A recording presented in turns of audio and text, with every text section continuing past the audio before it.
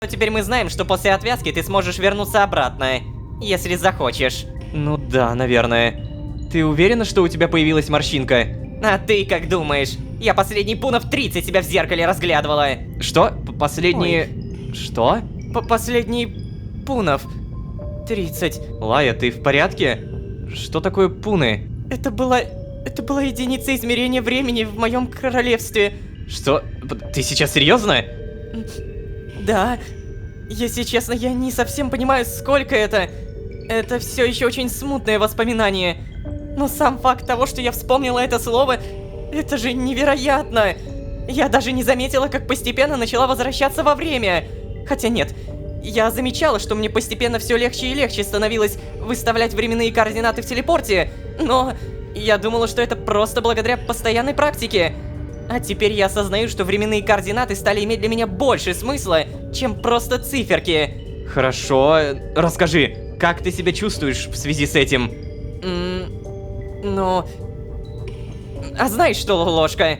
Я прекрасно себя чувствую. Опа, я рад этому. А значит ли это, что со Стеллой произойдет то же самое?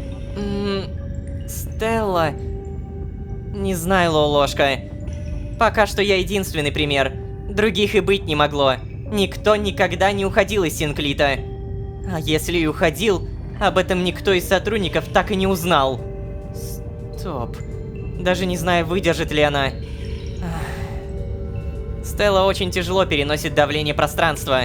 И от этого становится все более и более невыносимой. Так, ну... Ой, услышала? Ой. Лая. О, черт. Лаечка, иди сюда. О, черт, нет, Ложка. Сейчас я не готова опять иметь с ней дело. Ой, ну Лай... Она что, совсем глухая, что ли, стала? Я не понимаю. Куда она опять подевалась? Ой, это, конечно, капец. Ты-то что здесь до сих пор делаешь? Давай, давай, иди отсюда. Глаза мне не мозоль. Реально? Давай, ладно, давай. Я понял. Будет махать дальше, да? Мало. Угу, и мы снова здесь. А, Лая, скажи, пожалуйста, ты здесь? Давай на всякий случай мы сейчас... О, господи, какая у меня задница. И с руками, и, получается, искрой. Лая, скажи, пожалуйста, что ты где-то здесь. Куда ты ушла? Ну нет, ну неужели ты не здесь? Ну ё-моё. Так, ну ладно, хотя бы порегенились. Давай, наверное, сразу еще поедим. И на самом деле я так скажу, это вау. А особенно вот эта информация вау. Значит ли это, что со Стеллой произойдет то же самое? Что, типа, она начнет заново, типа, привязываться ко времени? Не знаю, пока что я единственный пример. Других и быть не могло. Никто никогда не уходил из Синклита. А если и уходил, об этом никто из сотрудников так и не узнал. Невероятно крутые моменты мы собрали в сегодняшней серии. Мы много чего узнали. И получается, все сводится реально к одному. Отвязка от времени. Знаете, что-то мне подсказывает, что мы собрали стопроцентный ответ, после которого мы начнем исправлять ошибки. Мне просто невероятно интересно, о чем говорил Тадмавриэль, когда говорил, что я хуже, чем он. Какого черта? Да нет же, я не хуже. А еще, опять же, мне нужно пожертвовать всем, чтобы принять решение, которое я уже принимал, и исправить ошибки. Ладно, мы с этим обязательно разберемся. На этом будем постепенно заканчивать. Невероятно крутые сейчас серии, конечно, я прям в тотальном шоке. Я надеюсь, вы не забудете поставить лайк и подписаться. Как когда-то я сказал... Затишье заканчивается, начинается буря. И вот мы уже в эпицентре этой бури. Что будет дальше, как говорится, узнаем. Опять же, не забудьте про лайк, не забудьте про подписку, там про комментарий. Все это большущая поддержка меня, команды. А если вы здесь впервые, то вы можете еще и позвать друзей, пересмотреть данную серию, потому что здесь достаточно много данных, имею в виду очень важных данных. А с вами были Ложка, Тадмавриэль, смотрящий и стареющая Лая. Всем удачи, всем пока. Пока. Попрощаться с теми, с кем вы бы хотели попрощаться. С кем я могу попрощаться? Я же тут один. Конечно, да. Ложитесь на стол, агент Ложка. Как там было? Чтобы исправить ошибки, ты должен принять решение, которое уже принимал. Мой плащ разорван, распущен на нити. Нам очень четко дали понять, что вся моя история и даже отвязка от времени одна большая, заранее предрешенная судьба. Но, кажется, судьбу можно немного подвинуть. Мы это как минимум заметили в 60-й серии, когда не убили Вальдхара. Появилась ветка, где, по всей видимости, Лолошка впервые убил нашего лысого друга. А еще напомню, Лая настолько долго находится во времени, что начала стареть. Давайте разбираться. Всем привет, дорогие друзья, я Лолошка. Добро пожаловать в точку невозврата. Поехали!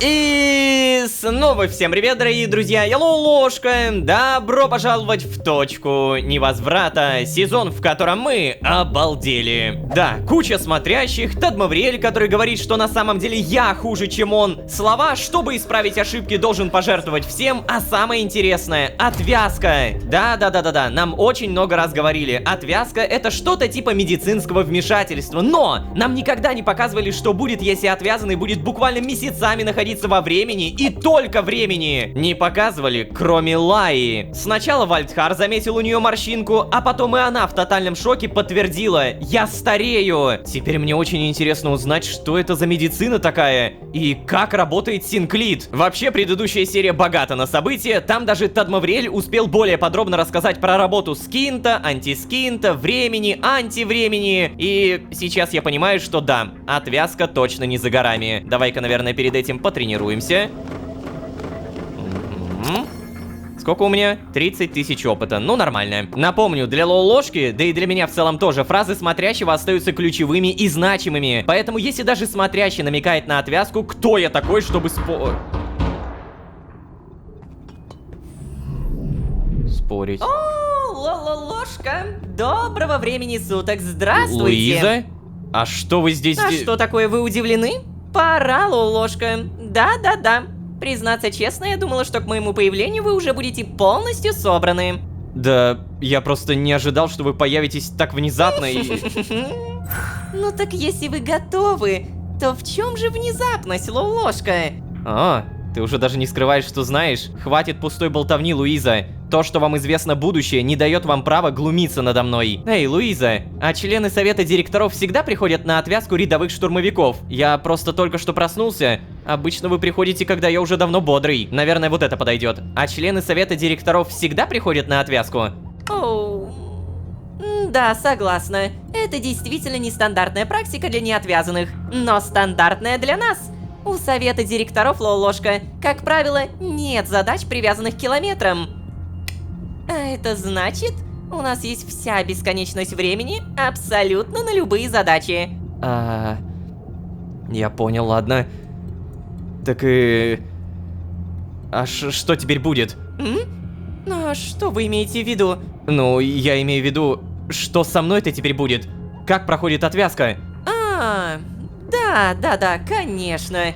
Лолошка, как правило, процедура временной дематериализации проводится в стерильных условиях.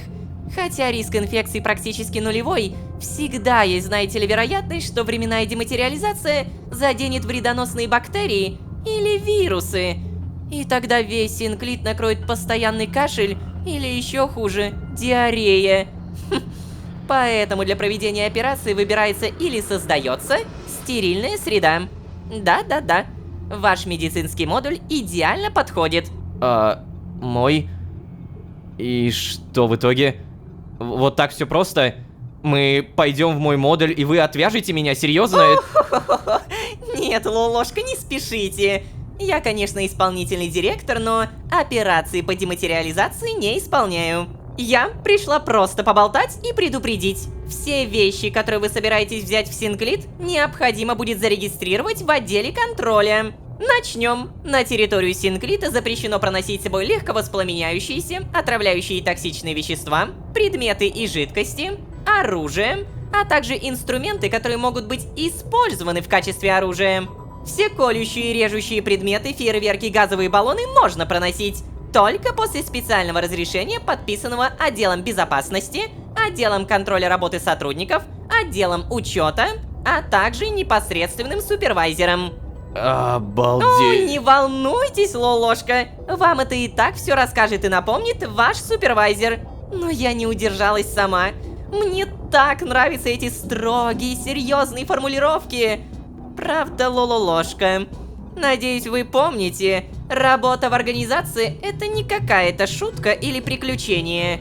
Это сложная рутина, над которой трудится бесконечное число существ.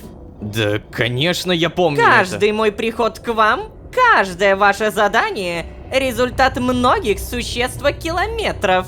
Об этом очень легко забыть, Лолошка, когда видишь только последствия работы, но не видишь процесса. это. Луиза, зачем вы мне об этом говорите?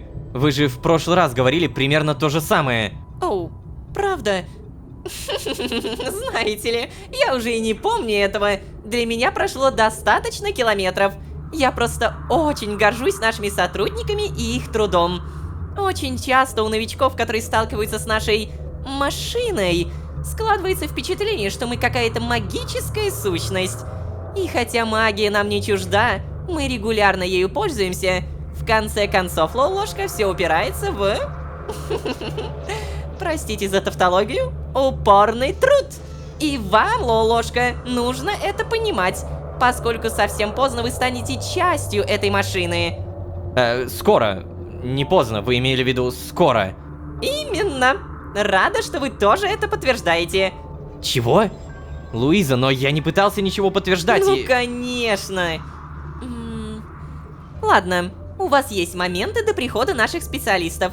Я советую вам собрать вещи и попрощаться с теми, с кем вы бы хотели попрощаться. Так, а с кем я могу попрощаться? Я же тут один. Конечно, да. Я имела в виду ваших питомцев. Не знаю, как вам удалось их тут обрести, но выяснение этого — задача для исследовательского отдела. Свою же задачу я выполнила. До очень скорой встречи. До скорой... Черт. Похоже, сотрудники отвязки заявятся сюда совсем скоро. Но я успею повидаться или с Лайей и Стеллой, или с Вальдом и Тадмавриэлем. А, реально выбрать еще. Блин, вы поняли, да? Вы поняли? Она только что чуть не спалилась, что знает про Вальда. Увидеться с Лайей и Стеллой, увидеться с Вальдхаром и Тадмавриэлем. Остаться и просто собрать вещи. Наверное, Вальдхар? Да. Я хочу помириться с Вальдом до того, как пройду эту процедуру. Все-таки не факт, что Стелла не соврала, и я точно выживу. Ну не, я не думаю, что Стелла соврала. Она как будто это просто не умеет. Реверта.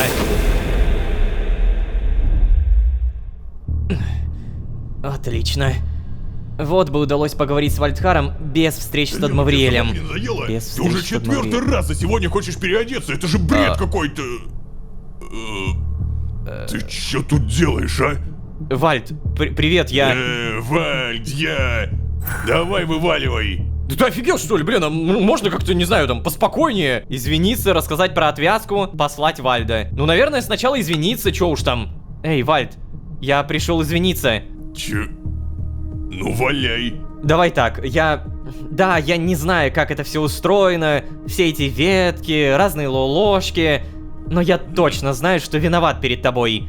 Ты был прав. Правда было короткое мгновение, когда я задумался о том, что будет, если я убью тебя. Чё, прям вот так? Но и я клянусь тебе, это была просто мысль. Я должен был сразу тебе это рассказать. Прошу тебя, Вальд, это, возможно, наш последний шанс помириться. Последний? Почему это? Вальд, когда я вернусь в свой бункер, меня ждет отвязка. И я не могу быть уверен, что я ее переживу. Чё? И ты ко мне пришел? Конечно, я ведь не мог позволить себе принять такое решение, не помирившись с тобой. Ой, кажется, мы сделали хороший выбор. Ай, ладно. О, блин. О, Вальд, прости. Знаешь, спасибо, что не прикончил меня в итоге, братан. И что пришел. Но сейчас на самом деле тебе бы убираться отсюда. Вряд ли ты хочешь провести свои последние часы, болтая с Тадмавриэлем. Эй, ну где ты там? Да, иду! Давай, иди отсюда.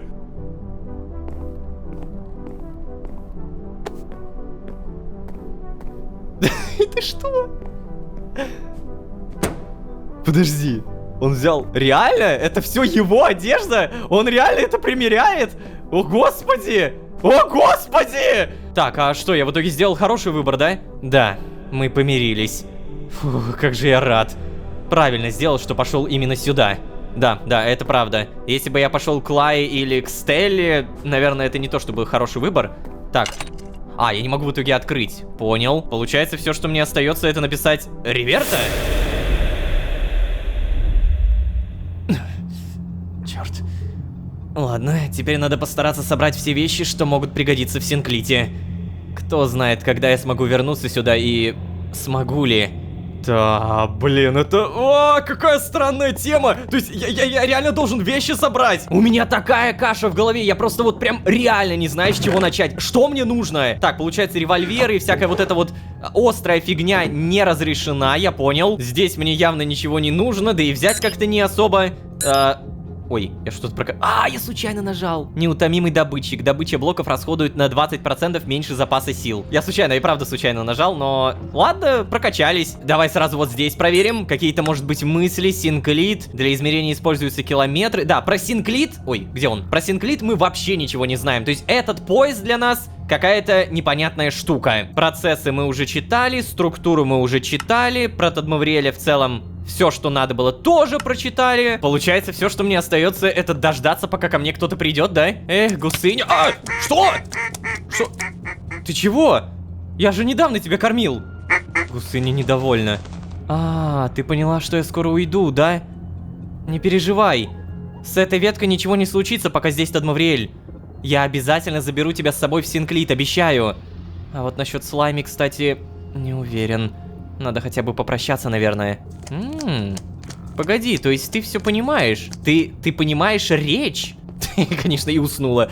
Просто узнала, что я ее заберу, и все. И спать. Я как бы замечал, что Гусыня иногда понимает, что говорит Лолошка или кто-то другой. Но вот это было прям супер явно. Супер-мега явно. Пойдем проверим, как там Слайми.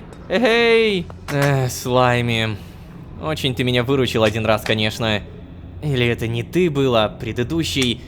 В общем, я буду очень скучать по твоему смешному шлепающему звуку. Но мы еще увидимся, правда? Когда я Гусыню буду забирать. Мы даже со Слайми попрощались. Вот, я вам еду немножко добавлю, вот, возьмите. Ну все, максимум, что мне остается, это взять скафандр и... Вы уже здесь? Да? Что? Я что-то не так... Да, я проверил временные координаты. Вроде все верно. Вот, блин. Мы слишком вовремя пришли, агент Лолошка. Да нет, нормально, вовремя. Да, отлично тогда. Мы с коллегами пришли проводить процедуру временной дематериализации. Затянули вы с этим, конечно, агент Лолошка. Ну да, не хотел привлекать к себе слишком много внимания. Не уверен, что тактика сработала.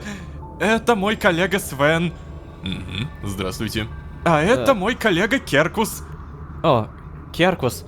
А мы, кажется, уже знакомы. Что? Мы ни разу не встречались, агент. Олли, эти штурмовики что, все расисты, а? Лолошка, давайте проводите нас, пожалуйста, в свой медицинский отсек. Реально? Блин. Погоди, ну ты же реально похож на тот пень. Керкус, мы виделись? Или вы все похожи? О, кстати. Вот у него серенькая, значок дематериализации. А у тебя, кстати, где? Да боже мой! Во-во-во, вижу. Но не вижу.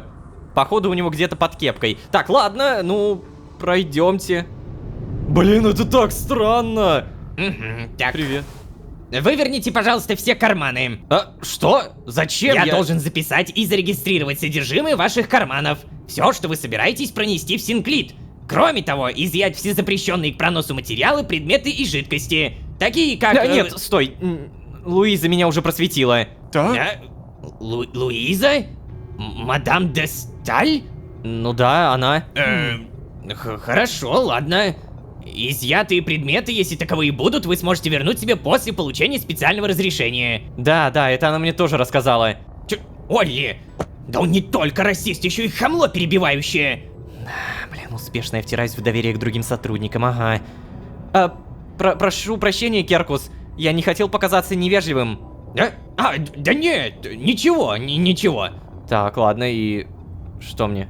Надо все выкинуть, реально? То есть вот прям вот так все выкидывать? Ну реально все выкидывается прям с потрохами. Ну вот как-то так, что дальше? Скажите, это все? Да, это все. Так, все вещи, прошедшие проверку, вернут вам уже в Синклите. Ну, поздравляю. Получается, можем начинать. Ложитесь на стол, агент Лолошка. Что?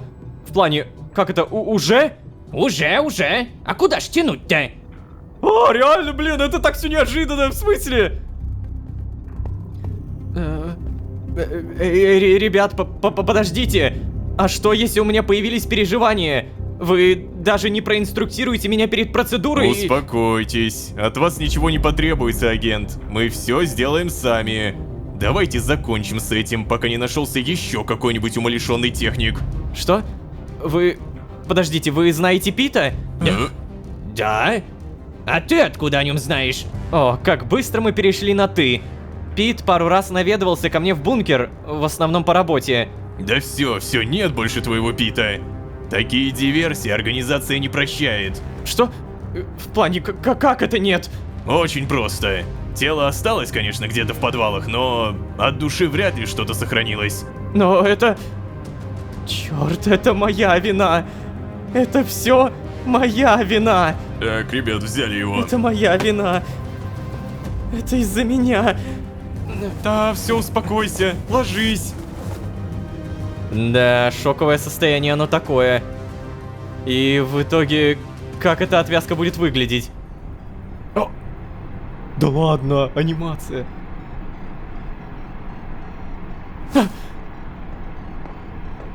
Ты, главное, успокойся. Я... Что? Это прям вот так делается?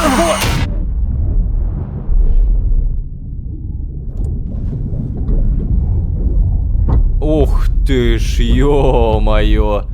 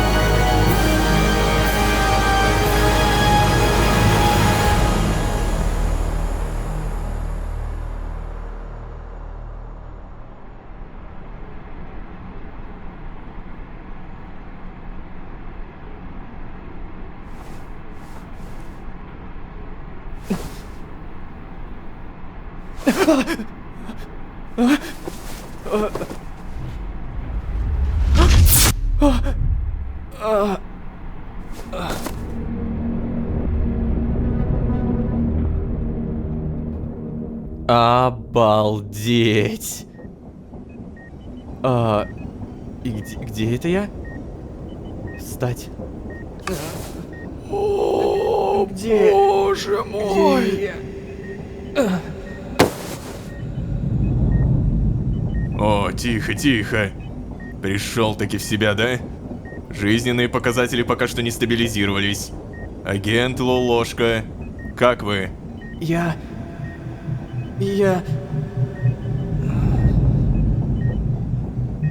О, блин. Ночь? Так. Блин, сколько времени прошло, это пипец. Так, ладно. Давай, мироходец, приходи в себя.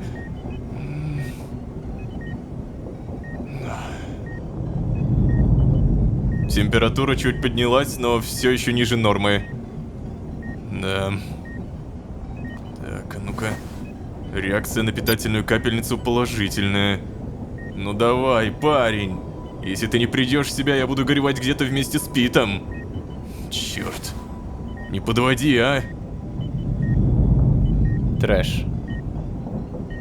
Что это, недели? Месяцы? Где? Что? Кто я? Ничего не понимаю. Черт. Очнулся! Эй, Ого. он очнулся! А ты кто? О, хвала Синклиту. Очнулся. Ложка, вернитесь в кровать. Вам не стоит находиться в вертикальном положении. Сейчас ночь. Можно и так сказать. Помогает отвязанным приходить в себя. Давай ложитесь в кровать, говорю. Я вколю вам снотворное. Следующее пробуждение должно даться вам уже легче. Помогает отвязанным. Я не тусовщик. У меня голова раскалывается. Да, представляю. О, опять дневной свет. Встать. О.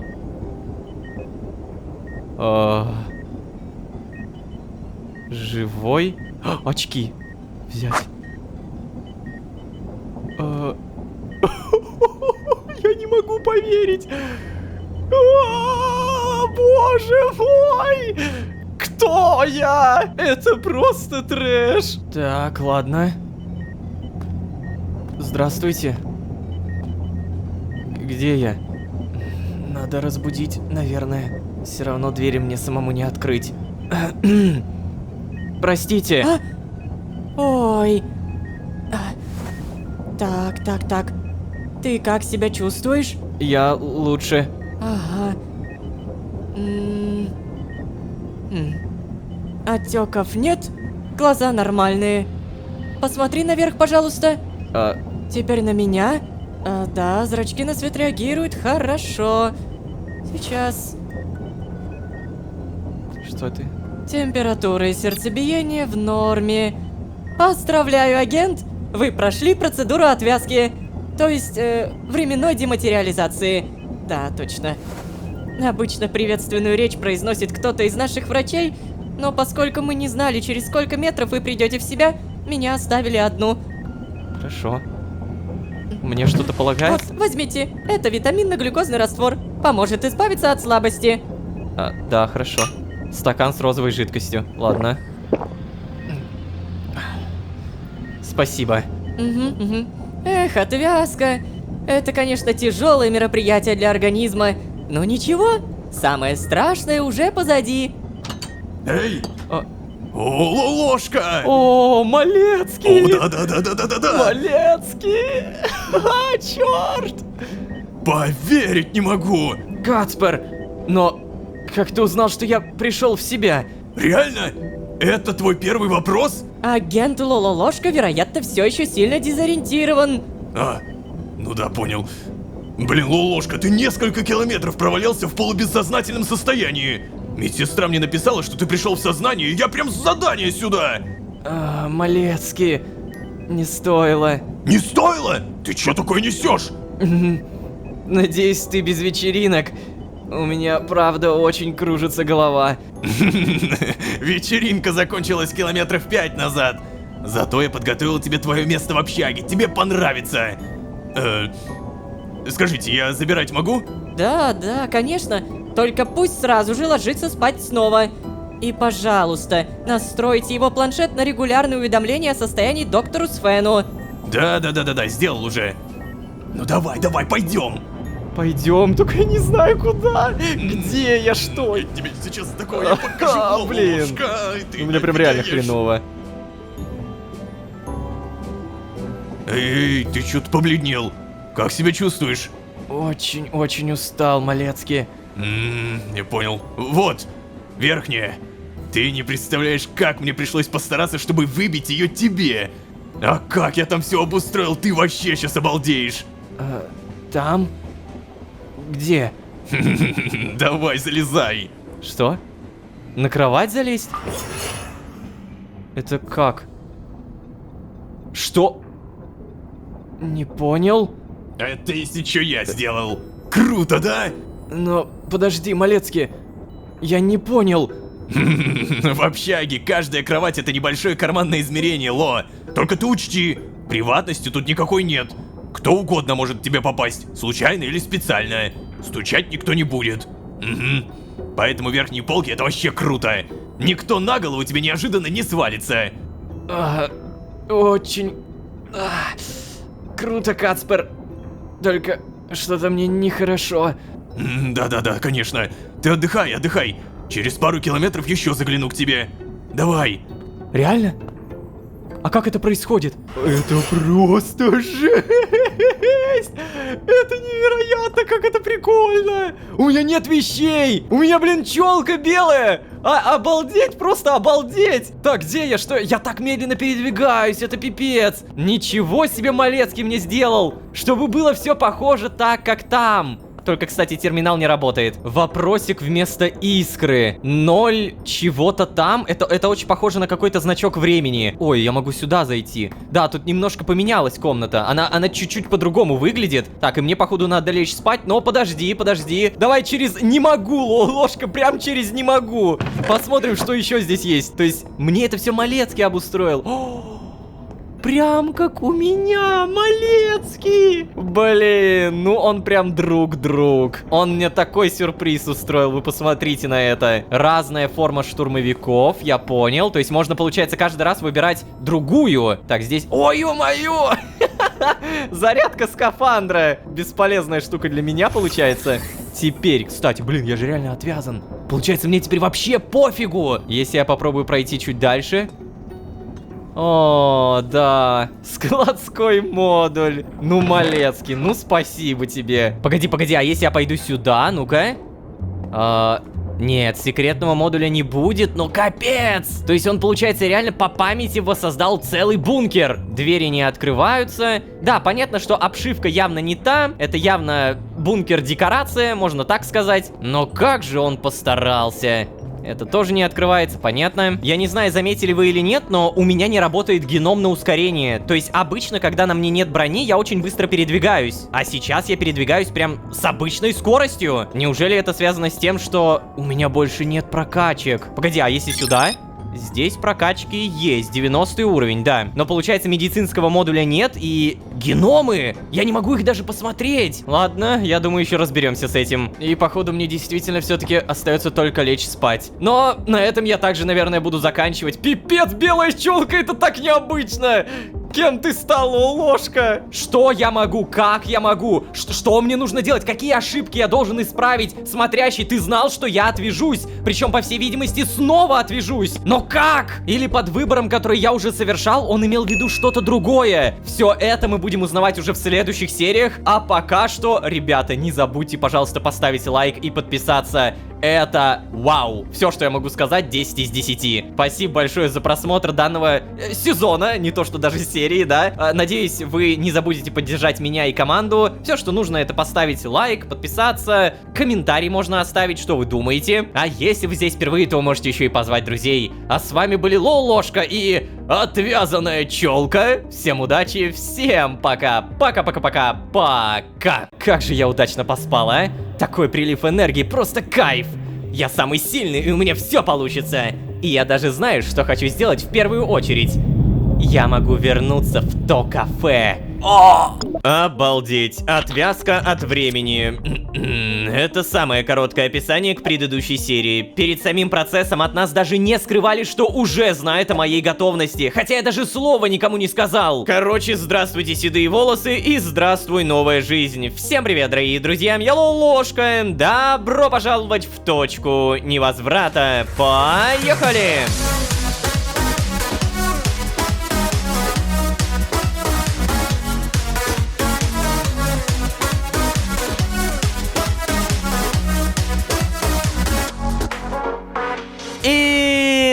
снова всем привет, дорогие друзья, я Лолошка. Добро пожаловать в точку невозврата, сезон, в котором мы отвязались от времени. Да-да-да, процесс дематериализации и очень много километров на восстановление организма. Прямо сейчас вроде как голова не болит и надо понять, где я, что я, а самое главное, когда я. Ну и еще кое-что. Напомню, организация забрала все мои вещи, следовательно... Опа, проснулся!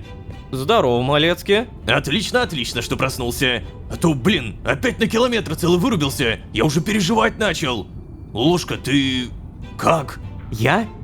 Малецкий, да я офигенно! Правда? Да, правда. Я никогда себя лучше не чувствовал. Так это же просто прекрасно! Значит, ты готов к моей экскурсии по Синклиту, да? Готов ли я? Да я готовее некуда.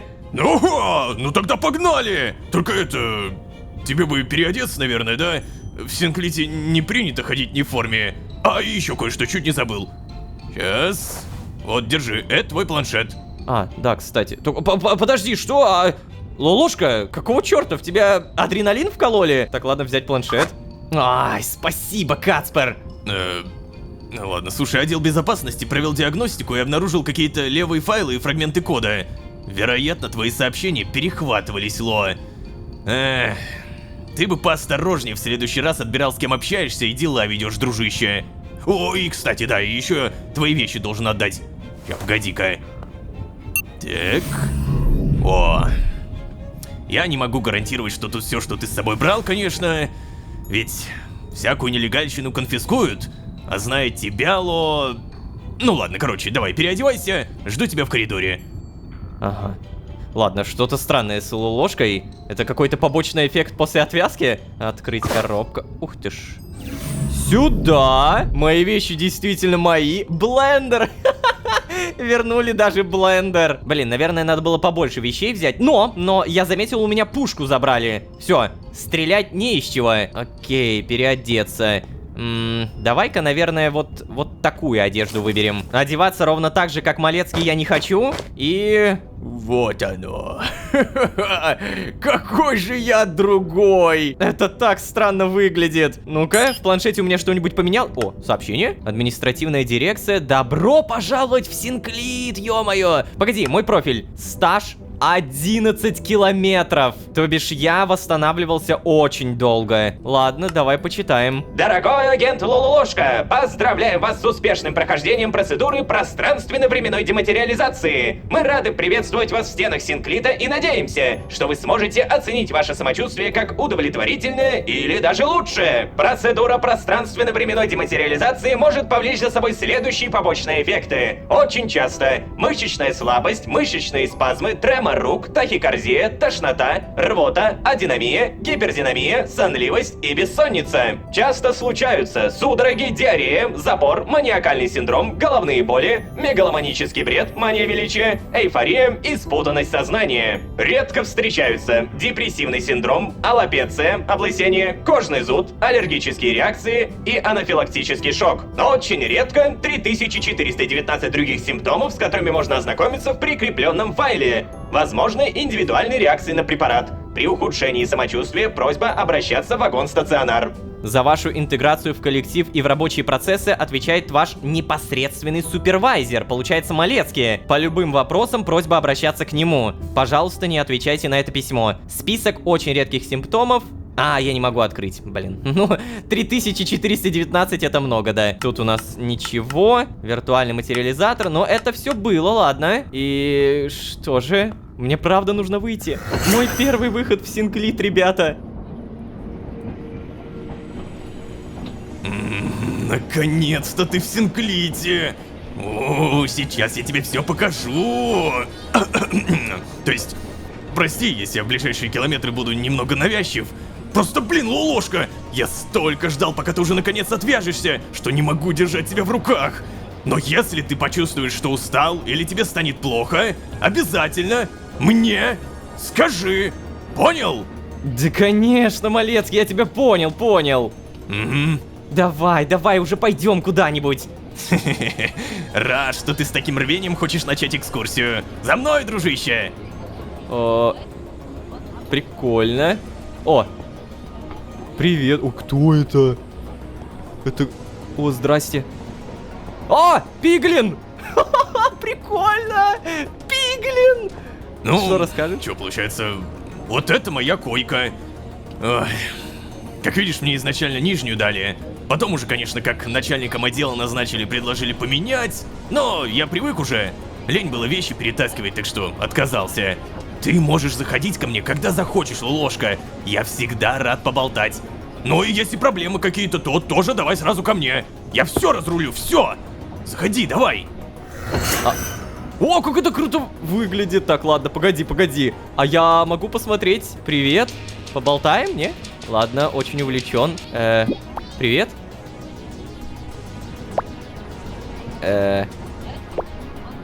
Тебе, может быть, помощь нужна, нет? Ты кто? Ну ладно, пока что я немножко боюсь тут взаимодействовать с кем-то. Это конь-человек, господи! А это кто такой в итоге? Ну-ка. Похоже на носорога, льва. Это вау! Так много всяких рас. Но получается, многие сейчас либо внутри кровати, либо на задании. Че, заходим? Ну вот, будь как дома, Лолошка. У меня, конечно, места не очень много, да. Вообще-то, за Синкоина можно много разных комнат понастроить в своем измерении. Но мне вот как-то никогда и не хотелось. Мне и этого достаточно. Ага. О! Ну, привет, дорогой, привет! Скучал по мне, да? Ой. Эй, Вольт, ну ты что делаешь? Ну, блин, а ну давай сидеть. Вольт, запомни, это мой друг, Лолошка. О, прикольно. Ну, видишь, он тебя узнал по имени. Ну да, я иногда рассказывал про тебя. Вот. Погладить. Ну, рад, что вы подружились. Вольт живет лучше меня. Хочешь посмотреть? Давай. Блин, это очень необычно. Ты сделал комнату... Ого! Да эта комната в 2 раза больше твоей, Малецкий! Ну, для любимого питомца ничего не жалко. Ой, Малецкий, это еще что такое? На что? Атакуют, да? Я готов драться, пусть нападают! Да нет, Лолошка, ты чё? На нас не могут напасть, Синклит вне времени, забыл? А это просто кто-то крупный прошел мимо, мою койку задел. Такое бывает иногда. Ну, ладно, я думаю, нам пора. Слушай, прости, дружище, мне еще столько всего Лолошке показать нужно. Мы уходим, но я скоро вернусь. Пока, Вольт. Блин, меня прям Лолошка Давай, что-то Ло, смущает. Что ж ты такой гиперактивный? Ладно, в любом случае, здесь мы все посмотрели. Прикольно, он комнату оборудовал прям как когда-то свою. Чё такое? Чё, не уходить? Ну я не могу не уйти. Прости, я не могу, не надо ко мне так подходить. Сейчас я на всякий случай тут на уточек проверю. Не надо ко мне вот так вот, я же это грустить буду сейчас. Так, это утка? Это не утка, взять не могу, это тоже не взять. Здесь не берется. Ладно, может быть потом, прости, пожалуйста. Прости, я ухожу. Давай, пойдем, покажу тебе наш вагон-телепорт. О, откуда телепортироваться? Давай. Тут у нас, кстати, можно очень много полутать, судя по всему, да? Мы можем взламывать. Привет, ребят. Вагон-телепорт. Узнаю такой щиток, кстати говоря. Привет, ребят. Здравствуйте. Ну вот, ты, если что, бывал здесь уже. Правда, не знаю, вспомнишь ли, ты был в таком состоянии, что... Да я помню, Малецкий, просто смутно. Ну ладно. Как можно понять по названию, отсюда мы телепортируемся за пределы Синклита. Сделать это можно только из этого вагона, иначе не получится. Это нужно для того, чтобы не нарушать нашу внутреннюю синклитовскую хронологию. Пойдем, покажу твое место. Реально? О, кстати, некоторые таблички пустые. Привет. О, вы куда? Уйдете сейчас? Ага, понятно. Ля, ну это прям реально прикольно. Это прям вообще супер, мне нравится. Давай, покажи мне мое место, я сейчас сразу свалю от тебя и убегу от организации. Элус, Джеммир. Ну тут наверняка какие-нибудь отсылочки можно найти. Вот оно, твое сиденье. Ну как тебе? Здорово. Да, прям не верится, что наконец-то тебе показываю его.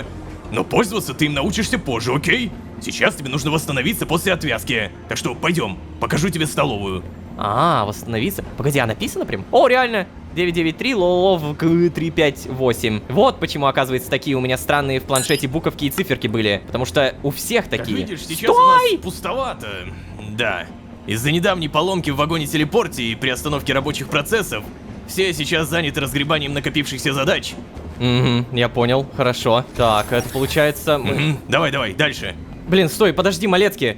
А я хочу посмотреть, кто это. О, это какой-то синий орк-дворф. Ой, откройте мне, пожалуйста. Да. Вот оно. Любимое место большинства синклитовцев. Ты как, голодный? Голодный ли я? А? Ой, стой. Ой-ой-ой-ой. Что-то меня мутит немножко. О, нет, нет, ладно, Малецкий, наверное, есть я сейчас точно не смогу. Так, ясно. Я вызываю Нет, врача. не надо, Кацпар, я в порядке, я правда. куда тут? Меня уже отпустила, отпустила. Ты точно сейчас уверен? Да, я уверен. Ладно. Только давай побыстрее уйдем из столовой, а то мне от одного запаха нехорошо становится. Чё? От запаха? Так пахнет же просто офигенно! Я сейчас не в состоянии оценить. Ну ладно, понял. Пойдем тогда. Ой, ладно, чё это? О, гнол! Гнол, я впервые могу гнола так близко рассмотреть нормально. Здорово! Ну, человеки есть, это хорошо. То, что здесь есть люди, мне нравится определенно. Ой, всем нравится столовая. Ух ты! Скайзерновец, или кто ты? Нет, это не Скайзерновец, но крылья у него такие, весомые. Очень много раз, можно на всех посмотреть. То есть, прям многообразие в организации так-то. Это какая-то испортившаяся креветка. Давай за мной. Ну, куда мы идем? Вау. Знакомься, Лолошка. Вагон для нас, для штурмовиков. Сложно посчитать, сколько я километров здесь суммарно провел. А также сколько боев выиграл. Оу-ё. О, Малецкий, здорово! Привет, Дорин. Как делишки? Да вот, пытаюсь Эрика научить захватам. Но что-то не очень у него получается. Эрик и Дорин. Дружите? Или... Здравствуйте, Гермалецкий. Эрик, перестаньте со своими формальностями, а? Эй, Малецкий, это кто с тобой? Погоди, стоп. Неужели это... Да-да! Это наш новый сотрудник Лолошка. Это он. А что я, что... То есть, прости уж нас, да? Мы просто очень много о тебе слышали. Приятно познакомиться, Лолошка. Я Дорин. А я Эрик. Здравствуйте. Нифига у вас там, блин, отвязанные седины какие прикольные. Угу. Приятно познакомиться, господа. Давайте не будем тратить времени. Кто готов вступить со мной в схватку прямо сейчас? Эй, Лоло, успокойся, успокойся. Ты же еще после отвязки давай, толком не Малецкий. остановился. Да блин, что такое? Ты как себя чувствуешь вообще? Как-то странно себя ведешь все это время. Что? Нормально я себя веду, Малецкий. Я чувствую себя просто офигенно сильным. Давай, давай. Кто готов, а? Да, Малецкий. Давненько я свежеотвязанных-то не видел. Это что-то с чем-то. Так, ну, ребята, ну что такое? Ладно, короче, давайте так, я пока разомнусь, а вы между собой решайте, кто из вас первым хочет проиграть мне. Ох, я-то сейчас всех Агент Лолошка! И... А ну встать смирно! Да что, Малецкий? Лолошка, раз тебе так не терпится подраться, я знаю один вариант. Вы же понимаете, да, что он обычно так себя не ведет, вы понимаете? Да, конечно, Малецкий. Ну все, давайте, ребят, тогда мы пошли. Хорошей вам тренировки. До свидания. Давай, пока, Малецкий. Пока, новенький. А с тобой мы еще не закончили, Эрик. Так, давай, все, пойдем. Что происходит с ложкой? Это у нас игровой вагон. Или вагон с развлечениями. Его по-разному называют. Как видишь, тут есть всякие разные прикольные игрушки. Но... Сейчас, погоди-ка. Вот эта штуковина моя любимая. Что это? Я смотрю, тут много кто развлекается. За развлечение, если что, надо платить. Но в этот раз я сделаю это за тебя. В честь нашей с тобой первой катки. Хе-хе. Ща. А, мы друг против друга будем? Чего? Погоди. А, во, подключиться. Что происходит? Ля, это так круто все сделано! Хо-хо-хо-хо-хо! Блин, я так ждал этого момента. Пойдем. О, офигеть! Идеальный жир. Игра километра. Что? Ой, блин, я не успел прочитать, что это за игра. Черт! Если что, я выбрал уже базовый шутер, но вообще тут огромный выбор разных форматов. И локацию можно тоже выбрать совершенно любую. С твоего позволения, на первый раз я свою любимую выбрал. Ты не против, надеюсь? Да нет, Малецкий, мне все равно. Я хочу пострелять, давай. Да, конкретно тебя расплющило с этой отвязкой. Тогда дай команду старт. Но ты не думай, что раз ты только после отвязки, я тебе поддаваться буду. Так. А, мне нужно типа уйти и старт дать? Что мы где? Мы с тобой в КС-очку будем. Это просто жесть! Это обалденно! Ща мы с тобой каточку реально сделаем. Подожди, только я не понимаю, мне нужно поболтать с тобой не можем. Давай тогда реально попробуем сейчас, во-первых, вот сюда подойти. Что это? Это взять никак не получается, ладно. И... О, я узнаю это место! КС-очка! Дедас 2! О боже мой! Дай команду старт. Блин, ну окей, давай я просто попробую где-нибудь вот здесь написать. Старт. А, все куда проще. Подожди, а мы друг против друга или как? Или нет? Подожди. А, выглядит так, как будто мы в одной команде. И что в итоге? Что? Ой. О! Бляха-муха, погоди! Да ладно, нам нужно вместе сражаться против этих демонюк, да ладно! Вау, как это прикольно! Да, погоди. Коктейль Молотова 130. Купить патрон, я понял. Валора, это что такое? А как покупать? Это за... Да, я понял, за поинты, которые мы зарабатываем. Валора, ну-ка! На! На! Волна окончена. Хорош, Малецкий. Я не понял, правда, что мы сделали, но я также понял, что мы в пати. Ля, ну это так круто сделано, то, что Dedas 2 из Counter-Strike взято. Это очень необычно. Машину даже построили. Сейчас что нам нужно? Проход в следующую локацию 250. Блин, а я потратил все на оружие, но, наверное, оружие тоже важно. Так, о, привет. Но! Получай, демонюка! Кто еще? Выходите! Я бы, конечно, купил, на самом деле, еще какое-нибудь оружие, но, видимо, лучше сейчас на локации. Ой, патроны кончились. Стоп. Ай. Стоп. Перезарядка! Стоп! Получайте, демоны! Ой, как бы здесь, на самом деле, лучники какие-нибудь не появились. Или те, кто умеют стрелять. Потому что если тут будут стрелки, то я наверняка проиграю. Волна окончена. Ну-ка, проход в следующую локацию. 250 попробуем. Прям вот так, да. Мы потратили 250 каких-то заработанных поинтов. И здравствуй, Plant A. Ну что, закладываем бомбу? Ладно, я, наверное, знаете, что хочу? Купить, вот, патроны. Патроны по-любому на будущее пригодятся. Следующая локация 400. Ну давайте. Малецкий, я не знаю, где ты там, но явно справишься. У монстров уже побольше хп. За 2 выстрела они не откидываются. Вижу, Малецкий. Помогаю, Малецкий. Так, вот тот, кстати, чел уже был каким-то диким. Прям жирный. Стоп, кто стреляет? Кто стреляет? Я не понял. Вот он! Лучник! Реально лучник! О, черт, это хреново, что здесь появляются стрелки. Вот в эту толпу бы какую-нибудь гранату кинуть. Но я думаю, тут гранаты не предусмотрены, да? Но пока приходится довольствоваться малым. Вот эти умирают уже долго. Все, волна окончена. Давай-ка сразу погнали еще! Успеть! У меня много всего. В плане очков я смогу купить. Мы сейчас выходим на... Блин, как это называется локация? Зига?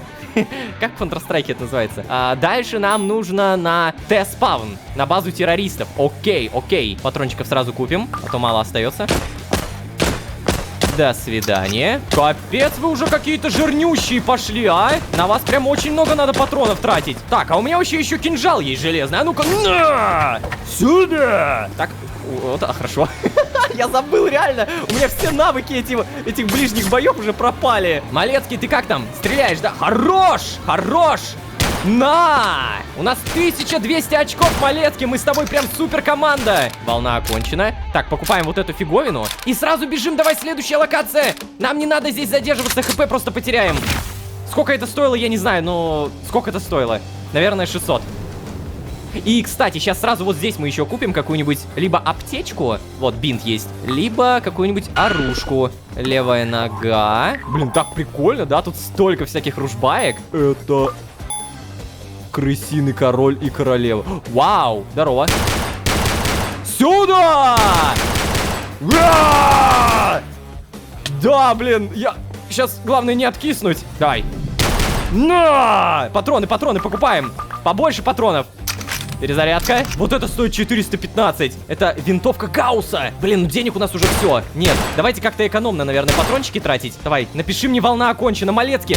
Ой, блин. Малецкий, я надеюсь, ты там справишься. Сейчас перезаряжусь быстренько. Все, здесь убил. Бога ради, убей там их. Следующая локация стоит 900. Пока мы не можем купить, потому что волна идет. Но... О, он убил, волна окончена. Я не представляю, какие там сейчас твари будут, потому что я уже не вывожу. Надеюсь, это последнее. Так, Малецкий, давай сразу патрончики. Это что такое? Богохульник какой-то. На! Ой, сейчас убьют. Блин, патроны кончились. Тихо, тихо, тихо. Так, зараженные дворфы. Пожалуйста, кто там стреляет? Умри! А-а-а! Черт, жить, жить, жить, жить, жить, жить, жить! Черт, черт, черт, у меня прям хп на пару ударов. Что это? Коктейль Молотова! Боже, да! Конечно! На! Ой, тихо. Так, давай. На! О, блин. Я понял, под себя лучше не стрелять. О, это было офигенно. Не, без шуток, я в шоке. Я в шоке с того, как это реализовали. То, каким показывают Синклит, я верю в то, что здесь сотрудники живут. Им типа в кайф. Отключиться. Ну, такой VR меня устраивает, прям правда. Давай посмотрим. Малецкий уже здесь. Привет, Малецкий, круто было? Крутая была катка. О, надо будет в следующий раз в соревновательном режиме сыграть. Вообще, кстати, если играть одному, то можно в таблицу лидеров попасть. Победителям каждый 100 километр синкоины платят. А если вдвоем или целой группой, то никто ничего не получает. Видимо, в данном случае награда здорово провести время с друзьями, да? Ты что-то совсем затихло. Ты в порядке? Да, да. Знаешь, просто подустал немного. О, ты в свою комнату не хочешь вернуться? Я еще хотел тебе вагон-сад показать, но это можно и потом сделать, если что. К тому же я бы хотел, чтобы мы туда Вольта взяли. Он просто это обожает гулять и... Эй, дружище, ты что-то совсем зеленый. Идти можешь? Да, могу. Ну давай, пошли. Тебе надо прилечь. Ой-ой-ой-ой-ой. О, тяжеловат ты, конечно. Ну вот, твоя кровать. Тебе может помочь все-таки, Ло? Нет, нет, не надо, я сам. Ну ладно. Ты поосторожнее там, да? Если совсем плохо станет, вызывай сразу врача или мне звони. Давай. Да, хорошо. Залезь. Что-то мне совсем плохо. Надо прилечь. Да, хорошо, я согласен. Обязательно спать, спать, спать, спать, спать. Через пару сотен метров. Прикольно, что именно метров, да? Не часов, там, не 1000 лет. Так, встаем. И вот оно, снова доброе утро, Лолошка. Как же я удачно поспал, а? Такой прилив энергии, просто кайф. Прям чувствую, что готов ко всему. Я самый сильный, и у меня все получится. И я даже знаю, что хочу сделать в первую очередь.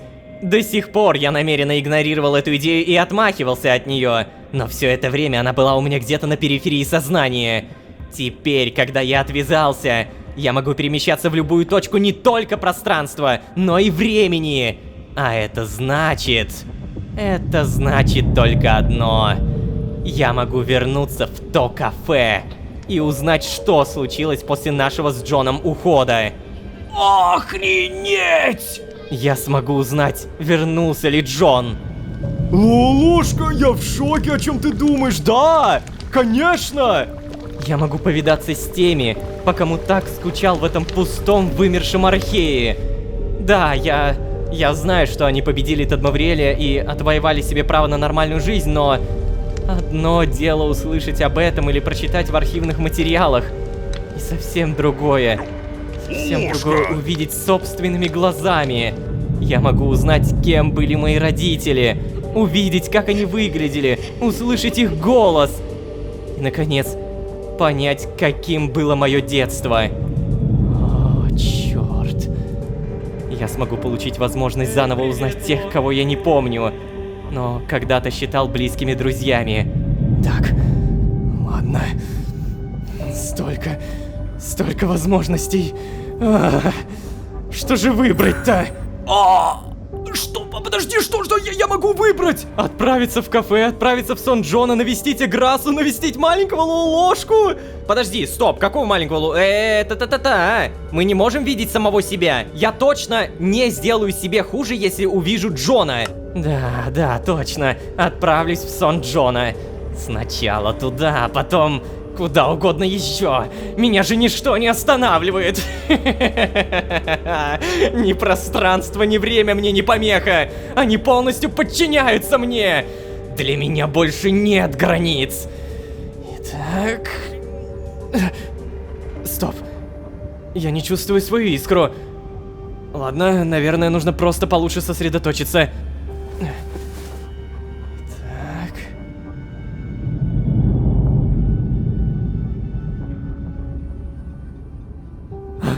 Я совсем не чувствую искру. Черт! Сон Джона, ну давай же. Может быть, так получится. Черт, да что же происходит? Я же первый. К тому же теперь еще и отвязанный. Стоп. Я отвязанный. Но если, как говорил Тадмавриэль, энергия искры — это энергия времени, а от времени я отвязан, значит... Нет! Значит, ты больше не мироходец, Лолошка. Черт! Твою ж мать!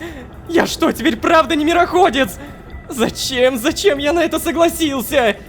Черт, вы этого добивались, да? Опять плохо. Кажется, меня сейчас стошнит.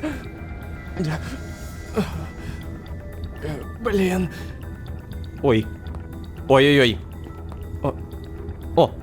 Стало получше, хорошо. Так, все, не думаем о плохих мыслях. Ты тупой? Я не понимаю. Очевидно же было, что мы потеряем искру. Ты сам об этом говорил. Это писец. Ну ладно, я так понимаю, что он до конца в это и не верил. Я даже помню, что он скорее предполагал об этом. Но, бляха, да. Получается, прямо сейчас все. Искры нет, но у нас появилась возможность телепортироваться через вагон-телепорт. Любая точка, любое время. Знаете, чем я займусь? Вы знаете, чем я займусь. Ну, я, конечно, хочу, наверное, узнать про себя в детстве. Хочу узнать про Джона, Да я много чего хочу, блин, это такой простор возможностей. Всем этим обязательно займемся в следующих сериях. Ребят, не забывайте, пожалуйста, ставить лайки, не забывайте подписываться. Я очень надеюсь, что вы поддержите меня и команду своими супер-мега нажатиями. И, конечно же, не забывайте, что на Бусти выходят дополнительные серии и выборы. Спасибо большое за вашу поддержку. А если вы здесь впервые, то можете еще и позвать друзей. А с вами были Лолошка и... Отвязанный. Или не так. Дематериализация. Всем удачи, всем пока. Пока. Ай! Черт. Смотри, куда прешь, блин! Дошел! В лесу наши путники находят странное гигантских размеров яйцо. Что же они будут делать с ним? Ой-ой-ой. О, твою-то мать! Так, что у нас в итоге? Тошнота, недомогание, головокружение, сильные боли, гиперэнергия и потеря искры. Неплохой говнобукет, который, надеюсь, очень скоро пройдет, и мы сделаем то, что так давно хотели. Наконец узнаем про родителей, узнаем о прошлой жизни, а самое главное, что произошло с Джоном, Джодахом и Акетрой. Не тянем время, поэтому всем привет, дорогие друзья, я Лолошка. Добро пожаловать в точку невозврата. Поехали!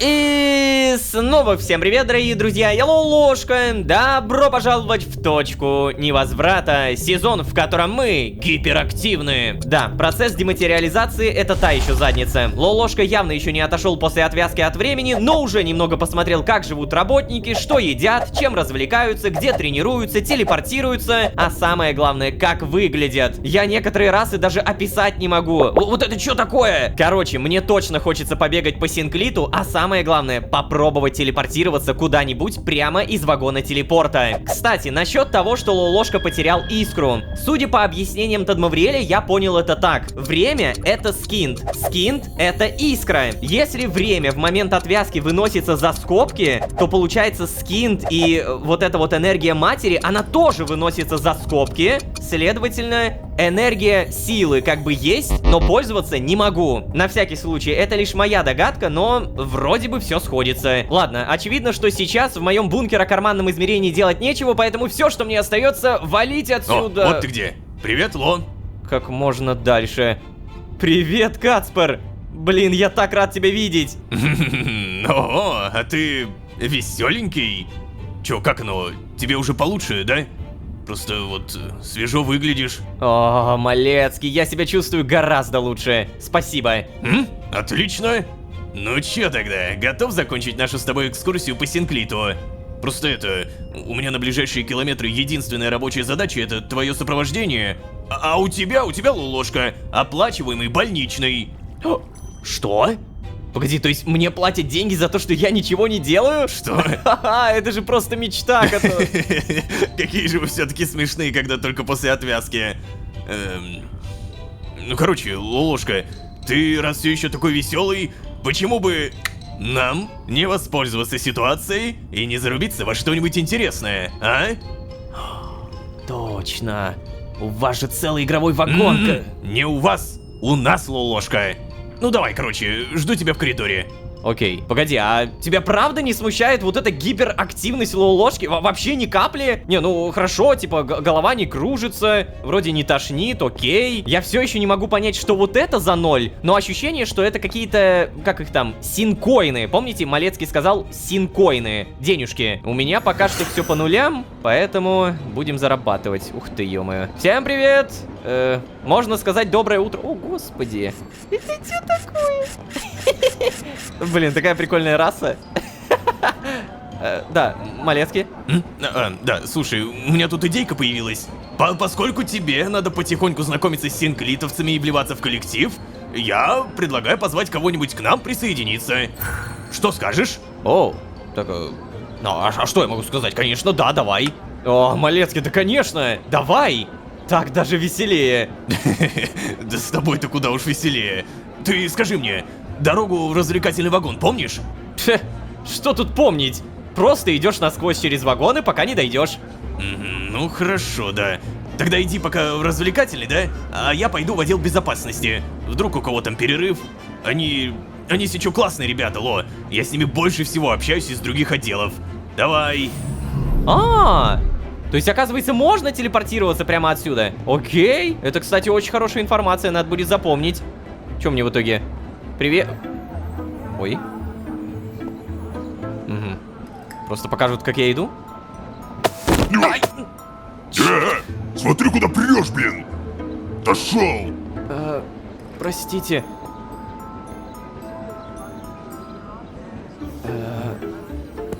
Блин. Ладно.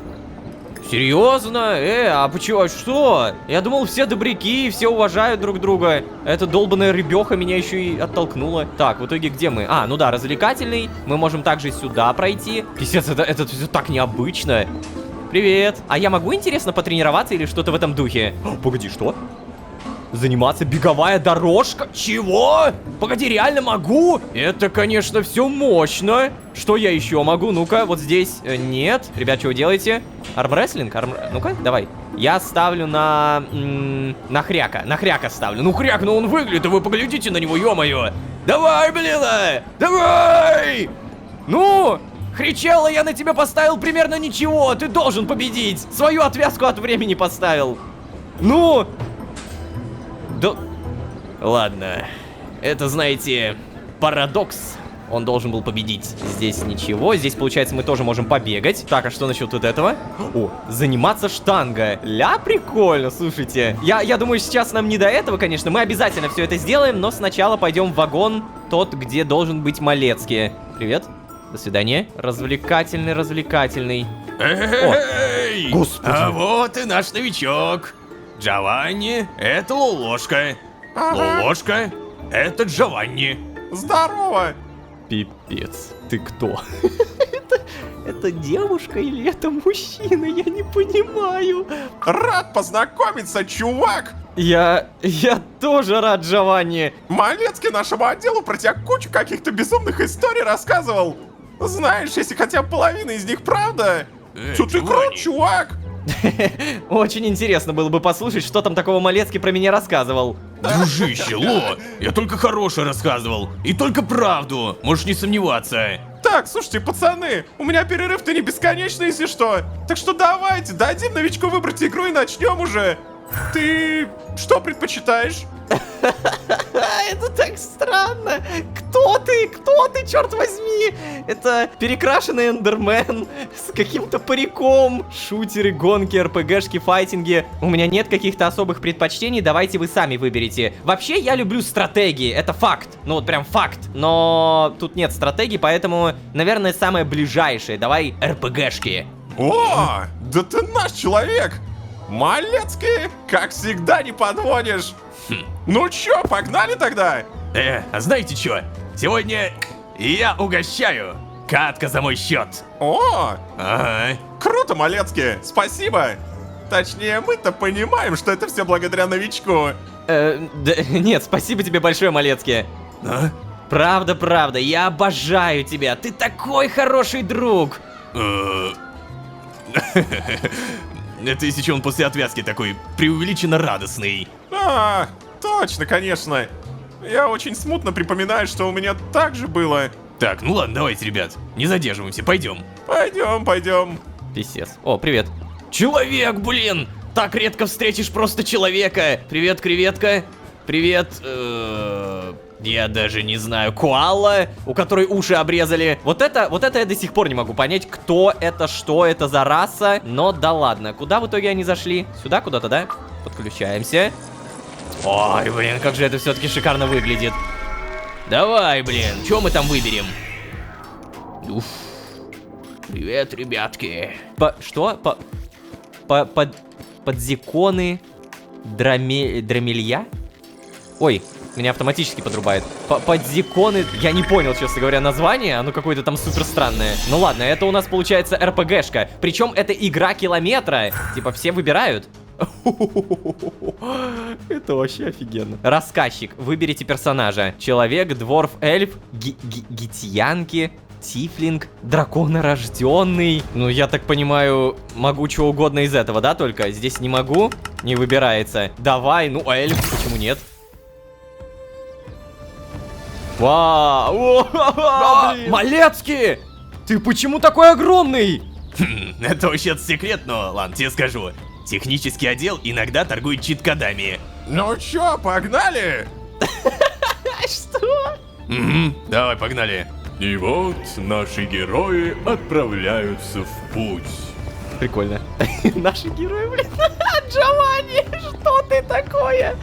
Подожди, а я посох эльф-мага первого уровня. О боже мой! Так, очень-очень волшебный, но не очень-очень мощный. Так и чё в итоге? Отправляются в путь наши эти герои. Что герои должны по пути встретить? Я не понимаю. Не, прикольно. Я так понимаю, что благодаря этим играм мы сможем еще и зарабатывать синкоины. Об этом сказал Малецкий в предыдущей серии. Надо это иметь в виду. Так, что это?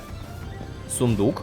Погоди. Опа! Отравленный наконечник. Отравлен. Стрелы возьмем. Стойте, ребят! Что делаем-то в итоге? Как долго нам нужно идти до чего-то? О! Это что? Это яйцо? Погоди. Ребят? Это очень похоже на яйцо, правильно? В лесу наши путники находят странное гигантских размеров яйцо. Что же они будут делать с ним? Ну давай, решай, ложка. Не трогать яйцо и уйти, аккуратно потрогать яйцо, разбить яйцо оружием. Ну, наверное, уйти не вариант, давай аккуратно потрогаем, не знаю. Посмотрим, что будет. Так, ну-ка. Кстати, у этого мага мое лицо. Что происходит? Это из яйца, правильно? Ребята, я считаю, надо валить отсюда. Да ладно, чё, надо посмотреть, что будет, не? Да какой посмотреть, надо валить отсюда надо. Посовещавшись между собой, путники решили... Решили подождать, пока что-нибудь вылупится из яйца. Валить! Что-то мне кажется, что вот прямо сейчас что-то будет из яйца. Да? Не, подожди, что? Реально? Ребята, я думаю, мы уже достаточно далеко ушли. О! Наши герои увидели на горизонте деревушку. Ну тогда пойдем посмотрим, что там. Блин, а я-то думал, мы типа яйцо начнем валить, и там что-то вылупится. Типа мы сэкономим хп и все такое. Бляха. Надо было нажать и реально посмотреть. Я просто, ну чё, дракон, наверное, какой-то вылупился бы. Так, что у нас? Здесь деревушка без народу? Ты чё, реально никого нет? Да, это реально странно. Ребят, походите-ка по домам, а? Я нигде не пролезу, просто высокий слишком. Да? Так, Джованни, заткнись. Понял. Давай посмотрим вот в этом домике. Опа, сундучела. Белая миска, белая тарелка, чашка. Туманное зелье исцеления. Вот это по-любому сгодится. Ля, ну прикольно, прикольно. Только я бы хотел, чтобы я при помощи этого еще зарабатывал. Просто у меня буквально 0 синкоинов. И если я все-таки смогу, то шикарно. О, вы уже здесь? Закончить осматриваться. О, погоди, нет. Мы не закончить осматриваться. Было бы, знаете, что еще прикольно? Найти здесь утку, которая каким-то образом передастся мне в реальный мир. Алмазики, кремень. Ну, чисто теоретически, как бы тут больше ничего-то и не взять. Я могу бесконечно лутать эти зелья, но зелья пока не понадобились. Че, ребят, давайте, закончим осматриваться. Да, это странно. Такое ощущение, что жители этой деревни просто ушли. Действительно. Никаких трупов или разрушенных домов. Может быть, они знали, что надвигается что-то страшное? Да, блин, Ой-ой-ой. О, твою-то мать! Ну что ж, ребятушки, готовимся! Вот оно, все-таки будет! Вау. Что? Ага, это пошаговая боевка. Ля, круто, мне просто нравится. 10 из 10, вот без шуток. Так, и меня сейчас еще, да?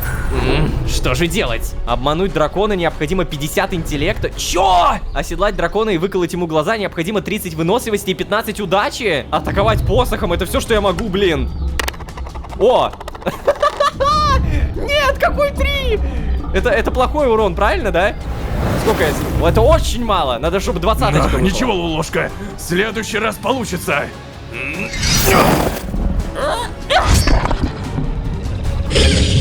Пипец. Не, это очень круто. Так, мы дракона не победим. Может попробовать другую атаку. Атаковать посохом, атаковать заклинанием и частично восстановить свое здоровье. Необходимо вампиризм 2-го уровня.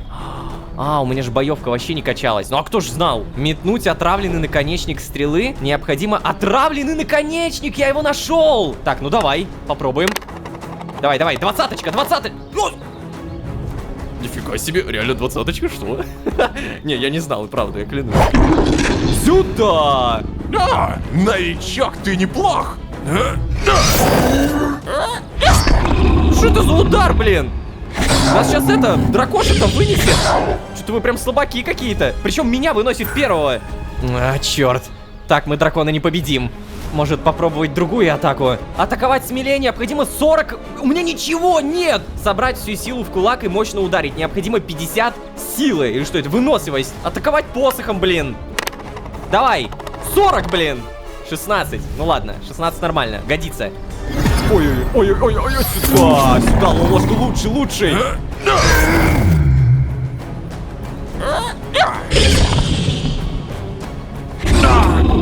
Чуваки, я ранен. Черт, блин, второй раз уже единицу выбросил. Как же поступить? Потратить хилки на себя, помочь Джованни. Помочь Джованни, само собой. Втроем будет веселее, блинский, давай. Блин, дружище, спасибо тебе. Не, ну мы обязаны победить-то, чё уж. Чуть-чуть осталось. Ага. Сейчас что, это ему падает или кому? Именно таким образом путники, пришедшие из далеких земель, освободили леса Саагарда от страшной опасности. Победа! Офигенная получилась катка, новичок! Угу, согласен. И, кстати, спасибо за помощь, чувак. Ладно, мне там идти надо, перерыв скоро закончится. Малецкий, давай, до скорого. Это пока, Лолошка. Давай. Пока. Правда классно получилось, да? Вы с Джованни прям закорешились немного даже. Это правильно, на самом деле, это правильно. Надо тебе потихоньку со всеми знакомиться, устанавливать связи с разными отделами, все такое. У нас тут в Синклите почти что, знаешь, типа, кастовая система. Какие-то отделы более престижные, какие-то менее. Какие-то отделы друг с другом в хороших отношениях, какие-то в напряженных. Но важнее всего именно твои личные отношения с конкретными существами. Или отделами в целом. Штурмовиков в целом по Синклиту недолюбливают, если чё. Но лично я более или менее всем нравлюсь. Потому что я такой хороший вот парень. Ага. И мне, кстати, кажется, у тебя тоже есть все шансы понравиться многим. Но надо все-таки постараться. Приложить усилия, Лолошка. Хорошо, я понял, Кацпер, я понял. Молодец. Слушай, и все-таки знаешь, я хотел спросить у тебя кое-что. Давай. А что с моей искрой? Да нет, подожди. Просто скажи, она все еще жива? Ну, блин, Ло, ну, я в этих вопросах не эксперт на самом деле, но вроде как мироходцы не перестают быть мироходцами после отвязки. Ай. Кроме тех, что не справились с процедурой ПВД. ПВД? Ну, пространственно-временной дематериализации. В любом случае, ты-то ведь справился. С тобой-то все в порядке. Это главное, да? Да, я согласен. Но главное. я пытался использовать свою искру для перемещений. И совсем не почувствовал ее в себе. А зачем тебе перемещаться с помощью искры, если у тебя телепорт в организации будет? Ты только это не торопи события. Тебе пока рано начинать им пользоваться. Ты пока не до конца отошел от отвязки. Но, если что, там нормально. Буквально через пару километров я тебя уже научу перемещаться куда захочешь. Блин, прости. Не? Ты голодный, что ли? Да, кажется, проголодался немного. А ты-то, кстати, вообще ел с момента отвязки? Кажется, нет. О, блин, я такой идиотина. Да не, все в порядке, Малецкий. Да не, ну просто прости, что не проследил, правда. Успокойся, Малецкий. В стационаре меня капельницами кормили, а потом меня тошнило, поэтому... Нет, не надо меня оправдывать сейчас. Мы немедленно идем тебя кормить. Пойдем. Ладно, с ним спорить, видимо, бесполезно. Так, погоди, а я могу в любой момент? Да, я в любой момент могу к VR подключиться. Да, я буду по-любому играть, я буду смотреть другие игры. Давай, пойдем. Как же много на самом деле сотрудников-то, да? Прям... Эй, привет, Алан. О, привет, Малецкий. Смотри, знакомься, Алан. Это наш новый штурмовик, Лолошка. О, да, конечно. Наслышан. Чем тебя угостить, Лолошка? Это же твой первый обед в столовой Синклита, да? Ой-ё, Малецкий, я не могу позволить, чтобы у новенького сформировалось плохое мнение о нашей столовой. Что же приготовить-то? Да, тихо, Алан, спокойно. Не нервничай. Сделай мне, пожалуйста, мое любимое. Суп-лапшу и пюре с котлеткой. О, да, ладно, хорошо. И вот, для него то же самое. Ну ладно. Давай, я знаю, у тебя классно это получается. Да. Новенький, ты как, согласен? Да, конечно. Алан, я полностью доверяю Малецкий. Ой, надеюсь, котлетки не из насекомых, а пюре не из какой-нибудь инопланетной слизи. Ну чё, пойдем сядем куда-нибудь? Угу, пойдем. Такс, а может быть мы еще с кем-нибудь познакомимся? Вообще это очень... Эй, Малецкий! Привет, Патриша! Это, если чё, ребята из исследовательского отдела. Опять же, возможность для тебя завести знакомство. Давай, пойдем. Здорово. Патриша? Блин, так много на самом деле всяких имен. Я так привык к одиночеству, понимаете? Я так привык к тому, что я 60 серий максимум с двумя персонажами вижусь. А тут на тебе! Просто навались, вон, телепортировались куда-то. Так, ладно, куда мне сесть? Вот сюда, да? Ну чё? Дай угадаю. Ты Лолошка, да? Ну да, это я. Дай угадаю, ты Патриша? Да, я Патриша. А это мой коллега Зас. Он не очень разговорчивый. Слышь, я просто говорю только умные вещи. Это неправда, кстати. Он жертва когнитивных искажений. Слышь? Ой, О, наконец-то! вау! Ты опять то же самое сказал? Ну да. А чё? Если чё, новенький, у нас в отделе ставки делают. На каком километре Малецкий наконец-то закажет что-то новенькое. Лично я ставила на возможно после пенсии. И то вряд ли. Ну вот. Видишь, какие они душнилые? Никакие мы не душнилые. Скажи ему, Зас, скажи, что мы не души... Да, понятно. Так ну и чё? Как тебе твоя еда? Ну, а чё моя еда? Вкусно? Серьезно? Вкусно? Ну да. А у меня такая гадость. Ну, здесь вынужден согласиться с моей коллегой. Вкусовые качества поданного мне блюда оставляли желать лучшего. Ого, вообще-то наш основной повар на больничном. Эх, раньше такого ни разу не случалось, поэтому Алан впервые его заменяет. И должна сказать, получается у него так себе. Лолошка, ты не представляешь, насколько вкусно готовит наш любимый шеф. Всем синклитам уже который километр ждем, когда наконец вернется. Эй, кстати, а ты чё не ешь-то, Ло? Ты у меня сейчас тут в голодный обморок упадешь, блин. Давай ешь. Да ладно. Ну чё? Как тебе? Да, это же просто... Это невероятно! Вот именно! Невероятно вкусно! Что? Да ладно. Я правда, я ничего вкуснее в жизни не ел. О, я рад, что тебе понравились мои любимые блюда. Тебя что, после отвязки эйфория все еще не отпустила, да? Ну, Патриша, все познается в сравнении. Возможно, в той экосистеме, где обитала ложка до Синклита, популяция в норме питается песком. Или отмершим эпителием, риносеронтами или петоподобного? У нас перерыв 10 метров как закончился, кстати. Ой, ты прав. Хоть я и ненавижу это признавать в тех редких случаях, когда это правда.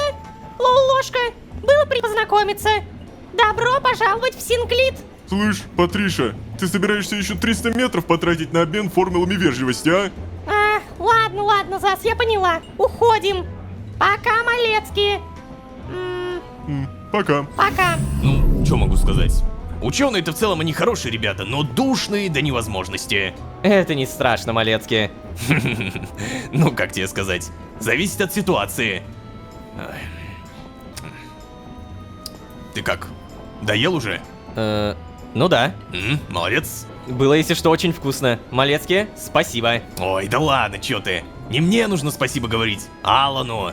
Чё, пойдем? Пойдем. Так, ну слушайте, круто. Тут бесконечная еда получается. Если вдруг проголодаемся, можем легко сюда прийти. И все. Так.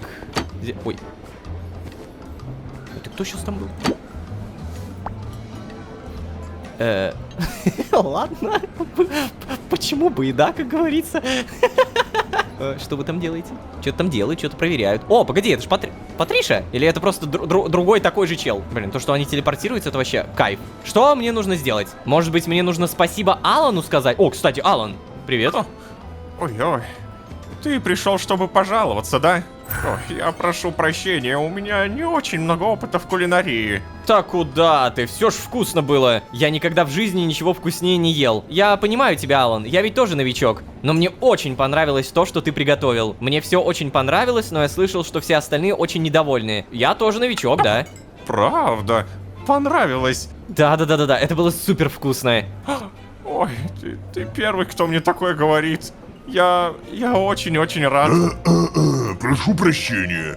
Это столовая или разговорный клуб, может? Ой, прости, пожалуйста, Реджинальд. Я немедленно обслужу тебя. Давай. Пока, Лолошка. Че, опять ты, да? А чё тебе не нравится? Про меня тут вроде все говорят, что я типа крутой. Поговорить мы при этом не можем, да? Офигевший кит. Не знаю, мне почему-то просто удобнее кит его называть. Чё, Малецкий? Ой, чё-то ты опять выглядишь как-то неважно. Да просто спать очень хочется. Видимо, очень плотно покушал. Ну, это на самом деле хорошо. Давай тогда в общагу тебя отведу. Хорошо. Ты как? С тобой точно все в порядке? Да я же сказал, уже все супер, Малецкий. Я вот прям счастлив быть здесь. И все такие красивые, все такие приятные. Чё? Особенно Реджинальд. Ой, понятно все. Тебе правда нужно спать ложиться? А ты уж совсем какой-то бред несешь. Увидимся метров через 500, да? Конечно, дорогой мой друг Малецкий. Ладно, давай отдыхай, приятель. Что-то мне не нравится, на самом деле, куда заносит ложку. Какой к черту особенно Реджинальд? Какой к черту Реджинальд?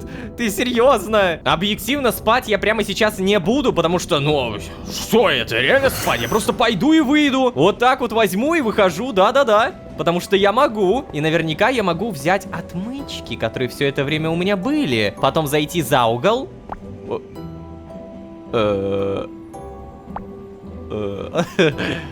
Ладно, тогда я зайду за другой угол куда-нибудь, я не знаю. О, второй этаж, погоди-ка. Етить, колотить. Так тут пространство немерено. Еще и третий этаж. Как это прикольно. Ну ладно, давай, знаешь, вот здесь вот так вот за угол зайдем. Отмычечкой вот так вот поводим. Да, я действительно могу взломать. Не, ну, вообще, на самом деле, отмычки, наверное, мне бы сэкономить, потому что у меня не то, чтобы есть железо, и не то, чтобы есть крафт-стол. Да, я без верстака и без железа новые отмычки просто не создам. Но вот эту одну штучку я взломаю, хотя бы посмотрю, что там. Так, давай.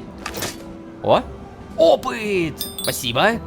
Сладкое желе. Отмычка, спасибо. Вот из этого, по идее, можно еще отмычечки сделать. И то, что железо дали, это прям благодарность. Спасибо. Жаль, что я не могу взять и кому-нибудь в измерение зайти. Не, ну это, конечно, большой труд. Типа, каждому прописывать свое измерение, это...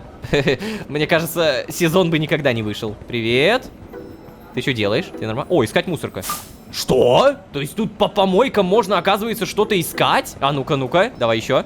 Сухие листья зеленого чая, легкая закуска. Спасибо. И что-то, честно говоря, я уже запутался. А как мне вернуться? Где моя кровать? Блин, я реально запутался. Где я? А вот. Моя кровать, все, найдена. Попробую пройти куда-нибудь сюда. Привет. Не поговорим. Я просто не понимаю, куда мне нужно идти, чтобы дойти до спортзала. То есть, вот, это вагон-телепорт. Идем дальше. Доходим до следующего вагона. Ага, столовая, вот она. Да, то есть получается здесь все более-менее равномерно. Немножко отделов, где можно поспать. Далее отделы, где можно поесть. Попробуем пройти дальше. И здесь... Во, игровой отдел. Блин, а я не могу поиграть, да? Обидно, досадно. Может быть, потом смогу? Ты-то кто такой, боже? Первый раз вижу такие расы. На втором этаже что? Тоже играют. Попробуем пройти дальше игрового вагона. И тут у нас уже идет бассейн! Вау. Привет, ребят. Вы кто такие, блин? Вы очень странные существа, на самом деле. Ну, то, что тут есть басик, который я нашел просто потому, что сам гулял по Синклиту. Какой же, на самом деле, это огромный поезд. Ну, прям реально огромный. О, вот, тренировочка. Давай-ка, наверное, попробуем побегать. Заниматься, беговая дорожка, коэффициент. Не знаю, давай x2,5. Что это значит? Выносливость 36, коэффициент x2,5. Так, что нужно делать? Подожди. Я не понимаю. Что делать? Я что-то должен... Я понял. Так, я нажимаю, В, 5, 4, 3... Как это? Блин, это очень сложно, ребят.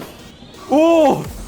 У меня сейчас чуть палец ну, короче, я могу его так, наверное, вывихнуть. Потому что я прям старался, я очень быстро нажимал. Я, наверное, хочу больше времени уделить всей этой прокачке, потому что сейчас все это проверять одиночно не хочется. Хочется банально понять на будущее, могу ли я каким-то образом пересоздавать отмычки. То есть давай вот еще раз вот это взломаем. Синкоин. Мои первые деньги. Да, хорошо, я понял. Взламывать это прикольно. Значит, смотрите, мы сейчас должны каким-то образом все мои отмычечки начать создавать заново. Только где у меня верстак? Я пока что вижу, что мне негде создавать. Это прям, ну, такая... нет, есть верстак, все нормально. Следовательно, отмычка — это железный стержень, а железный стержень — это просто железо. Объединяем, получаем, радуемся жизни. Что ж, Малецкий сказал, что скоро научит меня телепортироваться, и вот это самая главная часть. А также мне очень ярко намекнули, что мне нужно со всеми как-то дружить. Как я буду дружиться? Посмотрим. На этом я буду постепенно заканчивать. Синклит — это очень круто. Посмотрим на него с других сторон. А пока что не забывайте про ваши лайки и подписки. Напомню, что именно ваши микронажатия, которые для вас кажутся супер маленькими и ничтожными, для нас это наилучший буст мотивации. Поэтому, пожалуйста, не поленитесь, не пропустите мимо ушей. А если вы здесь впервые, то можете еще и позвать друзей. А с вами были Лолошка и, черт возьми, куча других персонажей. Всем удачи, всем пока. Пока. Давай, покажи, на что способен. Ну давай. Стоп! Стоп! Куда? Куда так резко-то? Но! Ошибешься хотя бы на один символ, тебя отправят не туда, куда нужно. Ага. О да, нам уже лучше. Голова не болит, тошноты нет, хожу нормально, и сейчас остается только одно. Научите меня телепортироваться. Я хочу контролировать время при помощи вагона. Короче, я хочу посидеть в вагоне-телепорте. Всем привет, дорогие друзья, я Лолошка. Добро пожаловать в точку невозврата. Поехали!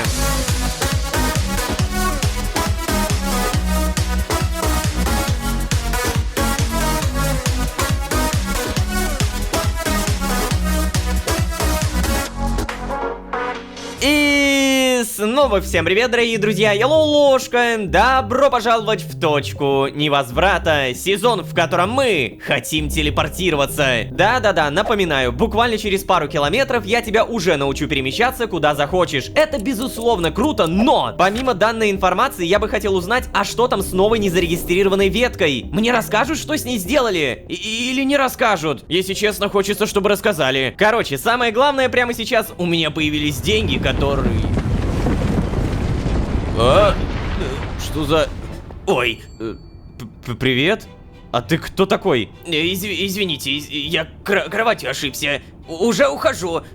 Ладно. Что ж, Малецкий точно не соврал, когда говорил, что здесь никакой приватности. Ого, Это- уже друзей себе заводишь. О, черт, Малецкий. Чё? Чё не так? Ты это... Как себя чувствуешь-то? И тебе привет, Малецкий. Да вроде нормально, просто... Голова не болит? Не тошнит? Нет, после сна стало лучше. Состояние постепенно приходит в норму, это хорошо. Так, сейчас. Короче, мне... Стой, Малецкий, слушай. Скажи, а ничего нельзя придумать, чтобы ко мне в итоге не приходили без приглашения? Ты про меня или про того пня, который слезал с твоей койки? В любом случае, нельзя, Ло. Обсуждали ведь уже. Так, у меня для тебя две новости. Сейчас. Одна хорошая, вторая плохая. Значит, плохая новость. Твой больничный мы уже почти проехали. А хорошая, ты на пути к тому, чтобы стать полноценным сотрудником организации. Что? Погоди. Но мне казалось, что я им стал сразу после того, как подписал временный контракт. Разве нет? Ну, не совсем. Точнее, совсем нет. Тебя ждет ряд инструктажей и тренингов для изучения наших внутренних порядков. Чего? Но я думал, ты мне уже все показал и... Куда? Ты что, считаешь, что парочка игр в VR да столовка — это и есть весь Синклит? Точно хорошо себя чувствуешь? Это ты так намекаешь, что я снова бред несу? Да не, искренний вопрос. Я провел тебе только первичную экскурсию. Она не охватывает всего, что тебе необходимо знать. Начнем, знаешь, вот, с инструктажа по использованию вагона телепорта. Давай, за мной. Вагона телепорта! Это же шикарно! Так, ладно, оделся, еда, все такое, в целом ничего больше-то и не надо. Погнали. Так, отлично, Малецкий. Малецкий ушел уже, да ладно. О, здорово, поговорить. Да, у меня уже 15 километров, как кровать изнутри трясется. Хозяйственный отдел никак не заменит. Ага, подожди, а это у него раса была? О, что? Погоди! Репа поговори... Стой. Чего тебе надо, в долг не дам, не проси. Ладно. Ля, прикольно. Я помню, что вагоны-телепорты вроде бы туда. Понимается мне, что когда я на кого-то навожу, показывается раса. Пиглин. Ну-ка. Ты чего тут бегаешь, а? Да не бегаю я просто иду в вагон-телепорт. А, кстати, вон Малецкий! Да, если Малецкий, чё, пока ты новичок, с кем поэтому это? надо будет немного О, а вот и он, кстати. Все в сборе, отлично. Знакомься, Лолошка, это у нас Асараш. Приветствую. Лолошка, Асараш, если что, наш коллега из команды внутренней безопасности. Он расскажет тебе правила пользования вагоном-телепортом И твоим персональным сиденьем. Присядь, пожалуйста, на свое место. На свое место? На свое место, это где это на свое место? А, вот. Да, как, хорошо. Сесть? Сейчас меня учить будут, блинский, давай. Твое сиденье пока что не активировано. Оно будет введено в работу после прохождения текущего инструктажа. Правильно. Итак, начнем со снов. Малецкий. Да, все нормально. Перед эксплуатацией сиденья необходимо убедиться, что ты комфортно на нем сидишь. Спина ровная, ноги касаются пола. Да, это важно, чтобы ты добрался до точки назначения целым, а не по частям. И... ничего не осталось в Синклите. Это правда. А то Ассараш как-то свой хвост здесь оставил. А, реально? Конечно. Но я же видел хвост на месте. Ладно, слушай, Ло, сори, мы просто шутим. А то ты напряженный такой. Блин, капец, Малецкий. Вообще-то не очень смешно. И, Так, ну, ладно, первое, не отвлекаемся. Правда, занимай на сиденье удобное положение, чтобы при перемещении в точку назначения не получить никакие травмы. Ага, ладно. Если чё, при первых перемещениях чувствовать небольшую тошноту — это нормально. Окей. Запомнили. Далее будет головокружение, боль в суставах. Да, но ты к этому быстро привыкнешь, и дискомфорт перестанет ощущаться. О, это просто жесть. Ребят, почему здесь все сопровождается какими-то побочными эффектами? Запомни второе правило. Перемещаться строго со своего сиденья. Не используй чужие. И никого, слышишь? Никого не подсаживай в свое. Эй, Малецкий, привет. Вот, садись. Каждое телепортационное сиденье предназначено строго для индивидуального использования. А иначе? А иначе попытки телепортации другого лица или двух и более лиц одновременно приведут к автоматической блокировке системы. Чинить это муторно, неприятно, а тебя лишат очков организации и оштрафуют за невыполнение задания. Вне Синклита перемещение возможно только в точке, отведенные тебе по долгу службы. За исключением других случаев, согласованных с твоим непосредственным руководителем. Это про меня, это я, да. Ну да ладно, такое бывает крайне редко и только в определенных внештатных ситуациях. Ну да, например, если нужно помочь коллеге, застрявшему на миссии. Перемещение вне Синклита тебе не будет доступно ближайшие километры. А для перемещения внутри Синклита кресло и не нужно. Но да, я все равно расскажу. Будь крайне осторожен, когда вбиваешь координаты. Внимательно следи, чтобы не было никаких ошибок. Если ты, Лолошка, ошибешься хотя бы на один символ, тебя отправят не туда, куда нужно. Например, ты отправишься в живую ветку, которую заканчивать нам не нужно. Это может привести к крайне нежелательным последствиям. Ага. Таким образом, можно попасть в пространственно-временную точку, где ты уже есть. Встретиться с самим собой. Я уже проходил этот инструктаж. Изменения в ДНК и все такое. Да, я это знаю. Отлично. Рад слышать, что базовый инструктаж по безопасности ты прошел. Но нет. Это необычное стандартное напоминание, Лолошка. Встреча с самим собой может привести не только к индивидуальным негативным последствиям, но и повлечь за собой возникновение всякого рода временных парадоксов, Ло. Верно. И решать их крайне проблематично. Поэтому указывай координаты корректно и не перемещайся куда не должен. И ни в коем случае не пересекайся с самим собой. Да, ладно, я понял. Так, следующее по списку. Спустя пару сотен очень медленных метров. Все, подпиши. Тебе придет подтверждение в письме, и тебе станет доступна телепортация внутри Синклита. Угу. Блин, знаете, у меня появилась догадка, что некоторые ветки стираются как раз из-за тупых сотрудников, которые решили посмотреть на самого себя. Это вспомогательный телепортатор первого уровня. Ну, счастливого полета. Я пошел заполнять отчет. Малецкий, ты мне нужен на пару сотен метров. Ладно. Да, слушайте, у меня...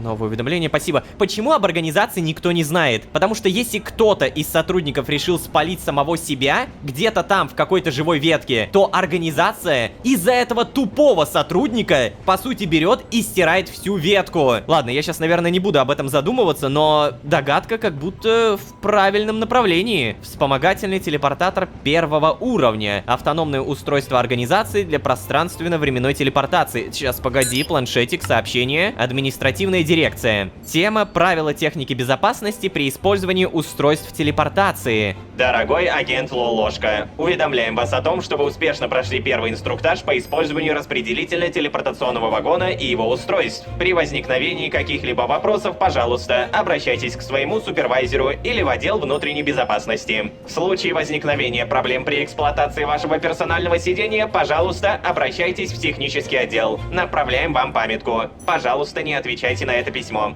Спасибо. Мануал по использованию устройств телепортации. Окей, ну что ж, почти все вагоны я тут уже видел. Может быть, в них появилось что-нибудь новое? Новое? Это как? Так, наверное, давай без вопросов, просто нажимаем. А, через планшет, наверное, да? Во, перемещение. Как удобненько. Вагон-стационар, вагон отдыха, вагон-столовая, спальный, распределительный, вагон для тренировок. А тут, получается, не могу нажимать. Блин, у меня какой-то днищенский телепортатор, ну капец. Ладно, вагон-столовая, допустим. Оу! Вот это было мощно, это было прикольно. Я прям даже на самом деле офигел от такого эффекта. Я думал, знаете, это будет просто телепортатор. Ложка, приветствую. Перекусить хочешь? Ну, в целом, давай. Я, конечно, не то чтобы голодный, но почему бы и да. И интересно, что он мне принесет, потому что он меня даже не спросил, что я хочу. Выбирайте среди 3 одинаковых блюд? Сложно, да? Так. О, держи. Очень уж надеюсь, будет вкусно. Долька тортика, легкая закуска. Попросить еды, поговорить. Эй, Алан, слушай, я хотел сказать, что ты отличный повар. О, ты буквально единственный, кто мне такое говорит. Спасибо. Если захочешь перекусить, но будешь на мели, обращайся. Тебе за счет организации сделаю. Спасибки. Давай, не знаю, попросить... А, вот торговать. Имбуля-то какая, божечки. Фермерский салатик, бутербродики. Ну, на самом деле, дорого, если так подумать. Кусочек сырного тарта 200. То есть, получается, мои 180.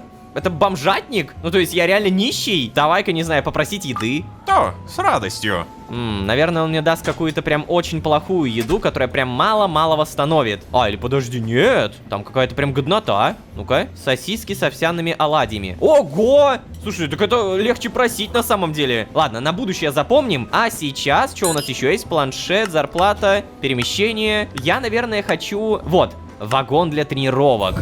Блин, как это клево сделано. Уж чего-чего, а здесь я точно потренируюсь. Давай работать! Короче, я, наверное, хочу сейчас на беговую Крошку, погоди.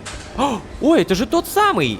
Я не помню, как его звали. По-моему, его звали что-то типа Эрик. Он был в октагоне и дрался, я помню. Да, Эрик, реально, могу поговорить. О, ты, привет. Давай к нам, водичка супер. Привет, я, наверное, потом подойду. Ну ладно, как знаешь. Погоди, тут же еще 3-й этаж есть, точно. Ну-ка. Это тот самый ринг, вот оно где. А я еще думал, блин, а как сюда попасть? Здравствуйте, мистер Гнол. Я забыл, как этого дворфа зовут. Привет. Так, я могу ли зайти, там, не знаю, поговорить с тобой? О. Здорово! Пришел потренироваться, да? Да, здрасте, я захотел посмотреть, что тут у вас. Ну смотри, я вот удары оттачиваю. А твое предложение о схватке, кстати, еще в силе? Да, конечно. Ну так давай потренируемся тогда. Перчатки есть? Перчаток нет. Понятненько. Ну вот, держи тогда. Погоди, что? Мне нужно прям к тебе забраться, серьезно? Но я не знаю, как это сделать. Я вообще забыл этот паркур. Ладно, все было сильно проще. Ну, давай. О, это мои запасные. Давай, покажи, на что способен. Ну, давай. Стоп! Стоп! Куда? Куда так резко-то? Но! Ничего себе! Конечно, ничего себе! Но! Ой, ладно. Мне что-то тоже, походу, больно немножко. А тебя вообще, если что, выиграть-то реально? На! Ой. Блин, он меня бьет в любом случае, подожди. Да, он меня в любом случае, вот, то есть как бы я не пытался, да? Вот, смотрите, я его бью и в ответ получаю урон. При любых обстоятельствах. Да, видимо, ему нельзя выиграть. Ой. Да. А ты хорош. Да. Давай. Я хорош? Да ты меня чуть не уделал. А ты что хотел? Я самый лучший боец всего Синклита. Держи. Что это? Давай, давай, подлечись чутка. Тебе передохнуть надо. Но держался ты вообще неплохо. Спасибо. Знал бы ты, почему я неплохо держался. Так, погоди, реально самый лучший боец Синклита? Судя по всему, я потом могу по карьерной лестнице ринга идти, да? Ну и нападал он мне.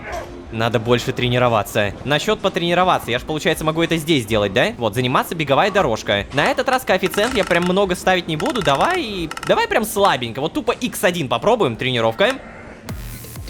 Так, выносливость 36. Мне, по идее, нужно вот на этой синей полосочке держать. Так, я V нажимаю.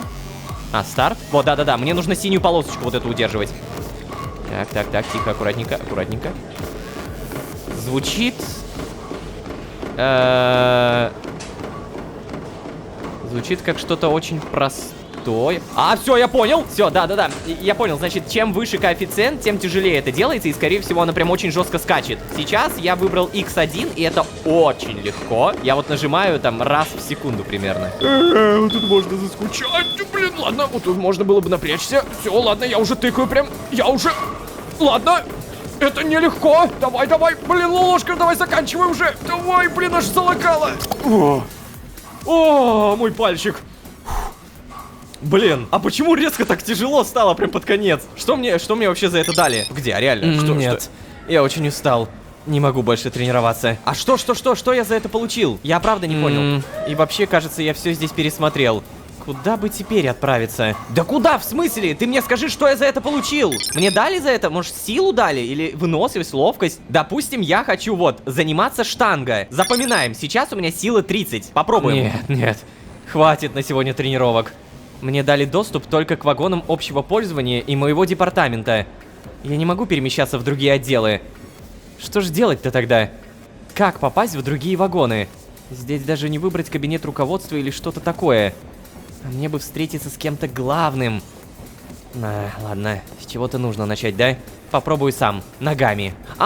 Господи, ты про планшет все это время, то, что мы не можем телепортироваться. Но Лолошка правильно сказал, если не можем телепортироваться, то в целом можно идти ногами.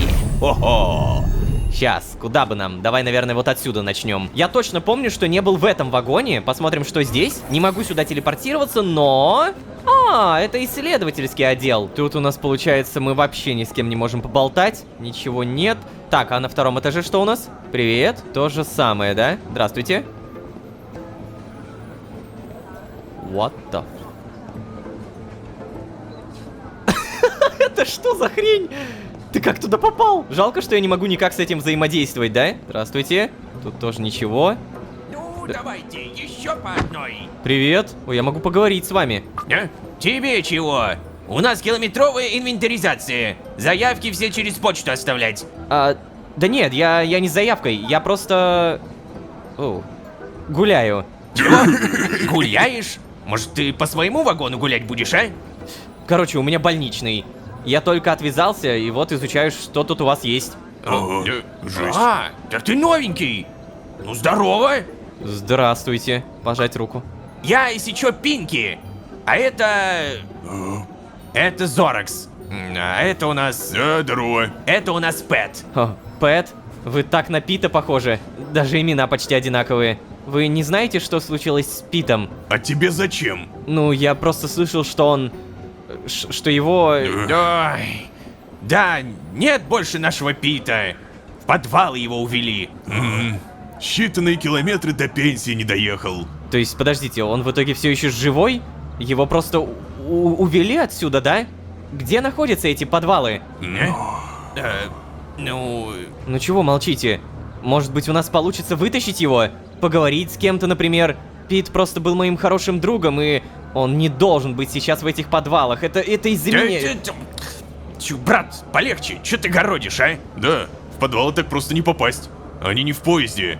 Там где-то, на задворках. Мы даже не знаем где. Да и тем более оттуда никто еще не выбирался. Ой. Слушай, я тебе так скажу. Там была какая-то темная история, так что не лезь-ка ты туда, ага. Пита с нами больше нет. Сделать с этим мы ничего не можем. Погоди, где-то там на задвор... Подожди, стоп! Типа, на улице? За вагоном? Но я думал, там ничего нет. А если все-таки сможем? Я знаю, из-за чего Пита увели в подвалы, и я уверен, что смогу помочь ему. Да, вы штурмовики, конечно, все очень на все готовы, но ты что-то перегибаешь, малой. Угу. Тебя звать-то как? Лолошка. На, выпей, ложка. Раз уж ты с Питом дружил. О. Икста, а ты откуда вообще знаешь, что там за история была? Да я просто знаю, вот и все. Подожди, ну да, я хоть выпью, чё. На, держи. Знаешь, что я тебе скажу? Иди-ка отсюда, ложка. Да, реально. Не хватало еще, чтобы штурмовики в наших историях разбираться начали. Да что, серьезно? Зоракс. Да не дергай ты его, он не мой. Да, слушай, мы рады были поболтать и все такое, но приходи, если что надо будет.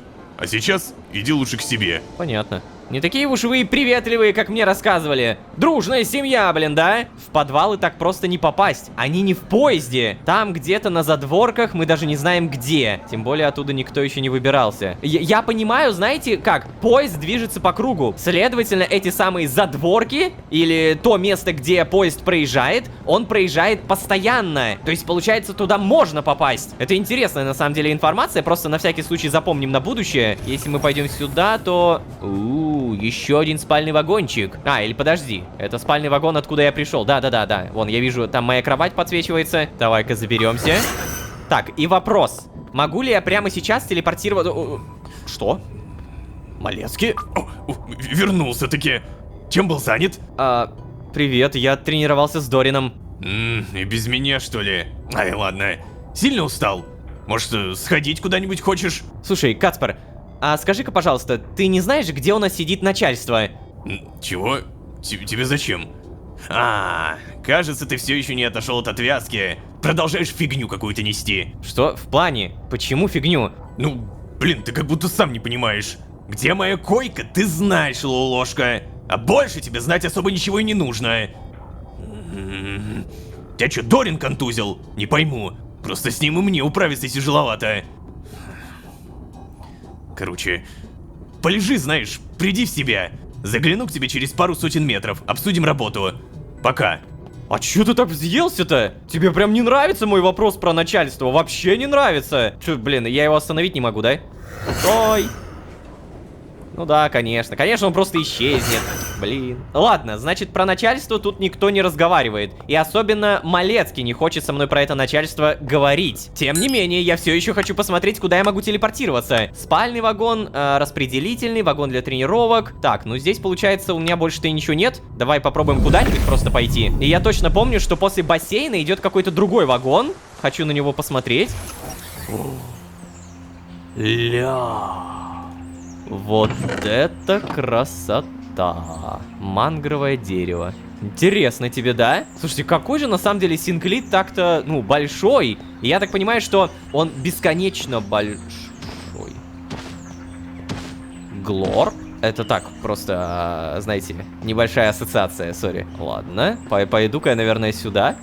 Могу? А, да, могу. Привет. Ух ты.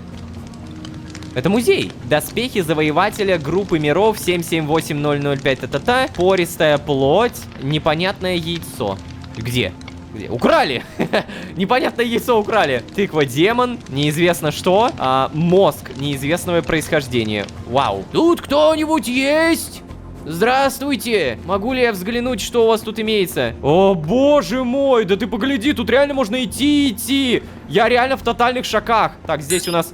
О май гад. Это еще что такое? У меня, оказывается, гены не работают, прикиньте. Контроль дематериализации сознания. Контроль дематериализации рефлексы. Контроль дематериализации тела. И ты погляди-ка, что требуется. Разблокирует ранее привитые гены выживаемости. Позволяет отвязанному существу ощутить возможности своего тела. Внимание! Прививка новых генов возможна только при полном контроле. Стоимость разблокировки 5. Это писец. Ну, то есть, чисто теоретически у меня должен быть какой-то прирост опыта большой, потому что сейчас я не могу этого сделать. Вот у меня тут нужно 12 удачи. Контроль дематериализации сознания. Сейчас у меня не хватает удачи 2. Получается, я вот так бам. Отлично. И вот. Стоимость разблокировки 2 поинта. У меня 0. Типа, мне реально нужно прокачиваться, чтобы получить больше. Могу с кем-то поговорить? Нет. Ладно, я, видимо, поговорить-то ни с кем не могу. Здравствуйте. Идите отсюда! Идите отсюда! Ой. Идите! Простите. Мне явно сейчас нужно просто закончить на этом серию, потому что я могу это все бегать бесконечно, ребят. Без шуток, это очень круто. Мне прям безумно нравится. Спальный вагон. Вот особенно вот эта телепортация. Вау, сюда! Ля, как это клево! Мы заметили, Лолошки стало явно лучше. Он больше не бредит, он больше не такой гиперактивный, как был до этого. И это значит одно. Нам нужно начальство. Наконец-то мы об этом задумались. И, самое главное, нам нужно прокачать нашу телепортацию, чтобы, ну, телепортироваться, как ни странно. Спасибо, ребят, за то, что посмотрели данную серию. Мы также будем еще думать, как заработать наши синкоины. Пока вообще ничего не ясно. Вот вроде много мы понимаем, многое узнаем. Но Синклит это настолько огромная организация, как мы видим, что бегать не перебегать. Можно много чего еще узнавать и много чего прокачивать. На этом мы заканчиваем. Не забудьте, пожалуйста, про лайк. Не забудьте про подписку. Ваша поддержка — лучший буст мотивации не только меня, но и команды. Я много раз говорил и буду говорить, что мы стараемся, правда стараемся. Даже если в какие-то моменты вам кажется, что мы не стараемся, это не так. Вот прям реально пыхтим. Каждый из нас многое продумывает наперед, но в какие-то моменты вы, как зрители, можете этого даже не замечать. А на деле работа идет постоянно. Спасибо большое за вашу поддержку и надеюсь, что на вашей мотивации мы уедем еще дальше. А если вы здесь впервые, то можете еще и позвать друзей. А с вами был Лолошка. И, черт возьми, отсутствие геномов, как я узнал, а также задворки, вопрос с начальством, телепортация и многое другое. Всем удачи, всем пока. Пока. Как только мне дадут разрешение на телепортацию за пределы Синклита, я отправлюсь к Тадмавриэлю. Если я получу от Тадмавриэля необходимую мне информацию, он мне будет уже не нужен. Я действительно смогу его ликвидировать. Окей, здоровье поправили, получили хоть какую-то телепортацию. А теперь, как правильно задумались, нам надо понять, где у нас сидит начальство. Только так мы поймем, как стираются ветки, зачем все это, что с друзьями и почему организация существует на самом деле. Зачем я им нужен, черт возьми? Всем привет, дорогие друзья, я Лолошка. Добро пожаловать в точку невозврата. Поехали!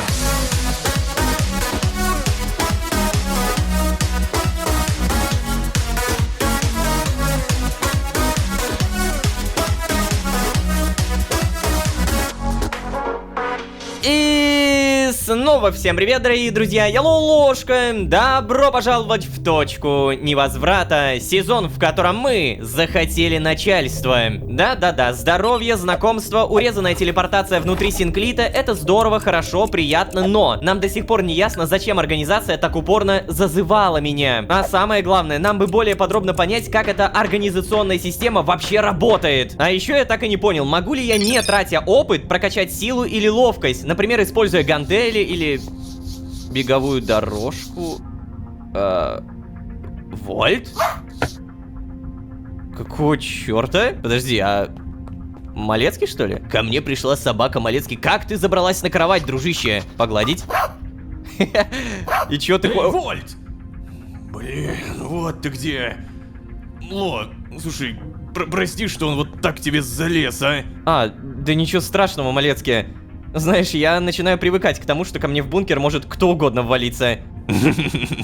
Ну, да, у нас в Синклите с первого километра так заведено. Я, кстати, чё пришел-то? Мы с Вольтом как раз гулять... Да блин, Вольт, тише! Так вот, мы собирались гулять... Да блин. Пойти походить среди деревьев. Я упомянул имя твое, а Вольт начал прыгать, лаять и побежал тебя искать сразу. Да, видимо, ты ему очень нравишься. Ты, кстати, как вообще? Нормально себя чувствуешь? Да, Малецкий, я, кажется, уже в норму даже пришел. Отлично.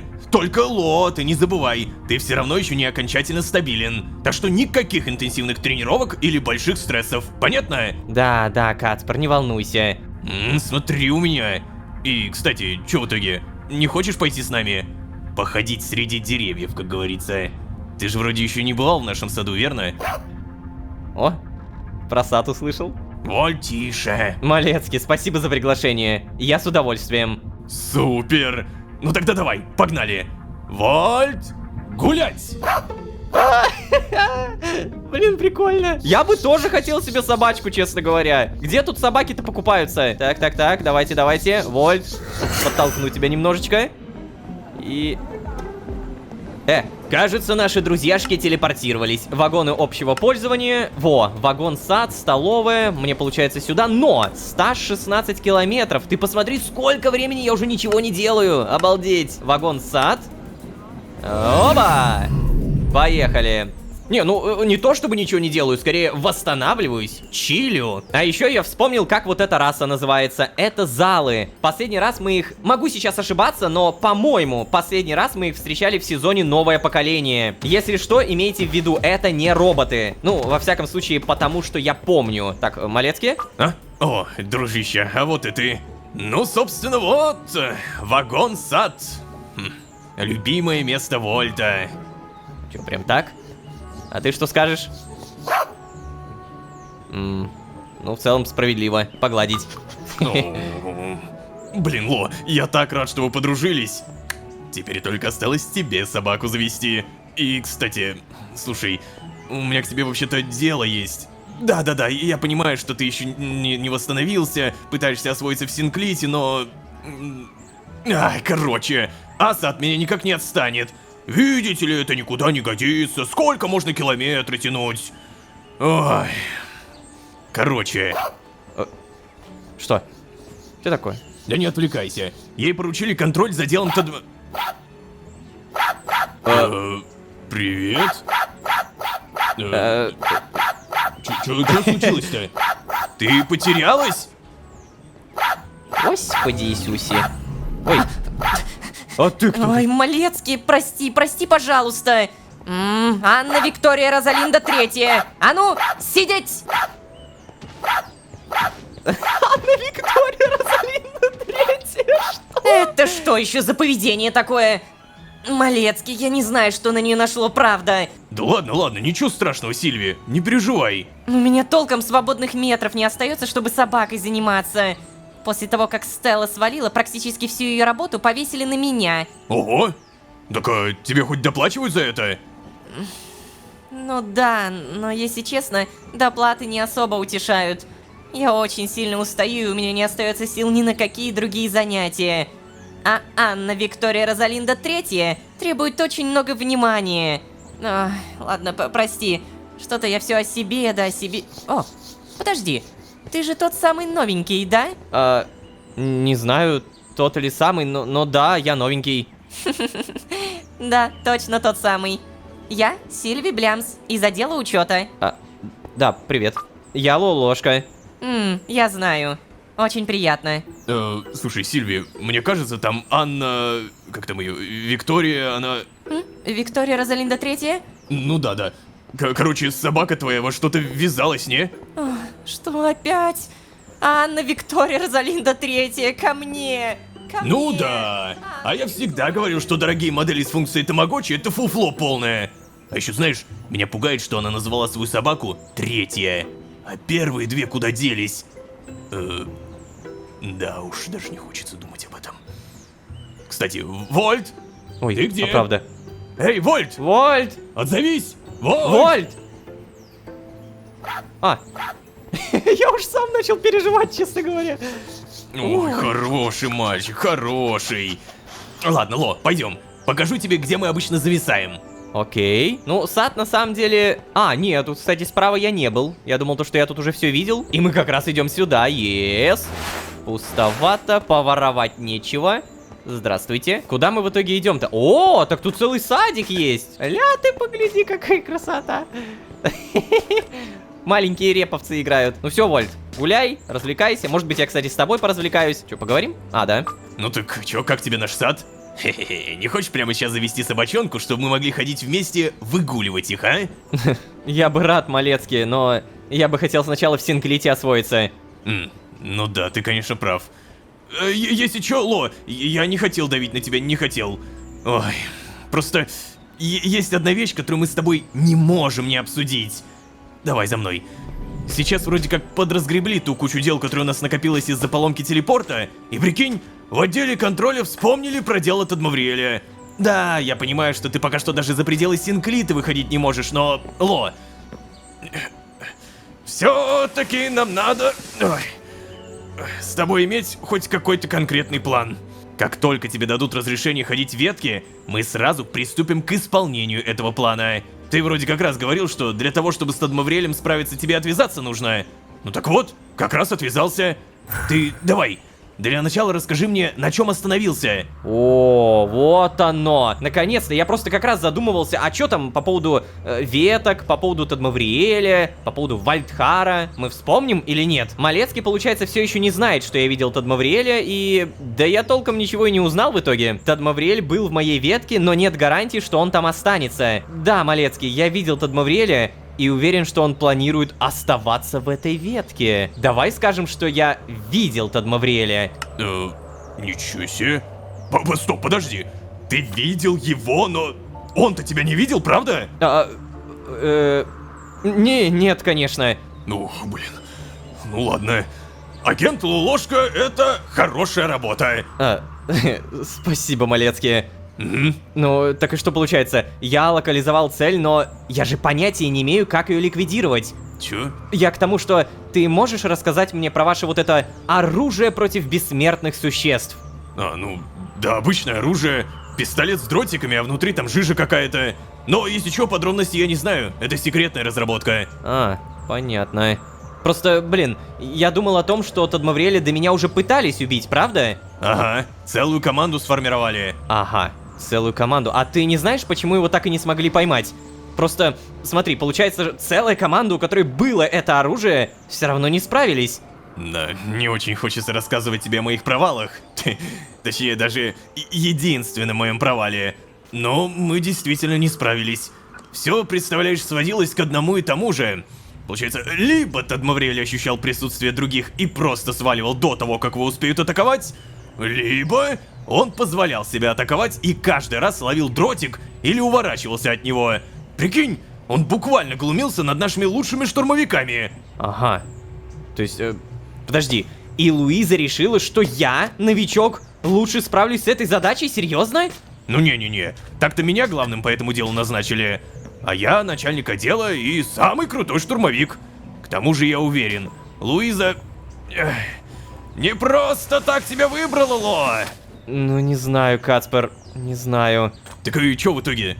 У тебя-то идеи есть? А то меня Аса сожрет, если я не отчитаюсь хоть о каком-то прогрессе. То есть тебе нужна идея по поимке Тадмавриэля? Мне нужно больше километров на обдумывание плана, а нельзя узнать, что за жижа у вас в дротиках? Может быть, ее можно применить каким-то другим способом? Выдайте мне оружие. Как только мне дадут разрешение ходить в ветки, я попробую убить Тадмавриэля. Слушай, а нельзя узнать, что за жижа у вас в дротиках, а? Блин, честно говоря, никто о таком никогда и не задумывался.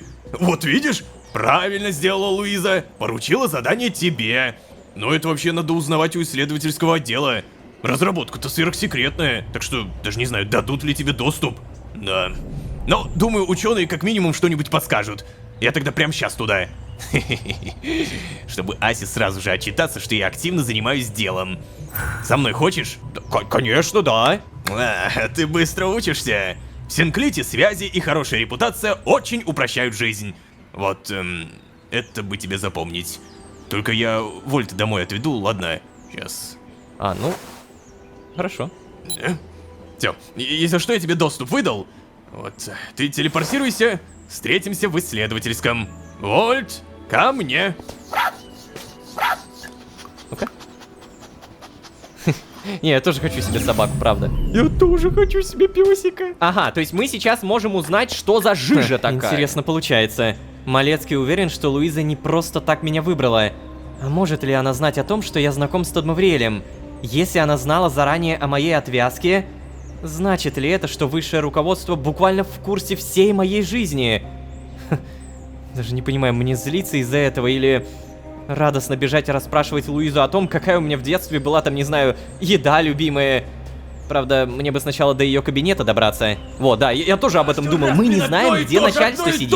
Ты что, не можешь нормально настроить ее? Ну обратись ты к кому-нибудь другому, кто может настроить. Простите, я не буду в этом участвовать, до свидания. Так, погоди, а что вообще в саду еще есть? Здравствуйте. Ой, она что-то взяла. Она... Ну-ка. Она, кажется, изоленту взяла, да? Привет. Не поболтаем. Засмотрелся на нее, да? На эту красную шапочку. Так, ладно, мне бы понять, есть тут какие-то интеракции или... О, А походу тут есть какие-то интеракции. Гербалист обменяться? Что? Приветствую, штурмовик. Здесь я когда-то посадил несколько кустов Казус экстраординариус. Это растение славится своими странными плодами. Я занимаюсь исследованием, которое бы подтвердило мою гипотезу о том, что плоды подразделяются на категории. Если принесешь мне полное собрание плодов из каждой категории, щедро вознагражу тебя. Хорошо, обменяться. Чё? Это что вообще такое?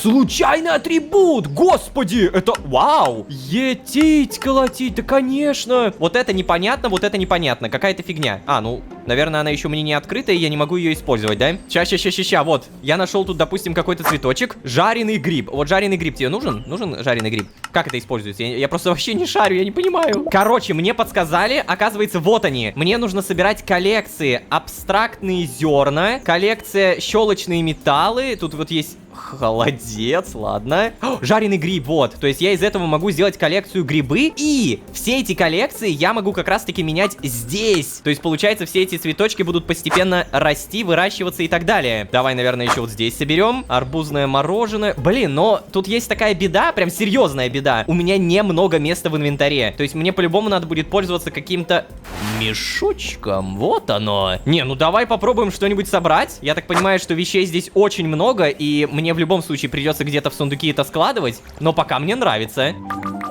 Вот как-то так. Собрал некоторые вещи. Видимо, через какое-то время все эти цветы заново будут расти, заново я смогу все это собрать. И пока что мне бы на самом деле, наверное, сундук сюда какой-то. А, вот! Все, сундучело есть. А еще, я думаю, раз у нас есть какое-то время... О, да, здорово, споры. Я, наверное, телепортируюсь сейчас очень быстренько. Во-во-во, я могу в общую лабораторию. Да, Малецкий, сейчас, погоди, пожалуйста. Я хочу телепортироваться в вагон для тренировок. Поехали, давай.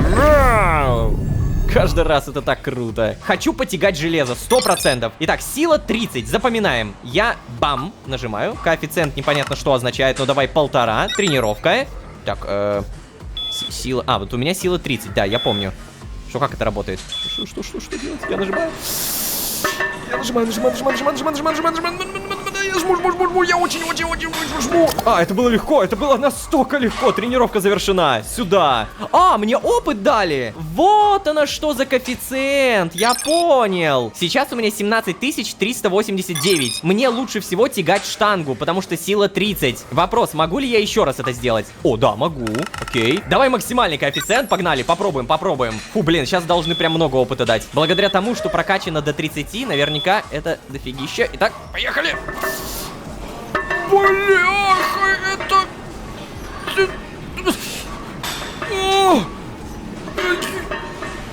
Давай! Ладно, коэффициент 2,5 это... Ай, как же у меня палец отваливается.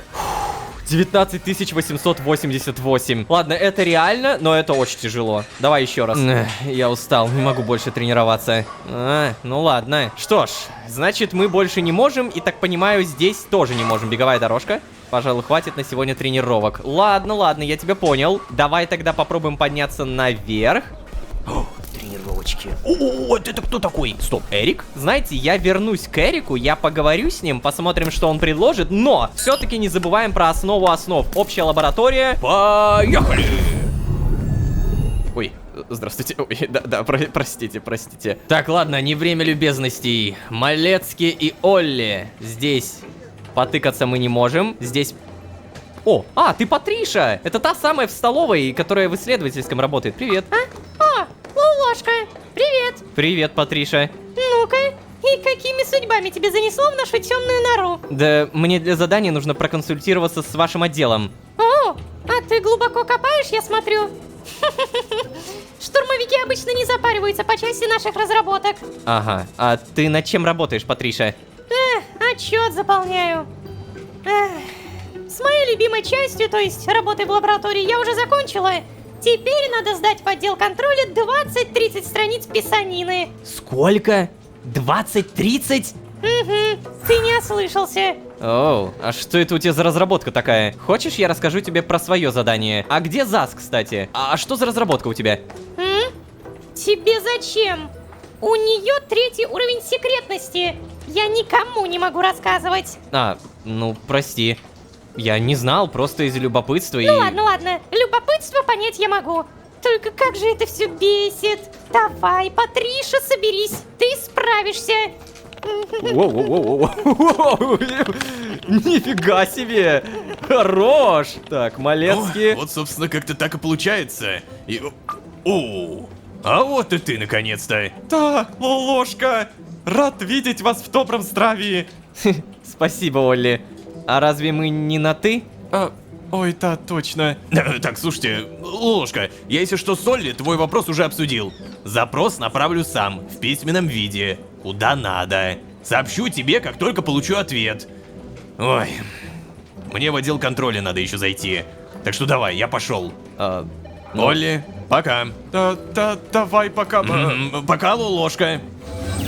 Ну ладно. Алло, Ложка, ты как себя чувствуешь последние километры? А то ты меня так напугал. Я до того километра ни разу такой отвязки страшной ты и не видел. Да, настолько? Ничего себе. А я просто вообще ничего не помню. Но чувствую себя очень даже неплохо. Это, ну и отлично. Может, ты и хорошо, что ты не помнишь. Ты то очнуться не мог, то тебе совсем там плохо было. Ой, как же страшно-то. Иногда ты такие сцены устраивал в стационаре. Ой. Серьезно? По полу там ползал, какие-то странные звуки издавал, шипел. Ой, даже медсестру пугал. Это да. Мы даже, знаешь, не понимали, а делать-то что с тобой? В кровать тебя было не уложить, ты же шипел. А, настолько? Ты мог двигаться, а это уже хорошо. Ой, всем отделом за тебя переживали, Лолошка. И, кстати... Да, это... Лолошка, ты, если что, мой первый отвязанный мироходец. Оу, правда? Угу. Вас вообще почти не вербуют и не отвязывают. Эта процедура слишком рискована для вас. Но я очень рад, что ты в итоге справился. Мне в отделе все жутко завидовали, что именно я тебя отвязывал. Я! Вот. Да. Ты заметил, как на нас недовольно поглядывают, кстати, да? Ну да, наверное. Мы мешаем им? Да ты что, нет, совсем не в этом дело. Они просто страшно завидуют, что мы с тобой общаемся. Кстати, раз уж ты километров 15 как полноценный сотрудник организации, не хочешь рассказать мне немного про вневременную пустошь? О, ну кстати, блин, ну, а почему бы и да? В этот раз-то, почему бы и да, действительно? Нет уж, это секрет. А ты мне что взамен расскажешь? Я не так уж и много знаю, Олли, но могу рассказать. Блин, знаете, вообще сейчас я действительно думаю, что почему бы и да, потому что Олли, это, знаете, тот самый сотрудник, с которым как будто хочется налаживать связь. Вот именно нужно. Вот просто даже самому интересно, что Лолошка может сказать. Да, ура. Да, давай. Если попросишь, я никому не расскажу, честно. Ну, вообще, знаешь, да, я бы попросил тебя никому не рассказывать. Да, конечно. Я понял, само собой. Ну, я действительно и сам толком ничего не знаю. Что, Ну, как? то есть, пока я не был отвязан, в пустошь я мог перемещаться одним только способом. Да, какой? Если меня пытался телепортировать кто-то из сотрудников организации. Так, замечательно. Ну и, насколько я понял, из пустоши можно перемещаться не только в разные миры, Так, но и в давай. разные временные точки, а также в разные ветки, вот. Да, прекрасно. Ну, вообще, все. Это все, что я знаю. Да, великолепно, чудно. Спасибо тебе большое за эти ценнейшие данные. Ай-яй-яй, я просто в восторге, Лолошка. Ладно. Слушай, Олли, а ведь у отвязанных не может быть доступа ко временной пустоши совсем никак, да? Да, Лолошка, ты совершенно прав. В пустошь ты больше не попадешь и... Ой, сейчас... Да, ты в моей лаборатории ЧП. Ты, блин. Лолошка, мне надо бежать, но ты заходи еще обязательно. Давай. Спасибо, что рассказал мне про пустошь. Пока. Блин. То есть, знаете, у меня ощущение, что если бы я выбрал, что ты мне расскажешь взамен, он бы все равно ничего не сказал, потому что произошло бы это ЧП. Блин. А может быть, он бы просто мне ничего не рассказал. Здравствуйте. Так, жалко, что взаимодействовать не могу. Здесь тоже. Здесь, получается, тоже. Если я пройду дальше, то... А, здесь я был, да. Я помню это место. Так вот, если я пройду дальше, то по идее... А, стоп. Нет, это не дальше, это наоборот назад. Мне нужно туда. Вот здесь, если я пройду дальше, то... Господи, какой же это большой на самом деле зал. Вот, я найду контроль дематериализации. Я очень хочу дойти до вот этого. Контроль дематериализации сознания. У меня все есть, и опыт тоже. Не хватает только 2 поинтов разблокировки. Теперь мы знаем, что эти очки генома можно в целом даже приобретать, но для этого нужны коллекции. Вот эти. Короче, телепортируемся в вагон-сад. Хочу проверить, выросли ли... Так, ладно. Что? Кажется, я действительно наконец-то чувствую себя нормально. В ушах не звенит, мысли не путаются, а значит, да, я могу трезво взглянуть на ситуацию. Как-то я совсем забыл о том, что я здесь не для того, чтобы работать на организацию, а ради того, чтобы разобраться, что вообще происходит. О, господи, кто ты? Привет. Это не Вольт. Малецкий классный парень, и я даже не против завести роботизированную собаку, наверное. Но надо постараться не отвлекаться на все эти развлечения в Синклите. Как только мне дадут разрешение на телепортацию за пределы Синклита, я отправлюсь к Тадмавриэлю. Нельзя терять ни метра. Ни метра. Пока исследовательский отдел рассматривает заявление Малецки, у меня как раз будет возможность выведать у Тадмавриэля больше информации. Но... на каком-то километре у меня потребует его ликвидировать.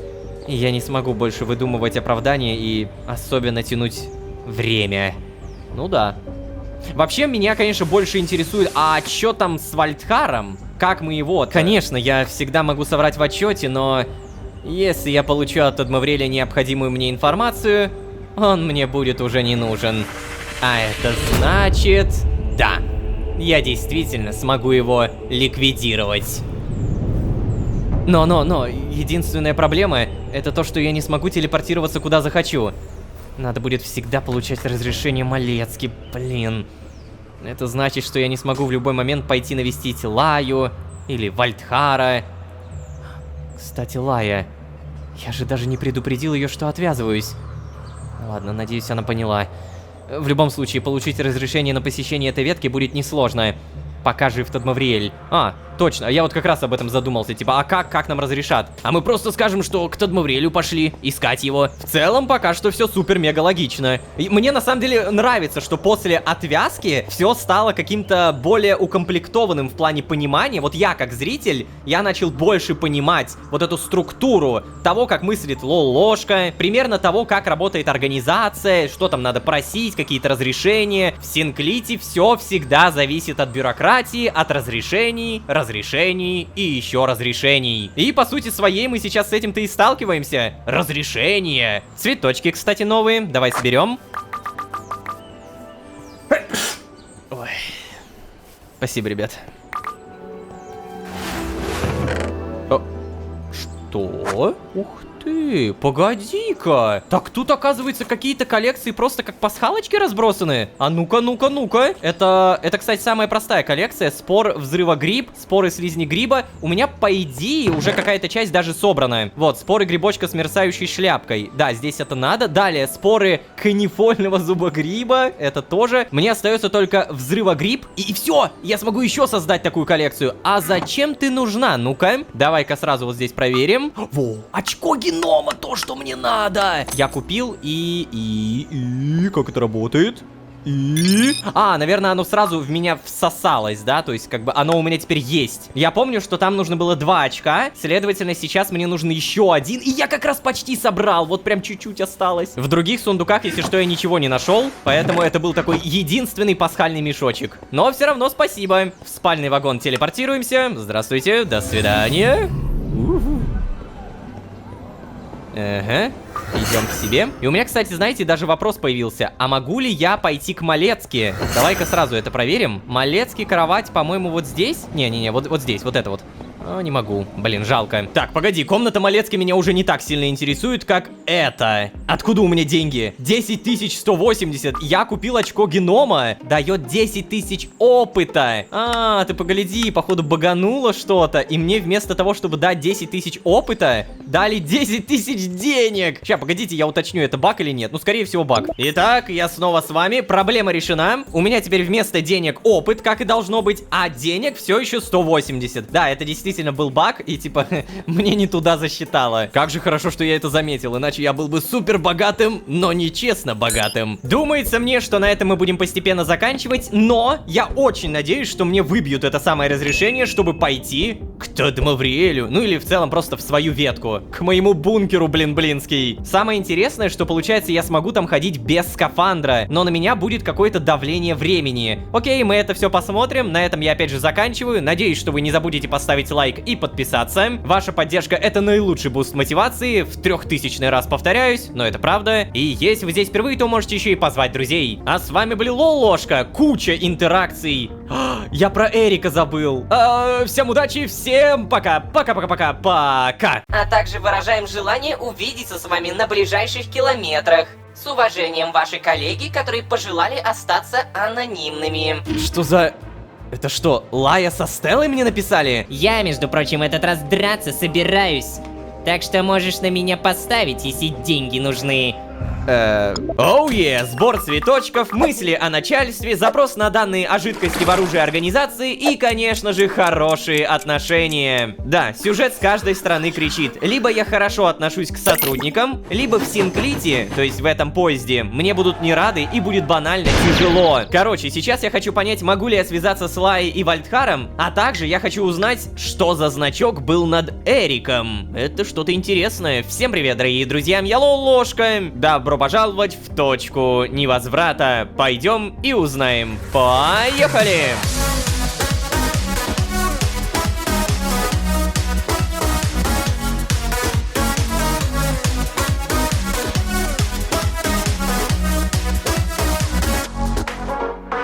И снова всем привет, дорогие друзья, я Лолошка. Добро пожаловать в точку невозврата. Сезон, в котором мы свой среди чужих, черт возьми. Да, мне нужно постоянно помнить главную истину. Если я хочу быстро пройти по карьерной лестнице, получить разрешение, доступы, даже геймплейные прокачки, мне нужно банально не забывать про вагоны, наращивать темп общения и как минимум подружиться не только с Малецки. Как говорится, больше друзей, больше данных. Истина супер простая, и, надеюсь, эта истина не вылетит из головы. Короче, прямо сейчас хочу проверить, что за значок был над Эриком, но перед этим, Алан, привет, попросить еды.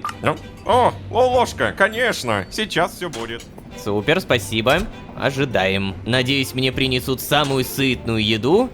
И это какой-то салатик. Походу реально сытно. Взять еду. Запеченный лосось. 4 сытости. Нормально. Обязательно кушаем. Чуть-чуть восстановили. Да, это, конечно, немного, но хоть что-то. Давай, наверное, торговать. Я хочу купить что-то сытное и при этом дешевое. О, долька торта. Блин, не знаю, сколько восстанавливает. Ну, давай, наверное, 2 штучки купить. Спасибо. Обязательно кушаем. И ничего не восстанавливаем. Просто зашибись. Короче, перемещение, вагоны департамента. И нам нужен вагон для тренировок. Погнали! Лоу. Каждый раз хорошо. Очень надеюсь, что Эрик все еще там. Пожалуйста. Да. Эй, привет. О, Лолошка, привет. Слушай, неудобно тебя о таком просить, но ты не мог бы потренировать меня как персональный тренер? Я заплачу. Что? Ну ладно, я вообще не против. Давай. Да?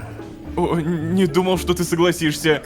Хорошо, и какая у нас сегодня будет тренировка? Ага, плавание, бег, силовая, кардио, спарринг. И, наверное, если я потрачу много опыта, то за это много опыта мне дадут много денег. Ну, не знаю, давай позанимаемся... силовыми. Блин, то, что я его тренирую, и при этом, по сути, сам тренируюсь, это забавно. Ой, спасибо тебе большое, Лолошка. Ты реально крут. Я многому у тебя учусь. И к тому же ты не критикуешь меня постоянно, как остальные.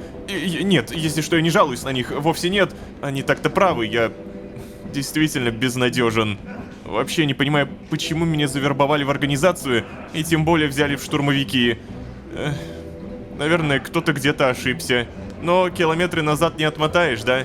Поэтому остается только стараться стать лучше. Спасибо тебе, что помогаешь мне в этом. Ты отличный тренер. Ох, нифига. Эрик, спасибо, конечно, за комплимент. Такой длинный комплимент. Но я сюда прихожу, чтобы тренироваться, а не болтать. Не понимаю, Эрик, зачем ты так плохо сам о себе говоришь? Ну, ты и сам вообще-то очень крут. Ладно, давайте похвалим. Реально, я как не зайду в тренировочный вагон, ты всегда здесь. Любой бы давно уже забил и опустил бы руки. А ты смотри-ка, продолжаешь и продолжаешь. Ну да, но это ведь ни к чему не приводит. Ты уверен? Подумай как следует, Эрик. И перестань сам себя ругать. Просто признай, что у тебя тоже есть сильные стороны. Ну да, наверное. Я постараюсь. Прости, я, наверное, тебе надоел уже своими жалобами. Да нет, Эрик, все нормально. Давай, я не буду больше тебя задерживать. И спасибо тебе большое еще раз. Я очень рад, что ты меня тренируешь. Ты так крут, что я бы поставил на тебя. А? Чего? Что такое? Ну, в смысле поставил? Ой, я имел в виду, что... блин, Эрик, какой же ты идиот. Ладно, я все равно уже разболтал, да?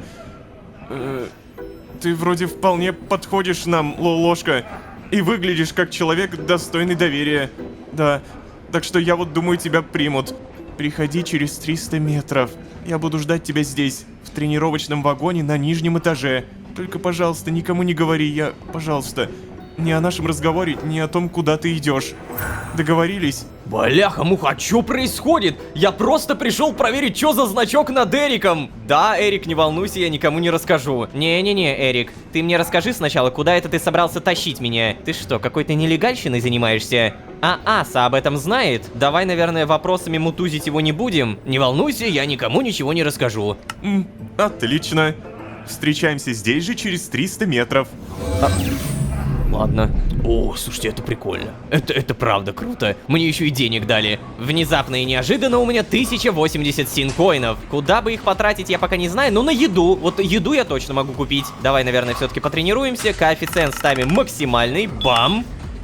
И начинаем через 3, 2, 1. Давай! Вот. Так. О, слушайте, а в этот раз я прям поднатаскался. На 3 секунды раньше. Сюда. 29 тысяч опыта. И опять же, весь свой опыт могу тратить на то, чтобы заработать деньги. Тут могу что-то сделать? Вроде как нет. Попробую-ка, наверное, побегать. Вот прям на максимальном коэффициенте. Насколько это жестко, потому что в предыдущий раз у меня не получилось. Здесь требуется выносливость. Я-то думал ловкость. Так, ладно, в любом случае. Давай. Но, честно говоря, это прям тяжело. Я уже так нормально. Ох, черт, ребята. Я, мне кажется, уже не вынесу на оранжевый. Просто посмотри, вот я заканчиваю, она сразу вниз летит. Ох ты. Давай. Бляха-муха. Я больше никогда не хочу на эту беговую дорожку.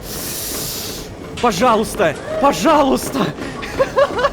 Бляха-муха, давай. Давай, нет. Я не смог, потому что это невозможно! Это просто физически невозможно! Я кликаю как ошарашенный! Я клянусь вам! Если бы вы видели, как я нажимаю на эту кнопку на клавиатуре, вы бы просто обалдели!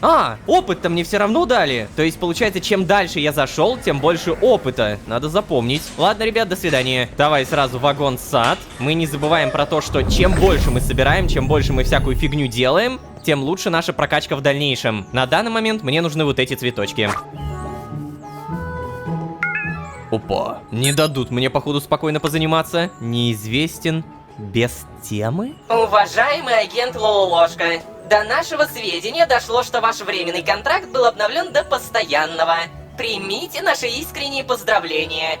Мы находимся в некоторой растерянности, поскольку эта информация дошла до нас, с большой задержкой. Тем не менее, мы надеемся, что вы благополучно переносите последствия процедуры отвязки, а также выражаем желание увидеться с вами на ближайших километрах, если это возможно.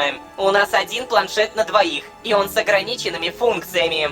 Ваш же планшет, агент Лолошка, обладает слишком полным функционалом. Это, конечно, капитально затрудняет общение по другим каналам связи, кроме очного. В качестве адресата в ответном сообщении укажи 22222. Так, ладно, я, наверное, это не буду зачитывать. С уважением, ваши коллеги, которые пожелали остаться анонимными. Лая и Вальдхар. И, возможно, Стелла. А вот это уже на самом деле интересно. Что за... Это что, Лая со Стеллой мне написали? Я помню, что Лая свой планшет уничтожила. Значит, у Стеллы он до сих пор есть? Но при этом с ограниченным функционалом. Может быть, она что-то такое с ним сделала, что теперь его не отследить? У меня же даже не отображается, от кого сообщение. А вот мой планшет, как написали, обладает слишком полным функционалом. То есть, видимо, отслеживается организацией. Черт, это все такими тонкими намеками расписано, что я даже не уверен, что правильно понял. Но вроде бы суть ясна. Надо что-то ответить им, а то ведь беспокоиться. Ну, насчет Стеллы не знаю, а Лая точно. Ага, так, блин. Чё мне реально вот ответить? Надо 2, 2, 2, 2, 2, 3, 3, 5. Боже, а как я должен это запомнить? Это же просто невозможно. Короче, вот, я все скопировал, вставляем. Тема... Давай, наверное, не будем указывать, но в сообщении мы напишем «Все ок». Вот так, «Все ок», отправить. Ой. Эй, привет, уважаемые коллеги. Спасибо за поздравления. Рад сообщить, что процедура отвязки прошла успешно. Побочные эффекты меня уже почти не беспокоят. Я в полном порядке, да. Мне правда жаль, что информация о моей отвязке была получена вами опосредованно. На данном километре я не могу перемещаться за пределы Синклита, а после получения разрешения сразу отправляюсь в ветку, в которой у меня осталось незавершенное задание. Но, несмотря на рабочую загруженность, я обязательно постараюсь. С уважением, агент Лолошка. Как же они друг друга скрывают? Ну-ка, что у меня? Стаж уже 18 километров. Мне интересно, люди, которые работают в организации миллионы километров, как у них выговоры выглядят? Типа, сколько их тут? 100? 1000? Тоже миллионы? Надеюсь, мое сообщение выглядит более-менее рабочим, и в итоге... Задание возвращения в реальность обновлено. Ну-ка, сразу проверка. Получить доступ к телепортации за пределы Синклита, встретиться с Лаей и Стеллой, повидаться с Вальдхаром. Фу, синклитовская жизнь с первого километра, как я пришел в сознание, накрыла меня с головой. Понятно теперь, почему сотрудники организации так легко забывают свою прошлую жизнь. Здесь каждый найдет что-то для себя, и... Мне тут многое по душе, правда. Но нельзя забывать, что на самом деле время идет. Да, окей. Получить доступ к телепортации. What the f... Ты кто? Робопес. Погладить. Привет. Пока. Да. А ведь у меня в бункере довольно пустовато. То есть, в моей комнате, которая всего лишь является имитацией бункера. Как там, интересно, моя гусыня-то? Возможно, когда-нибудь я и заведу роботизированную собаку, но... У меня же уже есть питомец. Да еще и отвязанный. Обязательно заберу ее с собой, как только получится сходить в ту ветку. О, а вот это, кстати, тоже правильные мысли. Проверяем. Тут появилось забрать гусыню. Молодец, Лолошка. Правильные мысли доносишь. Давай все-таки дособерем все эти ресурсы. И теперь, когда у меня есть хоть какие-то деньги, вагон-столовая. Отлично. Алан, надеюсь, все еще здесь? О. Что? Не было значка, я точно помню. Да, ой, Лолошка, голодный. Слушай, если не очень, то... не мог бы ты немного помочь мне на кухне, а? Я заплачу. О, только погоди, деньги это то, что мне как раз надо. Давай. Интересно. Навыки кулинарии у меня в целом-то неплохие, да? О, те самые жареные рисы. Ой, блин, сдача блюд. Ага, так, погоди. Ну, мне, наверное, надо разобраться, где что лежит. Ага, давай сразу берем яйца. Сырая свинина. Бегает, что-то делает. Слушай, погоди, а я-то не разбираюсь. Мне тут твой жареный рис делать. Это пол жизни, полкилометра нужно потратить на этот жареный рис. Как он делается? Ага, морковка, яйцо. Яйцо есть, получается, рис, лук, морковь. Я же не знаю, где у тебя это все находится. А я не понимаю! Чё ты, блин, тут? А, вот оно! Да, на сковородке это не готовится, ну конечно! А где же это готовится-то? А, кухонный котел. Кухонный котел. Сейчас, все, я нашел. Кладем. Отлично. Теперь нужны мисочки. Мисочки, куда мы это все разложим? Отлично, тоже нашел. Беритесь. Складируем, забираем. Сдача блюд. Отлично.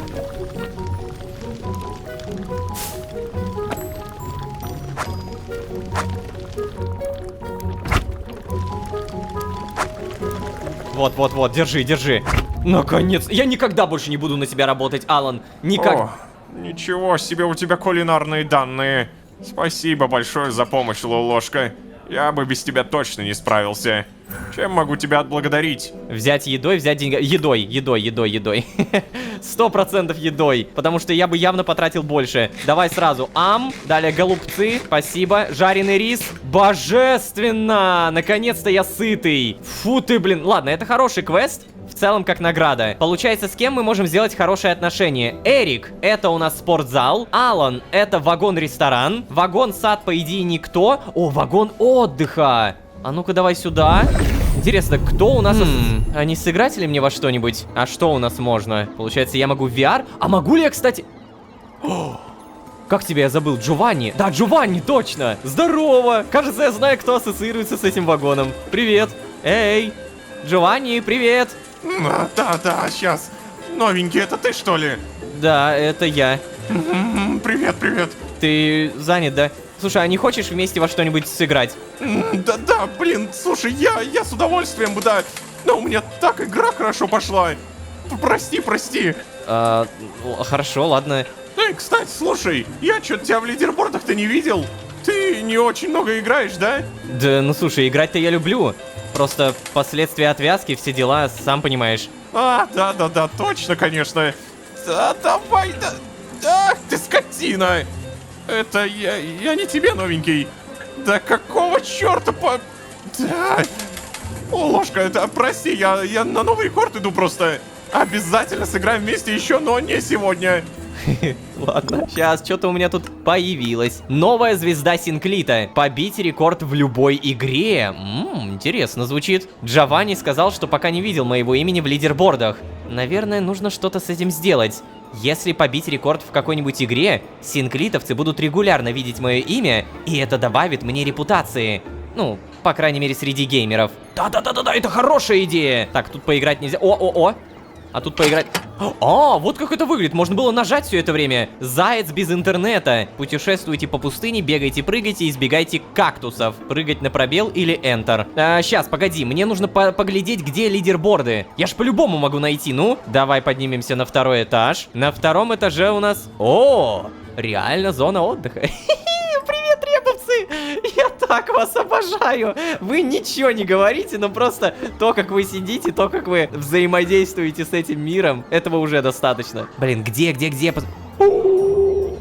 Батюшки! Так тут целый боулинг есть, прикольно. Сбей как можно больше кеглей в классическом боулинге. Покажи, насколько метким может быть твой бросок. Слушайте, то есть я могу какую-то игру прям жестко-жестко зафигачить и сделать так, чтобы я был на первом месте в ней. А вот это уже интересно. Подключить планшет-терминал.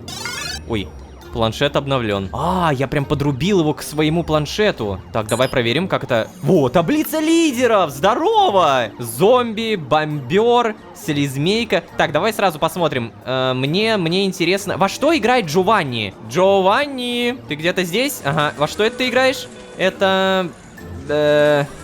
Честно говоря, я не совсем понимаю, что это за игра. По-моему, что-то связано с курицей? Да, это вот аркада. Тряса-пчелка. Так, тряса-пчелка, проверяем. Бомбер, блок Тетрис, слизмейка. Вот тряса-пчелка. Лерор, Бастара, Келдас, Финза. Ну да, тут я не вижу Джованни. Либо это никнеймы. Слизмейка, бомбер, зомби. Нашел. Понг. Джованни 42. Мне нужно найти игру Понг. Я просто обязан найти Понг. Это Понг? Ударь крота. Нет, это не Понг. Это лягушка. Нет, погоди, мне нужен Понг. Вот это Понг. Двигайте ракетку и не дайте мячу упасть. Перемещение ракетки с помощью В и С. Все, трачу 50. Итак, нажмите любую клавишу. Погнали. Выглядит вроде как легко. Че, как работает? Все, понял. Воу, сюда! Блин, это клево. И мне нужно 42 набрать. Блин, это тяжело. То есть, чтобы победить Джованни, тут нужно прям конкретно задротить. Так, оно ускоряется, да? Да, по-моему, шарик ускоряется. Нет! Слушай, ладно, я думал, это будет, честно говоря, попроще. Хочу еще раз. Давай, погнали. Но и я, как говорится, не лыком шит. Блин, а как забить-то? Тихо, давай. Как забивать? Это невозможно. Джованни, как ты это делаешь? Слушай, я тебе правда, Вот оно. Я тебе прям на самом деле завидую, Джованни. Нет! Тихо. 42. Пошел процесс. Сколько там, кстати, нужно, чтобы выбиться в топ-10? Потому что я бы хотел, чтобы мое имя хотя бы появилось. Тихо. Так. Блин. Нет! Нет! Черт! Да ну в задницу эту тупую игру, блин! Чё ты зыришь, блин? А, ты не мне, да? 21 минимум надо набрать, но я думал, это будет проще, честно. Не, ну знаете, я и не претендовал на то, что я профессионал в сапёры. Давайте другую игру. Лягушка. Довезите домой всех 5 лягушек-подружек. Все, 5 лягушек-подружек надо довести. Я это сделаю. Сюда. Изи, изи. Все, я знаю, где я топ-10 набью. Да как? Я же там нормально, блин, я нажал. Короче, лягушка мне нравится. Лягушка пока норм. 172. Это изи побить. Мне дали аркадный билет. Обмениваться на награды в терминале. О, окей. Сейчас, погоди, лягушка, еще раз. Идем, короче, справа налево. Сколько жизней дается, непонятно. Но у меня точно в этот раз получится.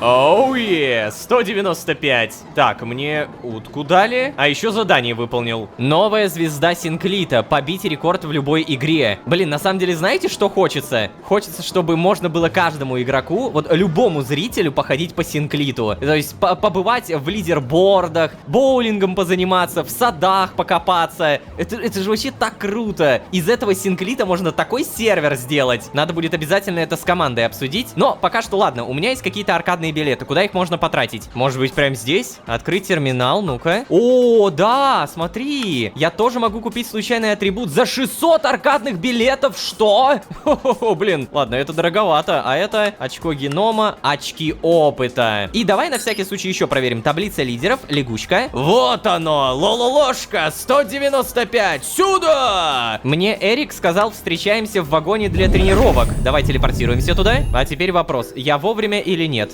Эрик, ты здесь? Блин, а Эрика нет. А, погоди, я буду ждать тебя здесь, в тренировочном вагоне на нижнем этаже. На нижнем. Эй, Эрик, ты здесь? Капец, тут все тренируются, все плавают. Я бы на самом деле тоже поплавал. Заметьте, это то самое место, где форму сотрудника можно снять. Эрик, привет. О, Ложка, привет. Пришел потренироваться, да? Ну слушай, да, видимо. Так, ладно. Пойдем за мной. Что же это за скрытое такое место? Вообще, я не понимаю, что за тренировки такие подпольные? И это... О, прям тут. Нифига себе. Давай, давай, быстрей. Чё, прям туда, да? Спуститься в подвал. Йо, смотрите, какое это местечко. Надо запомнить. Получается, здесь бассейн. Ладно. Ну, спускаемся. Ну, черт возьми. Это чё за подпольное? Я не знаю, понравится ли тебе такое. Если что, ты совершенно не обязан в этом участвовать, Лолошка. Просто подумал, что раз уж я случайно разболтал, то тогда покажу. Так, а блин, Эрик, может ты все-таки расскажешь? Чем вы здесь занимаетесь? Точно. Я же так и не рассказал. Прости. Короче, у нас тут подпольные бои. Собираемся не чаще, чем раз в 2-3 километра, чтобы нас не заподозрили. Сначала те, кто хочет драться, сообщают Дорину, он у нас тут всем заправляет, а как только есть двое противников, происходит оповещение через планшет.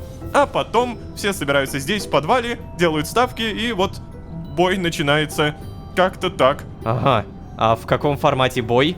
В плане? Ну, есть какие-то правила? Да, конечно. Бой исключительно рукопашный, никакого оружия. А так, можешь использовать любые техники, которыми владеешь.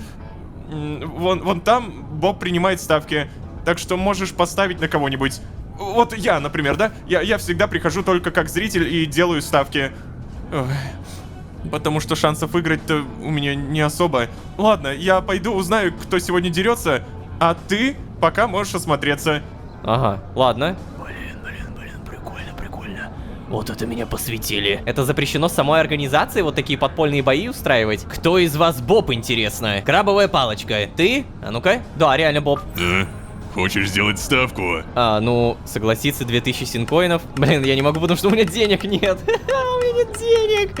Отказаться. Нет, спасибо. Ну так не создавай очередь тогда. Ладно, мне просто интересно, кто в итоге будет сегодня драться. Я не вижу ни... О, господи. Ты, привет. Чё ты? А, это ты. Как ты здесь оказался? Меня Эрик привел. Ну понятно.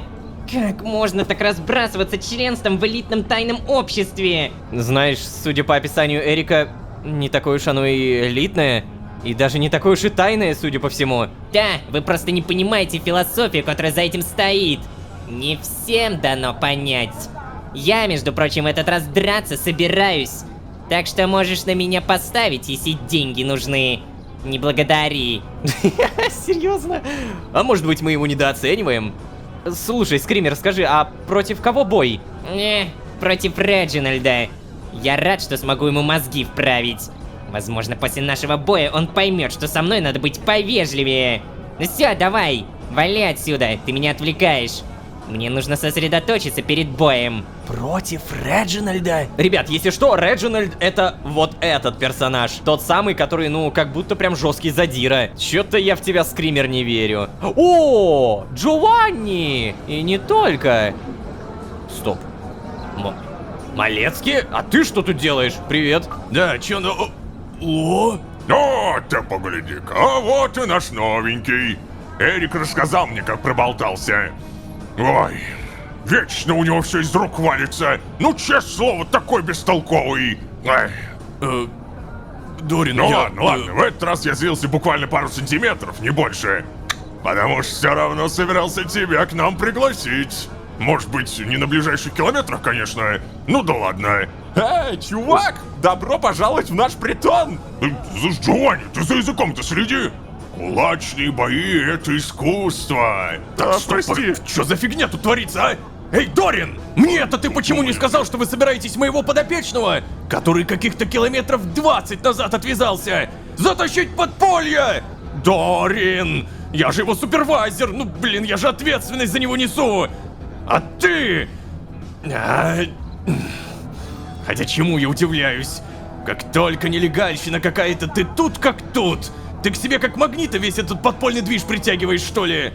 Да ладно уж тебе, Малецкий, успокойся ты. Чё, успокоиться? Да, дай парню расслабиться и хорошо провести время.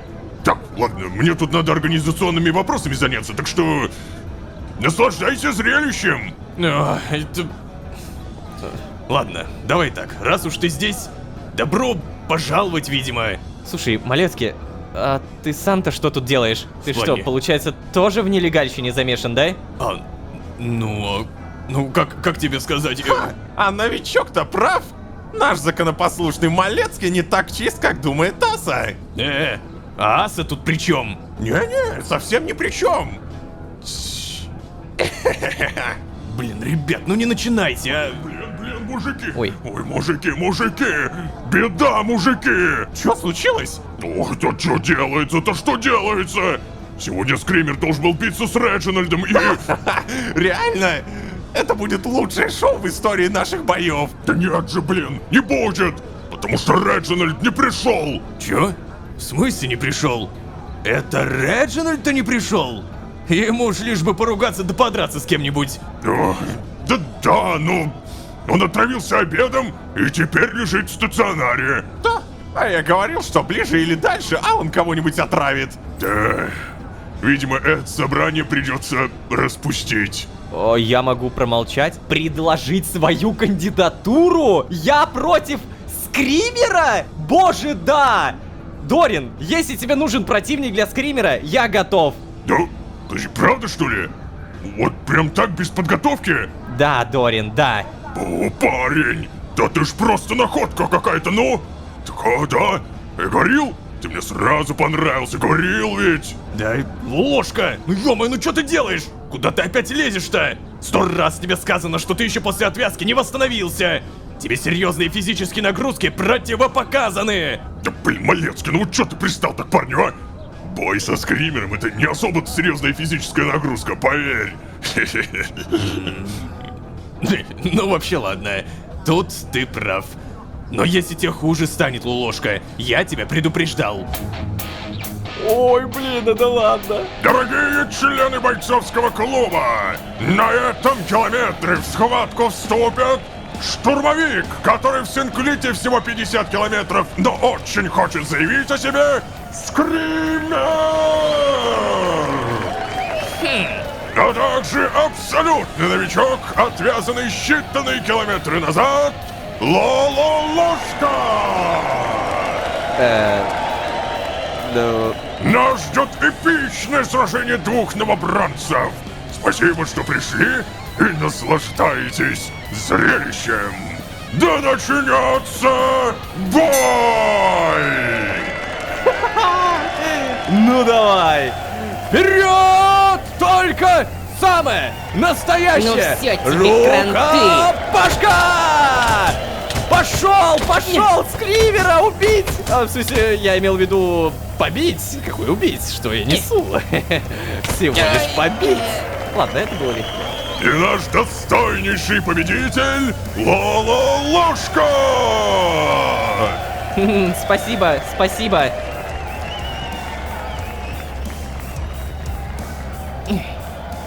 Я это так не оставлю. Ты поплатишься, Лололошка. Ой, что-то меня на самом деле сейчас это немножко встревожило. Да, всем привет, я победитель, я супер крутой, я супер классный, спасибо. Немножко ноги разбили, но ничего, тут классная медицина, пока. Так, что тут? О, вот и наш победитель! Чувак, ты, оказывается, не только в видеоиграх хорош, но и в реальности. А я говорил вам, Лолошка, горжусь, блин, тобой вообще. Слушай, Малецкий, ну не преувеличивай. Я ж пока только один бой выиграл. Чё, один? А, понравилось, да? Джованни, не надо. О, Лолошка, еще хочешь? Подожди, я тебе еще денежное вознаграждение за победу не выдал. Яс. Так, вот оно. Отличненько. Если захочешь поучаствовать, то дай мне знать, новичок.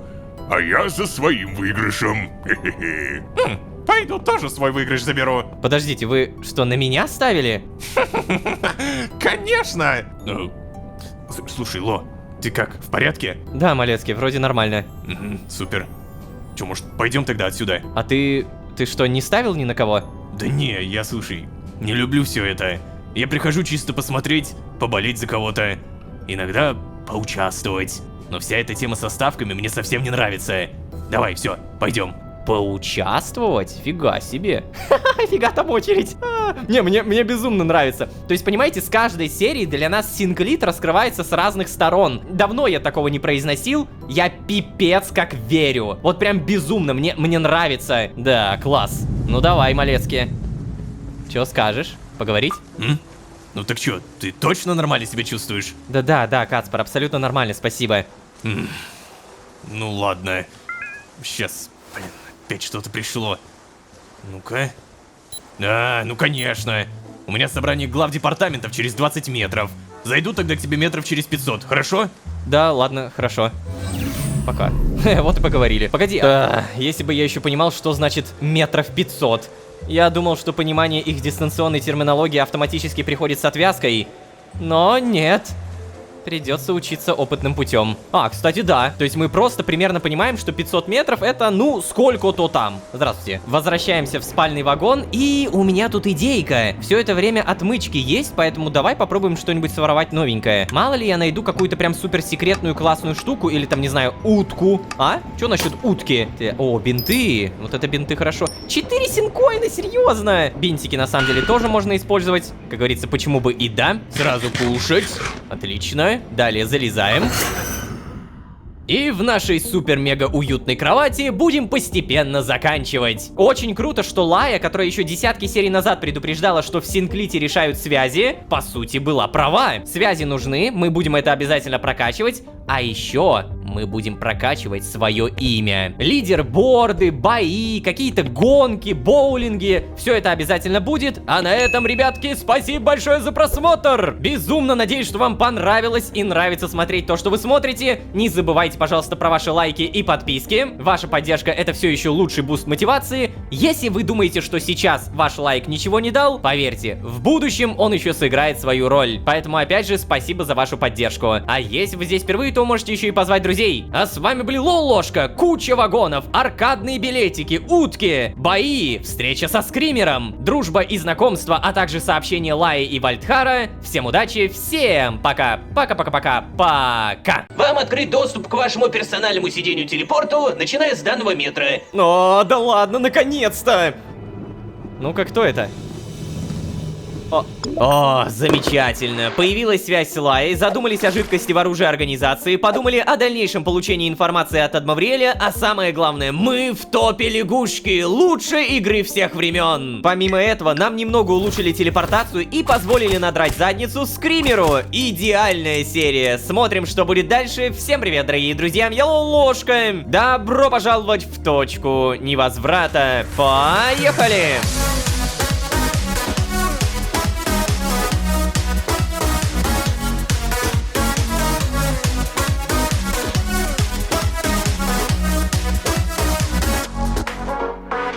И снова всем привет, дорогие друзья, я Лолошка. Добро пожаловать в точку невозврата. Сезон, в котором мы заявляем о себе. Да, я все еще помню, чем лучше к нам относятся, тем лучше мы пройдем по карьерной лестнице и быстрее получим всякие разные доступы. Лолошка правильно подметил, если побить рекорд в какой-нибудь игре, синклитовцы будут регулярно видеть мое имя, и это добавит мне репутации, по крайней мере среди геймеров. Как говорится, сказано, сделано. Я выбрал самую простую игру под названием Лягушка, и вот оно, 6-е место. Короче, мне кажется, что если победить Малецкий в зомби, а он буквально 1-е место, то меня зауважают вообще все.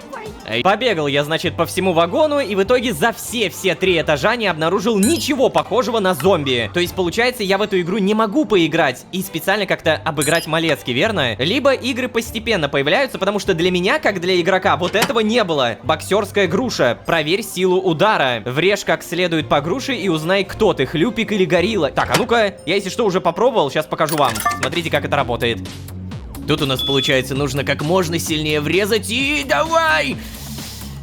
У меня даже четверть не получается, честно говоря. Это очень тяжело, но я сейчас попробую сосредоточиться. Тут халявные билетики формятся. Сейчас у меня больше 2 стаков. Окей, пробуем. Сейчас 2 пальца и... Давай!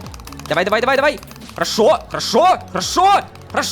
Блин, почти половина! Ну, это очень тяжело на самом деле. 47 очков, окей. А, ты погляди, этой игры нет здесь. То есть, получается, здесь в топы не попасть. Обидно. В общем, да, думаю, рано или поздно все игры появятся, но зомби пока что нет. Либо это тот самый VR, в который мы играли кооперативно.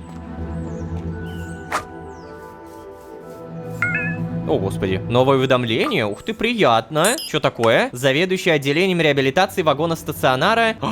Закрытие больничного листа. Нет, погодите. Агент Лолошка, километры, выделенные на восстановление после процедуры отвязки, были вами преодолены. Поскольку вы не обращались в вагон-стационар за медицинской помощью, полагаю, мы можем поздравить вас с тем, что вы находитесь в добром здравии. Ваш больничный лист был автоматически закрыт. Однако не забывайте, период восстановления еще не закончен. Если вы почувствуете себя плохо, просьба обязательно обращаться к врачу. Не игнорируйте опасные симптомы. Новый больничный лист может быть открыт на любом километре, однако должен сообщить, вы исчерпали лимит оплачиваемых нерабочих километров по медицинским показаниям. В случае открытия нового больничного листа, заработная плата за нерабочие километры выплачиваться не будет. Будьте здоровы. О, ладно, то есть все? Я, получается, теперь свободен. Ну, точнее, мне теперь нужно будет отрабатывать или как? Сколько у меня? Стаж 20 километров. То есть мне дали 20 км на восстановление? Это много или мало? В любом случае, я пока вот в сад пришел, надо коллекции подобывать.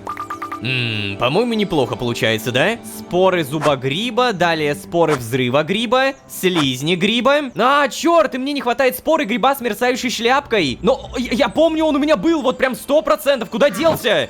Погоди, а ты что отсюда? Нет. Слышь? Да-да-да, я прям на 100% уверен, что у меня здесь вещи другие были. Так, ладно, я, наверное, все равно это оставлю. Потом я проверю, запоминаю, все. Мне не хватает только вот этого. Гриб с мерцающей шляпкой. О, господи, новое уведомление опять? HR, отдел кадров? Нет, возобновление трудовой деятельности. Ну, давай прочитаем. Дорогой агент Лолошка, ваш больничный лист был закрыт. Поздравляем вас с успешным восстановлением после прохождения процедуры пространственно-временной дематериализации. Сообщаем вам о том, что после закрытия больничного листа все сотрудники обязаны незамедлительно возобновить свою трудовую деятельность. Пожалуйста, не отвечайте на это сообщение. Окей. Ух ты! А, хотя стоп. Больничный же оплачиваемый, точно. Правда, не знаю, много мне это заплатили или мало. Вообще такое ощущение, что маловато, конечно. Так, ладно. Интересно, как я должен приступить к трудовой деятельности? Я же до сих пор не могу телепортироваться. Ага, сообщение от Пинки Кейк, технический отдел. Тема: доступ к персональному сиденью-телепорту. Дорогой агент Лолошка, в связи с успешным завершением восстановительного процесса после процедуры отвязки, вам открыт доступ к вашему персональному сиденью-телепорту, начиная с данного метра. Пожалуйста, не отвечайте на это сообщение. Ну, пожалуйста. Это тот самый Пинки, мы с ним разговаривали, помните? По-моему, 73-я серия. Ладно, получается, я теперь могу пользоваться все-таки креслом. Да ладно, наконец-то! Это значит, что я могу сделать все, что хотел сделать. Как минимум, забрать гусыню, поговорить с Лаей и... Очень хочется посмотреть, как там мои слизни. Надеюсь, все в порядке. Не знаю, получится ли навестить Вальда, но очень хочется. Теперь надо срочно найти Малецкий и попросить разрешения на выход в ветку. Так, да-да-да, ладно. Где Малецкий? Что, мне написать ему надо? Новое сообщение, А, я не могу писать, блин, ладно. Есть идея, спальный вагон, телепортируемся. Отлично. И, возможно, мне нужна его кровать. Это, получается, наша, по-моему, сюда. О, ты погляди-ка. Действительно, у нас даже есть партиклы. Залезь. Давай, Малецкий, пожалуйста, хоть бы ты был здесь. Эй, всем... О, ну нет. Малецкий не здесь, что ли? Ну, судя по всему, нет. Эй! Привет, Вольт. Погладь, где же ты, Кацпер? Ты мне срочно нужен. Так, может быть, столовая? Если не найду его там, то, видимо, останется только сообщение написать. А я не хочу, потому что за моим планшетом следят. Вот оно что, ты не хочешь писать. А я думаю, почему я не могу? Тогда сразу идем в вагон-столовая. Блин, на самом деле я не запомнил, где обычно Малецкий может находиться. Ему нравятся игры, окей, ему нравятся игры, это прям 100%. Он любит покушать. Алан, здорово. Так, поговорить, торговать, давай, поговорить. О, Лолошка, голодный. Если не очень, то не мог бы ты мне помочь? О, нет, Алан, прости, отказаться. Нет, нет. Давай-ка, наверное, просто еды попросим. Да, конечно. Вот. Я буду тоже тем самым чуваком, который требует еды. Дай мне что-нибудь мега сытное, пожалуйста. Взять. Картофельный суп, это сытненько. Сосредоточенность на 2 минуты. Ну, допустим. Не то чтобы много, честно говоря, ну ладно. Эй, Малецкий, скажи, пожалуйста, что ты здесь. Блин, ну его так найти, это просто... Это же невероятно тяжело, это невозможно скорее. Как будто меня специально пытаются запутать и сделать так, чтобы я его не нашел. Вот ни при каких обстоятельствах. Вагон отдыха это тоже, скорее всего, нет. Пробежал полностью 1-й этаж. Малецкий не видно. Тренировка тоже вроде как нет. Тут бегают, молодцы. Погоди, я знаю, что ему нравится бокс и все такое. Эй, всем привет. О, Эрик! Слушай, а раз мы здесь, давай-ка, наверное, поговорим. О, Лолошка, привет. Неудобно тебя о таком просить, но ты не мог бы потренировать меня? Ну да. Давай, кстати. Мне на самом деле это даже хорошо. О, супер. Какая у нас будет сегодня тренировка? У нас будет самое-самое дорогое по опыту спарринг. Ну-ка, как это будет выглядеть? Как я его туда-сюда? Ну-ка. Ложка, ну ты же справишься. Ну хотя здесь они, наверное, не бьются, а просто тренируются. Я же его типа учу. Я забыл. О, спасибо большое, Лолошка. Пока. Давай, пока. Что ж, ну, по крайней мере, у меня 5000 синкоинов. Я богатый, а Малецкий все еще нет. Ты не Малецкий, да? Вроде бы нет. О, новое уведомление. Пожалуйста, надеюсь, это Малецкий. Я тоже надеюсь, это Малецкий. Кацпар Малецкий! Тема «Новое срочное задание». Наилу, ложка, у нас в Синклите ЧП. Я не могу сказать тебе, в чем дело, но на ближайших километрах я, как глава отдела исполнения решений, буду занят решением этой проблемы. Ситуация действительно чрезвычайная. На уши поставили всех глав отделов. Лолошка, в связи с этим вынужден отвлечь тебя от всех твоих текущих рабочих задач и переключить твое внимание на новое приоритетное задание. Все остальные штурмовики также заняты на приоритетных заданиях, поэтому мы не смогли дать тебе никого более опытного в пару. Но я уверен, ты и сам справишься. Твоя цель не локализована в пределах мира. Тебе придется искать ее самостоятельно в мире Гамма-37Фи-861-Каппа-8'. Цель находится в одном из местных убежищ. Располагаются эти убежища в горах. Уверен, ты сразу их заметишь. Что делать дальше, ты знаешь. Прошу приступать к выполнению задания с данного метра. Координаты уже ввел в твое кресло. Ага, подожди. То есть мне прямо Так, сейчас... ладно, надо проверить вкладку с заданиями. Ну, кстати, да, логично. Задание... Подожди, а какое из этих заданий? Локализация, ликвидация выжившего — это старое задание. Странно. Во вкладке с заданиями ничего нет. Правда, учитывая, что Синклит — это огромная бюрократическая машина, возможно, дело действительно очень срочное. А пропускать его через отдел учета слишком долго. Тем более, если у них там действительно ЧП. Так, ладно. Как поступить-то? Попробовать телепортироваться в этот мир, написать сообщение Малецки, попробовать попасть в отдел учета и выяснить, что происходит. Да, наверное, не будем тянуть? Телепортироваться в мир? Да, точно. Если телепорт сработает, значит, мне дали разрешение на перемещение. А значит, мой руководитель правда направляет меня на это задание. О, ну да. Окей, наше первое перемещение при помощи вагона телепорта. Как это будет выглядеть? И правда появились эти координаты. Ну, значит, вперед на мое первое индивидуальное задание. Поехали. О, господи! Значок? Что это значит? Фиолетовая какая-то фигня. Вау! Какая, на удивление, легкая и приятная телепортация. Никакого дискомфорта.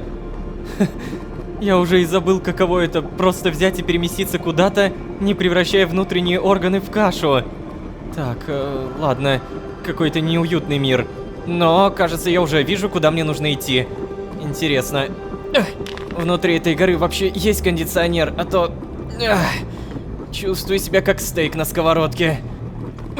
Мне стоит поторопиться, пока моя прожарка... Ой, не достигла велдана ложки. Если честно, я бы предпочел остаться рейр ложкой. Блин, слушай, как у тебя вообще еще хватает смелости тут шутить? Ай, блин, моя нога. Слушайте, а вот эта фиолетовая фигня, она, по-моему, заполняется, не? Да, смотрите, у нее четвертиночка-то заполнена. Кажется, это давление времени. Типа, наверное, оно меня настолько гасит, что плохо. Ну, здравствуй, мертвый мир. Нажимаем. И непонятно куда дверь открываем. Это огромный кондиционер, да? Сейчас вот резко лед отсюда. Как-то слишком просто, нет? Такая внушительная дверь и так просто открывается? Серьезно? Хотя с таким видом снаружи вряд ли на выход было много желающих. Тоже справедливо. Ладно, посмотрим. О, да там прям терраформирование было. Ты погляди, какая красота. О, отлично. Тут все-таки есть кондиционер. А вообще, кажется, этот мир колонизировали. Его не населяли коренные жители. Ведь иначе зачем им строить подобные убежища? Хотя, может быть, случилась какая-то катастрофа, и они постепенно перебрались под землю. Сейчас это, конечно, уже не имеет значения. Надо найти выжившего и постараться действовать либо по протоколу, либо так, чтобы было непонятно, что я действовал не по нему. Базовые вещи.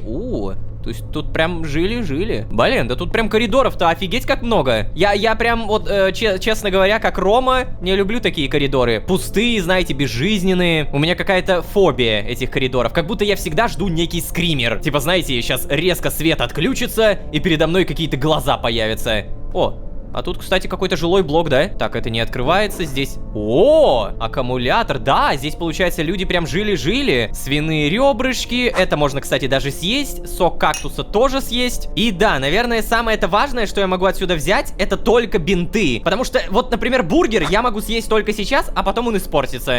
Давай, наверное, сделаем это. Вкусненько, спасибо. Бинты, вот. Еда, вот, спасибо. О, слушайте, тут прям дофига аптечек. Меня это прям немного начинает начинает напрягать, как будто будет какой-то файт. Давай, наверное, попробуем вот в этот коридор пройти. Я уверен, тут есть какая-то пасхалка. Ну, просто в таком огромном коридоре не могут не спрятать утку. Очевидно, да? Ну-ка, здесь. То же самое, бинты, еда. Зачем мне это все раскидывают-то, алло? А, так погоди, это не мед, это сок кактуса. Легкая закуска, он охладит вас. Охладительный, самый охладительный, снимает эффект горения. О, погоди, а это что, поломано? Чем дальше я захожу, тем выше становится температура в помещении. Может, я не с той стороны зашел? Или здесь что-то разрушено? Вода? Вау, внутренности вулкана. И пролом в целой стене. Похоже, это моя цель его сделала. Придется опять идти в пекло. Вот зачем мне сок кактуса. Окей, тогда дайте мне больше. Ну ладно, ладно. Че, мне прям туда прыгать? Ай, больно. Куда? Может, тут есть какой-то антилавовый костюм? Ой, что это? Ой-ой-ой, а я говорил. Да, утка-феечка. Это намек на то, что мы найдем фею? Вот это открывается? А, подожди, взять винтовку. Чего? Нифига себе оружие! Йоу, ты погляди, как от третьего лица это выглядит. Сюда! Да, ребят, по-любому будет файт. Я прям уже на 3000% уверен, но мы сейчас забегаем в воду, остужаемся немножко и как-то прыгаем туда. Нет, ладно, это плохая идея. Короче, дамы и господа, на протяжении всего сезона я думал, что у меня выключен мод на паркур. Но оказывается, я его просто не настроил. И прямо сейчас вы посмотрите, я могу вот так вот прыгать, то, что как раз мне нужно. А самое важное, я могу взбираться. Ну все, сейчас-то я... Оба! Быстренько все пройду. Ху-ху-ху. Мастерство паркура не пропьешь, правда же? Хей! Да, пока нормально. Сейчас вот тут разгончик. Отлично! И с каждым новым блоком у меня, честно говоря, уже паника какая-то. О, какой там длинный проход. Я, блин, в шоке. О, да, я вижу, куда надо идти, но я не понимаю, куда надо прыгать. Наверное, вот сюда? Отлично. И последний раз. Нет! Попытка номер 3. Вот, уже лучше.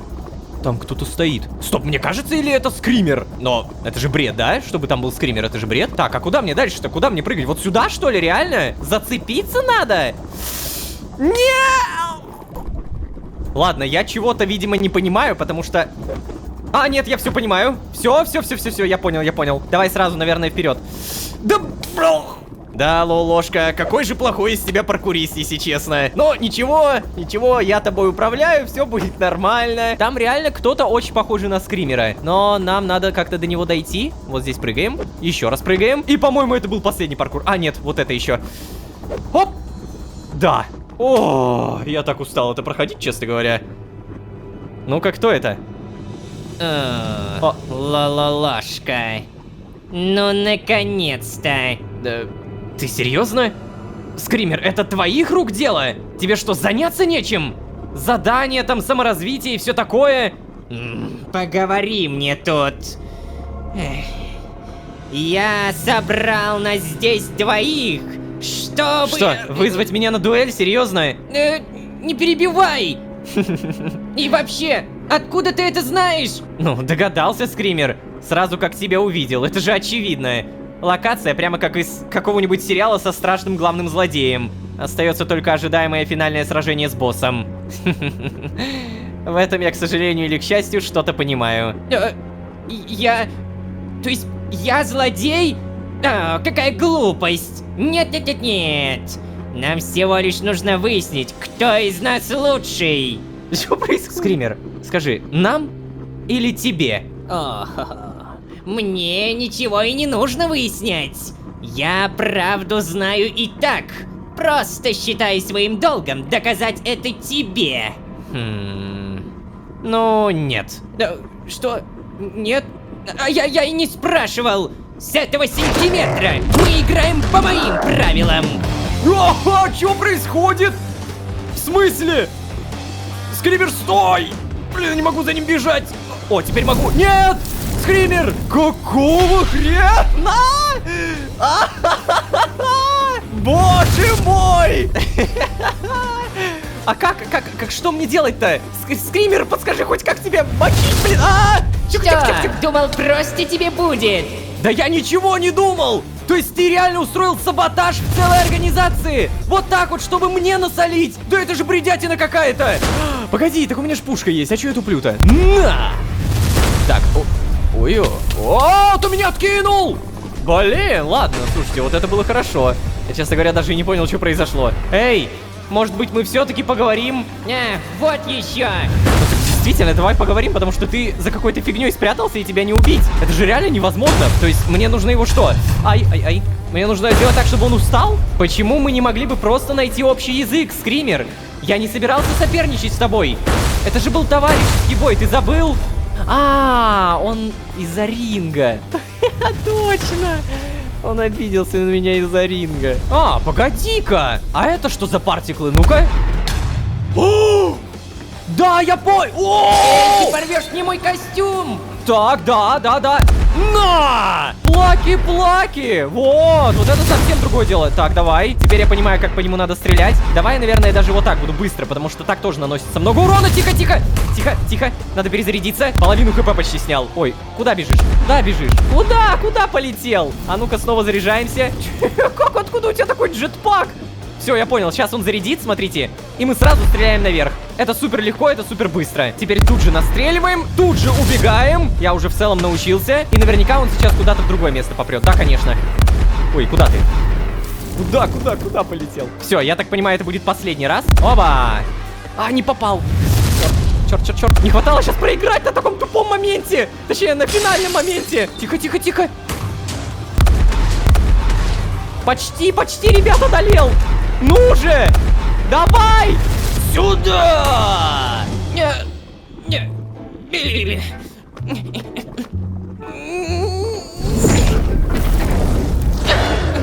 Все, Скример. Сдаюсь. Я сдаюсь. Ну, доказал, что хотел? Хорошо, я понял. Ты крутой соперник. Я тебя недооценивал. И что, теперь друзьями будем, блин? Скример, ты же понимаешь, что это было очень глупо. А если бы кто-нибудь из нас, например, упал в лаву, что второму пришлось бы написать в отчете? Никто не упал же, верно? Да и вообще, я просто шутил. Что, вот это все, по-твоему, шутки? Ну да. Да. Это такой розыгрыш, традиция. Новичков так всегда приветствуют. Шуточным боем. Скример, это не было похоже на шуточный бой. Не был похож, говоришь. О, черт. Так, ну-ка. Опа. А вы что здесь забыли? Я даже не знаю, что сказать. Насколько я знаю, в напарнике я вас не ставил. И... Так, погоди-ка. Стоп. Значит, пока я был занят важными делами... Скример! Вы тут дуэль устроили, что ли? Вы что, совсем отбитые, что ли? Но, сэр... Отставить, сэр! Блин, вас обоих ждет строжайший выговор, лолошка! Я вообще не понимаю, как вам такое в голову пришло! Вам что, подпольных боев мало? Но Кацпар, я даже не... Отставить, агент! Да нет же, Малецкий, послушай, я просто... Не надо, лолошка! Вот знаешь, от тебя я такого совсем не ожидал! Блин, Скример, ну ты чё? Что происходит? Я только что что-то пропустил? Расслабься, Ло! Тебя только что разыграли! Чего я... Стоп! В смысле? Погоди, реально, что? В каком плане разыграли? Да в прямом! Скример вызвался провести для тебя обряд посвящения в штурмовики. Вот то-то же. Это такая старая традиция. Мы уже много циклов так делаем. Вызываем новенького на липовое задание и проверяем его на прочность. Вы чё, серьезно? Продолжайте. Ты бы видел свое лицо. Так вот почему вкладка задания была пустая. Это да.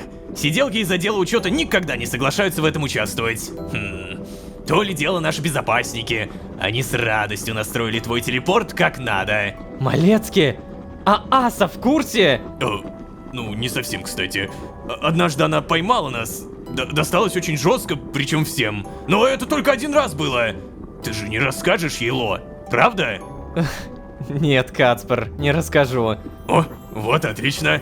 Ну чё, давайте в Синклит возвращаться. Ты, наверное, уже чувствуешь на себе давление пространства. Но... Давление пространства? Так вот, что это за давящее чувство. Это то, что чувствовала Стелла вне Синклита. Кажется, я начинаю немного понимать ее. Голова и правда очень мерзко пульсирует. Ой, оно у меня заполнилось на максимум. То есть мне прям фиговит, да? Окей, переместиться в Синклит нажимаем. Мяу. Добро пожаловать в Синклит, Лолошка! Ура! Ура! Ура! Извините, Это реально вот так происходит? Куда? Шо? Алло!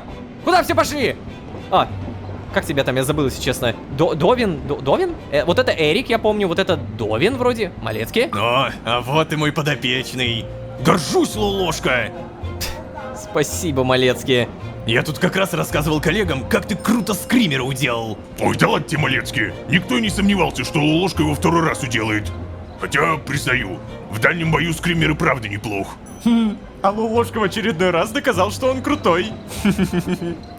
Ничего нового. Эй, кстати, Ло, а ты как вообще, в порядке? Ну, в целом-то да.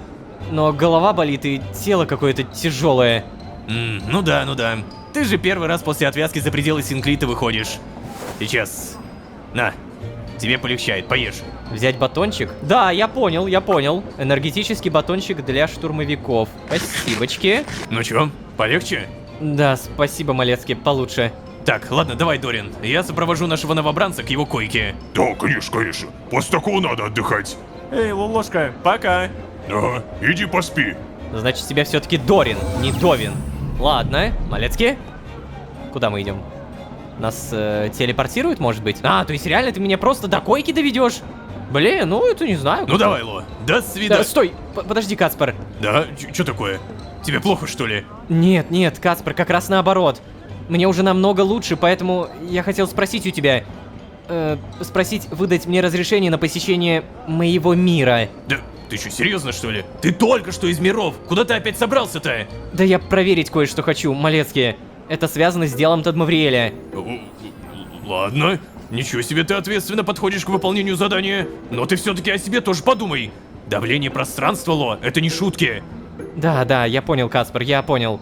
Но я правда чувствую себя абсолютно нормально. Я буквально метров на 50 и не больше, правда. Так, ладно, все с тобой понятно. Вижу, ты твердо намерен туда попасть.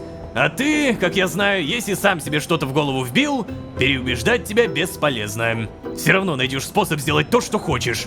Ладно, дам я разрешение. Ай, блин. Так я хотя бы буду знать, где ты и что с тобой. Только пообещай мне, Ло, будешь очень внимательно следить за своим состоянием. Если хоть малейшее недомогание почувствуешь, сразу в Синклит. Да, конечно, Малецкий, обещаю. Ну ладно, хорошо. Ой. Сейчас. Как же тяжело бывает с талантливыми штурмовиками, блин. Все, готово, разрешение выдал. На весь километр. Так что можешь не торопиться. Отдохни хоть немного сначала, а потом уже телепортируйся. О, спасибо большое. И, кстати, временной отпечаток не выставляй. Там уже стоит нужный. Я лично устал страшно, но спать пока ложиться не буду. Твоего возвращения дождусь, чтобы спокойным быть. Все, давай, я играть пошел, пока. Реально? Мы можем прямо сейчас отправиться в бункер? Так это же... Погнали, конечно! Честно признаться, это вообще не того, чего я ожидал. У меня уже в целом давление пространства спало. Я беру сейчас, таблицу перемещения. Сразу телепортационный вагон. Угу, здорово. Так. И мое место... кто-нибудь видел мое место? Сори. Стоп. Я мог сесть. Во, реально, господи, я сразу нашел свое место. Это было так быстро. Переместиться. Так. Задание возвращения в реальность. Блин. Господи. Это, знаете... Это какая-то отдаленная домашняя обстановка. Я не знаю, как будто резко в детство какое-то попал. Как будто я 69 серий не провел в этом бункере. Обалдеть. Я правда здесь... Погоди, стоп. Во-первых, у меня задание, сейчас я хочу кое-что проверить. Получить доступ сделано, встретиться с Лайей и Стеллой, повидаться с Вальдхаром, забрать гусыню, да. Я обязательно сейчас все это сделаю, но, дамы и господа, прямо сейчас, возможно, впервые за весь сезон... Не, подождите, невозможно, 100% впервые за весь сезон вы видите меня в обычной одежде за пределами бункера. Это так необычно, я клянусь. Я сам сейчас на это смотрю, и у меня какой-то диссонанс. У меня каждый раз рука тянется быстро надеть скафандр, потому что я как будто сейчас умру. Привет, мир, я могу ходить по тебе. Так, ну, в любом случае, мне нужна гусыня, получается.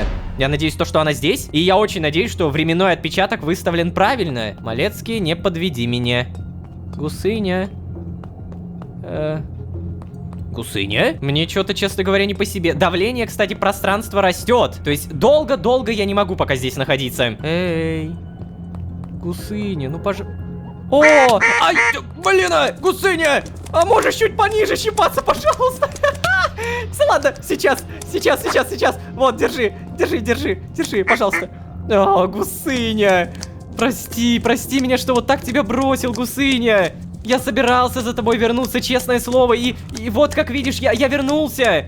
Я заберу тебя с собой. Будешь у меня в Синклите жить, понятно? Только подожди. А как забрать-то? Не в руках же я понесу тебя. Ты меня до смерти защиплешь. Так, может быть, изготовить что-то типа переноски? Открыто новое исследование переноска. Я понял. Капец, бункер был давным-давно, а исследования в нем продолжаются. Вот оно. Переноска для мелких домашних животных из подручных материалов. Исследовать. 20 секунд. Понадобится свинец, железный слиток и белая шерсть. Изи. Какая же жопа у меня с инвентарем. Но, знаете что, я же могу прямо сейчас все удалить и, чисто теоретически, пока я здесь, взять какие-нибудь нужные материалы. Я, например, уверен, канистра с бензином не понадобится. Еда. Да, вот, кстати, еда. Но еды у меня не то чтобы есть. О, кровь Ноктира. Слушай, а давай возьмем. Каталитический нейтрализатор временных частиц тоже берем 100%. Надо вот именно такие прям сюжетные вещи. Поврежденный дрон. Не, это мне точно не понадобится, хотя... Да, он меня бьет. Все еще. У меня есть отдельный сундук, по-моему, под сюжетные вещи вот здесь. Да. Пламя искры. Ну, чисто в теории я бы, наверное, взял книгу-артефакт. Ну так. И вместо блендера обязательно пламя искры. Бутылированная кровь первой матери. Содержит концентрированную силу искры. Отлично. Я даже знаю, зачем мне это понадобится. Подожди, реально? Окей, ладно. А на что ты еще можешь так сказать? А если я возьму скафандр Вальдхара, ты скажешь что-нибудь?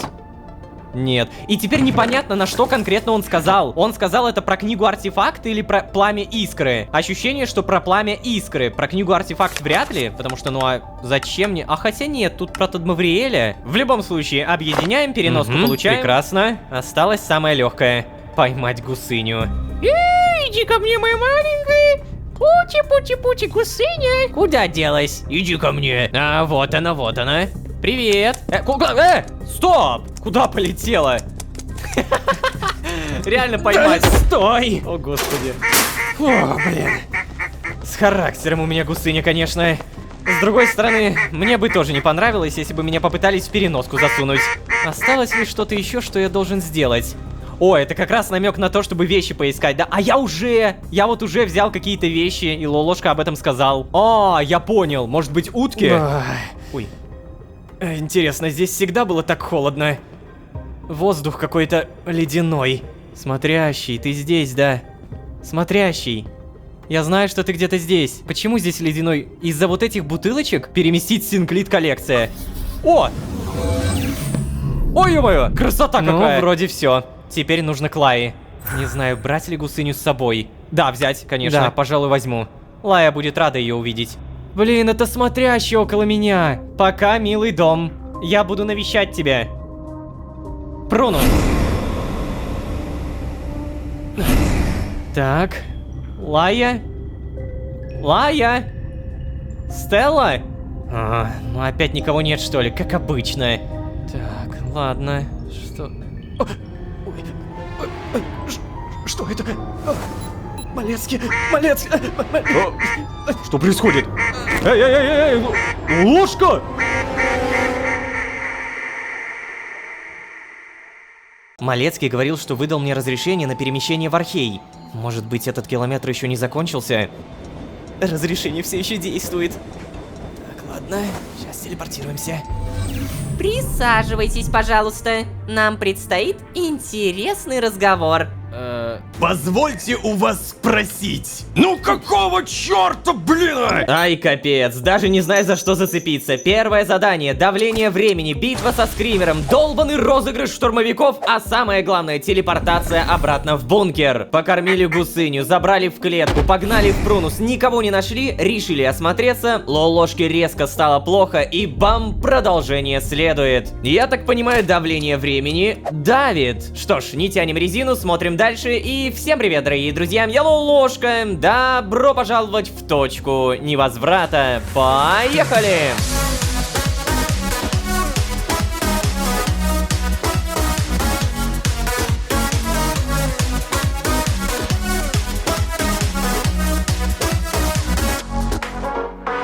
И снова всем привет, дорогие друзья, я Лолошка. Добро пожаловать в точку невозврата, сезон, в котором нам стало невероятно фигово. Да, телепортация через вагон организации — это круто. Правда, и тут есть некоторые проблемы. Забирая гусыню и пытаясь найти Лаю, Лолошке, как мне кажется, из-за давления времени, стало очень плохо. А потом бам! Продолжение следует. Не буду тянуть, что будет в этом продолжении, узнаем через 3, 2, 1. О, слышу какие-то приборы. Что это? А. Погоди, стоп. Это медмодуль? Я в Синклите? О, господи.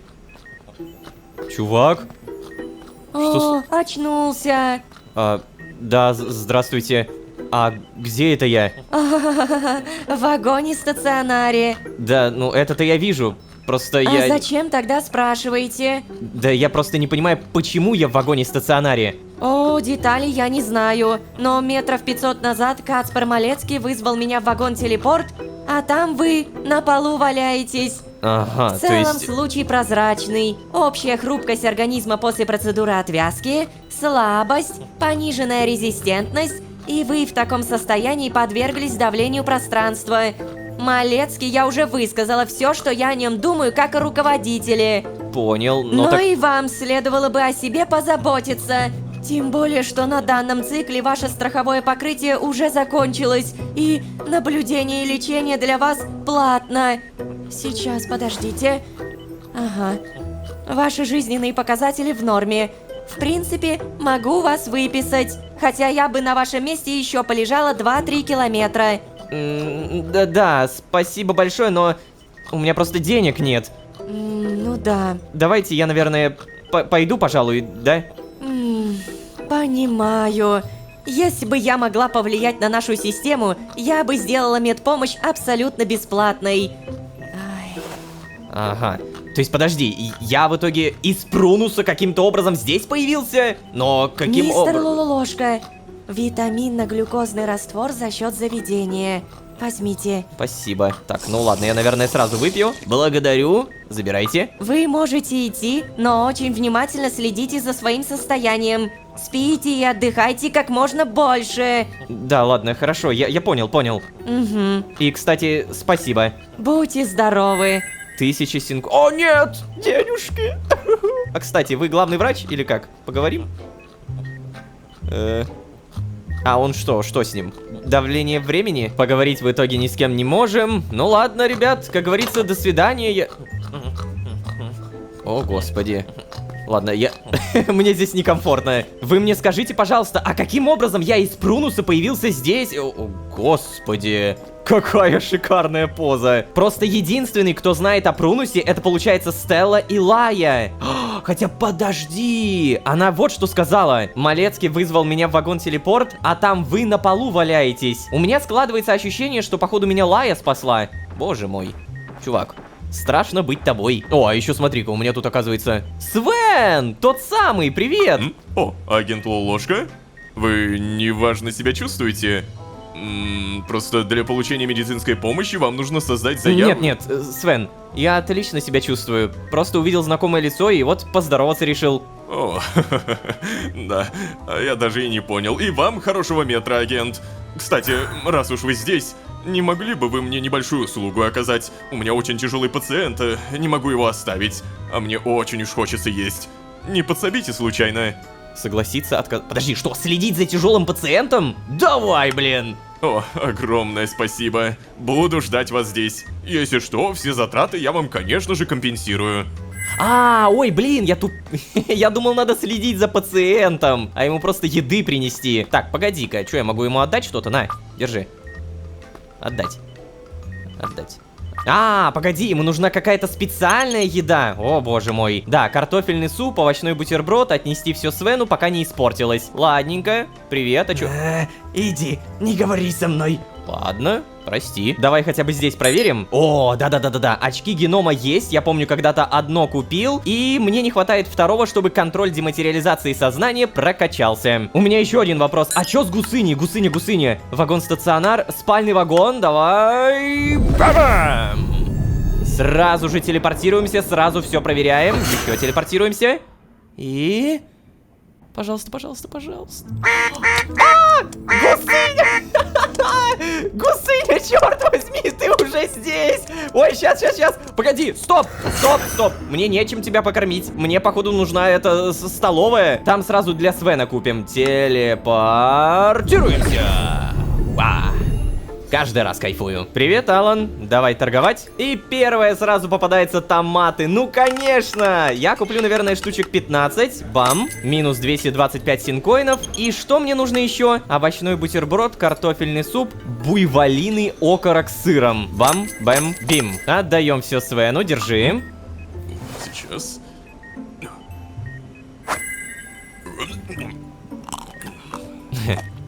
Вкусненько тебе, да?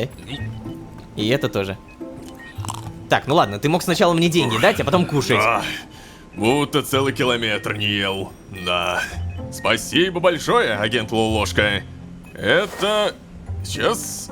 вам. Плюс за ваши хлопоты. Что? Подожди, но я на тебя больше потратил. Я на тебя... О, и, кстати, прошу меня простить, у меня тут пациент. Хорошей службы, агент. Стоп. Не-не-не, я на него больше не потратил, потому что я же еще томаты купил, точно. Ладно, тогда пойдем покормим Гусыню. Если что, стационар знаете, где находится? Это 3-й этаж. То есть здесь мы спускаемся. 2-й этаж, здесь мы, по-моему, еще ни разу не были. И посмотрим, как это выглядит. Господи. Красота-то какая. Отсюда можно спуститься, и мы попадаем в нам привычный коридор. Да, то самое место, где мы уже были много раз. Эй, Гусыня, сейчас я тебя кормить буду. Пожалуйста, не кусайся. 60 помидоров тебя запихаю. Пожалуйста. Так, тихо. Да, сейчас. Вот. Гусыня выглядит довольной. Фу. Гусыня на месте. Неужели это Малецкий постарался?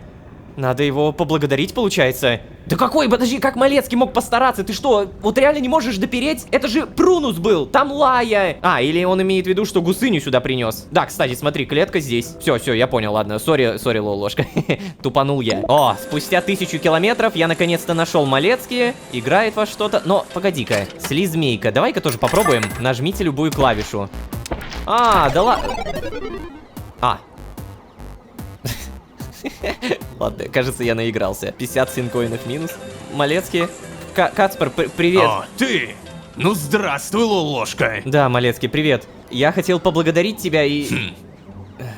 И, наверное, попросить прощения.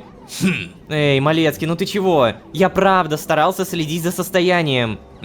Ну да. Честное слово. Ой, все, перестань, Ло. Все мы знаем давно. У тебя шило в одном месте, не оправдывайся. Не могу даже злиться на тебя долго. Просто знаешь, что ты такой вот человек. Да. Спасибо, если что, позаботился о моей птице. Ну и вот, кстати, об этом. Ло, ты нафига эту курицу притащил с собой-то, а? Ну ты же знаешь, как в Синклизе с этим строго. Спасибо, скажи, что тебя Эрик нашел, а не кто-то другой. Ты хоть понимаешь, что было бы, если об этом узнали в отделе контроля? Да погоди ты, Каспар, Гусыня это мой питомец. Питомец? Да, прям как твой Вольт для тебя. Вот ты бы мог оставить Вольта одного в стертой ветке и голодом его заморить. Ну нет, не смог бы. Вот и я не смог, Малецкий. Ай, ладно, фиг с тобой. Только спрячь ее хотя бы получше. Я бы на твоем месте построил новую комнату. А то ты никогда не знаешь, кто к тебе в кровать валится из коридора. Малецкий, спасибо тебе большое, что выручил. Да ладно уж, себя-то как чувствуешь? Ну, кстати, вообще очень даже неплохо. Блин, ну хорошо. Зарубиться во что-нибудь хочешь? Согласиться отказаться? Нет, хватит играть. Я думаю, сейчас не до игр. Я, если что, сам смогу отказаться. Малецкий, спасибо за предложение, но я бы все-таки делами лучше занялся, окей? Чё? Какими еще делами? Ну, там, мне типа гусыню покормить надо. А, ну ладно. Но если что, я еще пару сотен метров здесь буду. Заходи. Хорошо. Давай. Ну, как будто пронесло. То есть, подожди, получается, мне нельзя трепаться о гусыне, да? Окей, ладно, ближе к делу. Малецкий говорил, что выдал мне разрешение на перемещение в Архей. На целый километр. Может быть, этот километр еще не закончился? Боюсь, второй раз Малецкий может не выдать такое разрешение. А в Архей мне очень надо. Понятия не имею, сколько метров у меня осталось, если вообще осталось. Поэтому надо поторопиться, если я хочу попасть туда. Правда, блин, не уверен, что нахожусь в лучшей физической форме. Рискнуть или не рискнуть? Рискнуть, да. Рискуем. О, понял, вагон-телепорт? Да, вагон-телепорт. О, блин. Ну, возможно, мне это аукнется, конечно. Ну, а чё сидеть? Вот реально, чё сидеть без дела? Давайте рискуем. Кто-то же меня вызволил, а получается, это Лая. И вполне реально, что мы ее там найдем. Разрешение все еще действует. Так, ладно, сейчас телепортируемся.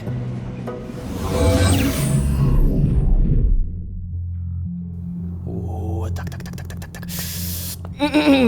Сколько у меня это разрешение действует? Блин. Так, уточек нет. О, кстати, насчет уточек. Мне же надо, наверное, это все поставить. Я могу еще раз посмотреть какие-то предметы, на всякий случай взять их. Отсюда у меня ничего не погоди-ка. У меня оружия нет. В предыдущей серии я на задании, ну типа на задании нашел оружие, и у меня его нет. Оно вот здесь было. Все остальное осталось, и на том спасибо. Ну, ладно. Здесь бункер точно пустой. Даже гусыни больше нет. На всякий случай. Нет, никаких на всякий случай. Сразу в прунус. Не хотелось бы опять вырубиться. Окей, ладно, сразу прунус. Лаечка, это вообще, конечно, капец. Ё-моё. Ты? Как тебя там? Ложка? Плошка? Что? Плюшка? Ложка. Привет, Лая. Ложка. Скажи, ты как, в порядке, да? Да, Лая, со мной все хорошо. Угу, супер. А то я очень за тебя испугалась, когда нашла в прунусе на полу. Даже вспомнилась. Поначалу я тоже очень тяжело переносила давление. Лулошка, тебе все еще нужно быть осторожнее. Кто же знал, что бы с тобой случилось, если бы я тебя не нашла на полу и не переместила с помощью планшета?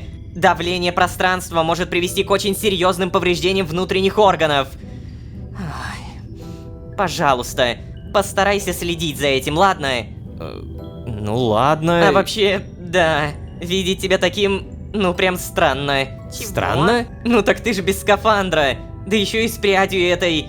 Ох, никогда бы не подумала, что увижу тебя таким. Слушай, ты прости, что мне не удалось предотвратить твою отвязку. Ой, начинается, Лаечка. Не, ну ты, конечно, капец, блин. Ты посмотри на него. Он же наконец-то нормально выглядит. Не то, что в этом своем дурацком скафандре. Я бы даже сказала, что весьма неплохо выглядит. Да, спасибо, Стелла. Эй, Лая, Вот-вот. пожалуйста, не грусти. Да я просто... Серьезно, я чувствую себя прекрасно, и Стелла права. Правда? Ну да, я же могу находиться вне бункера без скафандра. Вся эта Ложка. агрессивная среда, которая раньше убивала меня, теперь совершенно не действует. Но, не говори так, Лолошка. Все отрицательные последствия никто не отменял. Ну, да, ладно, я понимаю, но мы ведь это уже обсуждали. Ты знаешь, что другого выбора просто не оставалось. Да-да, я знаю. Ой, капец, ребята. Вы тут нюни какие-то развели. Стелла, я... Короче, Лолошка, мне нужна помощь. С поиском еды для Стеллы и второго желудка. поможешь мне? Да, конечно, помогу. Наконец-то! Правильно, Лаечка. Хоть раз тебе в голову что-то дельное пришло. Только поторопитесь, а то у меня уже второй рот начинает слюни пускать. Да, Стелла. Лолошка, дай планшет. Вот, держи. Все, забирай. А что ты сделала? Ой, оу! Где? А куда? Что? Координаты гаража. Прикольно. Ах, капец. Как же она достала меня. Так, теперь о делах. Как обстановка в Синклите? Ты уже завел какие-то связи? О, спустя несколько минут, часов, метров, километров. Лолошка уже... Я тоже, честно Вот оно говоря. как, понятно. Ты, Лолошка, молодец, все правильно делаешь. А только что насчет Тодмавриэля? Я вот думаю, нужен ли он нам теперь, когда ты уже отвязан? Ведь мы в основном согласились с ним сотрудничать, чтобы получать информацию в обход Синклита и... Да, Лая, слушай, я тоже об этом думал. Просто я все еще думаю, что он может дать нам полезную информацию, но согласен. Как только он станет нам бесполезен, я думаю, убью его. Но как? Лолошка, я напомню, с ним целая команда профессиональных штурмовиков не могла справиться. Да, есть у меня одна идея. Но какая? Даже мне интересно, какая. Напомню, у вас особо вариантов не было, только как атаковать его классическими способами. И естественно, против Тодмавриэля они не работают. Но, Лая, у нас с Тодмавриэлем есть общее прошлое. И как бы дико это ни звучало, он мне не то чтобы доверяет, но точно подпускает ближе. Я сделал запрос в исследовательский отдел, чтобы узнать, как именно работает эта ваша... жижа, которая убивает бессмертных существ. Пока ответа я не получил, но я очень надеюсь использовать ее как яд. У меня все еще остался один бутылек крови первой матери, то есть по сути жидкого скинта. Туда можно было бы подмешать ваше химическое оружие и принести Тодмавриэлю отравленный жидкий скинт в виде, ну типа, оплаты за информацию. Чё, ты вот так это себе представляешь, реально? Ну, может быть. В целом, звучит на самом деле как будто очень логично. Как ты поняла, он сам с радостью это выпьет. Это, не, правда, очень логично. Что скажешь? Ну, Лолошка, это просто шикарный план. Надеюсь, исследователь действительно скажет, что эту жижу можно так использовать. Или, если нельзя, они могли бы изменить рецептуру, чтобы стало можно. Да, слушай, Лая, слушай... Я бы еще хотел увидеться с Вальдхаром, но что-то мне опять становится нехорошо. Ты, если увидишь его, то это передавай привет. Нет, Лолошка, опять в обморок. Срочно планшет, давай сюда. Да, конечно. Ой-ой-ой-ой, мне не нравится. О, нет, да ладно, мы опять Да ну нафиг! Да, реально медицинский модуль, здравствуйте! Бляха, у меня теперь перед глазами вот это. Рискнуть, не рисковать, ё-моё! Ну хорошо, я надеюсь, мы правильно все сделали, встать?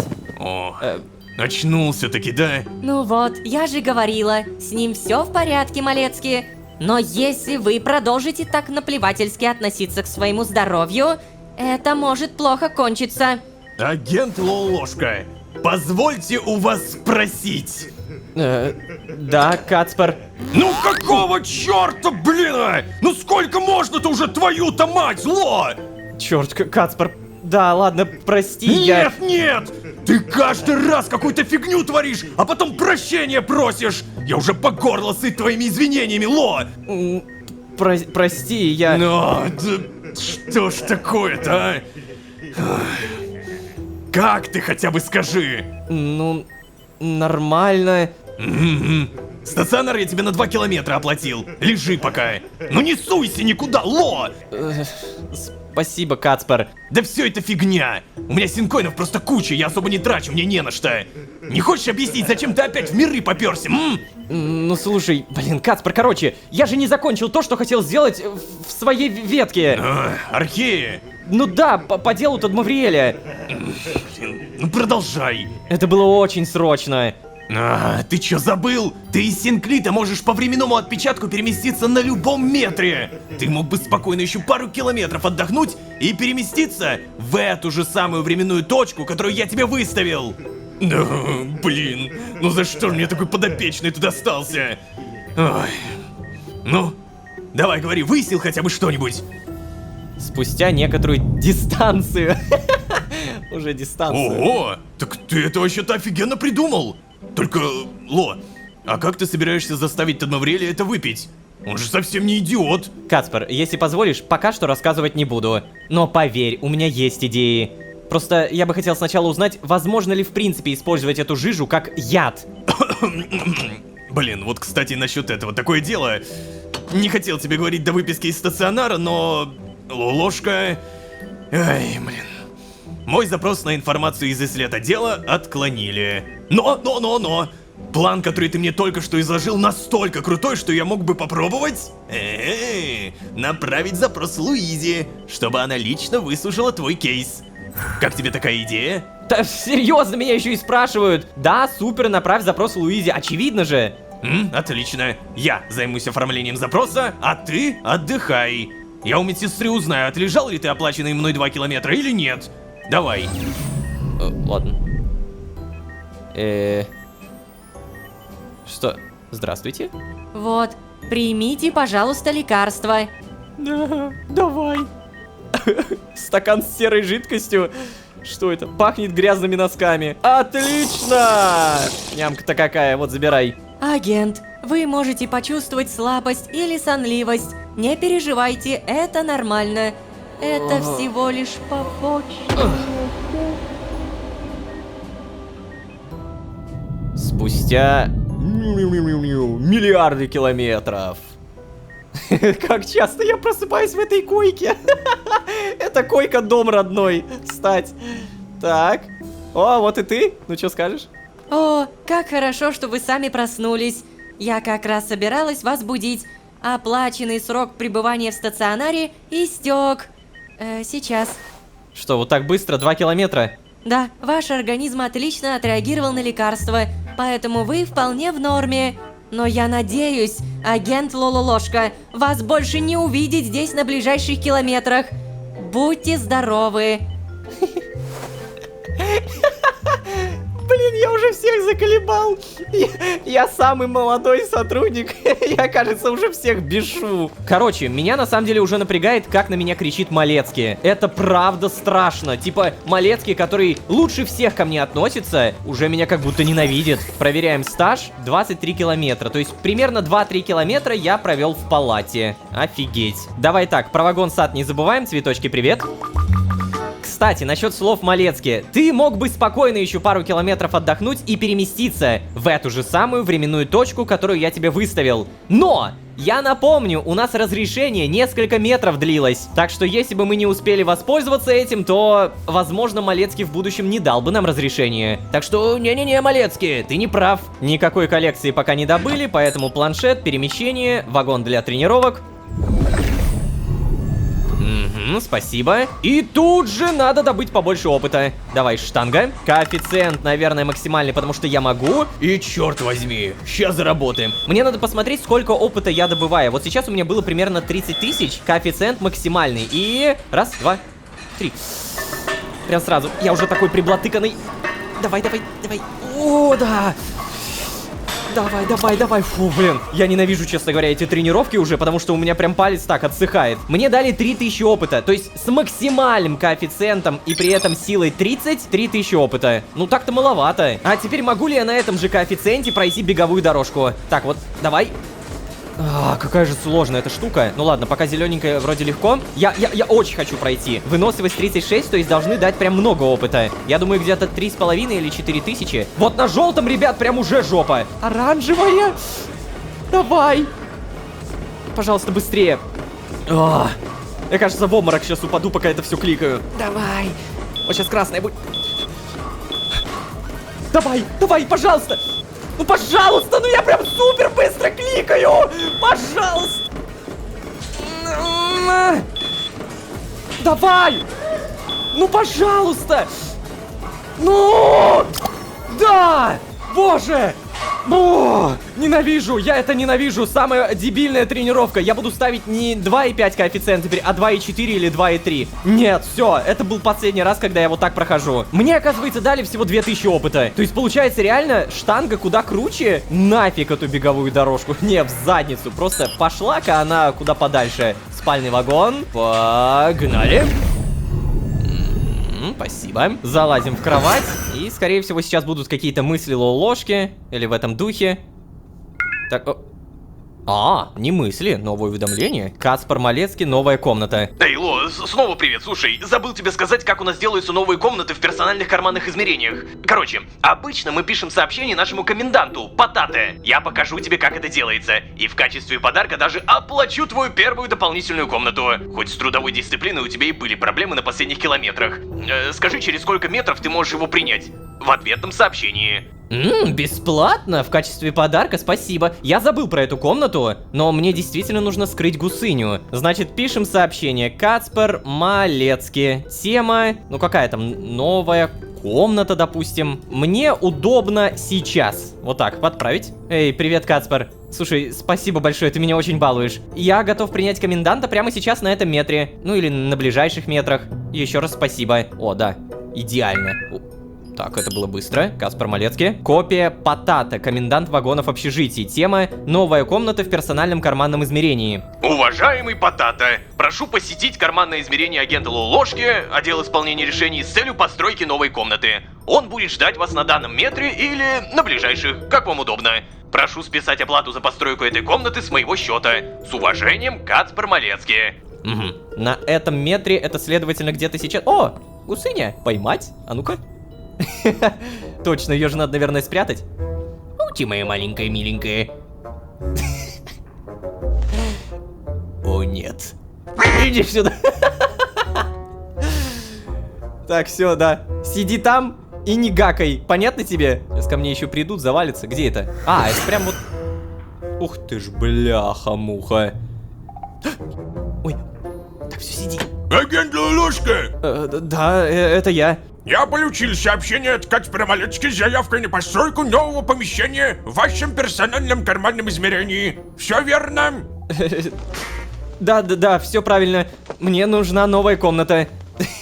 Гусыня, блин, не руинь мне. Помещение какого типа вам нужно? Пипец. А кто ты? Что это вообще за раса? Кстати, у него значок организации, нифига. Мне нужно секретное помещение, мне нужна комната для птицы, а комната для роботизированной собаки, вот, да. Собаку? Да, вот хочу питомца завести. Я вас понял. Желаете заполнить анкету с пожеланиями по внешнему виду помещения? Сколько там вопросов? 186. О, не, спасибо, тогда не надо. Сделайте стандартную комнату, да? Я понял. Хорошо. Капец, кто это? Это медведь? Это похоже... Ожидайте перезагрузки вашего персонального карманного измерения. Желаете что-то еще? Нет, спасибо, Потате. Тогда до свидания. Да, до свидания. Блин, гусыня. Ну ты... Ой, выбралась? Кстати, у меня все это время задание ведь было. Улучшение жилищных условий 2.0. Малецкий советует построить мне комнату для гусыни в Синклите. Действительно, никогда не знаешь, кто может без предупреждения завалиться к тебе в жилище. Для начала нужно сделать так, чтобы на нее не могли наткнуться случайно. Так, ладно. Подожди, а гусыня, а ты куда убежала? У меня что ли все готово? Чё ты тут? Что с тобой? Стоп, дверь! Ох ты ж... Конечно! Ну, конечно, как иначе? Вау, слушайте, а так-то неплохо. Это очень похоже на комнату Вольта у Малецки. Кстати, насчет Вольта. Я читал некоторые комментарии и сам задавался вопросом, типа, а почему Вольт, когда собаку звали Кортни? Я даже специально еще перед, не помню уже какой серии, уточнил, типа, это, типа, ляп или нет. Не, мне сказали, это не ляп, все окей. А вот что конкретно, почему именно Вольт, а не Кортни, непонятно. А можем ли мы, кстати, к Малецки сходить? Здравствуйте. Так, комната Комната Малецкий. Комната Малецкий, это вот это? Блин, я не могу, ну что такое? Почему я не могу без разрешения? Хочется. Я также помню, что примерно что-то 40-50 серий назад Малецкий говорил, собаки теряют настройки, сбрасываются и, типа, не помнят, что было раньше. Кого я вижу? Приветствую, агент Лолошка. Давайте рассказывайте, как вы себя чувствуете после процедуры пространственно-временной дематериализации? Да уже гораздо лучше, спасибо. Отлично. Добро пожаловать в Синклит, агент Лолошка. Скажите, Лолошка, агент Малецкий удовлетворительно справляется с задачей по вашему анбордингу? Да, конечно, Малецкий помогает мне. Он даже мне дополнительные километры в стационаре оплатил. О, ну что же, замечательно. Сейчас... Агент Лолошка, Да. присаживайтесь, пожалуйста. Нам предстоит интересный разговор. У тебя... Ладно. Что ж, давай, начинай. Итак, я здесь, потому что пару километров назад... Это, пожалуй, отложим. Я получила от агента Малецкий запрос на предоставление для вас аудиенции со мной. Все верно? Ну да, Луиза. Вы хотите со мной поговорить по поводу дела Тадмавриэля, так? Да, тоже верно. Хорошо. Я вас слушаю. Луиза Десаль, я бы хотел узнать у исследовательского отдела, как работает вещество. Ну, которым вы убиваете бессмертных существ. Агент Лолошка, мы не убиваем, мы устраняем. Ну да. Хорошо, устраняйте. А теперь скажите, зачем вы хотите это узнать? Просто мне кажется, я знаю, как устранить Тадмавриэля. И как же? Я хочу использовать данное вещество в качестве яда и подмешать Тадмавриэлю в еду, вот. Да что вы говорите? И как же вы собираетесь заставить Тадмавриэля это съесть, Лолошка? Так, подожди, прежде чем я буду зачитывать Лолошку, ты чё? Ты опять все знаешь, да? Мне не нравится Луиза вот именно тем, что она вечно скрывает, что знает. Причем она так топорно это делает. Луиза, я собираюсь незаметно отравить его пищу, потому что знаю, где он живет. Как интересно. Вы знаете, мы, конечно, не можем раскрывать такие детали о наших секретных разработках.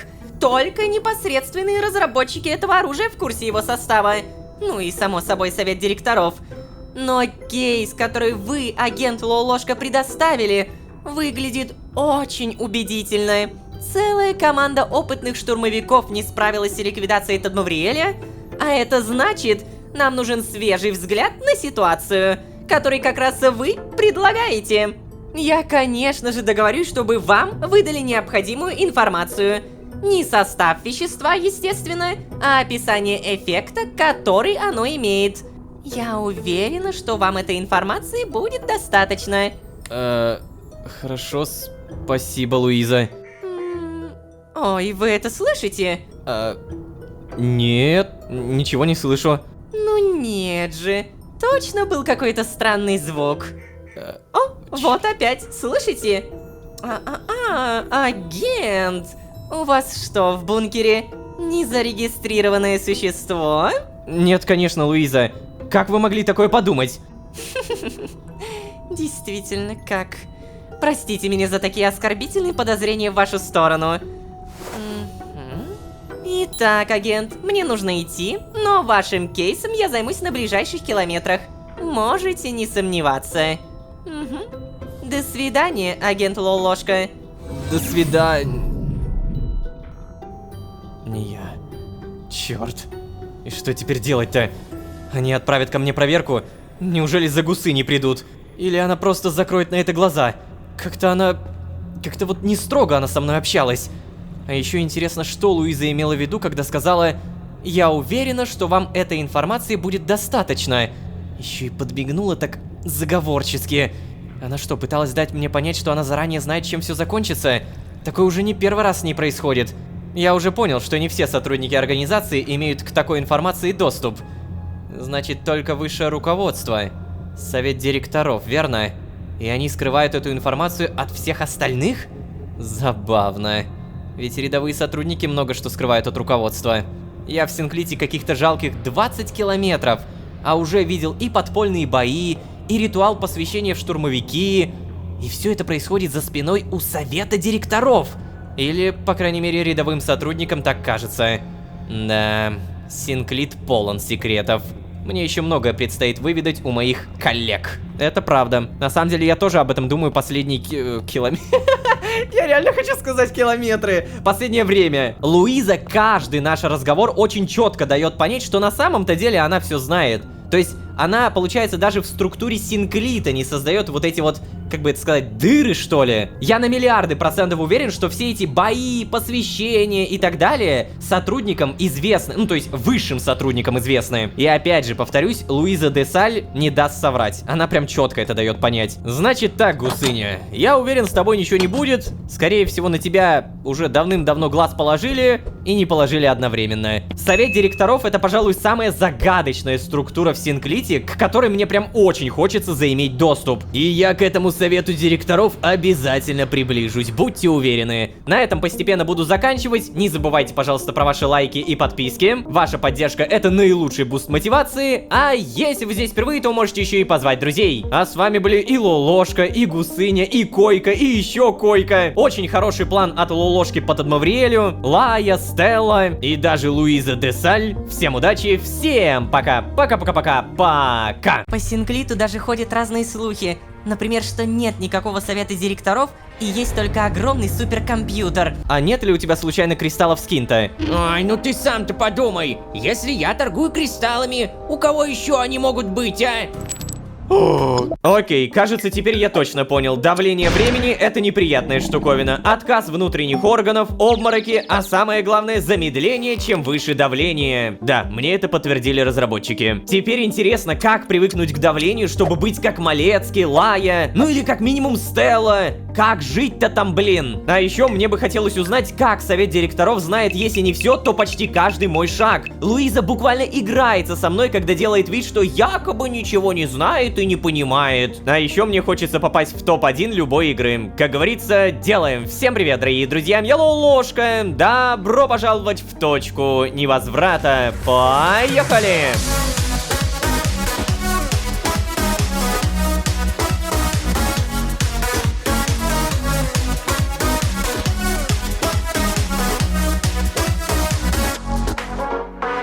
И снова всем привет, дорогие друзья, я Лолошка. Добро пожаловать в точку невозврата. Сезон, в котором мы хотим стать супер успешным, а самое главное — понять глубинную структуру организации. Да, даже на больничном, не приступая к заданиям, мы уже столкнулись с бюрократической машиной, где все только через запросы, разрешения и секретные уровни доступа. Спасибо Малецкий, который продолжает за меня впрягаться, но видно, что даже его это уже сильно напрягает и скорее раздражает.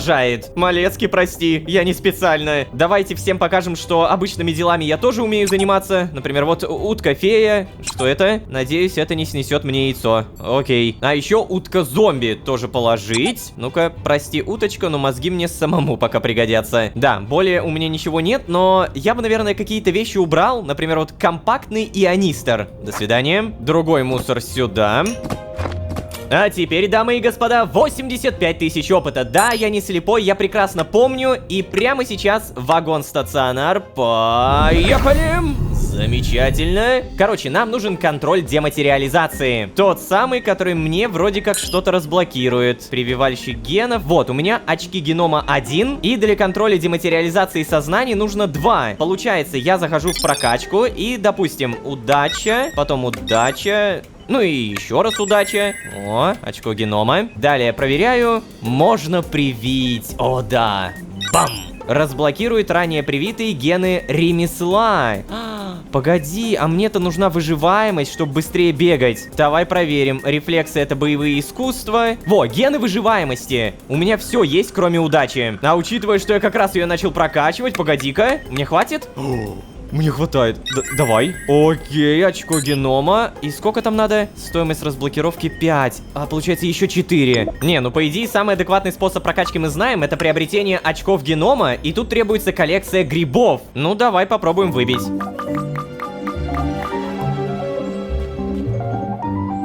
Ну, стоп. А, так это Сильви. Во, я еще думаю, какой-то знакомый персонаж. Сильви? Привет. Привет. Лолошка, да? Да, это я, а ты... Ой. Прости, такое? я просто с трудом запоминаю новые имена. Где же ты, где? Сильви, ты кого-то ищешь? Свою собаку. Опять она куда-то убежала. Я устала уже за ней по всему Синклиту бегать. А, та самая Анна Розалинда Третья, что-то в этом духе? Ну, удачи с поисками. А ты не хочешь сделать перерыв и просто поболтать? Хочешь, я помогу тебе? Ну, тут как будто очевидно, раз я все равно здесь. Помочь? Что ты? Мне так неудобно. Я сама виновата, что у меня собака такая. Так что мне же и мучиться с ней, верно? Но... А можно поподробнее, почему ты виновата? Этих собак что, можно дрессировать? А ты не в курсе, да? Ну конечно, ты же новенький. Сейчас расскажу. О, и может быть даже где купить? Если ты решил завести робопитомца, сначала нужно выбрать модель. Каждая из них оснащена искусственным интеллектом, но чем дороже собака, тем ближе ее искусственный интеллект имитирует реальную психику животного. Я выбрала самую дорогую модель. Когда ты впервые активируешь такую собаку, тебе дается возможность выставить генетические настройки. Можно уменьшать и увеличивать параметры дрессируемости, агрессивности, преданности, ну и так далее. Я выставила Анне Виктории Розалинде Третьей высокую дрессируемость, а также высокую капризность и своевольность. И даже не заметила, что у нее автоматически упала дрессируемость почти до нуля. А почему? Потому что дрессируемость и своевольность – это несовместимые гены. Ну ты, блин, получается, сама виновата. Ну да, я сама виновата. Надо было модель попроще брать, как у Малецки. Там ИИ менее реалистичный, а поэтому более простой в обращении. Так. Ой, точно. Я совсем заболталась. Мне же надо искать Анну Викторию Розалинду Третью. Так, успокойся, Сильви. Я помогу тебе, окей? Мне все еще неудобно, но спасибо большое. Где же она? Ладно. Окей, Анна Розалинда что-то там Третья. Эй, ты где? Я пока тут как раз коллекции собираю, могу и найти тебя. Пожалуйста. О, погоди, а может быть она где-то вот там наверху? Забраться вроде могу. Так, аккуратненько. Анна? Нет, Анны здесь нет. Пока что коллекцию убираем и на поиски выбегаем. На всякий случай, могу ли я еще раз поговорить? Ну-ка. А, да, могу. Сильви? Что? Ты нашел ее? Нет, пока что нет. Я уже весь вагон обошла раза 3. Она точно не здесь. Ну так может быть тогда в других вагонах поищем? Давай. Ты поищи у вас, а я обойду и след отдельские. Через 300 метров встречаемся здесь. Окей. Блин, но у меня ощущение, что я ее не найду, потому что как можно вот так вот давать задание, типа, иди ищи собаку по всем вагонам? Это же, ну, нереально, просто нереально. Я сейчас попробую обмануть немного систему. Мне кажется, что это так и работает. Смотрите, вагон отдыха, мы телепортируемся, отлично. И мы сразу же обратно телепортируемся в вагон-сад. Как будто 300 метров прошло. Я не знаю, вдруг сработает. Так, и в итоге... Опа. Я знаю, как работает эта заскриптованная система. Ну чё, привет. Еще раз привет. Ты обыскал все доступные вагоны? Конечно, Сильви вообще везде побегал. Я тоже осмотрела все доступные вагоны. Даже не знаю, что делать. Может, просто перестать искать? Собака из Синклита никуда не денется. Давай запросим разрешение на посещение других вагонов. А нет ли у твоей собаки какого-то любимого места? Просто у меня тоже есть... То есть, был питомец, птица. И она часто засыпала в случайных местах у меня дома. И чаще всего засыпала она в одном конкретном месте. Вообще, да, ты прав. Есть такое место. Она очень любит забираться в ящик под холодильниками в столовой. Наверное, ей там уютно. Холодильники же снаружи теплые. Правда, многим не нравится, когда питомцев приводят в столовую. Видите ли, они там едят. Но ведь у наших собак нет шерсти. Хотя ладно, это не важно. Пойдем проверим столовую. Слушайте, ну мы сэкономили сейчас 1000 лет, кажется. Не проверяли все и вся. В общем, вагон-столовая. Погнали! Самая любимая часть — это попадать в озвучку. А, так, что в итоге? Мне кажется, я слышу ее сопение. Сейчас. А ну-ка. И правда, она здесь. Лолошка, спасибо огромное за помощь. Я очень надеюсь, что смогу тебя как-то отблагодарить. Реально? Все так просто? Ой, прости, мне нужно бежать. Анна Виктория Розалинда Третья. Анна Виктория. Какая тупая собака. И одновременно очень умная, да. А ну-ка, сидеть. Задание, кстати, не прочитал. Собака Сильви капризна и не поддается дрессировке, поэтому постоянно куда-то убегает. Если я помогу Сильви найти свою собаку, возможно, у меня появится приятельница в отделе учета. Да, я не зря все-таки потратил на это время. Я очень надеюсь, что смогу тебя как-то отблагодарить. Не, ну это было очевидно. Мне 1000 раз уже сказали, что надо помогать, поэтому я помогаю. Так, и вообще, на самом деле, что я здесь? Прямо сейчас, дамы и господа, топ-1 не ждет. Хочу стать самым крутым игроком в какой-то игре. Заяц без интернета, путешествуйте по пустыне, бегайте, прыгайте, избегайте кактусов. Прыгать на пробел или Enter. И... Опа! Опа-на! А, реально? Блин, я думал, я буду профессионалом. Минус 50 синкоев. Не, ну еще раз. Я не знаю, какой там счет в топе, но у меня тут постепенно игра ускоряется. И мне подсказывает что-то. И я смогу стать топ-1. Тихо. Давай быстрее, черт возьми, ну ты же ускоряешься. Счет тоже должен ускоряться. А, нет! Бляха-муха. 67, минус 50 синкоинов. Зато ты погляди, аркадные билетики, таблица лидеров, блок Тетрис или Змейка. Вот, заяц без интернета. О, то есть я даже в топ-10 не попал. 500 топ-1? Это невозможно! Там какая скорость у этого зайца? Вообще напомню, что за аркад...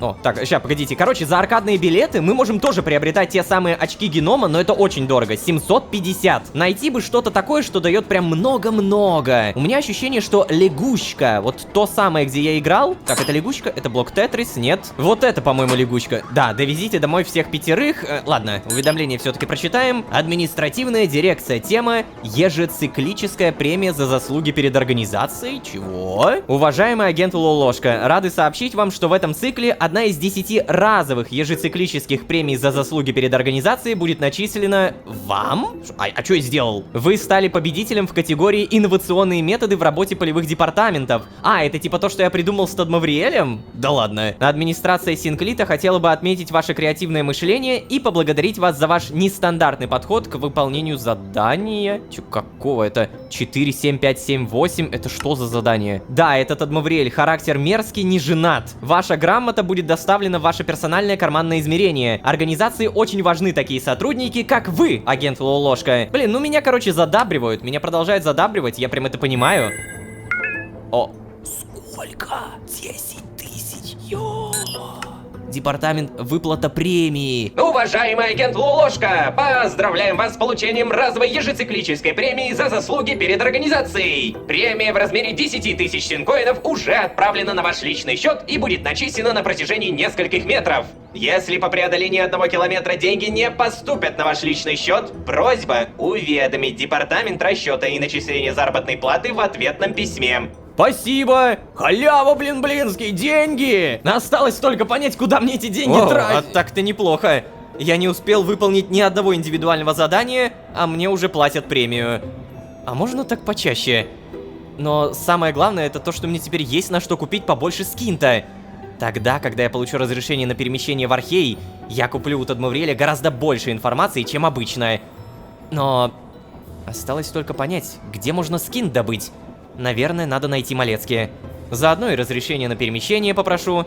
А, то есть ты хочешь купить за синкоины? Ты думаешь, это реально? Так, погоди, мне сказали, что где-то грамота появилась. О, взять грамота.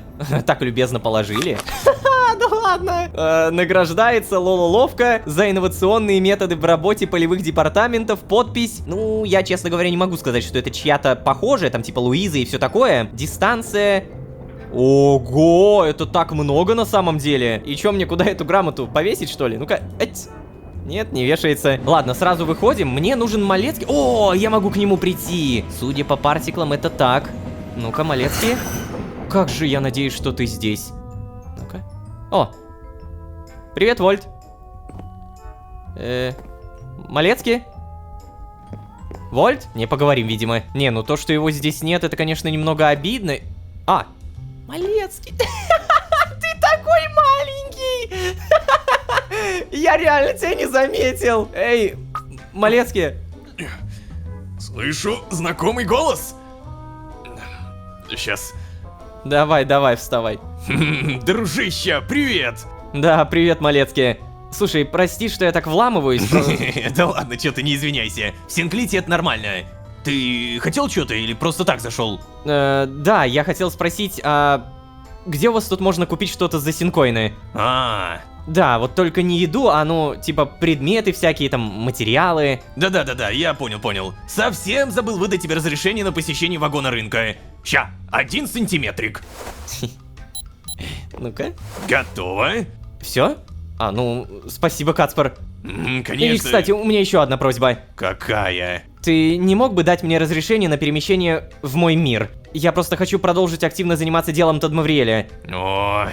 Ну, Малецкий, мне же вон премию даже выплатили за нестандартный подход к работе. Хотелось бы оправдать ожидания, возложенные начальством. Погоди, то есть тебе выплатили ежециклическую премию за заслуги? Ну да. Блин, так поздравляю! Должен сказать, что премию ты действительно заслужил. Но разрешение я тебе все равно не дам, Ло. Ну, Малецкий, как это, почему? Да потому что я задолбался тебя в стационаре навещать. Так что никаких вылазок, нет. Но, Ло, я проконсультируюсь с медсестрой и сам выдам тебе разрешение на том метре, на котором она разрешит. Но, Кацпер, я же... О, Кацпер. Ну что, Кацпер, Ло? Я решение уже принял. А ты иди давай развлекайся, там ешь. Трать свою премию на всякие классные штуковины. Ты понял меня? Да, я понял тебя. Вот отлично. А я спать. Блин, Малецкий, спокойный, но сладких снов. Да, давай, пока, Ло. Знаете, что я все это время сейчас держал в голове? Предыдущий выбор, вот этот вот, рискнуть, не рискнуть. Если бы я тогда не рискнул, то, получается, не упал бы в обморок, и Малецкий бы не сказал мне вот то, что сейчас сказал. Бляха, я вот как знал, что это аукнется! Не, ну чё, зато у меня план, зато я премию получил, не, может быть, это все даже хорошо. Премия-то это как бы круто, да? Меня там Луиза уважает и все такое. Так, здесь у нас, кстати, уточка какая-нибудь. Нет, это явно не уточка, ничего не появилось. На всякий потыкаем все, что только можно. Мало ли Малецкий что-то скажет. О, что? Коллекционный предмет 1 из 10? Собачий ошейник. Погоди, то есть я, оказывается, могу не только уточек собирать, ну и не только туман смотрящего. Хотя, наверное, туман смотрящего уже не добыть. Эй, Малецкий. Какой же ты маленький. Всего доброго, ребят. Слушайте, а пойдем, наверное, посмотрим, что это за ошейник. Там наверняка у него есть какое-то описание, да? Напомню, что мне сейчас еще разрешение выдали, но перед этим... Не сюда. Вот сюда? Нет, сюда? Во. Так, собачий ошейник, 4 из 10. Кортни. А ведь я буквально в предыдущей серии об этом говорил. Тем временем вагон-рынок нажимаем, перемещаемся. И как же он выглядит? Куча автоматов. Могу ли я ими пользоваться? А, да, открыть автомат. Содовая чай с морской солью. Нет, спасибо, это не интересно. Здесь чай. Наверное, все-таки у продавцов что-то покруче. Привет! Торговец специями. Здравствуйте, я... Синтетические аналоги специй со всех миров, всех вселенных. Более 1 миллиона разных вкусов, более 3000 категорий. Соленое, сладкое, синтезное, резонансное, кислое, мыльное, хронное, горькое. Что еще? А также вкус времени. Успейте попробовать. Чего желаете, господин штурмовик? О, у вас так? Купить что-нибудь? А у вас есть что-нибудь от давления пространства? Ну, у нас есть все. Вот, гранулированная невесомость. Добавлять по щепотке в любую пищу. Только следите, чтобы не улетело. С вас 2000 синкоинов. Ух ты! То есть я все-таки могу от давления времени избавляться вот так вот-то? А я возьму. Ешьте на здоровье. Спасибо. Слушайте, а скажите, а тут можно где-то купить редкие кристаллы? О, кристаллы. Да, это вам к Йеллеру. Он выглядит как оранжевое яйцо с присосками на ножках. Не перепутайте. Ладно, спасибо. Конечно, заходите еще. Отлично. В итоге я просто отдал 2000, хотя я не то чтобы даже хотел покупать, наверное. Добавляется в любую пищу, снижает действие давления пространства. Не, это круто. Круто, что тут есть даже такое. Ну-ка, торговать. 120 дрожжи, соль, мед диких пчел, эссенция 404. Вкус не найден. Ну я, наверное, не буду покупать все это, потому что, скорее всего, не пригодится. Нано-порошок техногурмана. Адаптируется под ваши вкусовые рецепторы в реальном времени. Пыль завтрашнего утра. Дает блюду вкус, который оно могло бы приобрести через сутки. Ну, скорее всего, это будет типа тухлое яйцо, типа такого. Ладно, мне нужно найти какого-то оранжевого чувака с присосками. О, это не скример, но это очень близко к скримеру. Йеллер, поговорить. Здравствуй. Ты еще кто такой? Ну, я Лолошка. Не слышал о таких. Так я новенький. Нет, кому попало, не продаю. Да ты шо, блин, в смысле, я же просто я в Синклите, как и все остальные, ты охренел? Ну, пожалуйста, ну продайте, очень прошу, блинский. Слушайте, я заплачу на 20% больше. Я понимаю, что мы не знакомы, но я штурмовик, и у меня есть коллега, похожий на вас. Кстати, да, скример. Я штурмовик, коллега, похожий на меня. Да, его зовут Скример. В Синклите есть еще один громкооратрокс? То есть, я хотел сказать, что не может быть никого похожего на меня. Тем более среди моих сородичей. Они все противные зануды. Никакого сходства со мной. Но если его увидишь, скажи, чтобы зашел в вагон-рынок. Ну да ладно, давай, говори уже, что ты там хотел? Что ж, ладно. А нет ли у тебя случайно кристаллов скинта? Ай, ну ты сам-то подумай. Если я торгую кристаллами, у кого еще они могут быть, а? Ай, с каждым циклом публика все безнадежнее. Давай, сколько тебе надо? Опа. А сколько получится за 3000 синкоинов? Так, давай, наверное, 9 тратить не будем. Вот 6, за 6. Ой. Ну ладно, так уж и быть. Сейчас. Вот столько получится. Взять кристалл скинта среднего размера. То есть это даже не маленький. Да, я, конечно, беру. Ну все, вали отсюда, пока нас вместе не увидели. Мне важен мой престиж.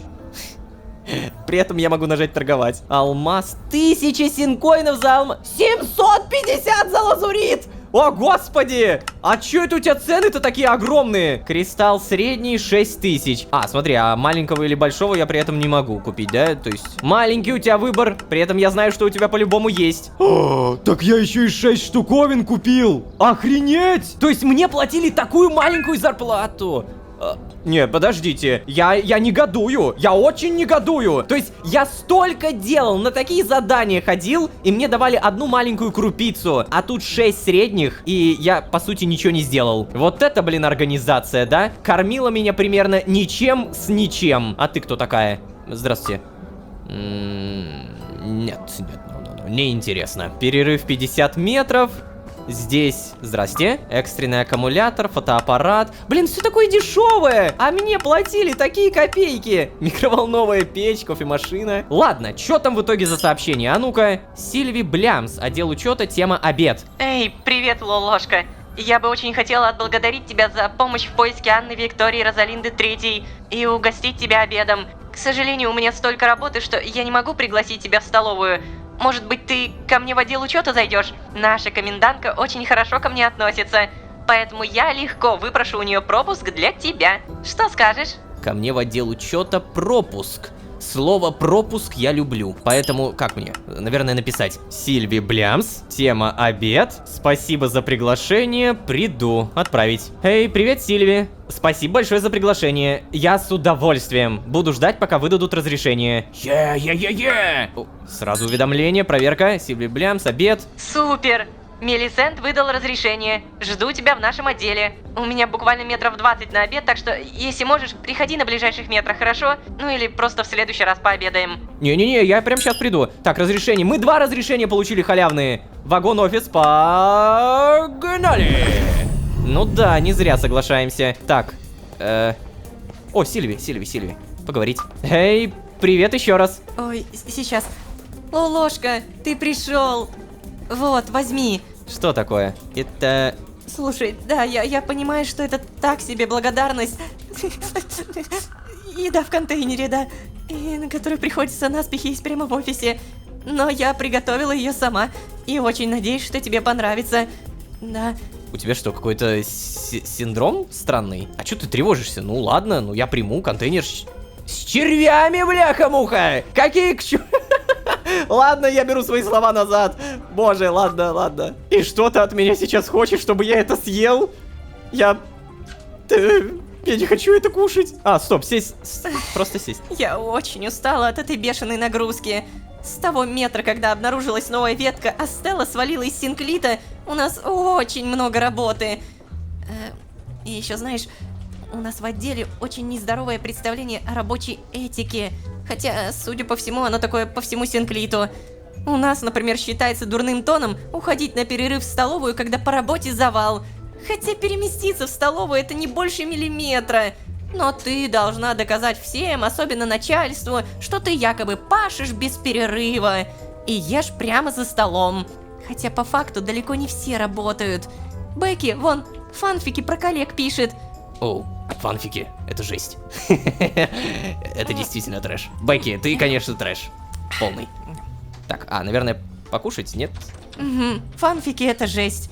А вам же сверхурочные платят за дополнительную работу? Да, платят. Но просто понимаешь, лично я бы предпочла больше отдыхать, а денег мне и так хватает.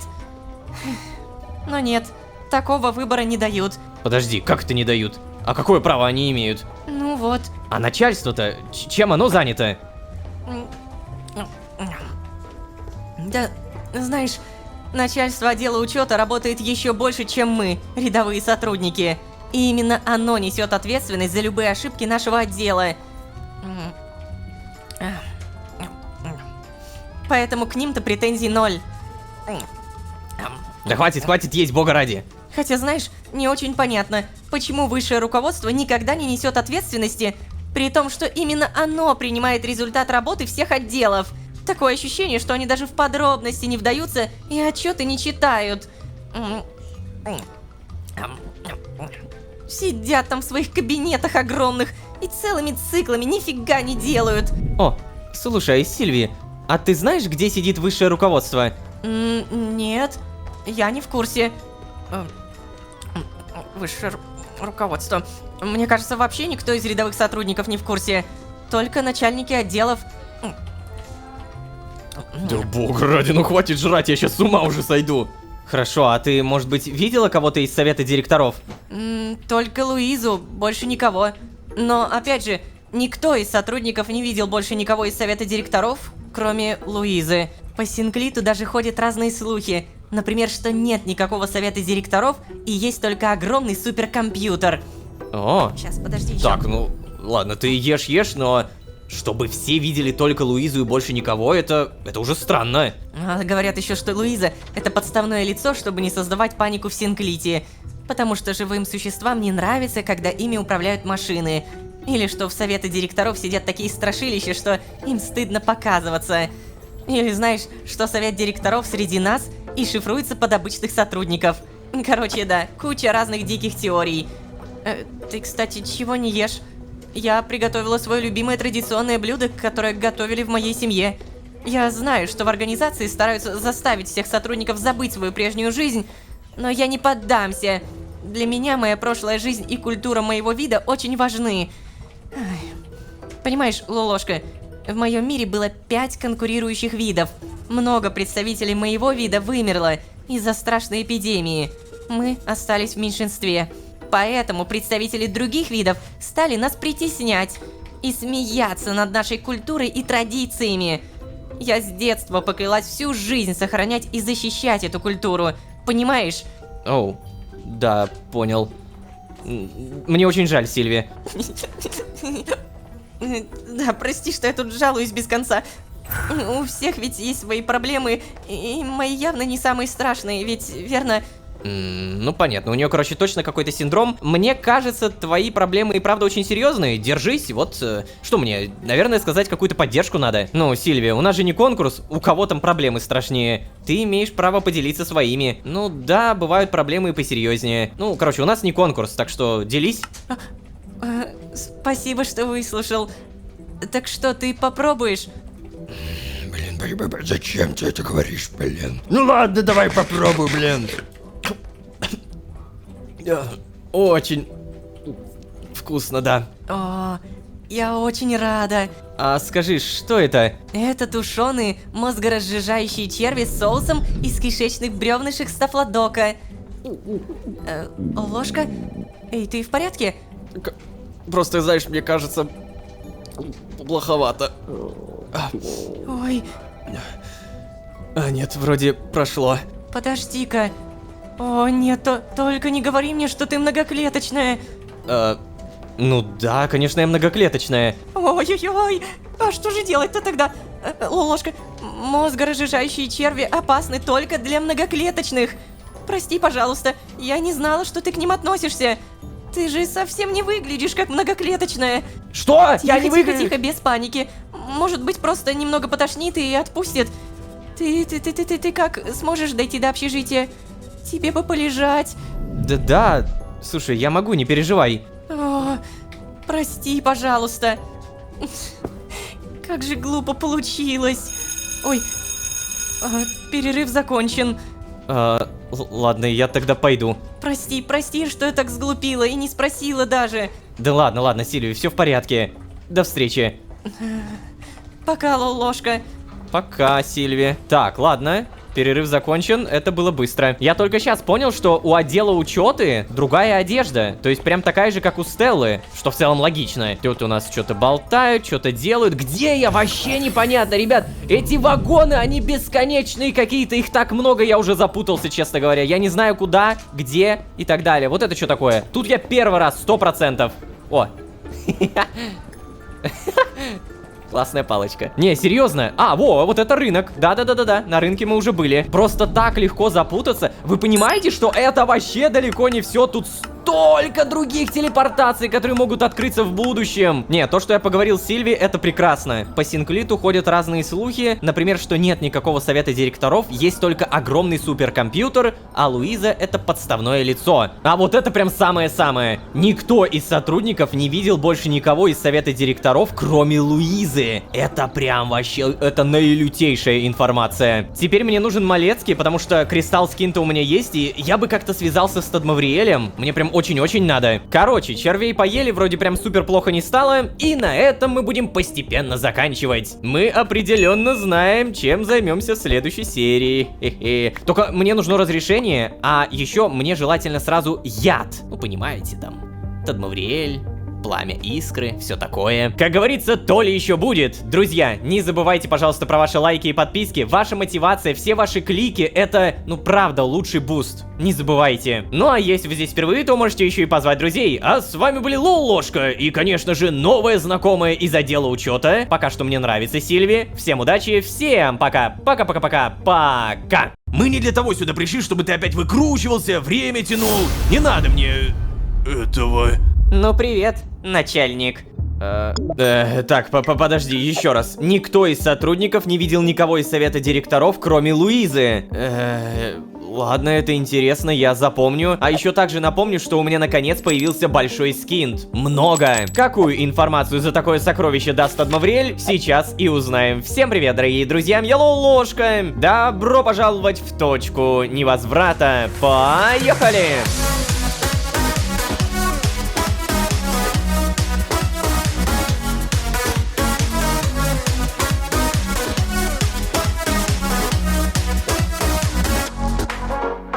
И снова всем привет, дорогие друзья, я Ложка. Добро пожаловать в точку невозврата, сезон, в котором мы готовы поторговаться. Да-да, теперь, когда у меня много большого скинта, купить информацию у Тадмавриэля не просто-просто, а просто пипец как просто. Господи, какая тупая фраза. Короче, нам нужно лишь разрешение Малецки на телепортацию. Вообще, как я понял, не получить разрешение сейчас, это не страшно, потому что... Погоди. Как я должен говорить с Тадмавриэлем, если Малецкий не дает разрешения? А хотя... Стоп. Если я понимаю правильно, я могу прийти к Тадмавриэлю в любой момент. Главное, чтобы этот момент был позже, чем мое последнее появление в Архее. Да, вот я как раз об этом и говорю. Нам не страшно не получить разрешение, ибо там ничего не поменяется. Просто представьте, вот он Синклит, а вот ветка. В этой ветке есть точка, 15 число, 10 часов утра. Я прихожу из Синклита в эту точку, потом ухожу. Следовательно, все, что раньше этого 15 числа 10 утра, мне более недоступно. Далее я сижу в Синклите 10 километров, 15, 20. Снова хочу прийти в эту ветку, и я телепортируюсь только позже. Ну, представим, что я телепортируюсь 20 числа и говорю с каким-то неотвязанным существом. Мы болтаем, обсуждаем какие-то планы, потом я ухожу, прихожу на день раньше, 19-го, и продолжаю обсуждать с ним эти же планы. Да он вообще ничего не поймет, он подумает, чё? О чем ты говоришь, блин? Это, дамы и господа, и есть парадоксы. А организация, как мы помним, не создает парадоксы. Вот так вот. Надеюсь, я хорошо объяснил. Похлопайте в комментариях, если так. Спасибо. Само собой, к Малецки я все равно попробую пройти по... Что, катсцена? Здравствуйте, человек-конь. Эй! Какого... Что за... Ты шпионишь за мной, что ли? Признавайся! Я... Слушай, дружище, я живу койкой выше. Меня какой-то бугай только что толкнул. Я случайно свалился к тебе. Убери нож, а? Чё? Ты хоть знаешь, сколько полевых сотрудников работает в организации, а? Ну, много. А сколько раз мы с тобой пересеклись за последние километры, помнишь? Ну, пару раз было, да. Ага! И ты хочешь сказать, что это просто совпадение? Да. Я постоянно сталкиваюсь здесь со всякими знакомыми, это же нормально. Ты че, меня сейчас за дурака держишь? Эй, успокойся! Да что? А, Малецкий! Ё-моё, Ло, ты в порядке? Погоди, то есть это вот так работает? Блин, знаете, что было бы прикольно? Если бы реально появилась какая-то рука, которая меня вытянула. Вот это бы... Ну, наверное, это технически тяжело реализовать. Да, благодаря тебе, Малецкий. Хорошо. А как ты узнал, что меня нужно вытащить? Это навык, который приходит к тебе с опытом, Лолошка. Причем с опытом работы начальником. Так, я не понял. Какого черта здесь... Каспар? Для тебя я агент Малецкий, Реджинальд. Какое это будет нарушение по счету, а? Да слушай, я без премии сижу уже сотни километров, Малецкий. Я не виноват, что этот подозрительный новичок за мной слетит. О, Реджинальд, его кровать прямо над твоей. Он живет здесь. Чё? Так я не знал. Реджинальд, я же только что тебе сказал. Ясно. И как я должен был понять, что ты не врешь? Что ты сделал? Нет, Да, ты все правильно понял. Я выписал тебе принудительный выходной в 1 километр. Сходи в психотерапевтический вагон, пожалуйста. Кажется, тебя рановато сняли с таблеток, Реджи. Да, Малецкий, я умоляю, ну не надо. У меня от них голова болит. Это не дружеский совет, Реджинальд. Это приказ твоего супервайзера. Да ты... Плевать. Да. Реджинальд с нами уже сотни километров, но последствия отвязки так и не прошли, прикинь. У него развилось сразу несколько психических расстройств. Серьезно? И ты, Малецкий, решил, что лучшим местом для новичка будет кровать над этим сумасшедшим? Ты чего, ну... Каким бы огромным ни был Синклит, найти верхнюю койку для штурмовика задача не из легких. Да и Реджи уже избавился от своих проблем, кроме мании преследования. У него просто очередное обострение из-за того, что у него появился сосед. Ему не нравятся изменения. Не парься. Нет, Кацпер, в смысле не парься! Он только что угрожал мне ножом! И чё? Он бы не смог тебя убить. Да, это было бы неприятно, но ты бы не умер, поверь.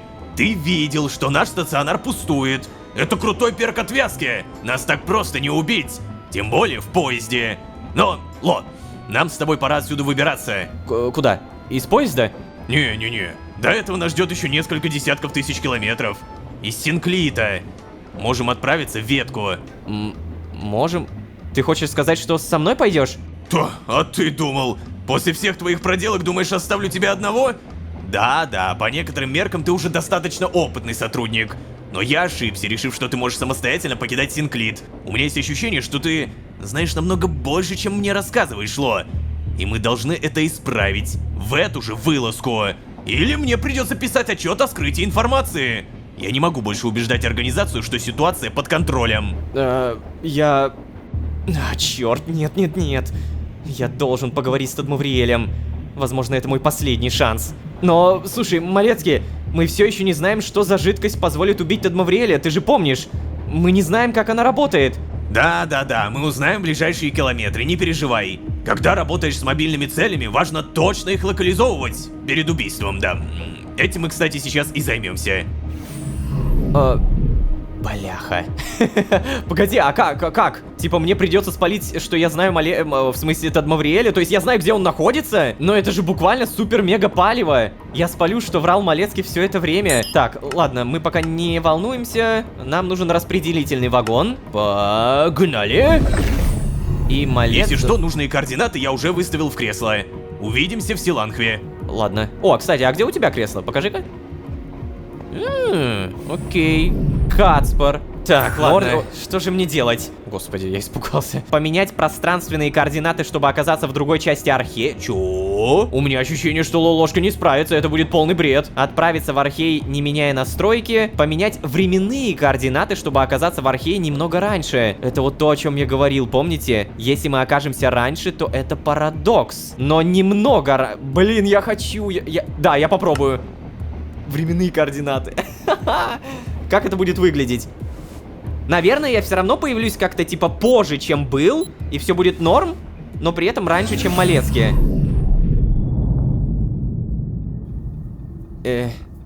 Все нормально? Те временные координаты, да? То есть тут вроде как... Ну, да, костюм, все те же проходы, ну ничего не поменялось. Вещи в сундуках тоже такие же. Ну, получается ничего. Ладно, я не уверен, насколько верно я все выставил, но я видел несколько раз, как это делается, поэтому должно быть все нормально. Надеюсь, у меня есть хотя бы немного времени. Надо спросить у Лаи, что мне делать. О, да, кстати, а как я телепортируюсь-то? Ну, то есть, я понимаю, что у Лолошки как бы осталась искра, но... А как я к Тадмавриэлю приду? Ладно, давай все-таки Пронус. О, Лая? Лолошка, напугал. Сколько километров прошло в Синклите с нашей последней встречи? Ой, привет, не знаю, 4 или 5? Угу, а у нас прошло меньше дня. Лолошка, с временными координатами будь осторожнее. Пусть их всегда выставляет Малецкий. Блин, возможно, немного поздно для этого, Лая. Что? Подожди, ты менял координаты сам? Ну, возможно, Черт. Ладно, хронологически ты все еще появляешься правильно, ничего страшного. Но, Лолошка, больше так никогда не делай. И, кстати, хоть ты немного и особенный, но... Не думаю, что ты стал бы без надобности что-то менять в настройках. Что-то случилось? Да, Лая, слушай. Я поменял временные координаты всего минут на 10, не волнуйся. И это потому, что Малецкий не согласился отпустить меня в Архей одного, а мне... Ну, мне очень надо. Тадмавриэль? Да. Хорошо. Возвращайся в бункер. Я придумаю что-нибудь. Серьезно? Ты уверена? А у меня есть выбор. Малецкий что-то обязательно заподозрит, если ты продолжишь тут ошиваться. Так что давай. Не первый раз я тебя из передряги вытаскиваю. Иди. Главное, чтобы Стелла не приперлась. О, кстати... Стеллы-то нет. Она ушла куда-то. Хорошо, окей. То есть мы пишем Малут. И мне просто интересно, как это будет выглядеть. Ты уже здесь? Ну давай, рассказывай. Что именно? Ну, ты же знаешь, где находится цель, правильно? Мне нужна локализация для отчета. Черт. Слушай, Кацпар, я... Ну, так, давай без вот ерунды, окей? Мы не для того сюда пришли, чтобы ты опять выкручивался, время тянул. Не надо мне... этого... Ну, привет, начальник. Лая? Да, хорошо выглядишь. Не постарел. Скажешь что-нибудь? Погоди, это реально ты? Ну да. Можешь потрогать, если не веришь. А ну-ка, погоди. Это реально ты? Ну да, я. Лая, да ты хоть знаешь, что у нас в Синклите-то происходит? Ты понимаешь вообще, сколько вопросов на меня свалилось от учета, контроля, безопасников, от асы, от коллег, да даже от кадровиков? Ты можешь представить, сколько смешков я собрал от других полевых начальников? Да блин, они ж все сидели и ждали, на каком километре я отступлюсь. Я всегда был самым успешным начальником. Моя группа была всегда самой эффективной. Эй, Нет, Малецкий, ты послушай, ты же была одной из лучших сотрудниц, Лая. Не, Лая, вот Лолошка. сейчас ты точно мне всё О, блин. расскажешь. Кажется, Лая жертвует собой, чтобы отвлечь моего непосредственного супервайзера. Это мой шанс. Надеюсь, я все еще могу пользоваться магией, иначе возникнет проблема. Погоди, проверить искру? Да ладно! Ну-ка, на-ка. Реверта! А может быть, еще не все потеряно? Раз пустотная магия все еще работает, значит, я не окончательно потерял искру, да? Чего? Хотя стоп! А может быть, я именно поэтому нужен организации? Потому что у меня как раз-таки пустотная магия работает, и они об этом знали? Так, я уже на самом деле тут кое-что вижу. Вальдхар! Привет! Понятно. Так, ну ладно, тогда сюда. О, Тадмавриль! Лололошка! Я уж думал, ты не объявишься. Что ты сделал с Вальдхаром? Ничего. Я просто сделал теплые полы. Теперь он постоянно спит там. Должен признаться, держать твоего дружка оказалось намного интереснее, чем зараженных животных. Слышишь, он тебе не питомец. А, да? Ну так похож. Что, Лолошка, смотрю, ты решил, что организация тебе подходит больше, чем я? Должен сказать, эта крашеная челка не идет тебе. Да нормальная челка, ну. Забавно. Ты пришел ко мне, несмотря на то, что начал работать на этих ребят. Что такое? Никто не стал отвечать на вопросы великого и непревзойденного первого, да? Тадмавриэль, я принес тебе скинт. У меня вопросы. У меня нет желания болтать впустую. Наша сделка в силе? Смотря сколько ты принес, конечно. Ну конечно, конечно. Начинаем торговаться. Ну на, держи. Ты серьезно опять просто все это сожрешь? Да. Так и быть. Спрашивай. Серьезно? То есть ты даже не скажешь, что это много? Я, блин, синкоины на это потратил. Знаешь, мне начинает казаться, что тебе не так важен скинт, как возможность поговорить с кем-то. Что ты знаешь про организацию? Что ты знаешь про меня и ведомнию? Вот оно. Нет, Лолошка, я говорил. Этот вопрос стоит намного дороже. Но так и быть, я могу тебе кое-что рассказать, если ты взамен ответишь на мои вопросы. Что? Какие?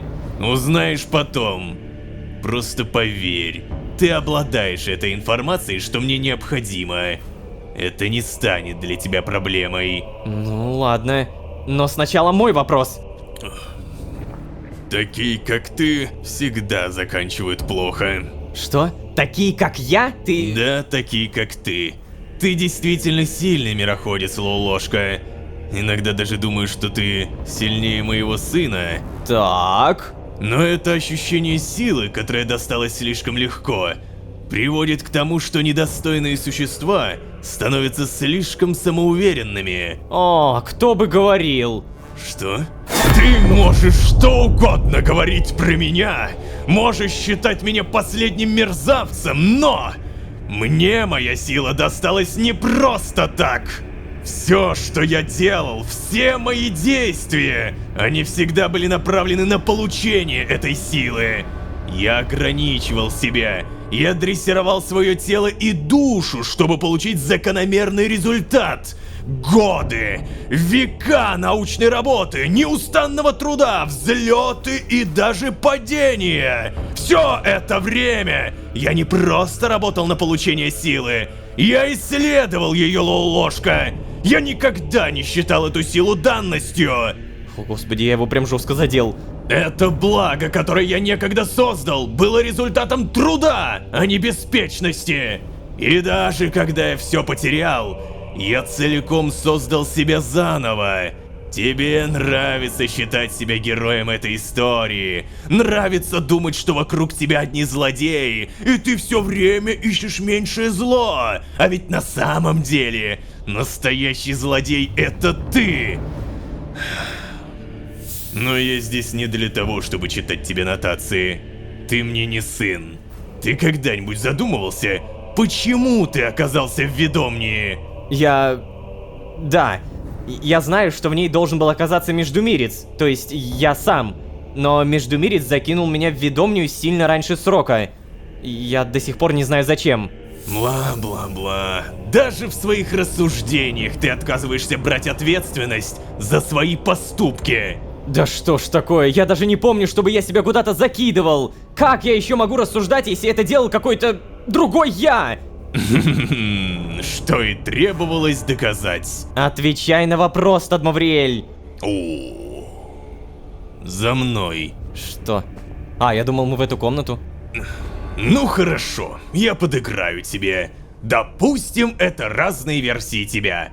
Та версия тебя, которую ты называешь Междумирцем, манипулировала событиями, изменяла твою хронологию и осознанно вела тебя по определенному пути. Чувствуешь? Конечно, конечно. После твоей отвязки тебе будет еще сложнее понять, как если бы твоей брони главного героя было недостаточно. Но все же объясню.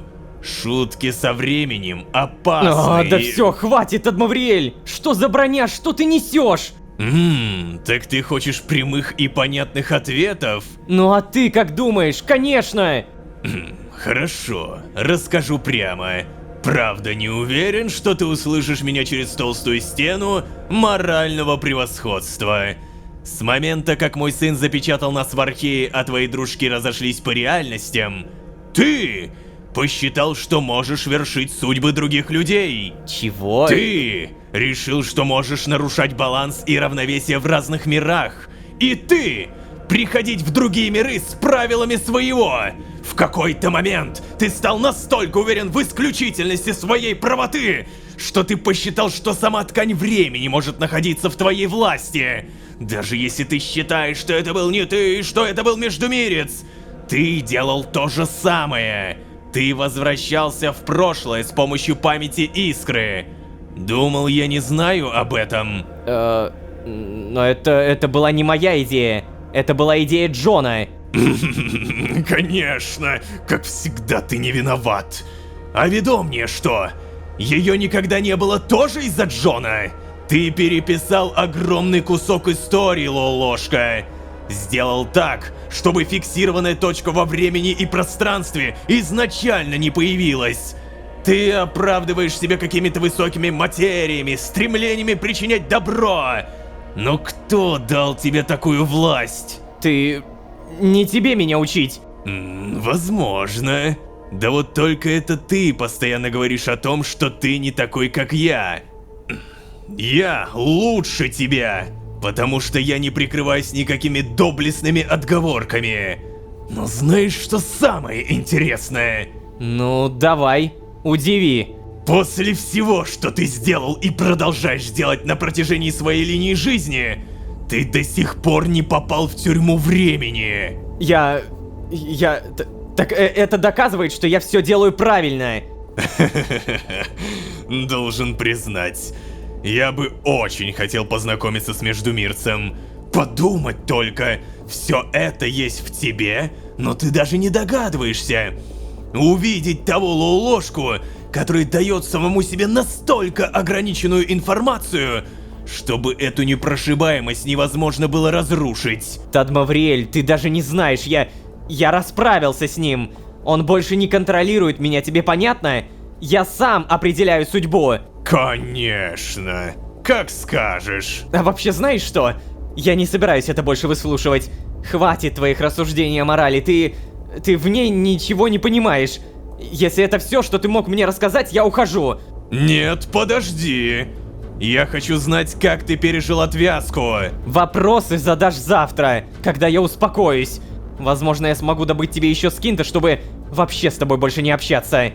Я соблюдаю договоренности. О, какая прелесть! Наш Лолошка, кажется, впервые решил спросить себя, а не вселенную.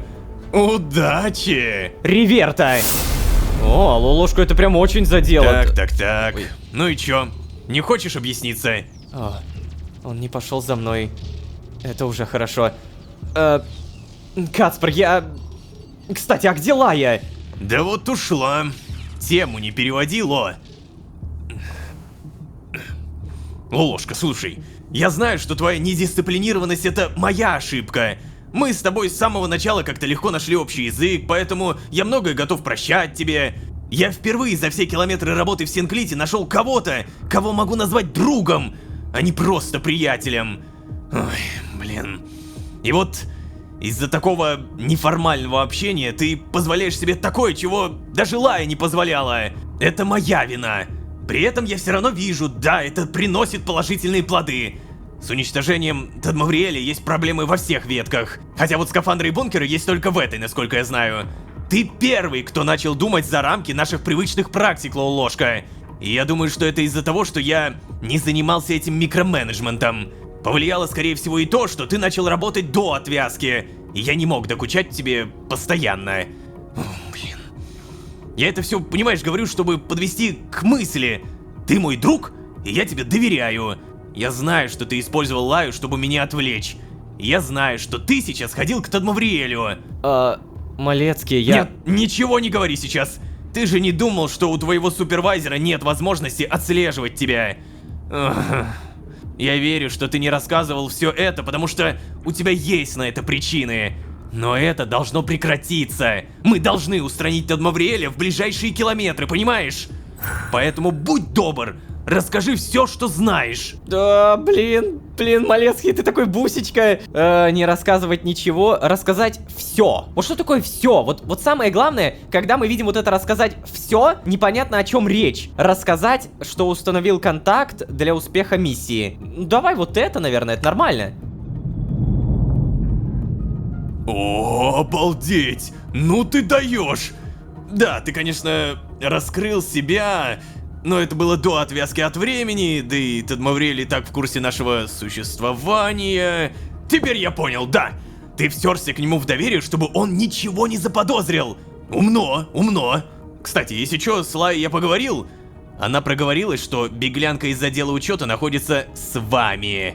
Ай. Вообще я так и думал. Именно поэтому нам нужно устранить Тадмавриэля. Чтобы эта ветка наконец уже завершилась, и все сотрудники вернулись в Синклит. Я вот, знаешь, Лаю не понимаю. Не понимаю, почему она ушла и почему жизнь в мертвой ветке ее привлекает больше, чем Синклит. Ну ничего. Этой ветке недолго осталось. Давай, пора возвращаться. Я передал Лай, что ты в эту вылазку с ней больше не пересечешься. Идем. Окей, мне даже выбора не дали. Малецкий, ты пропадешь сейчас или как? Нет. Подожди, а куда ты идешь? Ты меня типа провожаешь, да? Слушай, Малецкий, ну я тебе рассказал. Я много чего рассказал. И ты, кстати, правильно понял. Очень правильно. Ты втерся к нему в доверие, чтобы ничего не заподозрил. Да. Ну, вообще это правда. Только это не вся правда. Но мы все и не рассказали. Так, это, по-моему, твоя кровать, да? Блин. Все куда проще, чем я думал. Ну давай, наверное, к себе зайдем. Эй, ну что, красавица? Кажется, наше противостояние с Тадмавриэлем подходит к концу, да? Знаешь, то, что он мне рассказал, как будто бы у меня была уже эта информация. Ну, точнее, были кусочки, обрывки, догадки. Но вместо того, чтобы просто склеить все это в одну картину, Тадмавриэль предложил мне, не знаю, другую перспективу, что ли. Кто я на самом деле такой? Междумирец, он и правда долгое время вел меня какими-то странными путями. Но тогда в Мисре он сказал мне, что я принял не то решение. Неужели он говорил о ведомнии? О моем решении, чтобы ее никогда не было? Гусыня, понимаешь, я был уверен, что смогу добиться от Тадмавриэля внятных ответов. Что смогу продраться сквозь его витиеватый бред. Чтобы, знаешь, вычленить что-то полезное. А еще этот его вопрос про отвязку...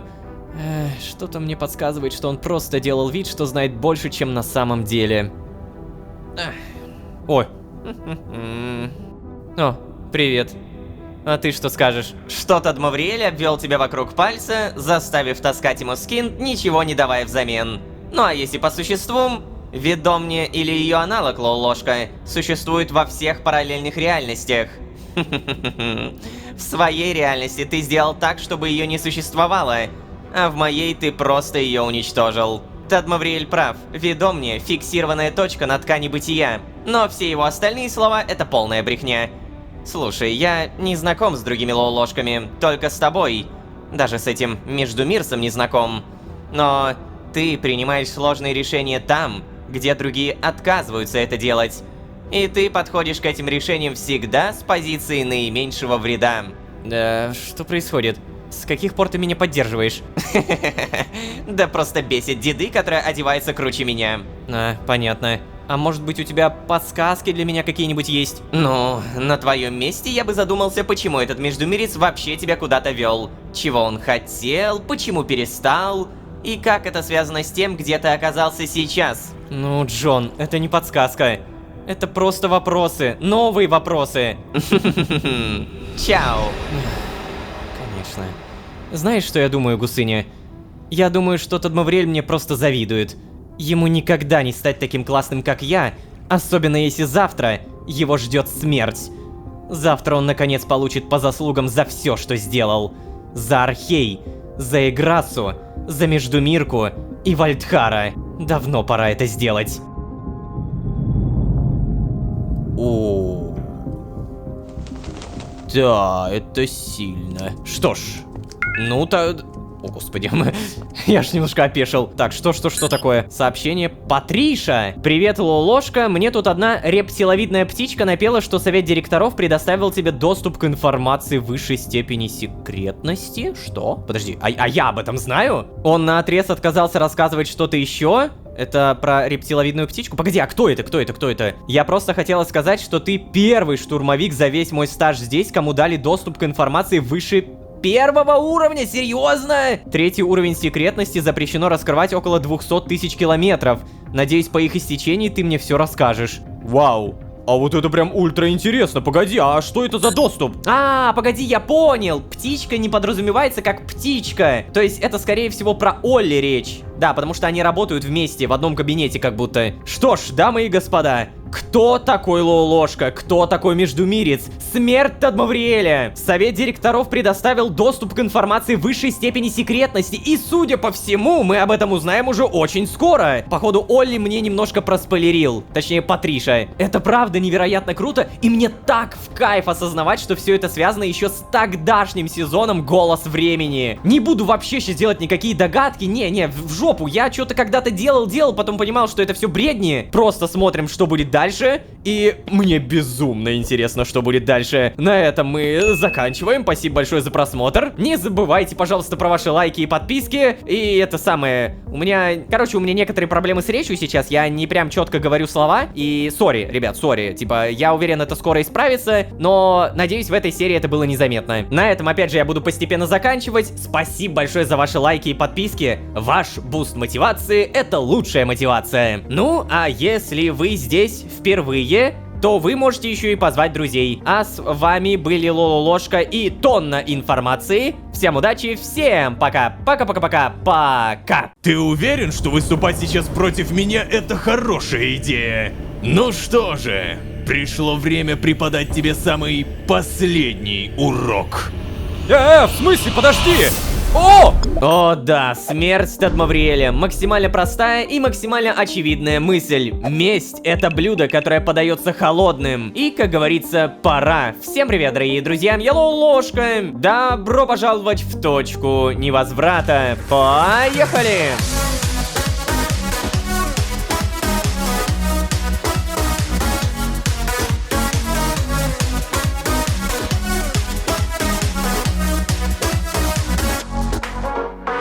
И снова всем привет, дорогие друзья, я Лолошка. Добро пожаловать в точку невозврата, сезон, в котором мы готовы мстить. Ты погляди, Тадмавриэль, живую ветку захотел, да? А жидкость организации не хочешь? Скажу честно, я как человек, который знает все, что сделал отец, зная его нынешние желания о живой ветке, как будто терпел чересчур много. Пора исправляться. Никакой тебе живой ветки, дурында. Также напомню, в конце предыдущей серии мне выдали Привет. Ну ты чё, готов? какой-то секретный уровень доступа. Привет, Малецкий. Да-да-да, привет. А готов к чему? Чё? Как это к чему? Тебе что, уведомление на планшет не пришло? Уведомление на планшет? Не... А, да! Департамент внутренней безопасности. Уведомление о выдаче доступа. Вот оно, то самое. Уважаемый Лолошка, сообщаем о том, что вам выдано разрешение на частичный доступ к засекреченной информации третьего, высшего уровня секретности. Информация будет выдана вам в устной форме сотрудникам исследотдела по предъявлении ключа. Ключ вы найдете в прикрепленных файлах. Пожалуйста, не отвечайте на это письмо. И вот он ключ. Ну, получается, пришло. Отлично, отлично. Вот мы и подъехали к километру, где все решится. Давай, Ло, наконец прикончим его. Буду ждать тебя в исследотделе. Пока. Ну, ладно. По-моему, исследовательский отдел около вагона стационара, поэтому телепортируемся. Замечательно. Так, ладно. Что-то я не ожидал, что все это будет происходить так быстро, но все равно пока еще ничего не решено. Для начала нужно убедиться, что это их оружие вообще можно смешать с кровью первой матери. Ладно, вагон-стационар — это, по идее, место, где можно полечиться, там, прокачать процесс дематериализации, но нам нужно вот сюда. Да, действительно. Малецкий, Олли, здорово. О, Лолошка, привет. Привет, Олли. Итак, Ло, Олли расскажет тебе все, что тебе нужно знать. Я буду ждать тебя здесь. Да, именно мне поручили вести тебя в курс дела. Агент Лолошка, будьте добры предъявить ключ. Да, вот, да. Все формально, конечно. Ждем. Так. Что там, он прям много кликает. Да, все замечательно. Готово. Наша беседа совершенно конфиденциальна, поэтому она будет проходить в специальном карманном измерении. Держи. О, хорошо. Доступ к этому карманному измерению можно получить с вашего планшета в ближайшие 3 метра. Ага. Жду вас там. И да, я сам. Всем удачи. Удачи, получается. Ну давай, удачи, Ло. Спасибо, Малецкий. Переместиться в карманное измерение. Интересно. Погнали! Что это за местечко? Такое. О, господи. Вот тут проходят все эти секретные штучки-дрючки, да, Олли? Да, сейчас. Агент Лолошка, садитесь, пожалуйста. Прости, что я так официозно, я... Просто эта ситуация обязывает. Да я понял. Сесть на стул, давай.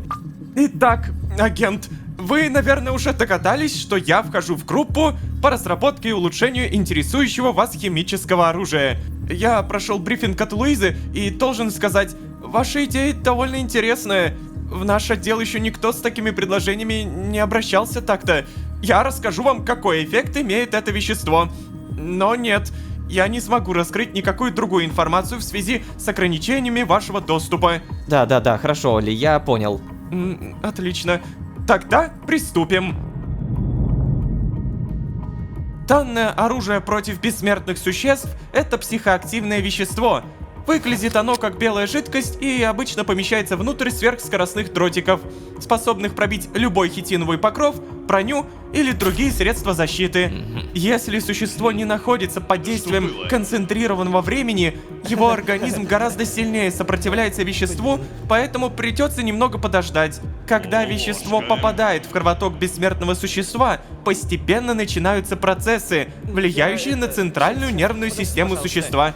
И существо входит в измененное состояние сознания. Вещество влияет на его самоощущение, волю и восприятие окружающей реальности. Существо может также принять сознательное решение умереть или внезапно почувствовать себя смертным. Да, вот. Или даже начать видеть галлюцинации, в которых происходит нечто, что его убивает.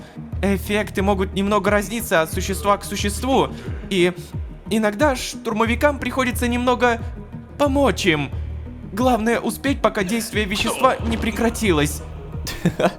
Слушайте, я не такого ожидал, но это даже прикольнее. Главное помнить, все существа индивидуальны. У кого-то быстрее проходит, у кого-то медленнее. Итак, агент... Ладно, давай уже нормально поговорим, мне надоело. Вот ты и знаешь основной принцип работы нашего оружия.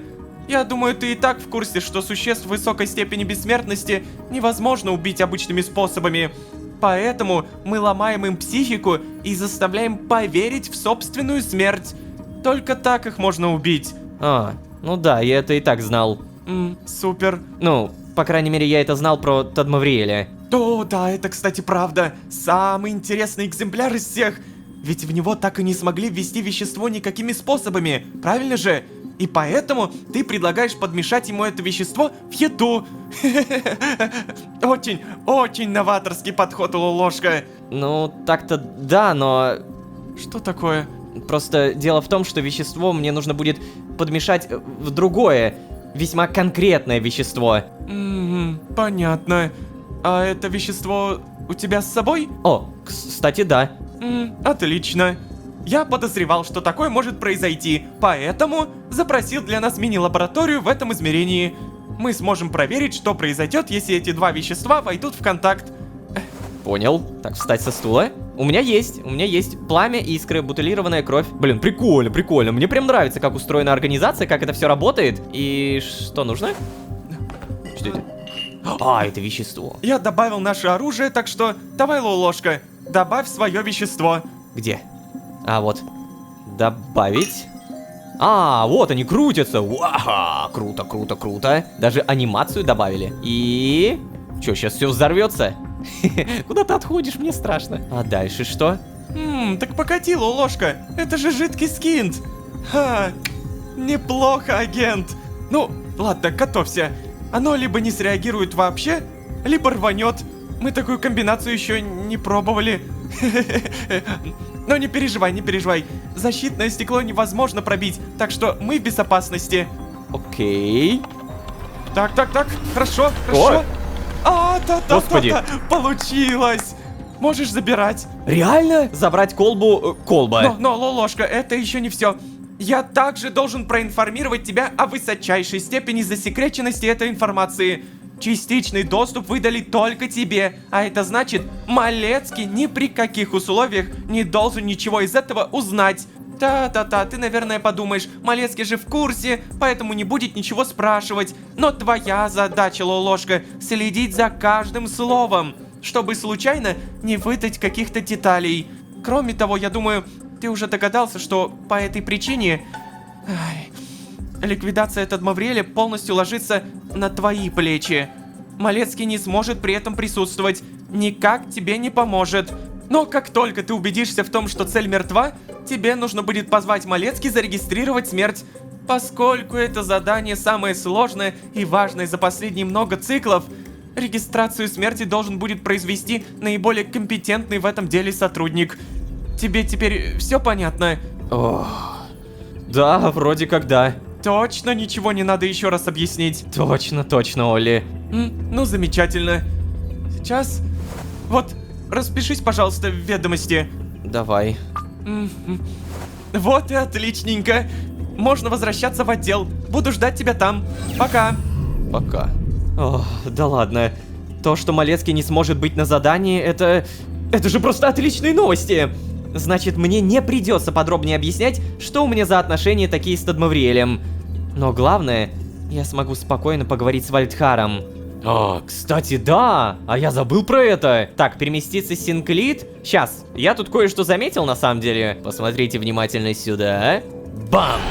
Туман смотрящего, эфемерность, 5 из 10. Плотно закупоренная стеклянная бутылка содержит отголосок сущности, называемый смотрящим. От бутылки исходит невыносимый холод, но держать ее приятно. О как! Ну давай уберем сюда. Теперь нажимаем переместиться. И... Да, привет, ребята. Ну что, кровь первой матери с добавлением смертоносной психотропной жидкости. Слушай, если что, Ну чё, большое, что рассказал, обсудим? я... Так, ладно, я свое дело-то сделал. Малецкий, прошу еще раз подтвердить, что повторные разъяснения не требуются. И что я донес до вас всю информацию, которую должен был. Да, Олли, все в лучшем виде, ты молодец. Супер. Да, Олли, спасибо. О, да, конечно, я тогда это пойду. У меня с этого метра просто перерыв на обед. Пока. Пока, Ну чё, Ло, Оли сказал мне, что оружие готово. Я, правда, к сожалению, со стратегией не помогу, поэтому... Да, Кацпар, я понимаю. Ну вот. Засекреченная информация, все такое. Угу, правильно. И моя стратегия как раз на этом и строится. Но не волнуйся, план у меня уже есть. Значит, метр истины подъехал. Наконец мы ликвидируем этого подонка. Даю несколько метров на сборы, Ло. Буду ждать в вагоне-телепорте. Да что ж такое? Ладно, Лолошка. Идем убивать Тадмавриэля, получается. Получается так. Это пипец. Необычно, очень необычно. В целом закономерно, но как будто все равно не верится, да? Ребята, я Тадмавриэля убивать пойду, ща пипец, вы даже не представляете. Если вы вообще знаете, кто это такой. Давай на всякий случай походим по этому этажу. Тут что-нибудь есть? О, чинят что-то. Мне просто интересно, я же наверняка не все исследовал. Тут так много отделов, так много комнат. Это трешатина. Вот тут я не был, это 100%. Опа, ты погляди, какую красоту нашел. Здрасте. Нёрд-утка. 23 из 100. Слушайте, прикольно. Надо будет обязательно поставить. И вполне реально, что я многое пропустил, если так подумать-то. Короче, я помню, что Малецкий ждет меня здесь, но я телепортируюсь в вагон для тренировок и хочу кое-что показать. Мне разработчики сказали, что я очень многое пропустил. И нет, я не говорю про уток, про какие-то туманы смотрящего. Я говорю про вот это. Вот эта штука сверху оказывается кликабельная. Ты посмотри, тут целый паркур. Блин, это правда необычно. Все это время было, и все это время я не замечал. Но... Ай, больно. Ну да ладно, сейчас все получится. Давай тихо-тихо, аккуратненько. Чуть-чуть остается. Нет! О, господи! Прям в эту дырочку. Минус ноги. Попытка номер 2. Вот здесь. Аккуратненько. И в итоге что это такое? Второй уровень перейти, что? Господи! Это, оказывается, VR! Ты шо, серьезно? VR-паркур? Не, ладно, это прикольно сделали. Прыгаем, забираемся, отлично. Еще прыгаем, падаем, и еще раз прыгаем. И снова падаем, а в третий раз взяло и получилось. Фух, наконец-то. Стоп. Погоди-ка. Ребят, я узнаю это место. Это то самое место, где я нашел золотые часы для мырк-игры Штраклара в сезоне Сердце Вселенной. Нифига себе, как у меня это в памяти въелось. Это самая филигранная отсылка за все сезоны, серьезно. Прикольно. В любом случае, мне нужно так вот пройти. Хорошо. Далее сюда. Молодцы. Здесь вроде бы тоже простой прыжок. Мне, по идее, сюда. Аккуратненько. Здесь цепляемся. О, здесь не пройти. А, нет, можно. Вот так аккуратненько. О, и по-моему я вижу выход. Давай. Опа! Третий уровень перейти. Пожалуйста, дайте мне опыт. Я умоляю, если за это не дадут опыт, то это странно. Так. Сюда! 26 тысяч. Погоди, а если я сейчас отсюда выйду, я смогу потом вернуться на этот третий уровень, не проходя заново второй? Потому что, ну, если нет, это тупо. Возвращаемся. И проверяем. О, да, смотри, третий уровень перейти. И чтобы перейти на третий, это стоит 300 синкоинов. Нет, спасибо, сейчас я не буду.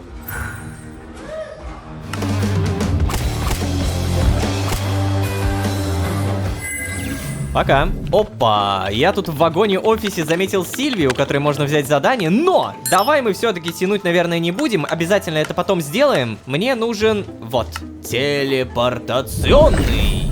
Малецкий все еще ждет? Конечно, ждет. Ну давай поговорим. Готов? Угу. Только одна вещь, Малецкий. Чё? Какая? Тадмавриэль может прослушивать мой бункер, так что со словами поосторожнее. Да, понял. Только это, перед тем, как мы отправимся, выдам тебе табельное оружие. Сейчас. Держи. Ух, фига себе. Винтовка и патроны. Так. Все, давай, распиши здесь быстренько. Хорошо. Молодец. Разрешение на перемещение я выдал, так что можешь прям к своему сидению идти. Принято. И у меня действительно вновь винтовка, табельное оружие. Нифига себе табельное. Это просто, оно больше, чем я. Так, все, да, Малецкий ушел. Где мое сиденье? Ага, вот оно мое сиденье. Мы идем к Тадмавриэлю не поговорить. И то, что мне дали оружие, это, знаете, вместо 1000 слов. Что ж, переместиться. Погнали. Куда только? Подожди, бункер? Да, бункер. О, Малецкий. Удачи, Ло. Я знаю, что у тебя все получится. Я уже начал мысленно продумывать, как мы отпразднуем выполнение этого задания. Вот так вот. Жду тебя здесь, короче. Хорошо. Ой, блин, паника. Вот это мы сейчас все уберем на всякий случай. У меня много патронов. Сразу заряжаемся на всякий пожарный. И что мне, реверта надо, да? Ты просто играть будешь. Блин, это так странно. Ладно. Реверта. Ага, ну вот я и здесь. Черт, мне бы сначала с Вальдхаром поговорить. Но как мне найти его в обход Тадмавриэля? Если я ни слова Вальдхару не скажу и просто убью отца, это будет немного странно. Ну Блин, Ло! Ты реально отвязанный! Охренеть! То есть я хотел сказать... Пожаловал, значит, наконец-то. Вальд, ты что? Ой, не надо мне, Вальд. Лолошка! Тадмавриэль рассказал мне, что ты приходил. И даже со мной не поздоровался. Даже Так, не... стоп, Вальдхар, не надо. Хватит, пожалуйста. Ты спал вообще-то. Да мог бы разбудить, это же очевидно. Но ты просто не хотел со мной разговаривать. Отвязался и про друзей своих забыл.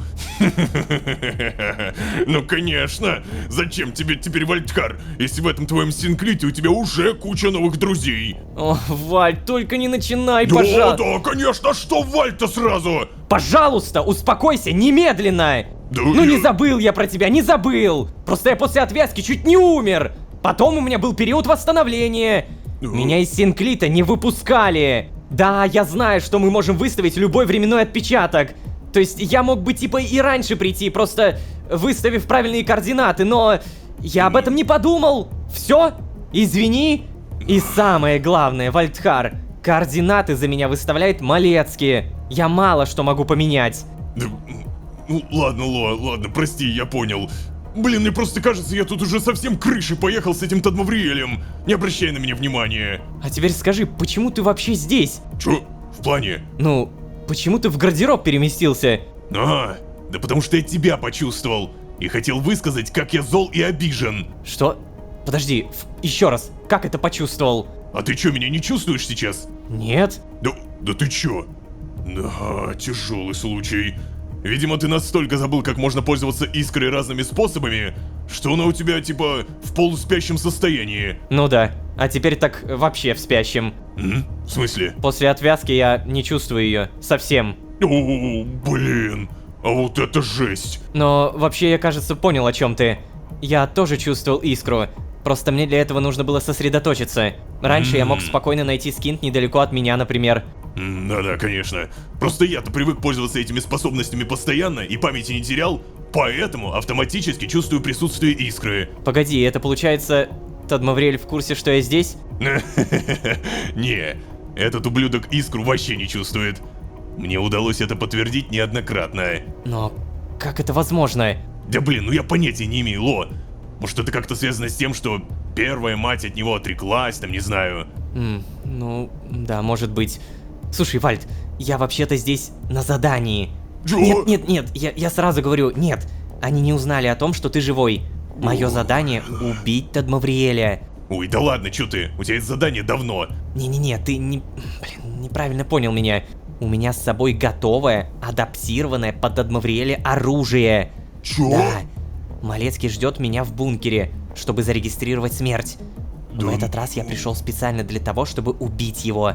О, Ло, Спасибо всем реальным и выдуманным богам! Наконец-то! Убей эту тварину, Ло! Убей! Я уже не могу дождаться, когда увижу это! Слушай, Валь, ты прости, но... Чё? Я бы хотел, чтобы ты спрятался где-нибудь. Не хочу подвергать тебя опасности. Ты чё, серьезно? Да, потом этот бункер весь твой. Можешь жить сколько захочешь. Да блин, Ло, ну какого хрена, а? То есть ты сначала решил обрадовать, а потом вот так вот все обломать? Ну кто ж так делает, а? Так, блин, ладно, давай, ты можешь остаться, но поклянись мне, что не будешь вмешиваться. Не вмешиваться? Да, можно только наблюдать. Так, чтобы тебя не заметили. Не заметили? Ладно, Ло, твоя взяла. Пойду займу позицию за дверью в хозяйские покои. Хе-хе-хе. Оттуда будет лучше всего это слышно. Все еще не могу поверить, что это правда. После всего, что он сделал всем нам, и нашему миру, и первой матери, и Грасе. Да, короче, ладно, прости, Ло. Мне надо немного перебеситься. Ну ладно. Блин, я уже и забыл на самом деле, насколько Вальдхар вспыльчивый. Мне хватило больше, ну ладно, чё, около 10 серий, чтобы забыть, какой он. Чё в итоге? Остается только одно. Поговорить с Тадмавриэлем так, как будто мы друзьяшки. Я принес ему искру. Эй! Ты? Я. Наконец-то. Надеюсь, ты здесь, чтобы долг вернуть? Конечно, конечно. То есть, само собой, Тадмавриэль. Ну давай посмотрим, сколько ты принес мне в этот раз. Или же ты все-таки выберешь отвечать на мои вопросы? Отдать кровь. Держи. Ну-ка. Стоп, что? Это же... Откуда у тебя это? Из твоего подвала. Здесь, в Архее. Из моего подвала? Там еще что-нибудь оставалось? Неплох, неплох. Украсть у меня кровь первой матери и потом отдать ее мне же в качестве уплаты долга. Уважаю. И в очередной раз убеждаюсь, что мы с тобой гораздо больше похожи, чем тебе кажется самому. Да, давай, просто выпей эту фигню уже. Ну что ж.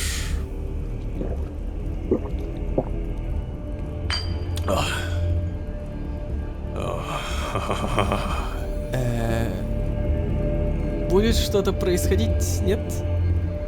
Скажешь что-нибудь? Там... Тадмавриэль? Ну что? Я тебе больше ничего не должен?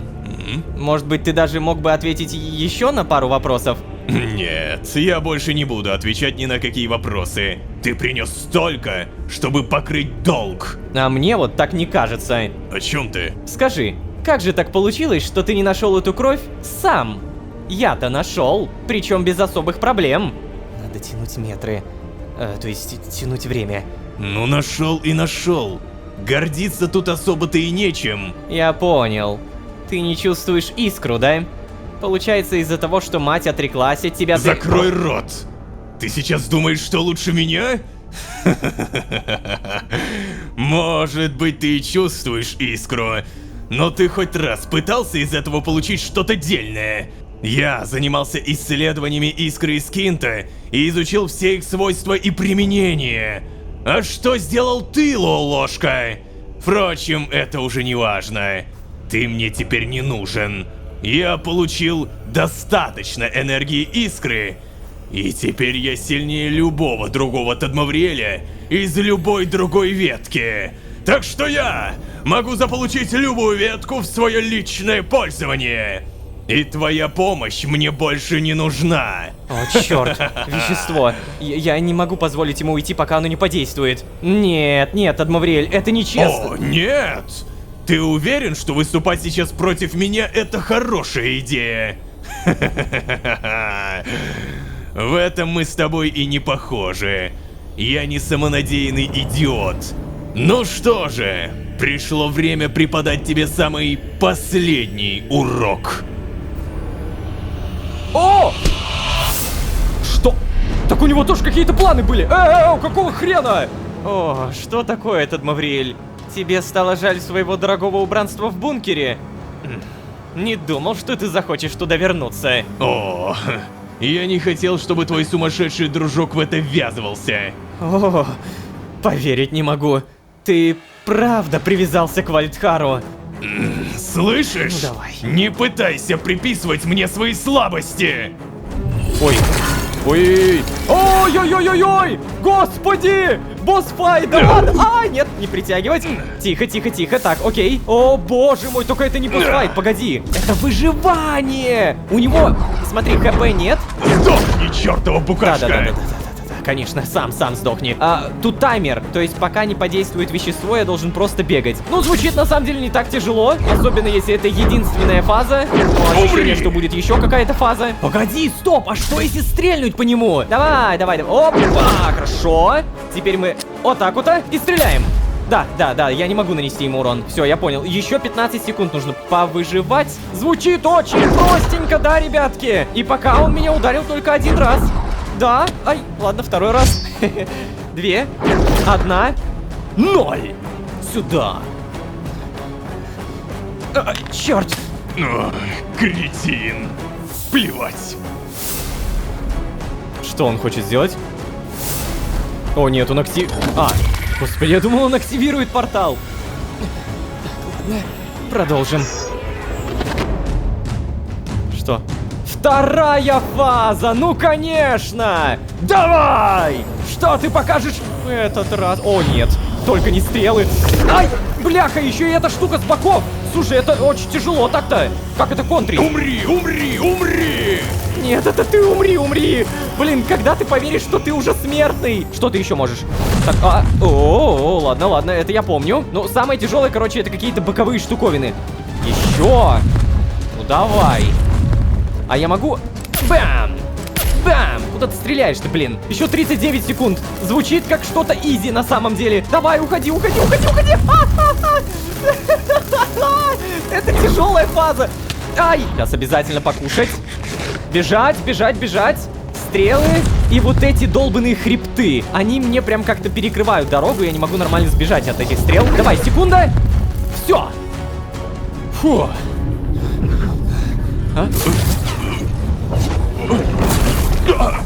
О, началось. Что происходит? Где я? Что это за ощущение? Неужели я... Не может быть! Я снова смертный? Ничего. Может быть, я теперь смертный, но я все равно сильнее тебя! Черт. Ладно, хотя бы подействовало. О, да. Третья фаза! Господи! Давай, черт возьми! На! О, урон проходит, хорошо. На! Все, теперь-то мы тебя одолеем. Тадмавриэль, у которого падает здоровье. Я впервые такое вижу. Ух ты ж, блин, нифига. Ой. Так, мне бы, наверное, как-то перезарядиться. Быстренько вот так вот. Тихо, бляха. Это будет тяжело, но в целом справимся. Где ты? О, что? Нет! Только не говори, что сейчас кто-то появится.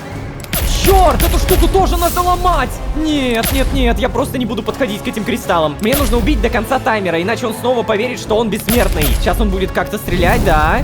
Потом я в него стреляю. Патроны кончились! Черт, ну бога ради! Все, успел. Сейчас будет ТП. А, вот он ты. Так, тихо, последние выстрелы. И да! Хо-хо-хо-хо!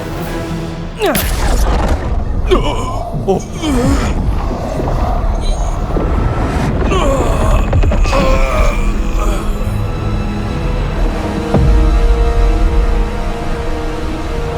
О. Да ладно.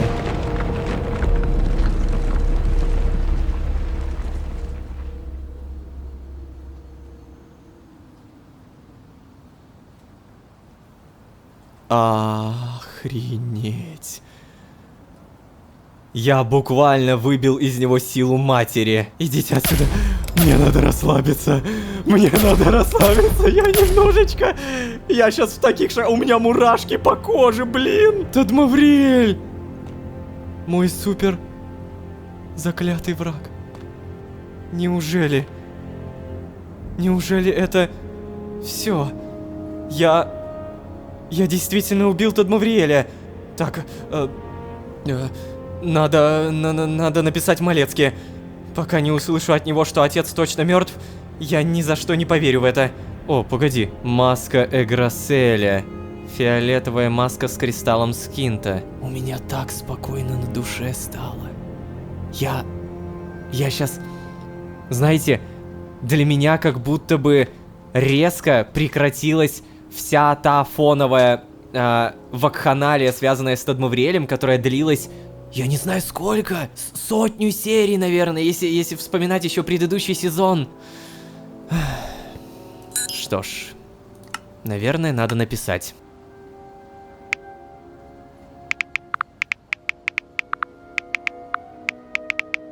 У меня руки трясутся, когда я это пишу, блин. Отправить. Каспер, я закончил. Цель ликвидирована. Жду тебя на месте. Ты ведь можешь отследить мои координаты со своего планшета, да? Я думаю, он может. Нам нужно просто дождаться. Ло-ло-ло-ло. Блин, да ты совсем серый уже. Так, сейчас, погоди-ка. Вот, быстрее кушай. Батончик, ладно. Так, что тут у нас? Сейчас кушать. Ну, черт. Реально. Мертв. Сейчас. Хорошо. Еще поем. Все, минус давление времени. Ну что, напарничек, поздравляю тебя! Ты сделал это! Цель действительно ликвидирована! Ой, блин, погоди, а чё у тебя лицо-то какое-то странное? Ло, ты в порядке? Он же не ранил тебя? Нет, Кацпер, все в порядке. Фух. Просто я выжат как лимон. Да, понимаю. Ладно, давай возвращаться в Синклит пора. Отдохнешь немного, и мы сможем отпраздновать закрытие этой ветки. Ладно. Как у Малецки все легко. Это же... Этот отбор... Как у них все просто в этой организации. Ну, убили. Чё бухтеть-то, да? Этот Адмавриэль, бляха-муха. Он не дышит. Что мне, как мне? Чё делать-то, блин? Погоди, здесь... Ничего не могу. Видимо, мне нужно воспользоваться планшетом, но... Подожди, может быть, это какая-нибудь уточка. Вот это вот, что это, что такое? Иди отсюда, кыш-кыш-кыш. Я пытаюсь найти здесь какие-нибудь уточки, какую-нибудь пасхалочку, но нет. Видимо, тут все-таки ничего такого не будет. И, походу, мне реально нужно просто возвращаться. По скафандру здесь тоже не нажать. Ладно, планшет... Немножко, извините. У меня есть кнопка переместиться, оказывается. Окей, поехали. У меня просто реально голос немного хрипит от этого даже. И вот мы... на месте. Малецкий? Мне, наверное, надо в медмодуль сходить, потому что у меня вообще жопа с ногами. Эй, Малецкий! Бога ради, где ты? Давай, наверное, попробую сюда. К себе. Ай, бляха-муха! Ну ты, слушай, вот ты-то мне вообще сейчас не нужна. На, ешь. Подрагивает от радости хвостик, конечно. Малецкий. Что ж такое-то? Блин, на самом деле у меня сейчас какая-то реально бездонная дыра появилась в эмоциональном плане, потому что очень долгое время Адмавриэль, он как бы не просто занимал, он наращивал вот это эмоциональное пространство внутри меня, не только как у персонажа, а вот именно у меня. И теперь, когда я понимаю, что его не стало, это вот та самая дыра, она просто образовалась. И знаете, что самое, для меня, как для Ромы, прискорбное, для организации, это просто очередная цель. Как же мне не по себе от этого. Ладно, давай, наверное, перемещение, вагон-стационар. Погнали! Отлично, я уже слышал, как, хпшки появились. И, кажется, мне прям ярко намекают. На этом можно постепенно заканчивать. Маска Эграселя. Прикольный артефакт, который мы в будущем как-то используем. А пока что... что могу сказать? Надо думать о том, что нас будет ждать дальше. Потому что... я сейчас не в состоянии, честно. Сори, ребят, я не в состоянии. Мне лишь очевидно, что сейчас это все одна большая тянущаяся цепочка от отдела руководителей. То есть совет директоров явно все знал, знает и может рассказать больше, чем мы можем представить. Все это мы увидим в следующих сериях. Не забывайте, пожалуйста, про ваши лайки и подписки. Ваша поддержка — это наилучший буст мотивации. А если вы здесь впервые, то можете еще и позвать друзей. А с вами были Лол-Ложка и Адмавриэль и Маска Эграселя. Всем удачи, всем пока. Пока. Вам было одобрено повышение до ранга сержанта. Сержанта? Все вместе! Шеф, выходи! Шеф, выходи! Ща будет. Дамы и господа, миссия выполнена, Адмавриэль мертв.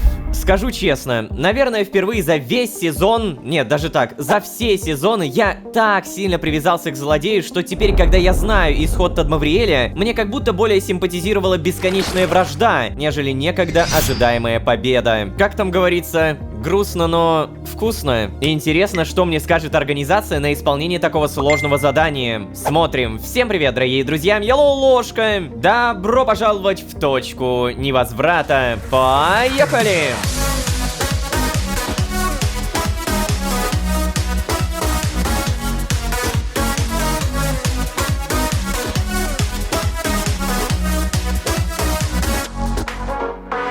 И снова всем привет, дорогие друзья, я Ложка. Добро пожаловать в точку невозврата, сезон, в котором мы победили.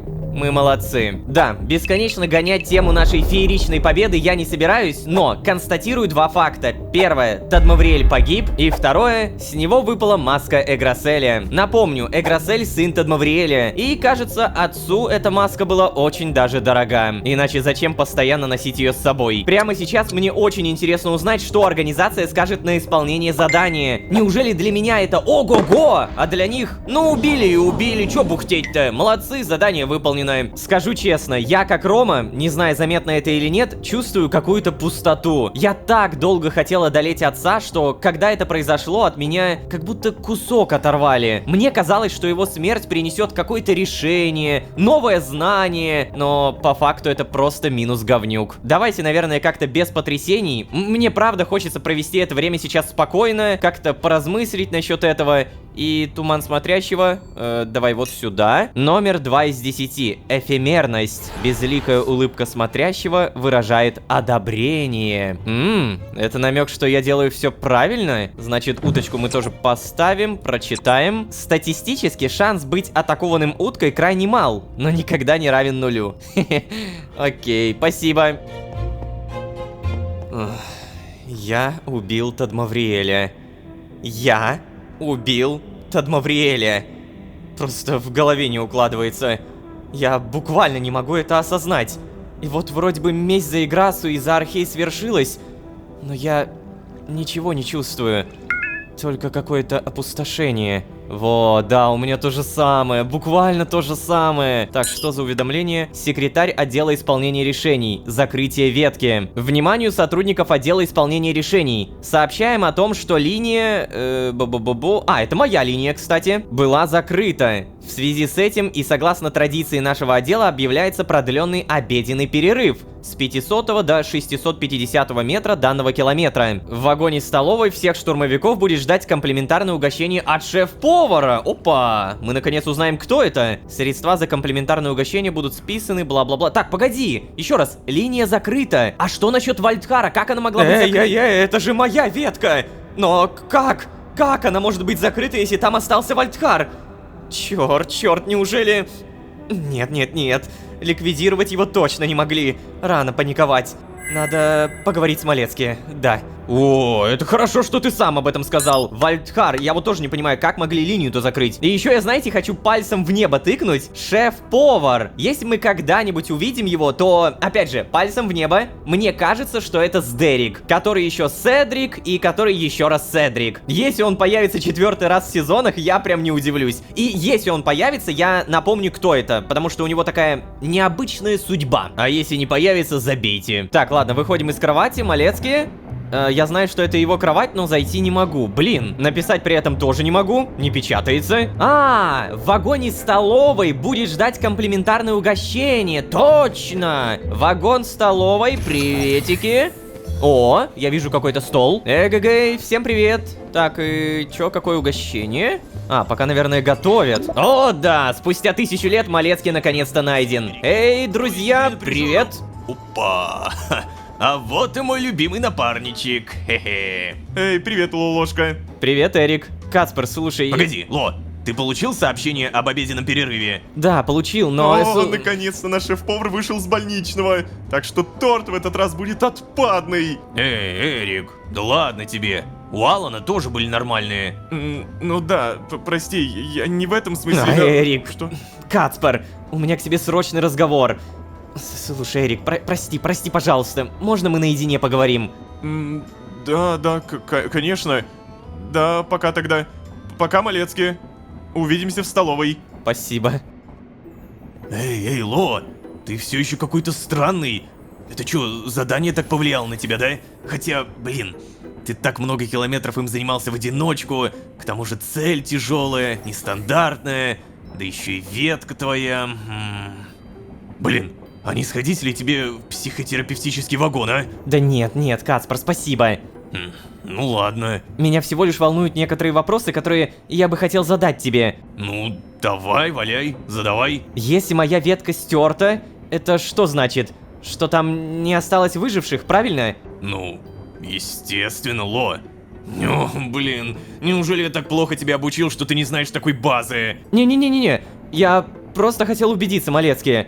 Скажи, можно ли закрыть ветку, если там остались выжившие? Ой, блин. Нет, все-таки фиговый из меня наставник. Ло, конечно, нельзя закрыть такую ветку.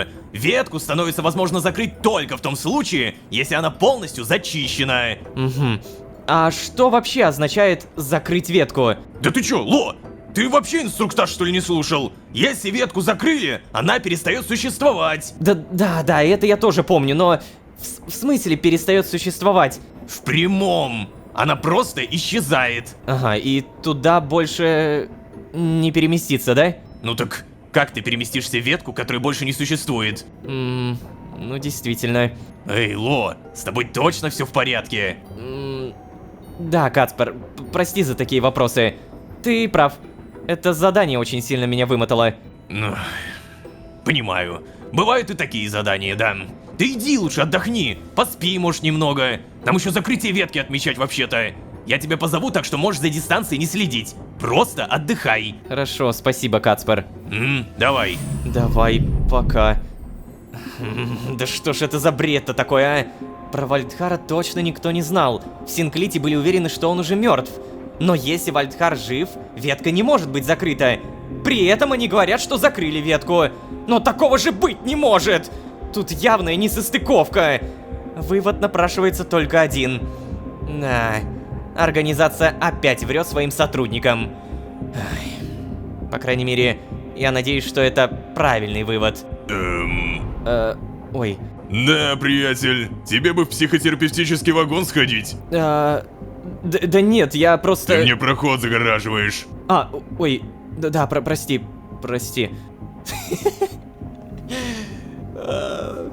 Блин, это забавно. Короче, если Вальдхар жив, ветка не может быть закрыта. При этом они говорят, что закрыли ветку. Тут явная несостыковка. Интересно, блин. А может быть, ветки на самом деле невозможно закрыть? И там просто никого? И организация правда так считает? Понятно, что здесь скрыт более глубокий смысл, но я не могу понять, а чё с Вальдхаром-то? Ну то есть вопрос-то никуда не исчез. Обязательно разберемся, а сейчас я напомню. Уже очень долгое время я хочу прокачать гены выживаемости. Точнее, открыть. Контроль дематериализации тела. Разблокирует гены выживаемости. Требования все есть, остается только 5 очков. У меня 1. Окей, мне нужен опыт. Вагон тренировка, поехали! Привет, штанга. Привет, коэффициент 2,5. И Лолошка куда-то пропал. Это что такое? Ладно, в любом случае, главное, чтобы опыт дали. Вроде как уже нормально. И 8800... Блин, это мало, это очень мало. Давай-ка, наверное, еще раз. Могу, наверное, да? И Лолошка опять куда-то пропал. Ну ладно, это не так важно. Главное, опыт. О, в этот раз быстрее. И сейчас у меня будет 11300. Наверное, самый лучший способ добыть опыт — это паркур. 3-й уровень. Поехали. Красивый переход. И да, вот этот паркур мы еще не проходили. Сейчас как-нибудь быстро все это сделаем, ребят, не волнуйтесь. Я своего рода профессионал. Ой, так это было так просто! 4-й уровень перейти. Ну-ка, сейчас у меня 11300 опыта. Мы телепортируемся. 27. Да, слушайте, это прям неплохо. За паркур прям много дают. И, ой, тихо! Тихо, не падать, не падать. А, нет, не падать! Господи! О, боже! Страшно!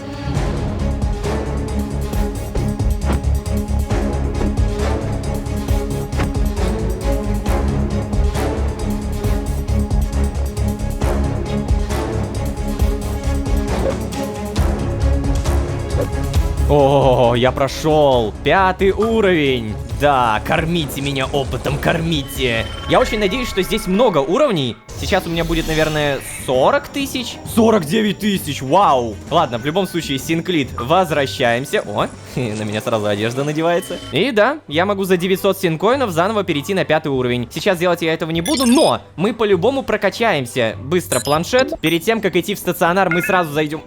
В сад? Ух ты, что? Административная дирекция, тема повышение? Уважаемый агент Лолошка. Рады сообщить вам о том, что благодаря вашему упорному труду во имя цели организации по спасению всего пространственно-временного континуума, а также вследствие применения вами инновационных методов при выполнении заданий, вам было одобрено повышение до ранга сержанта. О, сержанта? Ладно, продолжай. Начиная с данного километра, коэффициент, по которому рассчитывается ваша заработная плата, будет увеличен на 0,5, а также будет выплачена разовая премия за успехи в трудовой деятельности. Также вам были начислены дополнительные очки организации. Поздравляем! Пожалуйста, не отвечайте на это сообщение. Вау, я... сержант. Погоди, еще раз. Мой профиль, стаж 27, очки организации 38. Отдел исполнения решений. Неожиданно. И премия сразу пришла. Теперь я могу тратить ее на что угодно, а не копить на покупку скинта для Тадмавриэля. О, кстати, это тоже правда. Но я... Короче, чё я сюда пришел-то? Напомню, нам нужны вот эти очки генома, 5 штуковин. А для этого можно использовать и кустарные методы. Привет. Поздравляю, мы собрали целую коллекцию. Коллекция споры. Забираем. И это та самая, которая мне очень нужна. Очко генома. Также нам дадут 10 тысяч опыта. Приобретаем. Все. 59 тысяч опыта, уже обалдеть. Наверное, я могу прокачать что-то, чего у меня мало. Живучесть. О, увеличивает здоровье. Давай, 1, 2, 3, 4, 5. Повышение. Угу. Еще очко генома. Осталось 9 тысяч опыта, но по идее сейчас у меня 3 очка. Пойдем проверим. Здрасте, аппарат. Да, 3 очка генома. Я напомню, когда мы откроем гены выживаемости, у меня откроется ген, который позволяет быстрее ходить. То есть я буду где-то в 2 раза быстрее. А учитывая эту огромную организацию, мне это только на руку. Ух ты. Привет, сообщение. Кацпар Малецкий, тема праздник. Эй, Лулошка, ты где? Я же сказал, отдыхай, я приду за тобой. А тебя в койке нет и нет. Опять шатаешься где-то, да? Приходи в столовую, перерыв начнется через пару метров. А, окей, а шо ты на меня кричишь-то? Ну немножко покачался я. Так, вагон столовая, погнали! А ну, покажите мне. Ой, здравствуйте. Что тут у вас? О, Эрик, Дорин, Малецкий. О, Лолошка, еще раз привет. Ну слава Синклиту, а то я уже думал идти искать тебя. Значит, можно начинать. Дорогие коллеги, наконец наступил этот километр. Ветка, которая приносила нам кучу проблем, которую не могли зачистить даже самые опытные штурмовики в Синклите. Эй, вообще-то старались. То, понимаешь ли, там обнаруживается существо, которое нашло способ защититься от времени, которое еще и оказывается самым бессмертным из всех существ. То обнаруживается более или менее смертное, но очень хитрое существо, которое постоянно обводит нас вокруг пальца. Не будем показывать на него пальцем. Малецкий. И вот оно, наконец наш сплоченный отдел справился! В первую очередь, благодаря нашему новичку Лолошке, который был по этой причине произведен в сержанты! Похлопаем! Молодец! Красавчик! Итак, дорогие мои штурмовики, объявляю самую сложную за последние циклы ветку зачищенной! Наконец! Не забудьте поблагодарить нашего замечательного шефа за угощение! А теперь налетай! О, какая речь! Вау! Погоди, что это наверху? А, это пушка! Тут уже все наши расселись, все кушают. Скример, боже, что с тобой? О, я могу поговорить. Эй, привет, Скример. Ну, здравствуй, коллега. Знаешь, удивительно, конечно. Тебя уже повысили до сержанта, а я все еще в ранге рядового. При том, что я сильно превосхожу тебя практически по всем параметрам. А мне напомнить тебе, как я дважды победил тебя в бою? Что? Ну, в рукопашном и в дальнем, помнишь? Не напоминай, я и так это помню. Я считаю, что ты достоин этого нового призвания. Поздравляю. Спасибо, Ну я... знаешь что? Я уверен, что за этот цикл добьюсь звания выше твоего. О, ну конечно. Не обманывай себя, может быть. А знаешь, я тоже в этом уверен, Скример. Что? О, и кстати, пока не забыл, вопрос. Ты был когда-нибудь в вагоне-рынке? Нет, конечно. Мне, как благородному воину, противно подобное торгашество. Но я бы на твоем месте сходил туда. Чего? Это еще зачем? Ты хочешь развратить мою душу самурая этими Да твоими... нет же, Скример. Там просто другой представитель твоего вида работает. Что? Другой Громкааратрокс? Не может быть, это... Да, я рассказал ему о тебе, и он хочет познакомиться. Ну, знаешь ли, меня это не интересует. Да, я знаю, не интересует. Все Громкааратроксы невыносимы, кроме тебя. Ну, вообще-то да, именно. Ладно, прости, что зря потратил твои метры. Подожди, а этот Громкааратрокс, он в каком отделе работает? Мне это так-то не интересно, я просто хочу знать, кого избегать. Он кристаллы продает. Его зовут Еллер. Понятно. Спасибо за предупреждение. А я, наверное, пойду тогда. Глупые праздники меня не интересуют. Эй, ты чего? Даже торт не поешь? Я вообще-то слежу за фигурой. Я воин. По-любому пошел к Еллеру. Или как там, подожди, как зовут? Да, его зовут Еллер. Тут я могу с кем-то... Нет. Малецкий, слушай. Тоже не поговорим? О, Реджинальд. Поговорить. Это ты отравил мой торт, да? Я так понимаю, к психотерапевту ты не сходил, да? А вот это тебя не касается. Ты хочешь сказать, что ты торт не будешь? О, так ты еще из-за дурака меня держишь. Кто будет есть отравленный торт? Сам его ешь. Да кто ж тебе его отравил-то? Ну давай. И чё не ешь? Да ем, вот, смотри. Видишь? Я съел. Думаешь, поверю в твои фокусы? С дороги. Да уж. Тебе бы реально в больничку, чувак. У тебя прям с башкой вообще не в порядке. О, Реджинальд ушел. А и вот теперь можно поговорить, офигеть. Эй, Ло, тортика хочешь? Тортик, конечно же, хочу. Ой, куда это меня? О, что? Слушай, ну давай. Все? О, могу еще поговорить? Да, еще хочу тортика. Спасибо. И еще поговорить могу? Да, давай еще, конечно. Сюда! И еще поговорить! Ладно, все, мне не нужен тортик, спасибо. Кусок торта от шефа. Божественный торт с прослойкой из тонизирующего антигравитационного мусса. Выглядит забавно, прикольно, но если я сержант, у меня же теперь получается больше доступа, да? Я теперь типа крутой? Просто ладно, когда рядовой просил доступа и все такое. Но теперь-то, блин, я и сам могу, да, Малецкий? Ну чё? Как тебе тортик? Это нереально вкусно, Малецкий. Само собой. Это же наш любимый шеф постарался. Только вот он на кухню ушел и так и не вернулся. Эй, ребятки! Да? А давайте позовем нашего шефа! Все вместе! Шеф, выходи! Шеф, выходи! Ща будет. О. Эй, шеф! Спасибо за офигенный торт! Спасибо за офигенный торт! Ну что вы? Я знал, что это будет. Я знал, ну конечно. Я просто, понимаете, столько намекать на то, что здесь крутой повар, и не реализовать с Дерека, ну это такое упущение. Знаете, единственное, что меня смущает, он же парадокс. Если об этом ничего не будет сказано, то это какое-то упущение. Потому что я не воспринимаю с Дерека как не парадокс. Вот если прям коротко. Давай подойдем, наверное. Ребят, правда рад, что вам понравилось. Эй, не хочешь пойти познакомиться с шефом? Окей. Привет, Сдерик.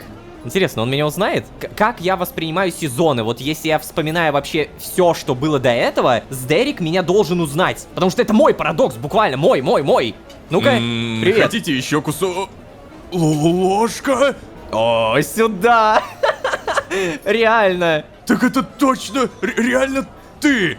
Ложка, ты не представляешь, как я рад тебя видеть. Сдерик. О, я боялся, что ты меня не узнаешь. Да как я могу тебя не узнать, Сдерик? Да, знаешь ли, от вселенной чего угодно можно ожидать. И то верно. Но, стоп, подожди. Сдерик, что ты здесь делаешь? Как видишь, поваром работаю. Но ладно, я понимаю, вопрос не об этом. Если честно, я сам не понял, что случилось, Лолошка. Помню, что тот странный человек, вывалившийся из портала, который выглядел совсем как ты, кстати. Только шарф и очки были красные. Его вроде Джон звали, да?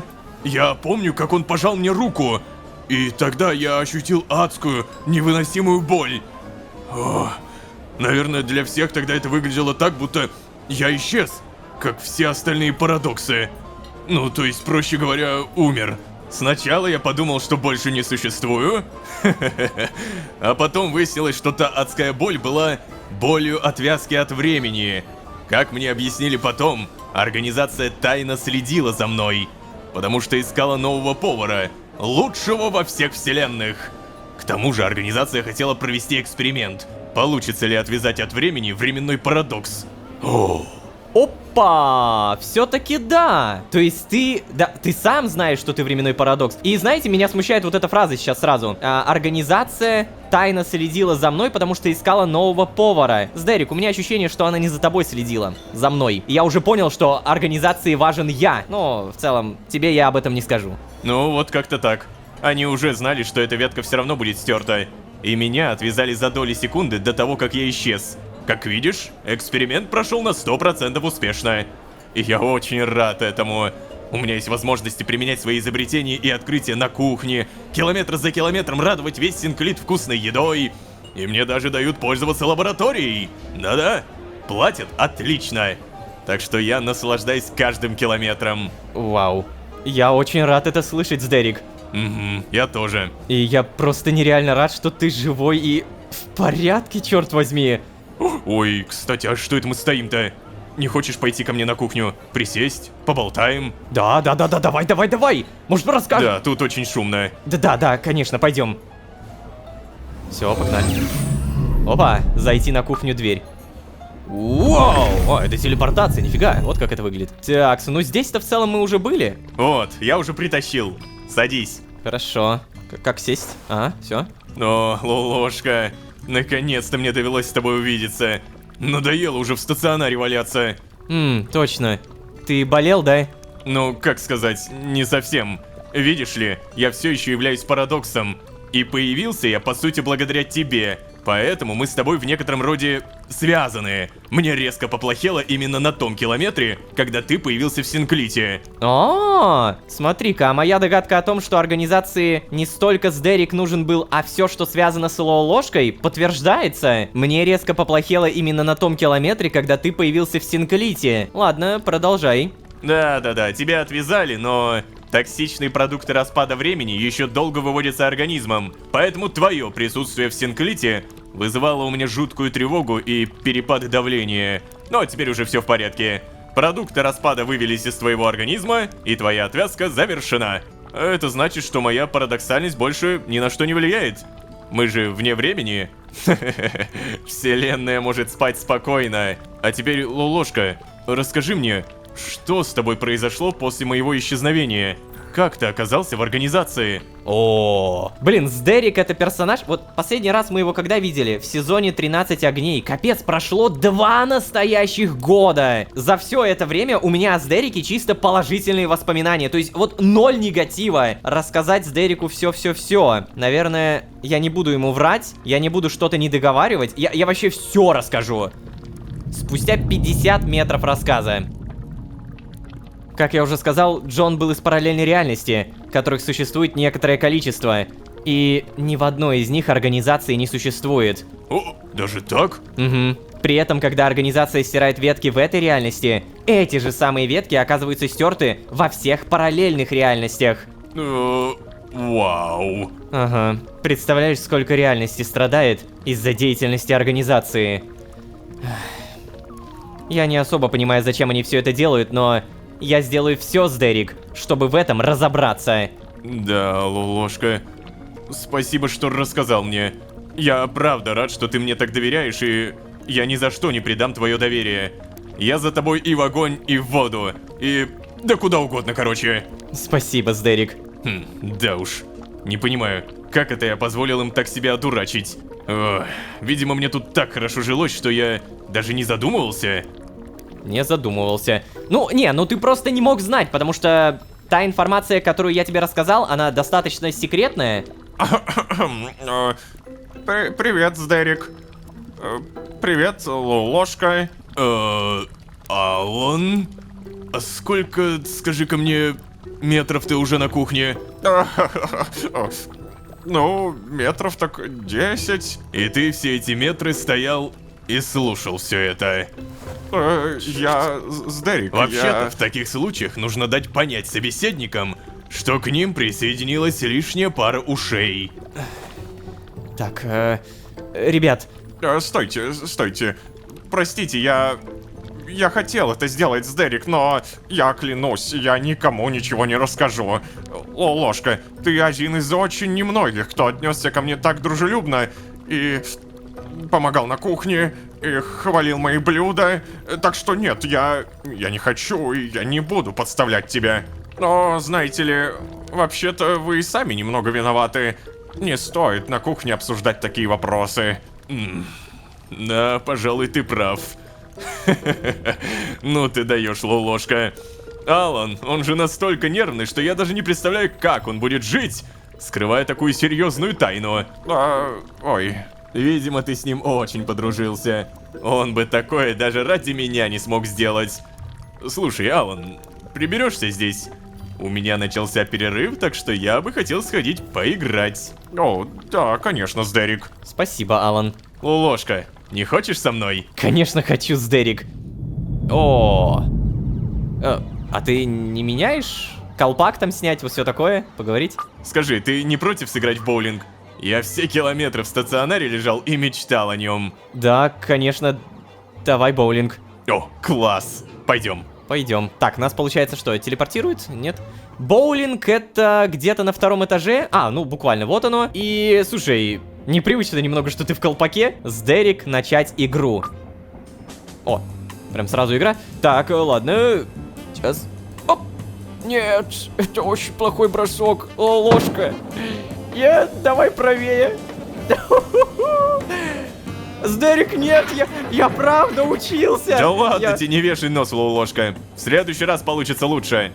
А у тебя сейчас по-любому страйк будет, да? Куда? А, нет, он, ну... Да ну не, какие 9? Я крут. Так, хорошо, сейчас я понял. Тут уже немножко по-другому. Я в прошлый раз играл в боулинг, было прям иначе. И бам! Во, идеально. Давай. Полетел шарик. И это точно должен быть страйк. Сюда! Ого, Ложка, так держать. Опять бросает Сдерик. И у него... семерочка. Слабенько, слабенько.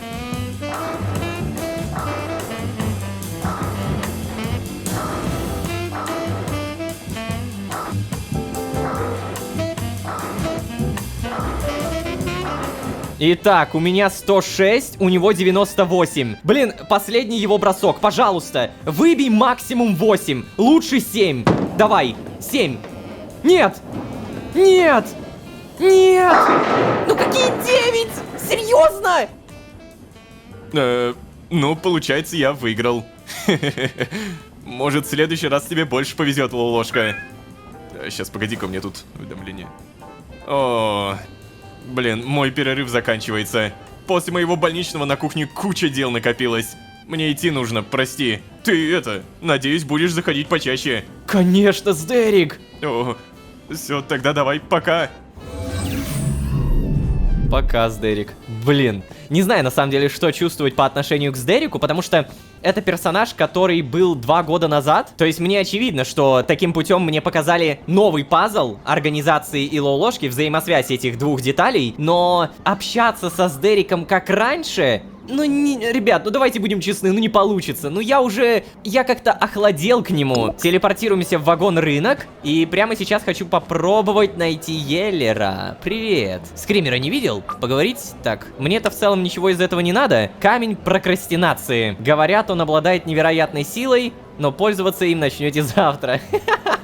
Хорошо. Эхо безмолвия. Говорят, он хранит последние слова тех, кто исчез без следа. Что ж, я думал, мы застанем скримера, но нет. Теперь в спальный вагон, далее в кровать. И теперь давайте думать, дамы и господа. Сдерик, который парадокс, и парадокс буквально Лололошкин. Появился я, по сути, благодаря тебе. Поэтому мы с тобой в некотором роде связаны. И тут появляется организация, которая именно мой Лололошкин парадокс отвязывает. Ну да, ну да. Посмотрим, что из этого выльется, пока что стало интересно. И надо бы еще понять, что с Лаей и Вальдхаром, а еще со Стеллой. Спасибо большое за просмотр. Не забывайте, пожалуйста, про ваши лайки и подписки. Ваша поддержка — это наилучший буст буста и мотивации. А если вы здесь впервые, то можете еще и позвать друзей. А с вами были Лолошка и Сдерик, мой парадокс.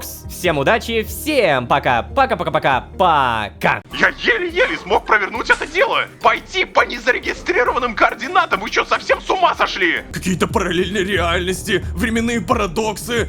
Чё там такое? Чё за шум? Ой. Стелла! Окей, напомню нашу последнюю цепочку событий. Первое, соединили жидкости. Второе, убили Тадмавриэля. Третье, по счастливой случайности второй раз познакомились с парадоксом с Дериком, который напрямую связан с Лолошкой. Не-не-не-не-не, организация, ни капли не палитесь. И, наконец, четвертое, офигели, что ветка, в которой, по идее, до сих пор сидит неотвязанный Вальдхар, почему-то закрыта. Но как? Ее не могли закрыть. Нам явно что-то не договаривают. Напомню мысли. Организация опять врет сотрудникам. По крайней мере, я надеюсь, что именно этот вывод правильный. Короче, мое мнение, в этой огромной организационной бочке меда появилась немаленькая ложка дегтя. Трэш. Всем привет, дорогие друзья, я Лолошка. Добро пожаловать в точку невозврата. Поехали!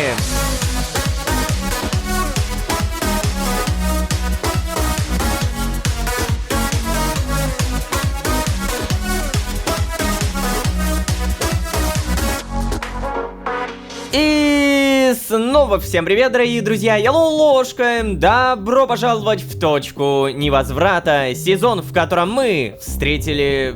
Сдерика? А, да, тот самый Сдерик, который повар, который Седрик, который ученый, строитель... А, да, точно, который мой парадокс. Маленькая деталь. Организация хотела провести эксперимент, получится ли отвязать от времени временной парадокс. И, конечно же, по счастливой случайности, это мой парадокс. 0 палева, ну прям 0. Давайте так, данные детали держим в голове, но сейчас для меня самое интересное. Первое, почему кроме Луизы других директоров не видели? И второе, как закрыли ветку, если там сидит Вальдхар? Только вот единственное, ее, получается, не закрыли, просто приврали. Короче, как говорится, разберемся, но напомню, мне также нужен контроль дематериализации. То есть это либо опыт, либо просто очки генома, которые можно О, Сдерик? Лолошка. А ты что здесь делаешь?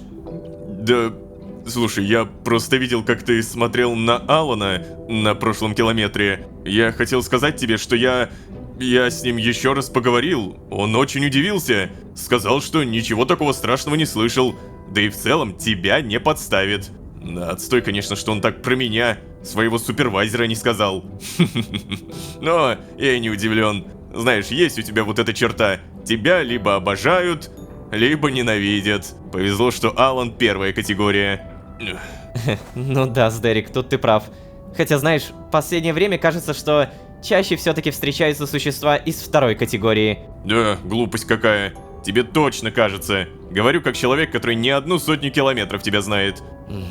Слушай, Сдерик, ну ты прости, конечно, но мы давно не виделись. Лолошка, как бы ты ни изменился, твоя суть остается неизменной. Я это понял, когда ты вот недавно рассказал мне, что хочешь спасти всех из параллельных реальностей. Само собой, Сдерик. На моем месте любой бы поступил точно так же. Ну, не уверен. Даже не так. Уверен, что нет, Лолошка. Я не верю, что никто в организации не знает про другие реальности. А значит, те, кто знают, выбирают скрывать эту информацию и продолжать страдания других. И теперь, когда я тоже знаю, Лолошка, я выбираю не стоять в стороне. Чего? Что ты этим хочешь сказать? Я хочу присоединиться и помогать. Ага, как в старый добрый, Лолошка. Если ты, конечно, не против. О, Сдерик. Блин, я еще в начале серии хотел сказать, что я, как Рома, к Сдерику отношусь примерно уже, ну, максимально нейтрально. Ничего отрицательного сказать не могу. Как я могу быть уверен, что ты не шпион организации? Не, ну это бред. Конечно, я буду счастлив. Это очень опасно. Ну-ка. Ну, как всегда, Лолошка все хочет делать сам, никто ему не нужен. А зачем ты тогда рассказал мне? Чтобы я хранил эту тайну и ничего не делал? Каждый километр, каждый сантиметр чувствовал вину? Нет уж, я на такое не согласен. Хочешь ты этого или нет, тебе нужны люди, которые будут прикрывать твою спину и делать вкусные сэндвичи. Понятно, Сдерик. Последний аргумент стал решающим. О, Лолошка, дружище, как же я рад, что ты здесь. И я, Сдерик, и я. Иди сюда. Чё за... Ой-ой-ой. Малецкий? Вместе мы найдем способ разгромить организацию. Была бы только с нами еще леди Акетра. Ой-ой-ой, зачем ты это сказал? И чё это здесь происходит, а? Ложка, объяснись! Ты чё, все это время был на стороне противника? Малецкий, я же... Не, погоди. Я все эти километры верил, что ты мой друг. Считал, что наконец-то в Синклите появился кто-то, кому я могу полноценно доверять. Как ты мог, Лолошка? Зачем, скажи мне теперь, зачем ты подружился со мной? Эй, Кацпер, я же...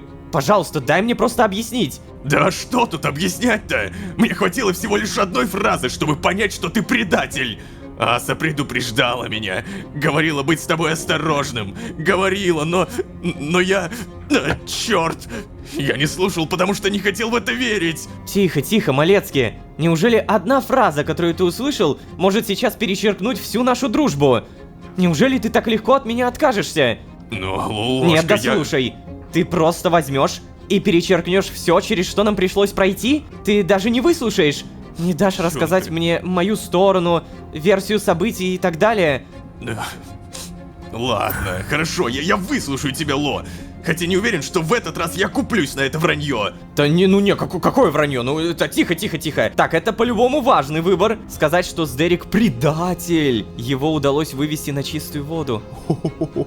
Это сильный выбор на самом деле, но нет, я это не нажму. Сказать, что Сдерик говорил про другую организацию, он не поверит. Рассказать правду. Ой, ну по сути, рассказать правду. Спасибо, Кацпер.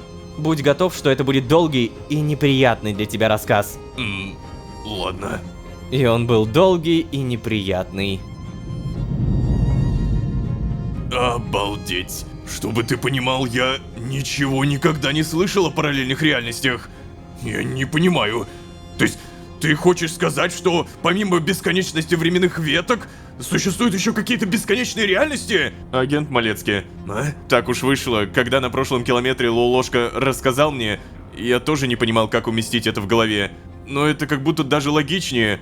У пространства, как и у времени, есть свои альтернативные варианты. Не, погоди, а ты вообще еще и временной парадокс какой-то? Да, такое вот я чудо чудное. Чё? Диво дивное, говорю. Ложка, кажется, наш Сдерик не долечился от болезни. Слушай, Кацпер, ты привыкнешь. Ладно, знаешь, ты был прав. Надо было выслушать тебя. Хорошо, что я на это согласился. Но... Слушай, Лолошка, я уверен, этому есть какое-то здравое объяснение. И тому, что от нас скрывают параллельные реальности, и тому, что их не трогают. Да, конечно, Малецкий. А делать-то что ты теперь будешь? Что? В каком плане? Ну, ты расскажешь о наших планах организации? Нет. Думаю, нет. О, спасибо, Но нет, мне все равно не нравится ваша мысль, что организация занимается этим из злого умысла. Наверняка, повторюсь, этому есть какое-то объяснение, которое мы обязательно найдем. Мы? Ну так да, я с вами. Я тоже хочу разобраться, а заодно не дать вам стереть Синклит до основания. Ладно. Мы осторожно разузнаем, почему все происходит так, как происходит, а потом, успокоенной полученной информацией, вернемся к рутинной работе. Тебе так вообще не стоит высовываться. Почему? Ну, не знаю. Может, потому что у нас не идиоты работают? Ну тут бы я Ладно, продолжай. Ты думаешь, что никто в Синклите не заметил, что мертворожденная ветка появилась из зачищенной твоей? А, то есть реально не идиоты? Оу. Ладно, еще раз продолжай. Слушай, я не знаю, как ты с этим связан, но даже не пытайся убедить меня, что ты ни при чем. Если даже я смог связать эти факты, то поверь мне, директора в курсе. О, кстати, Малецкие, а где они сидят, а? Чё? Кто? Ну, совет директоров. Я много ходил по Синклиту, много где был, но я ни разу не был в вагоне совета директоров. Ну так понятно, почему не был. Да, Лулошка, туда никого не пускают. Ни у кого нет доступа. Если что-то надо, Луиза сама приходит. Да ё-моё, а почему всегда Луиза? Ну, она вроде как ответственная за коммуникацию между советом директоров и остальными. Угу. Ну так значит, мы должны попасть туда. Если кто-то и может что-то рассказать, почему работа в Синклите устроена именно так, то это совет директоров. Лая? Чё, какая? Малецкий? Лулошка! Простите, я думал, мы просто имена друг друга выкрикиваем. Ну, Так, Лолошка, объясни-ка. Слушай, ну это Сдерик, временной парадокс и по совместительству лучший повар Синклита. А еще мой друг, который хочет помочь мне и Кацпару докопаться до правды. Что? До правды тебе и... Малецкий? Ох уж это лицо. Да, Лая. Лолошка наконец-то все мне рассказал. Лолошка. Все же рассказал? Да, все, Малецкий, честно. Только вопрос. Лая, а ты-то что здесь делаешь? Как ты попала сюда? О, да, точно. Я, когда поняла, что вы устранили Тадмавриэля, я сразу подумала, что вы захотите закрыть нашу ветку. Но ничего не произошло. Ни в тот же день, ни следующий, ни потом... Ой, что-то мне нехорошо. Эй, какого черта? Эй, какого черта? Лая, очнись! С тобой что? Черт. Так, ты что делаешь? Черт. Эй, Сдерик! Слушай, Лулошка, я понимаю, что сейчас худший момент для этого, но мне нужно бежать. Меня уже начали искать, а нужно делать какой-то огромный заказ для отдела кадров. Блин, ладно, конечно, иди, если что, пиши. Давай. Давай. Ло, у тебя есть идеи, что с ним может быть? Нет, хотя нет, есть. Ну давай, тогда не молчи. Как помочь? У нас с Лаей были подозрения, что она начала постепенно привязываться. Чё? Ко времени, да. Но это Так, же... Малецкий, надо срочно вернуть ее в нашу ветку. Ты чё смеешься надо мной, Ло? Плохой метр ты выбрал для шуток. Я не шучу, Кацпар. Раз Лая смогла сюда прийти, значит ветка не была уничтожена. А в ее телепортационном устройстве наверняка есть координаты, из которых она вышла.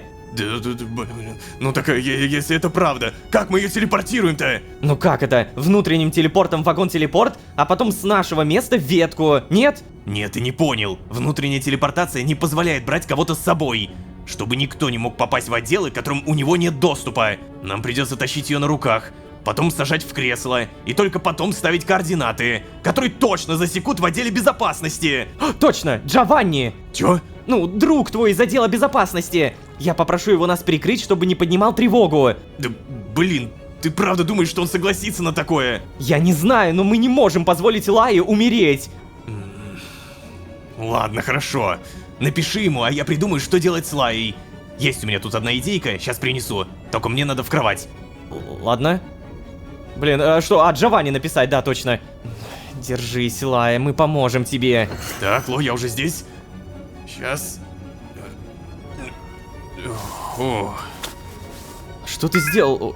Новое уведомление. Сообщение Джованни, отдел безопасности. Тема просьба. Давай сначала посмотрим, что я ему написал. Эй, привет, Джованни. Это Лолошка. Мы с тобой и Малецкий играли в игру несколько километров назад, помнишь? У меня к тебе странная просьба.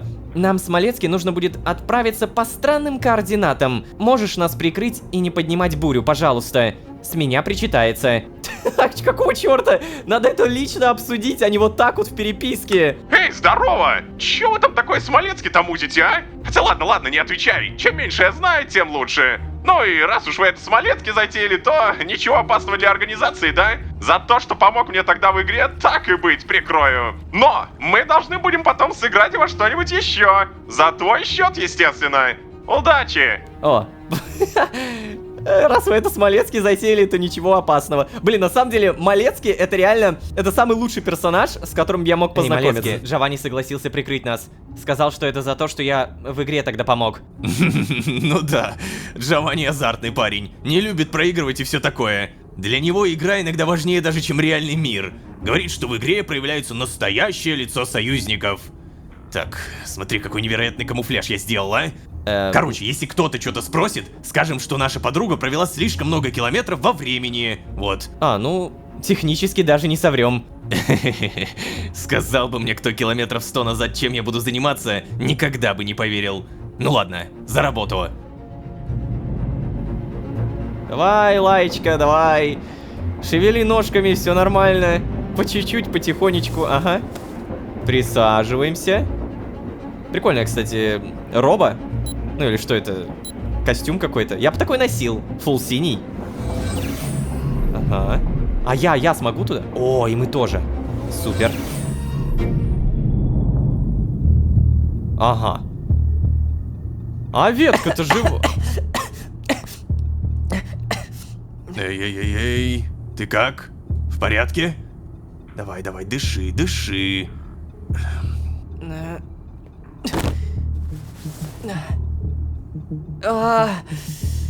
Это было ужасно. Как будто я проходила временную дематериализацию снова и снова. Хуже, чем действие концентрированного времени. Постоянное ощущение его отсутствия и ощущение бесконечности. Опа. Так значит, мы были правы. Ну, похоже на то. Погоди, а правы в чем? Кажется, привязаться обратно ко времени все-таки возможно, начальник. И это то, через что мне сейчас приходится проходить. Я больше не могу выходить на улицу без скафандра. Я начинаю чувствовать покалывание такое, которое каждый раз с каждым вдохом нарастает. Это еще не полноценное ощущение времени, но и неравнодушие, с каким Стелла гуляет по улицам. Стоп. Погоди. Стелла? Серьезно, Лоэш? Прошу, успокойся, Малецкий. Поверь, я бы предпочла, чтобы ее руки, глаза и рты оставались за пределами моей жизни. Особенно теперь, когда у моей жизни снова появляется лимит. Да блин, это... Мне точно нужно пару километров, чтобы все обдумать и во всем разобраться. Какие-то параллельные реальности, временные парадоксы, привязывание ко времени. Чё там такое? Чё за шум? Ой. Стелла! Да, согласна. Это самое большое переживание дня. Ну нахрен. Ну и ладно. Лаечка, это, конечно, капец. А ты дольше в этом синклите не могла торчать, Стелла. Да, и тебе привет. Ну чё, Стелла? Чё ты расселась на полу, Это мода какая-то новая на полу сидеть, да? Я, может быть, тоже хочу. Чё там, в итоге отвязали тебя, да? Угу. Ну и правильно. Там любят таких, как ты. Каких, Стелла? Симпатичных, болтливых и глупеньких. Да уж. Слушай, Лая, ты как? Ты в порядке теперь? Думаю, мне, наверное, вернуться в Синклит стоит. Знаешь, нам многое нужно обсудить с тобой и с Вальдхаром. Кстати, Вальдхар, а где он? Остался у Тадмавриэля. Сказал, что будет жить там, пока не разнесет все окончательно в щепки. У него довольно сильный шок или стресс. Хотя... Не знаю, из-за чего у него такая реакция, но, Лолошка, я бы сейчас не трогала его. Настолько нестабильным я его еще не видела. Лаечка, вот этот Вальдхар, о котором вы постоянно говорите, он-то хотя бы симпатичный? Сколько у него сантиметров рот? Стелла! Ну ладно, дайте одинокой женщине помечтать. Вообще, Лай, хватит тебе рассиживаться. Пора заниматься делами. Ну какими, Стелла? Ой, капец, готовить сладкое желе, естественно. Ладно, Стелла. Давайте. Эй, Лолошка, придумай, пожалуйста, способ, как ты можешь безопасно приходить сюда, хорошо? Как мы выяснили, я не смогу больше приходить в Синклит. Точнее, может быть и могу, но после повторной отвязки возможно, мы со Стеллой уйдем в какую-то другую ветку, над которой еще будет вестись работа. Только вот я не знаю ни одной ветки, где были бы бункеры, кроме этой и мертворожденной. Как думаешь, Малецкий нас правда не выдаст? Нет, думаю, нет. Я всегда верил, что он будет на нашей стороне, поэтому не говорил ему ничего, потому что не хотел подвергать опасности. О, понимаю. У меня нет такой веры в людей, как у тебя, но, если честно, я бы тоже очень не хотела, чтобы с Каспером что-то произошло. Не готова брать на себя такую вину. В любом случае, Лая, он уже все знает, а значит, наша задача не провалиться. Угу. Так, стоп, ты куда? Слушай, Лолошка, спасибо тебе. Спасибо, что ты со мной и что не отвернулся от меня, когда я вела себя как последняя стерва. Я очень хочу победить. И я, Лая. Давай. Пока. Так ветку-то не стерли. А почему мы это не... А, ну ладно, наверное, потом мы это проговорим. Меня обманывали, всех обманывают, ветки не стираются. Может быть, конечно, эта ветка такая уникальная. Либо совет директоров просто обязан сделать какое-то уведомление о том, что она якобы стерлась, но они-то прекрасно знают о Вальдхаре. Ну, во всяком случае, мне почему-то так кажется. Вот такие пироги. Ну-ка, давай выйдем, на всякий случай посмотрим. Так. Привет всем. Ну... Мир как мир, заходим обратно. И получается, Лая реально постепенно начинает чувствовать время. Хо-хо-хо-хо. Это прям очень интересно. Телепортер переместится в Синклит. Погнали. Вау. Тух. Ну вот я здесь. Как же я рад, что Лая и Вальдхар в порядке. Ну и Стелла, да. Не уверен, конечно, что можно действительно сказать, что Вальдхар в норме, но он хотя бы живой и не болеет физически.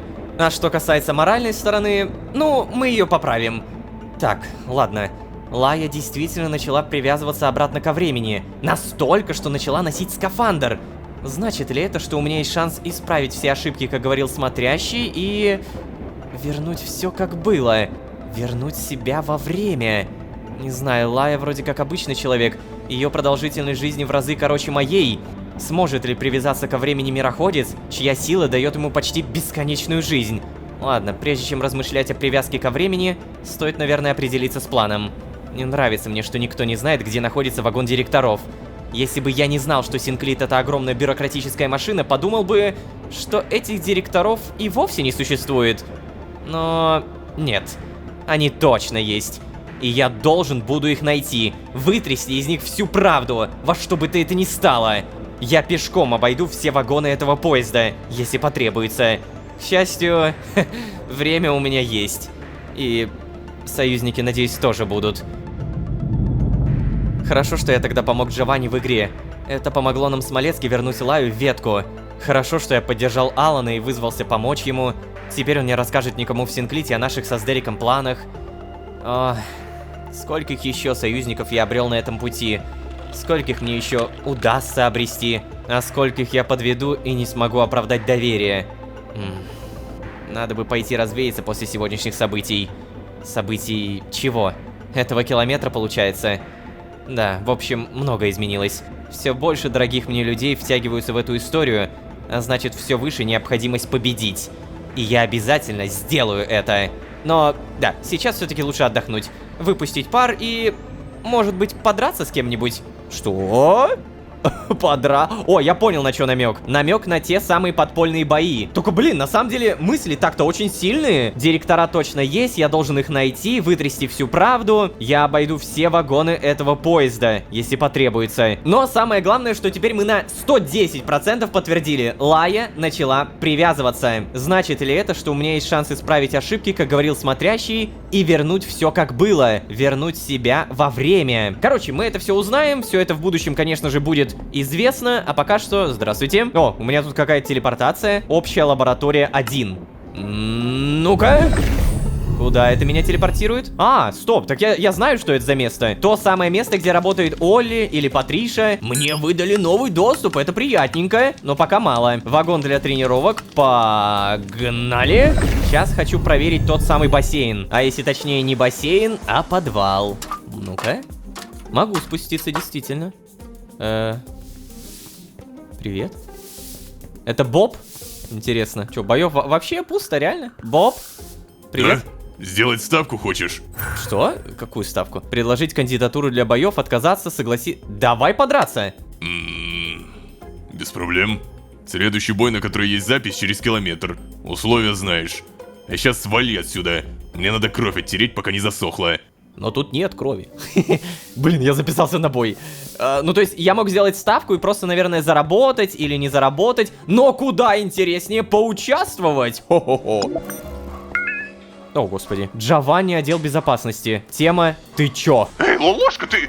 Слушай, я еле-еле смог провернуть это дело. Пойти по незарегистрированным координатам, вы что, совсем с ума сошли? Короче, ладно, я прописал это как ошибку системы и... Хорошо, что еще координаты были близки к мертворожденной. Я надеюсь, ты понимаешь, что за такое мы пойдем проходить самый дорогой квест из имеющихся. У меня как раз следующий километр выходной. Приходи в игровой метров через 400. У меня смена закончится. Я посплю и погнали играть.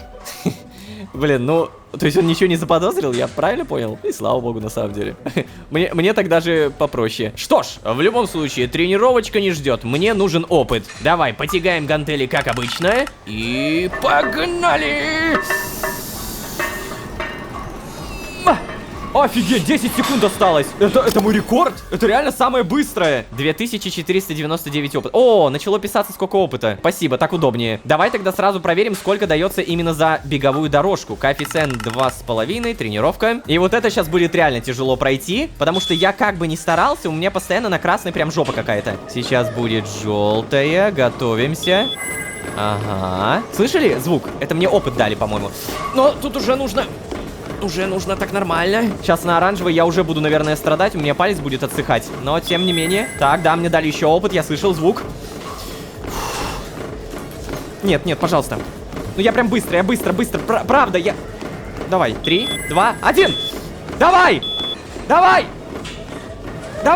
Ну, я очень быстро кликаю, пожалуйста. Почему такой квест сделан? Нет, все, я уже не могу, у меня палец отсыхает. Успеешь? Успел, он успел. Все, он успел. Сколько? 2000? Да это ж столько же опыта! Легче реально штангу тягать и не париться. Обязательно нужно что-то попроще. Цветочки, привет. Ой. Что? Какая у тебя собака интересная? Привет. Да блин, ну иди побегай, что ли. Зачем я тебе зависимость такую высокую поставил? Мне соседи жалуются, что ты скулишь, когда я на смене. Со следующей зарплаты куплю тебе сброс настроек. Слушайте, знаете, когда я наталкиваюсь на таких роботизированных псов у разных сотрудников, я думаю, точно ли мне нужна собака? Я ее еще как-то не настрою нормально, и вообще жопа будет полная. Зависимость на максимум, скулеж на 3000 максимумов. Как же много у меня всякого говна накопилось. Так, смотрите, холодец. Нужно 9 штуковин. У меня 1, 2, 3, 4, 5. Еще 4 вида нужно. А, не, вот еще. Давайте мы их тогда сразу переложим. Итого 7. О, остается еще 2 холодца. На самом деле коллекции собираются реально тяжело. Но при этом самое лучшее все еще грибная, которая дает очко генома. Случайный атрибут. Увеличивает случайный атрибут на 1. Дает 15 тысяч опыта. Коллекция, кстати, не такая тяжелая. Это абстрактные зерна. 5 зерен. Пойдем проверим. Зерно бесконечности, зерно древности и, кажется, все. Походу, это очень редко попадается. О, я могу, оказывается, поговорить. Я назвал этот цветок в честь тебя. И как же ты назвал его? Вонючка. Черт! Дурак. Господи. Это было... Не хочу в такую ситуацию никогда в жизни попадать. Значит так, получается привязка ко времени, неистовая ложь организации, Лая, который теперь в бункере может ходить только в скафандре, и самое главное, Малецкий, который теперь точно в курсе обо всем. О, блин, вот это последнее самое опасное. Как он там сказал, всему найдется логическое объяснение? Ну давай, если ты сам поможешь нам найти это логическое объяснение, я только за. Но я правда рад, что Малецкий с нами. На этом я буду постепенно заканчивать. Не забывайте, пожалуйста, про ваши лайки и подписки. Ваша поддержка — это ваша поддержка. А еще лучший буст мотивации. Правда, еще не было такого, чтобы ваша поддержка не являлась лучшей поддержкой. Она всегда самая топовая. Ну а если вы здесь впервые, то можете еще и позвать друзей. А с вами были Лолошка и привязанная Лая. Офигеть. А самое главное, тотальная решительность и полное понимание в голове Малецки. Всем удачи, всем пока. Пока. Лучше убирайтесь отсюда. Вам тут делать нечего. Кровать Сильви, да? Заходим туда.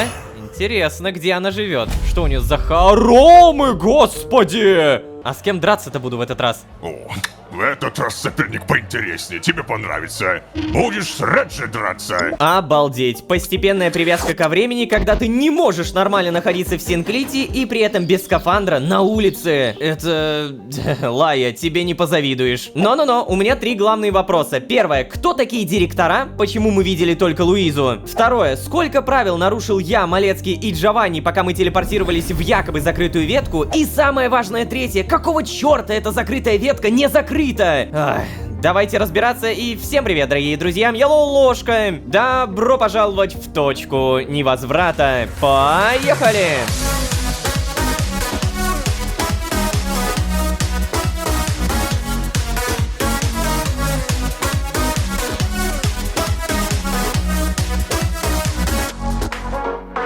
И снова всем привет, дорогие друзья, я Ложка. Добро пожаловать в точку невозврата. Сезон, в котором мы увидели процесс привязки. Лая, тебе не позавидуешь. Также напомню, мы рассказали Малецкий все. И про Сдерика, и про то, что он парадокс, про вопросы к организации, другие реальности и многое-многое другое. Во что-то он поверил, где-то усомнился, но важно, что он согласился помочь докопаться до истины и доказать, что мы со Сдериком и Лаей неправы. Ох, Малецкий, какой же ты добродушный простофиля. Короче, на всякий случай, для некоторых комментаторов скажу сразу заранее. Я помню, что уже 2 серии подряд не выполняю задание Сильви. Задание, без которого, да, скорее всего... Здравствуйте. Так вот, задание, без которого, скорее всего, мне будет либо хуже, либо дороже, либо сложнее. Выполним, но перед этим... Привет, Джованни, отдел безопасности. Но тема должок, блин. Это за то, что он закрыл глаза на телепортацию в ветку. Эй, ну чё, ты готов? Я планирую весь выходной километр зависать в игровом. Как сможешь, приходи. Но сильно не затягивай, иначе нормально не сыграем. Не забудь, проставляешься ты. Ой, блин. Денег у меня, 11 тысяч, в целом нормально. Но, наверное, прежде чем куда-то идти, сразу проверим Сильви. Может быть, тут простое задание? Привет. А, что? Кто? О, Ложка, привет. Поможешь мне? Надо покормить Анну Викторию Розалинду Третью и выгулить ее в саду. Ничего сложного. Оплачу тебе все хлопоты. Да, звучит изи, согласиться. О, чудесно. Да, тогда сначала покорми Анну Викторию Розалинду Третью, корм найдешь в ее комнате. А потом надо погулять с ней в саду.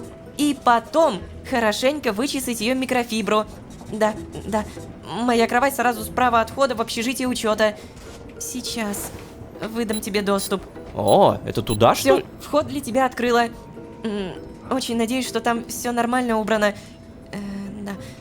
Слушай, если что, как закончишь, просто возвращайся к своим делам. Мне придет уведомление, и я переведу тебе синкоины. Большое спасибо, что помогаешь. Пожалуйста. Задание собачник по вызову. Погоди. Это ты про вот эту дверь? На всякий случай напомню, что в эту дверь зайти было просто нельзя. А теперь... Да ладно. Погоди, реально? То есть эти доп-квесты настолько важные?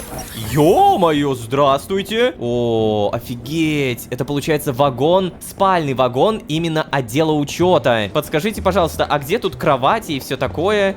А, или погоди, вот это кровати? О, нашел. Да, это действительно кровати, и залезть в кровать Сильви. Но не, погоди, у меня там это, Джованни. Обязательно все сделаем, а пока вагон отдыха. Спасибо. О, что? Утка Луиза, снайпер, песочный часы. Ё-моё, фига тут уточек. 700 аркадных билетов за каждую. Это звучит как что-то нереалистичное, потому что, ну сколько, у меня где-то 200. Наверное, за бокс много дают. Проверь силу удара, погнали. 3, 2, 1, и давай! С кликером на максимум нужен! Да! Сюда! 92. И мне дали... А, ну, кстати, полстака. Я нашел, кажется, легальную фармежку билетов. Хе-хе-хе. Надо запомнить. О, вот он ты, Джованни. Привет. А? О, новичок, наконец-то. Тут... Кушаем. Да, привет, Джованни. Слушай, я тебе сразу скажу, ты меня так нехило заставил понервничать. Уж не знаю, что за фигню вы там с Малецкий затеяли... Ну, хотя ладно, ты-то ведь новобранец и все такое. Но у Малецкий что за короткое замыкание в голове произошло, мне непонятно. Будьте осторожнее, ладно? Я так перенервничал, пока пытался незаметно эту историю замять. Так что теперь мне надо выпустить пар и расслабиться. За твой счет, если чё. Ну да, Джованни, справедливо звучит. Ага. Ты, если что, прости, пожалуйста. Я не хотел тебе проблем, правда. Ладно. Вроде пронесло все равно. Проблем никаких не должно быть. Но вот мне интересно, что бы вы делали, если бы меня на посту не было, а? Хотя ладно, не отвечай лучше. Не хочу знать никаких подробностей. Давай уже, зарубимся во что-нибудь по-настоящему дорогое, а? Дорогое? То есть, да, конечно. Блин, дорогое. Это же все деньги мира, да? Надеюсь, у меня хватит на это денег. Так что ты хочешь? Поговорить. Блин, подожди, слушай, я, наверное, почистить инвентарь или... хотя ладно, пофигу. Поговорить? Короче, я уже знаю, что ты из наших, поэтому предполагаю, ты никогда не откажешься от хорошей РПГшки, правда? Нет, конечно. Как я и думал. Так, РПГшка. Слушайте, если опять... Господи, новое уведомление, сообщение. Дорин, отдел исполнения решений. Здравствуйте, агент Лолошка.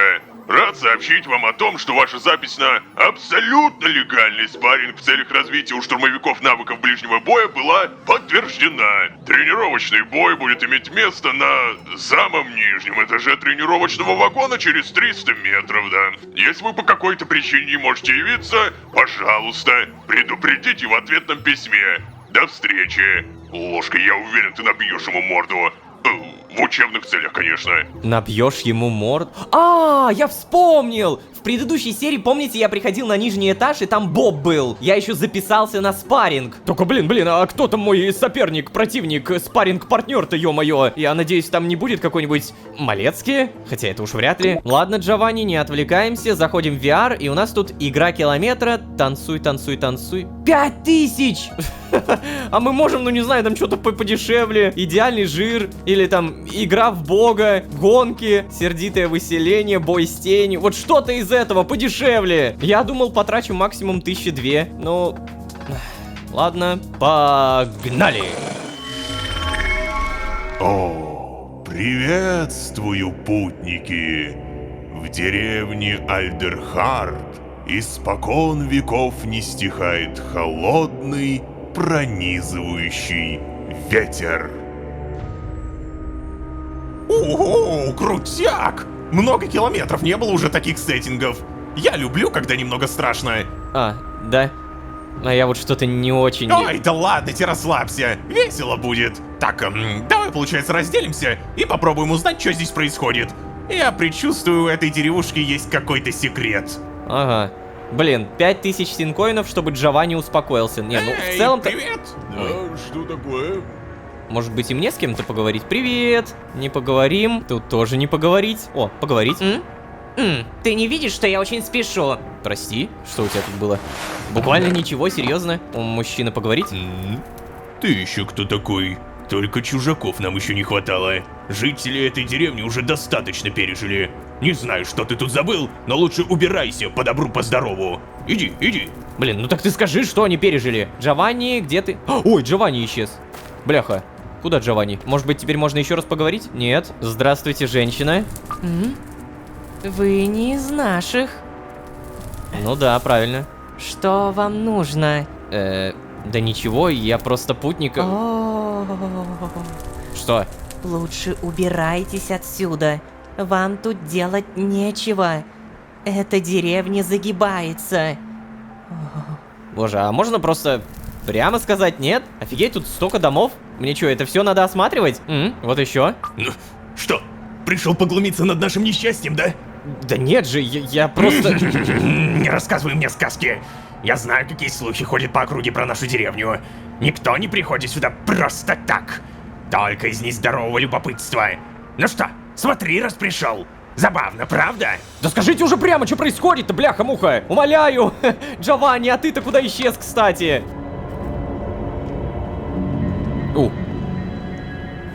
Господи. Какой странный дедуля. Дедуля? Неужели чужак? Давно у нас таких не было.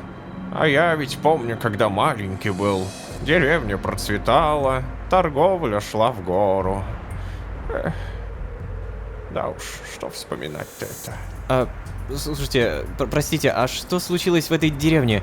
О, ты правда не знаешь? Ну, лучше тогда и не знать тебе.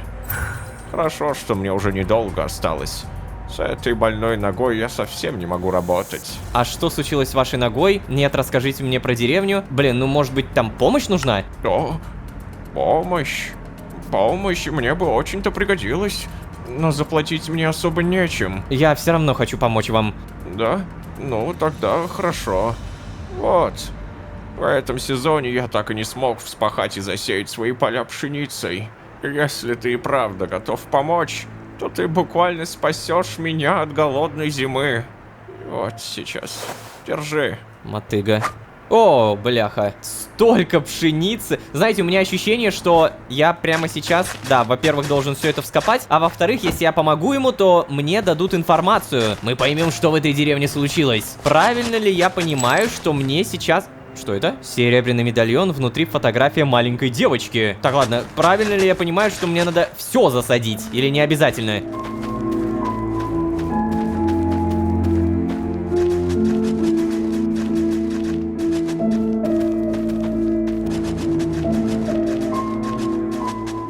Все, дедуля, я что-то уже устал. Можно все поговорить? О, спасибо тебе за помощь, добрый путник. Блин, и тебе спасибо за такое задание. Я нашел в полях медальон. Расскажите про деревню, что случилось с ногой. Так, давай, наверное, медальон. Да? Какой медальон? А, вот этот медальон.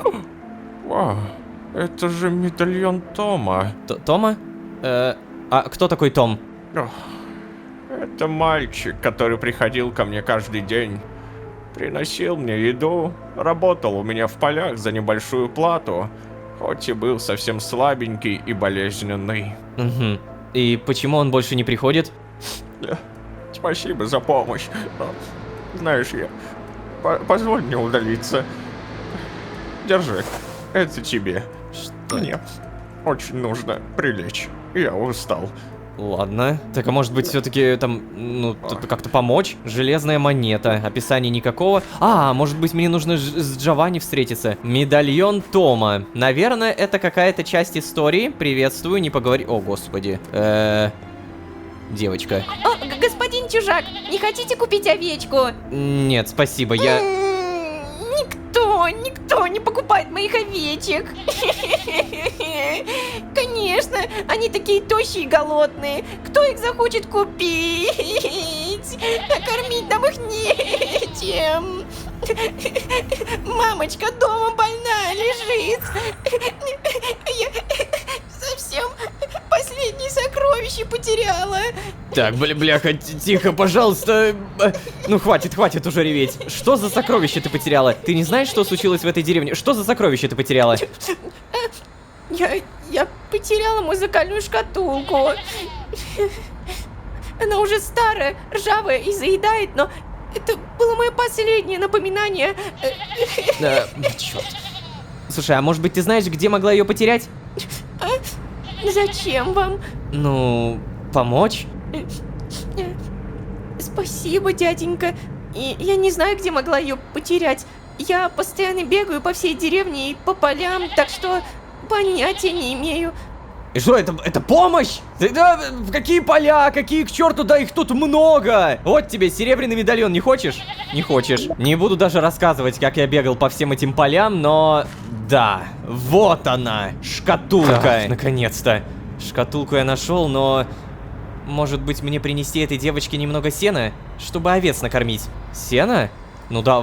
Так, я сказал давай. А как это сделать? Пшеница не добывается, но при этом я нашел другое. О, спелая рожь. Да, реально, вот это добывается. Только у меня ощущение, что вот этот мужичок может что-то мне сказать. Да, реально. Чего тебе? Скажите, пожалуйста, что случилось в этой деревне? Что? Не лезь не в свое дело! Я с чужаками разговаривать не буду! Иди отсюда, иди! Да вы офигели все! Что это за игра такая, где все молчат? А ну! Чего тебе еще нужно? Ну, может быть, помощь нужна тогда? Ну, собери мой урожай. Пшеницы я тебе не дам, и денег тоже. Но заплачу сеном. А информации не заплатите? Только сеном. Блин. Ну ладно, в целом это мне тоже надо.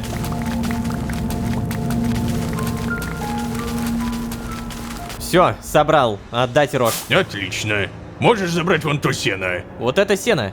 Забрать. Новое достижение, хватаясь за соломинку. Пипец. Ладно, теперь я понял, мне нужно к той девочке. Эй, девочка, вот, держи.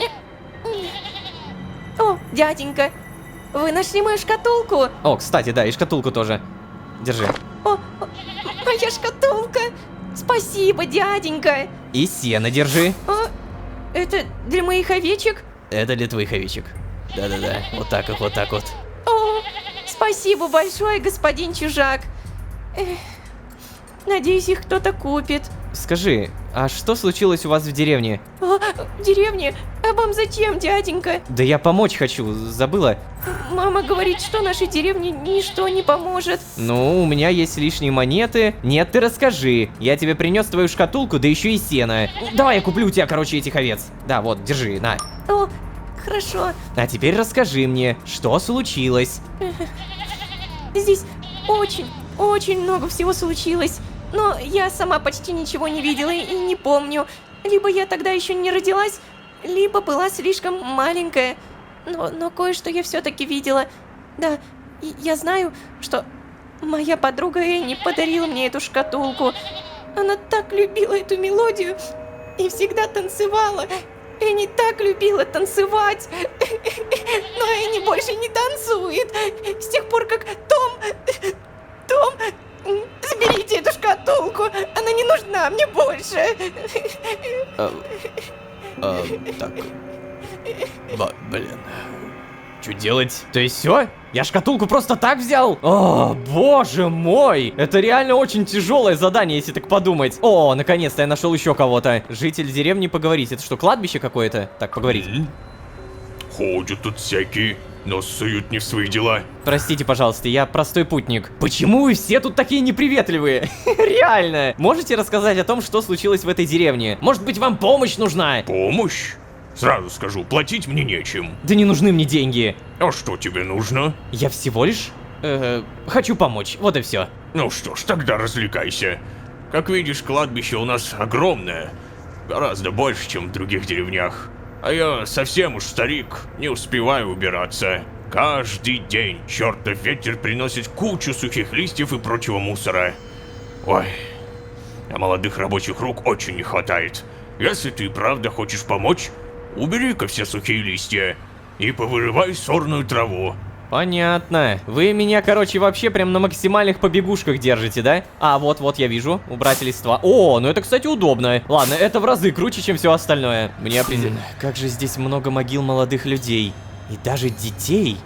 Никогда мне еще так не было жутко на кладбище. Ну, зато мы постепенно, походу, пробираемся к решению загадки. Могилы молодых и даже детей. А еще ветер постоянно приносит сухие листья. Напомню, квест называется «Танцуй, танцуй, танцуй». Да, мне очевидно, что это все взаимосвязано, но где Джованни? Куда он ушел-то, блин?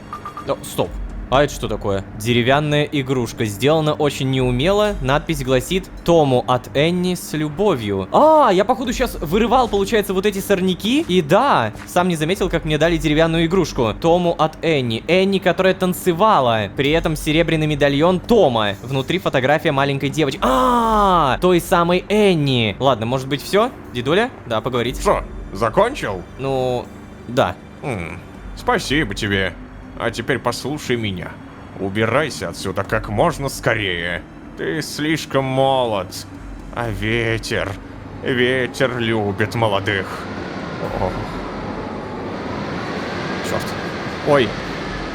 Чё? Ой, блин, я не знаю, за тобой бежать или не бежать. Кто ж мне скажет, а кто подскажет? Я вот тут вот так в уголочке, да, окей? Джованни, где, кстати, Джованни? Я принимаю волевое решение и валю с кладбища. О, Джованни! Знаете, у меня сейчас ощущение, что он мне скажет: я ничего не понял, квест вообще скучный, бла-бла-бла. Здорово! О, новичок! Ну чё, ты выяснил что-нибудь? Ну, что-то выяснил, но немногое. А, понятно. У меня тоже все какими-то обрывками да обрывками. Что-то про то, что деревня проклята, они живут в замкнутом круге. Что-то связанное с этим стрёмным ритуальным кругом из камней. Ветер, кстати, у них не стихает много десятилетий. Как я понял, это что-то типа наших циклов. А у тебя чё? Так, ну, Джованни... У них вроде как много молодежи умирает. О как! Угу. И недавно что-то случилось с мальчиком по имени Том. Я нашел его медальон, а там внутри фотография девочки. Она очень похожа на... А, Энни, я понял. Это случаем не та, которая сидит и плачет у пруда. О, может быть. А, ну тогда пошли. Ну, ага, и чё, ты за мной? Так, ладно, мне нужен пруд. Я все успела бегать, вот он пруд, здесь я нашел шкатулку, и... Да, там реально плачет девочка. То есть, получается, Джованни тут тоже был. Привет. Ты это, Энни, да? Здравствуй, Энни. Слушай, я хотел спросить у тебя, ты сестра Тома? Этот медальон принадлежал кому-то из твоих близких? Может быть, тебе помощь нужна? Везде это помощь. Этот медальон, он принадлежал кому-то из близких?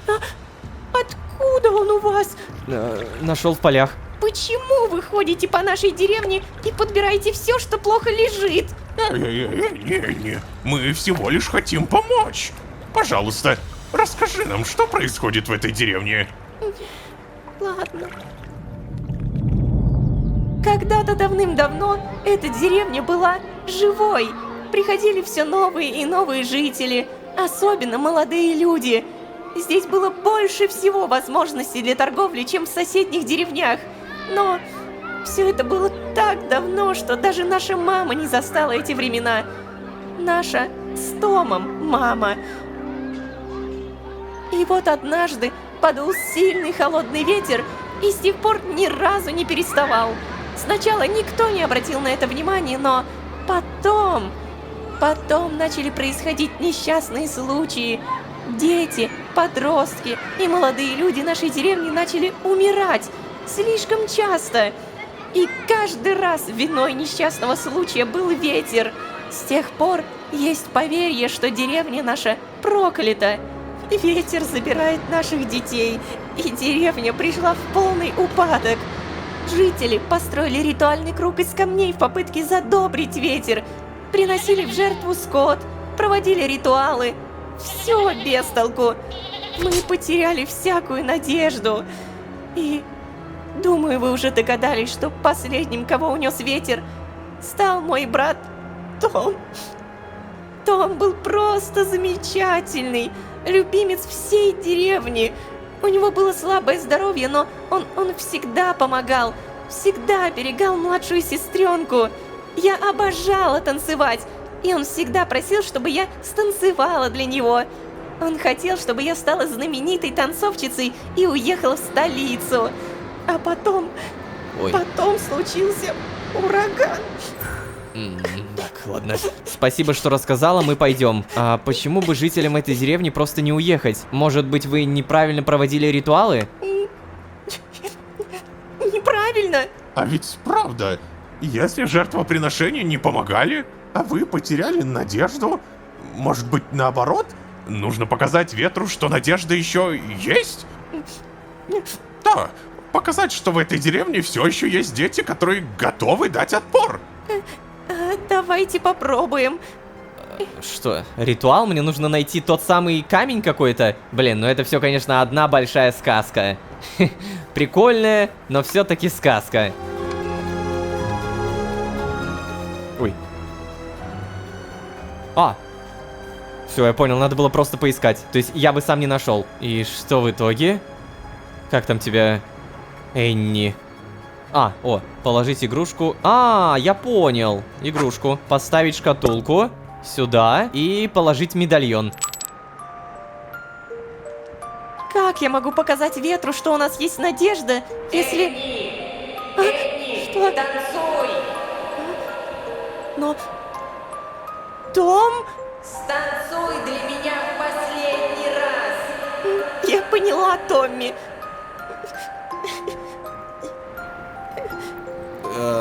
Ой-ой-ой. Ой-ой-ой.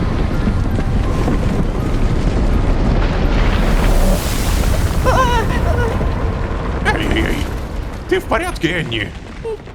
Да. Все в порядке? А вы в порядке? Да, я тоже. Я что, оглохла? В плане, что такое? Ты же нас слышишь, нет? Да, я слышу, но... Я не слышу ветер. Я не слышу ветер. Спасибо вам. Спасибо. Ох уж эти VR. Куда? Стой! Блин! Ну, Ну не знаю, стоит ли отдавать за такой 5000 синкоинов. Мне интересно, что скажет Джованни. Вот просто интересно. Ну и история. Что-то меня даже пробрало немного. Пойду поем, что ли? Спасибо, что проставился. Офигенная катка была. Ну да, для тебя это катка. В целом, ну, для меня это тоже была катка. То есть, я так понимаю, что раз в несколько километров появляются вот такие вот истории, которые сотрудники организации могут типа пройти. Очень простенькие сюжетные истории, где, конечно же, добро победит зло. Идеальный жир, кулинарный ад начинается. Смешай масло, бекон и хаос, пока заказчики не устроили тебе фритюрную революцию. Помни, идеальный жир — это искусство. Скоро открытие. Я не могу поиграть. А вот это я могу поиграть. Ты и друг, единственные живые в радиусе 3 километров. Зомби лезут со всех сторон, а патроны заканчиваются. Не забудь, зомби не умеют дружить. Ну, это мы уже играли. Тут у нас 13 чертей. Скоро открытие. Ладно, мне еще есть чем заняться. Я напомню, кровать Сильвии. Привет. Что делаешь? Ой. Ладно. Так вот, еще раз. Кровать Сильви, да? Заходим туда. Интересно, где она живет. Что у нее за хоромы, господи! Нихрена! Вот это реально мощно! Писец, Сильви, ты много зарабатываешь, да? Офигеть. О, привет! Анна, что-то там Розалинда. Опа. Так, компактный ионистер. Не знаю зачем, но давай. Анна, Розалинда, куда? Тихо, сидеть, господи бога ради, стой! Нет! Стой, собака тупая! Боже мой, ну нет, ну только не говорите, что мне сейчас надо будет гоняться. Я тебя прошу, я тебя умоляю. Сейчас. Догнать! Догнать! Ее, оказывается, можно покормить. Вот. Блин. Так, теперь прогулка. Ой, подожди, а что там за задание? Покормить собаку Сильви, выгулить собаку Сильви, вычесать собаку Сильви. Ладно, прогулка. Ты теперь за мной? Давай, за мной. Поводочек, наверное, нужен. Вот, сразу же догадались. Поводок Анны Виктории Розалинды Третьей. Держи. О! Та самая механика выгула. Больше года мы ее не видели. То есть, я помню, эта механика работает так, что я должен оставаться в кружочке. Если я ухожу из кружочка, то ХП тратится. Или что это, ХП, не ХП, неважно. Да бляха-муха, куда ты постоянно уходишь-то? Не хватало сейчас еще просрать. Анна Розалинда Третья, я тебя прошу, ну нагуляйся ты уже. У меня ХП просто нет. Давай, вот, до конца. До конца дошли. О, да, тихо ты, тявкалка. Я уж думал, просру. Так, теперь кормить, да? Не, вычистить, я же ее покормил уже точно. Это пипец. О, как много сразу уведомлений. И мне дали сертификат геномного улучшения. Имбуля. Так, погоди, планшет сообщения. Сильви Блямс. Ой, Дорин? Отдел исполнения решений. Погоди, Сильви Блямс. Спасибо огромное, прислала тебе сертификат на медобслуживание в подарок. Ага, это вот оно. Ну-ка, бам! Плюс очко генома. Вот это, кстати, реально крутое задание. Так у меня еще и получается доступ к домику Сильви Блямс. Пипец, я могу еще и сюда пройти. Как же она живет-то шикарно. От рыбок нет, рыбок еще не купила, понятно. Насчет сообщения Дорин, если что, я понял, это то самое, где мне нужно в тренировочный зал. Я, наверное, даже не буду опять же тянуть. Перемещение, вагон для тренировок. Погнали! Здравствуйте. Ой, кстати, мне еще сказали, что, оказывается, тут есть другая тренировка. Она связана со скакалками. Во, привет. Заниматься скакалка. Ну-ка, коэффициент, давай, наверное... максимум 2. Окей, давай 2. Посмотрим, как это работает. Прыг-скок. Так, что нужно делать? На стрелочки нажимать? Да. Окей. Влево. Вверх. Вправо. Слушай, ну это изи. Ну это очень простое задание. Оно скорее, знаете, такое немного долгое, потому что если гантелей упражняться, то намного круче. Все. Провалено? Давай 0,5 поставим, потому что я что-то не понял. А что я неправильно делаю? Я по стрелочкам нажимаю что-то. Влево, вниз, вверх. Так это же ну да. А что я не так делаю? Подожди, а что? Я же делал абсолютно то же самое, в смысле завершена. Чё? Может быть, там надо было супер быстро нажимать? О, у меня теперь еще и бассейн заниматься появилось. Нет, пожалуй, хватит на сегодня тренировок. Ладно, но я шел сюда, в подвал. Всем привет. О, Малецкий. Так, я не опоздал, ребятки. Малецкий. О, ты уже здесь? Чё, опять дерешься, да? Угу. Ой. Ну, естественно. Тебе лишь бы в эпицентре всей нелегальщины быть. А ты что, никогда не дерешься, что ли? Ну, допустим, дерусь, и что? Короче, ладно, это все не важно. Я все, знаешь, размышлял над тем, что ты мне рассказал. Ну, про параллельные реальности и про то, что мы начальство толком в глаза не видели, кроме Луизы. Знаешь, если честно, мне как-то трудно все это переварить. Я даже пытался найти вагон совета директоров. Поспрашивать, узнать у Асы и у других знакомых. И знаешь чё? Я ничего не нашел. Вообще ничего. Я даже задумался, вообще этот вагон существует или нет. Но ничего, я буду искать дальше, пока не докопаюсь до истины. И знаешь, кстати, о чем я пытался узнать? О твоей ветке. Лая ведь сказала, что с твоей веткой все в порядке, ничего не изменилось. Но и отдел учета, и отдел контроля убеждены, что она стерта. Я вообще не понимаю, как это возможно, блин. Ты понимаешь весь масштаб всего? Привет, Малецкий! Привет, Ложка! Привет, Дорин. Ну чё, готов? Все уже собрались, как видишь.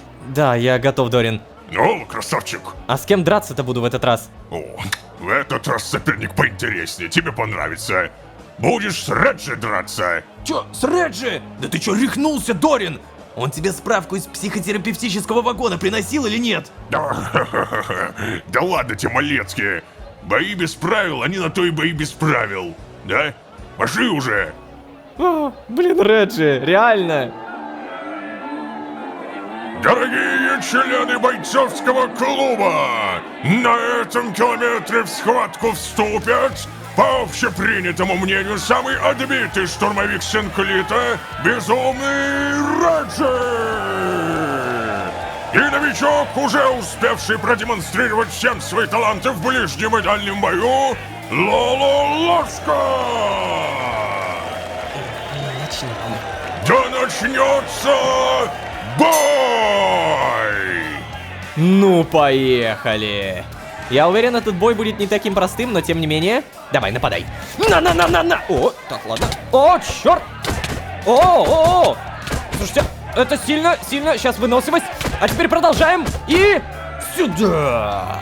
И наш победитель Ложка! Ну-ка. Какое легкое чувство. Как будто я вот-вот взлечу.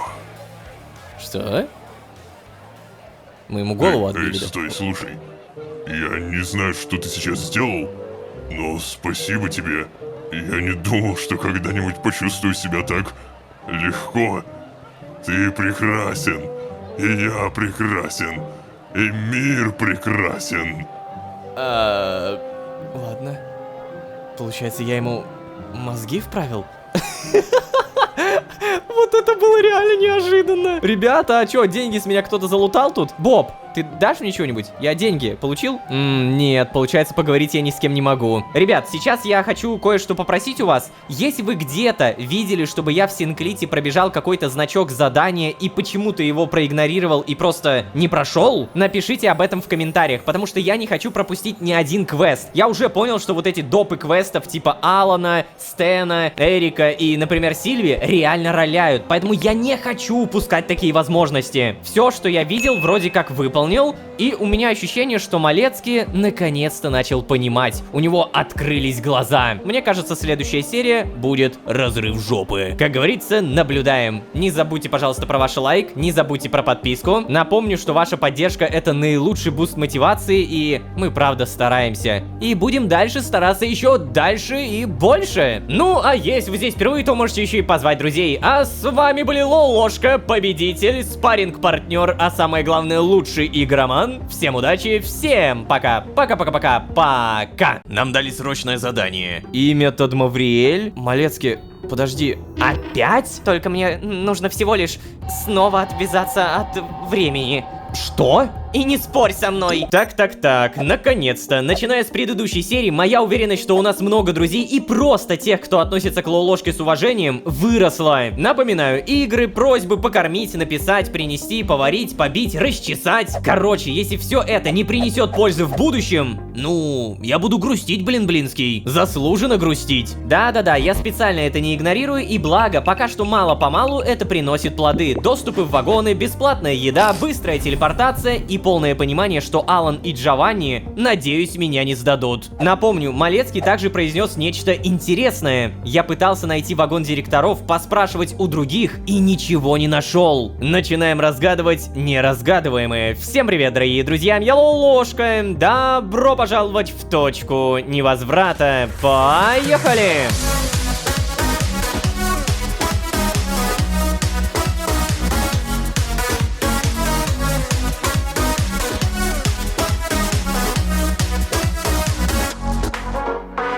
И снова всем привет, дорогие друзья, я Лолошка. Добро пожаловать в точку невозврата, сезон, в котором мы узнаем новое. Да, думать о чем-то через непонимание, как устроены процессы организации, это одно. Другое дело, когда теперь в нашу команду заинтересованных присоединился Малецкий. Он очень быстро начал поднимать связи, другие вагоны, друзей, пытался узнать про закрытую ветку, директоров и обалдел. Он ничего не нашел. Еще раз, Малецкий.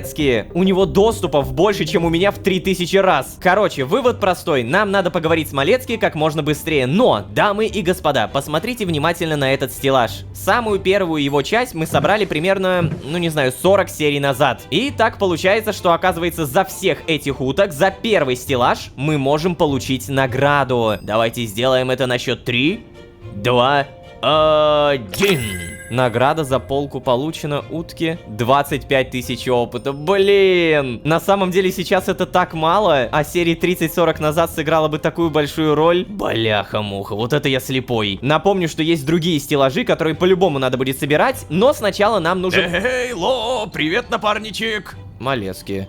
Что, рад меня видеть? Ну, да, конечно, Кацпер. А вот это зря. Что? Почему?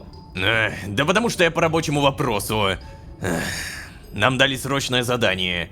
Проверь планшет. Окей, сейчас. О, реально, задание 5. Номер задания бла-бла-бла, вид задания локализация и ликвидация выжившего, автор задания Луиза де Саль, что? Исполнитель Лолошка и Кацпер Малецкий. Мир... Стоп, погоди, это... А, нет, это очень похоже на мой археевский мир, который мы зачистили. Координаты, по которым находится цель, не установлены. Самое бессмертное из всех существ, эльф, обладающий силой...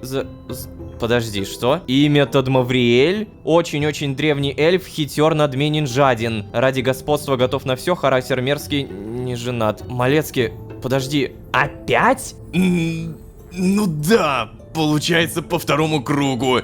Блин, ну Лолошка, ты понимаешь, ты как бы единственный из всех штурмовиков Синклита имеешь опыт в ликвидации Тадмавриэлей. Да еще и доступ к засекреченной информации по нашему химическому оружию у тебя. Так что, да, тебе не просто так это выдали, отрабатывай. Кацпер, у тебя сейчас все в порядке? Чё такое? Ты просто как-то странно говоришь. Заметно, да? Довольно-таки. Да, блин, ну... Просто, если честно, я очень не хочу идти в эту ветку. Это же та самая, которая мертворожденная, верно? Она самая. Мне там не нравится. Я хочу, чтобы ее побыстрее закрыли, и можно было больше не вспоминать о ней. Так что давай, быстренько собирайся, и мы по-быстренькому разберемся. Я понял. Ты же там меня убил в этой ветке, точно. Ну чё ты встал, Ло? Давай, увидимся в вагоне-телепорте. Через несколько метров. Пока. О, Малецкий. Нет, я правда понимаю, почему он туда не хочет. Потому что там я мертвый. Давай тогда сразу перемещение. О, кстати, погоди, а сколько у меня? Стаж 30 километров, очки организации 50. Окей, опять же перемещение. Вагон распределительный. Погнали. Так, Малецкий. Ой, ты тут один. Ну чё? Да, сейчас. Чё, как, готов? Ну, видимо, да. Я же не могу сказать нет, правда? Конечно, не можешь. Штурмовик должен быть всегда готов, Лолошка. Так, сейчас, держи. Чё это такое? В исследователе приготовили тебе оружие. Но, Лолошка, как и в прошлый раз, я не могу знать, что там и как оно работает.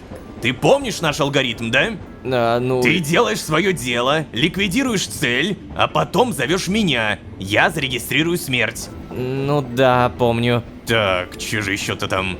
Да, чуть не забыл. Как думаешь, в этой ветке Тадмавриэль, он тоже прослушивает бункер? Вот этого не знаю. Понял. Наверное, лучше перестраховаться и не разговаривать. Но подожди, Малецкий.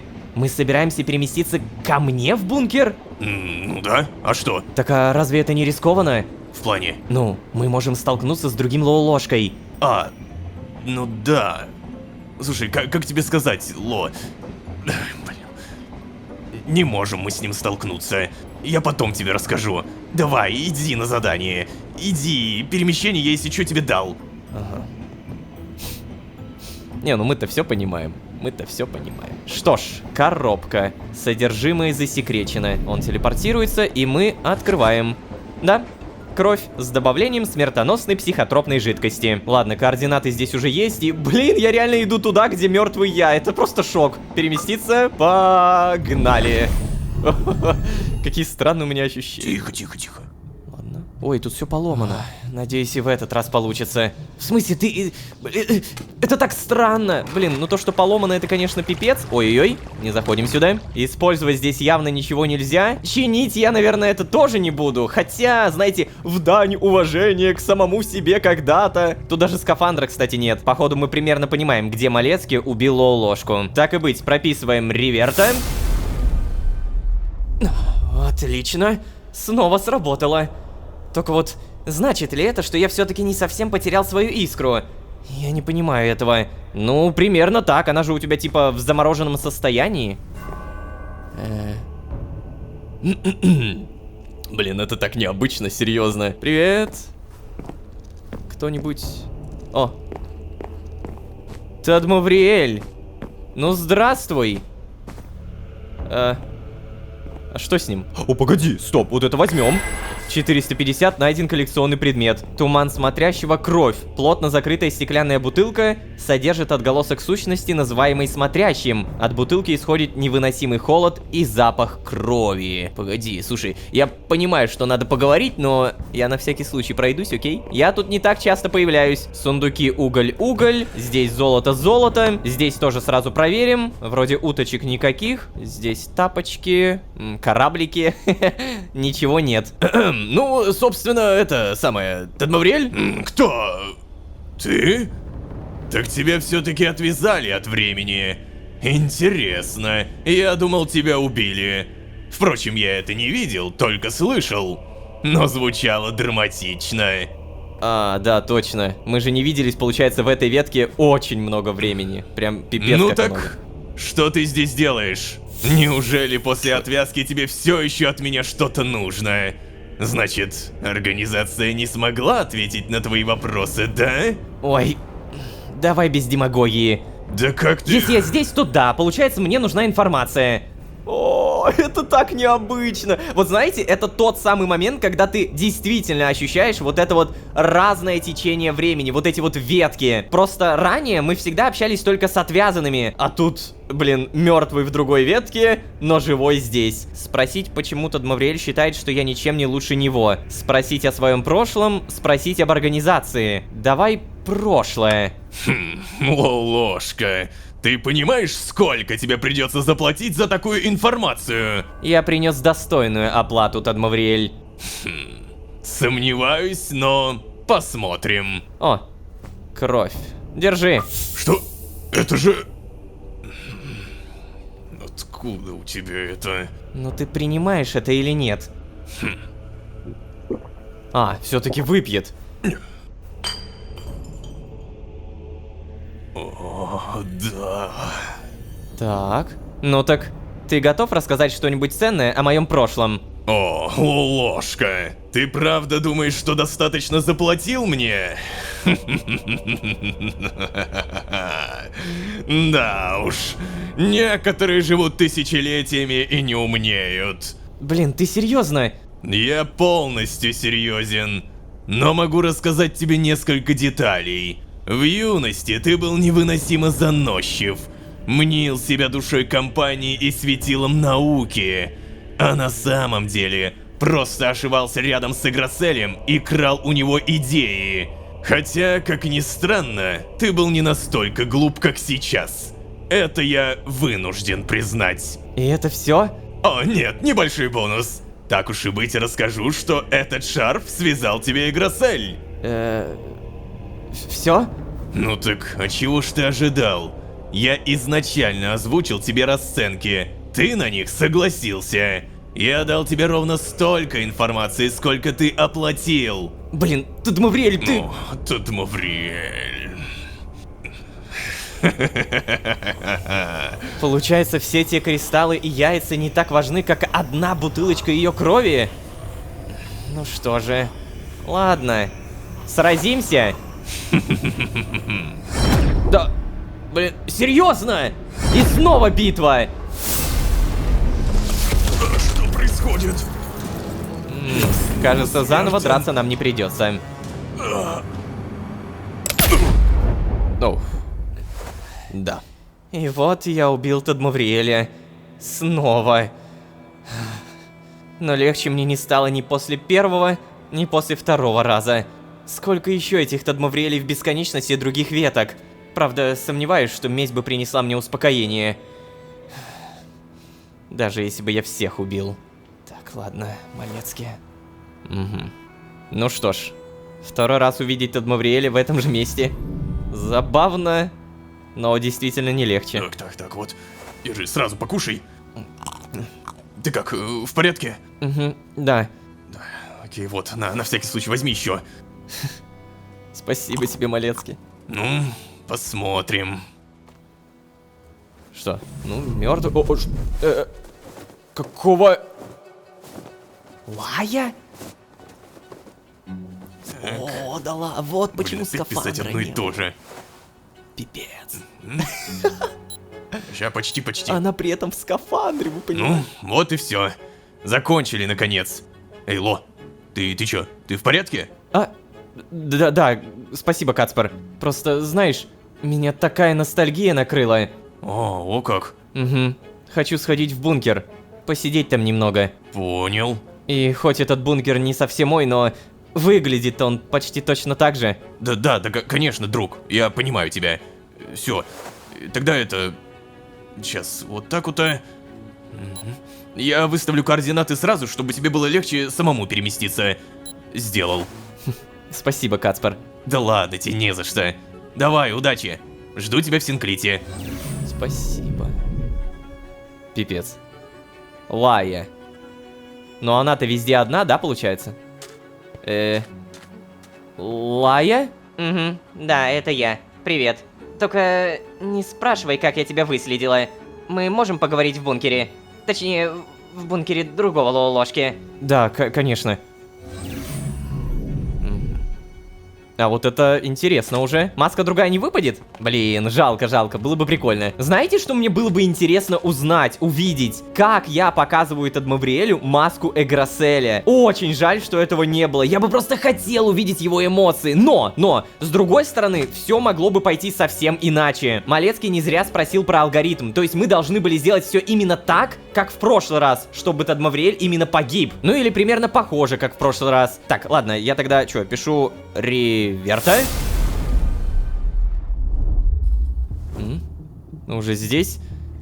Так, ну... Все, получается, мы здесь вдвоем можем побеседовать. Лая, ты совсем уже не можешь без скафандра, да? Да, могу. Но без скафандра мне очень больно дышать. Да, пока что концентрированное время меня не убивает, но уже заставляет сильно страдать. А еще использование телепорта организации теперь тоже очень физически неприятное. О, ничего себе, это же про... Да ладно, это было ожидаемо. Привязываюсь же. Кстати, что-то ты давненько не заходил. Я не знаю точно сколько, но по ощущениям целую бесконечность. Особенно учитывая, что теперь мы с Вальдхаром и Стеллой в твоем бункере живем. Ты представляешь, каково это жить с этими двумя? Ну нет, не представляю. А еще скафандр этот. Как ты ходил в нем, а? Это же просто ужасно неудобно. В нем ни поесть нельзя, ни попить, периферийное зрение заблокировано, за едой охотиться практически невозможно, стекло постоянно запотевает. Да еще и заряд садится. Я так и не смогла разобраться, как делать эти внешние аккумуляторы. Лолошка, все дома и магазины облазила, понимаешь? Ни одного аккумулятора не нашла. Сначала-то я обрадовалась, да, привязываюсь ко времени. Но теперь я вижу, насколько так тяжело жить. И мне страшно, Лолошка. К тому же, ты в Синклите, работаешь против организации, а я что, получается бесполезно, да? Нет, я не хочу так жить. Я хочу принимать активное участие в нашей подрывной деятельности. И поэтому, Лолошка, я могла бы помогать тебе в Синклите, только мне нужно всего лишь снова отвязаться от времени. Что? Лая, ты сейчас серьезно? Угу, абсолютно. И не спорь со мной, я очень много об этом думала и уже приняла решение. Почти. Просто, понимаешь, меня останавливает одно. Это то, как ко мне отнесутся другие сотрудники, если я снова вернусь в Синклит. Я прям представляю себе все эти косые взгляды, осуждения, насмешки. Ну что, наигралась, Лая? Или все говорили, что ты больше нескольких километров не протянешь? А хуже всего, Аса. Она же меня заживо сожрет. Так что, Лолошка, дай мне еще немного времени. Я пока не совсем решаюсь. Но как только я найду в себе силы, я напишу тебе. Ты ведь придешь за мной, правда? Конечно, Лая. Я обязательно приду за тобой. Но даже если ты не захочешь отвязываться, я буду навещать тебя. Не надо, наша ветка уже закрыта. Тебе лучше не рисковать. И, кстати, прости, я, наверное, задерживаю тебя. И иди обратно в Синклит. Тебе не стоит так долго бывать в ветках одному. Иначе у них появятся вопросы. Окей. Ой, ты... Просто интересно, что она будет делать. А, Прунус, наверное, напишет. Ну, то есть не напишет, а скажет, блин. Давай, пока, Лолошка. Пока, Лая. А, господи, у нее же сейчас и Прунус есть, получается, и вот эта телепортация. Обалдеть. Так вот, что имели в виду Луиза и Малецкий, когда говорили, что Лая вернется. Значит, они не блефовали. Они действительно это знали. Но, возможно, они не знают, почему она вернется. Луиза говорила так, будто убеждена, что Лая изменит взгляды на организацию. Но на самом деле, Лая вернется, чтобы продолжать свою линию деятельности. Просто Луиза об этом не знает. И возможно поэтому она никак не пытается пресечь мое с Лаей общение. Она думает, что Лая скоро изменит мнение и меня переубедит. На пару с Малецки. Знала бы ты, Луиза. Знала бы. Ну, не знаю, на месте Лолошки я бы, наверное, не был так уверен, потому что мы вообще не в курсе, что за совет директоров. То есть, вполне реально, они там бога за бороду держат, и им вообще все нипочем. Но как бы то ни было, телепортер переместится в Синклит. Погнали! Так, Малецкий меня будет ждать? Или не будет? Или будет?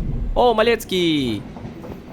Так. Ну чё, как удалось поностальгировать? Да, поностальгировал. Но подожди, Малецкий. Мы только что вернулись в Синклит на одном и том же метре? Именно так. Я просто выставил нам одинаковые дистанционные координаты. Вообще так делать нельзя, но... Если очень осторожно, то можно. Особенно если ты начальник отдела. Ну и, как я теперь осознаю, любимчик Асы. Но вернемся к серьезным вещам, Ло. Ой... Я обещал тебе рассказать, почему мне так не нравится в этой мертворожденной ветке. Мне не хотелось бы разговаривать тут на такие темы, поэтому пойдем ко мне в комнату. Ага. Ну, ладно, мы все понимаем, Малецкий, давай скажи уже прямо. Все-то мы знаем, значит, спальный вагон. Перемещаемся. Замечательно. Далее сюда. Ага, Малецкий уже ждет. Так, ну все, давай. Давай. Ой, ё-моё. Воль, дружище. Привет. Привет. Погладить. Вольт, сидеть. О, реально сел. Знай свое место. Что такое? А, и мне тоже сидеть. Что расскажешь? Что покажешь? Ну так вот. Я уже который километр думаю о том, что надо бы тебе рассказать, и все никак не решался. Но теперь это дальше уже тянуть некуда, правильно? Я думаю, ты уже догадался. Догадался ведь? Малецкий, ты о том, почему у меня не было риска встретиться с другим Лолошкой в мертворожденной ветке, да? Да, я об этом. Да, как я понял, его ликвидировали. Да, ты правильно понял. Но есть просто еще одна важная деталь. Это задание дали мне, Ло. Мне, понимаешь? Да я ликвидировал другого Лолошку. Эй, Кацпер. Да нет, просто, Ло, я такого от них вообще не ожидал. Не, просто, понимаешь, я знаю, что организация, она как бы слишком крупная и все такое. Поэтому всегда сохранять гуманность по отношению к каждому сотруднику бывает очень сложно. И я даже не осуждаю их за это, Ло, потому что все, понимаю, понимаешь? Но в данном случае речь явно не о простом просчете. Очевидно, что они хотели устроить мне проверку, насколько я верен организации и ее идеалам. Они не подумали, что после такой проверки я могу наоборот стать менее верным сотрудником. Я считаю, что такие проверки это недопустимо. Это было крайне жестоко по отношению ко мне. Они могли отправить кого угодно, вот буквально кого угодно вместо меня. Но нет, почему бы нам не помучить Малецкий, а? Это... Ай, мне до сих пор кошмары снятся. Конечно, я знаю, это был не совсем ты. Даже, наверное, совсем не ты. Да, это был совершенно безумный человек. Он даже просил меня убить его, понимаешь? Но черт возьми, Лолошка, он выглядел как ты. Эй, Кацпер, мне очень жаль, что тебе пришлось через такое пройти. Подожди, ты что, вообще не злишься на меня? Нет, конечно. Что? Подожди, да ладно. Ну, просто мне кажется, что тот Лолошка имел со мной мало общего. Или мне просто нравится так думать. Ведь тот Лолошка... Эй, убил Ло. Вальдхара. Чё тут Лолошка-то? Ладно, я потом тебе расскажу, ладно? Пока просто поверь, что у меня есть основания так думать. Да ладно, конечно. Но все равно, даже если это был совсем не тот Лолошка, которого я знаю, я никак не могу забыть, как я нажал на курок, и он упал на пол мертвый. Тише. Слушай, Кацпер, меня, знаешь, давно уже один вопрос занимает.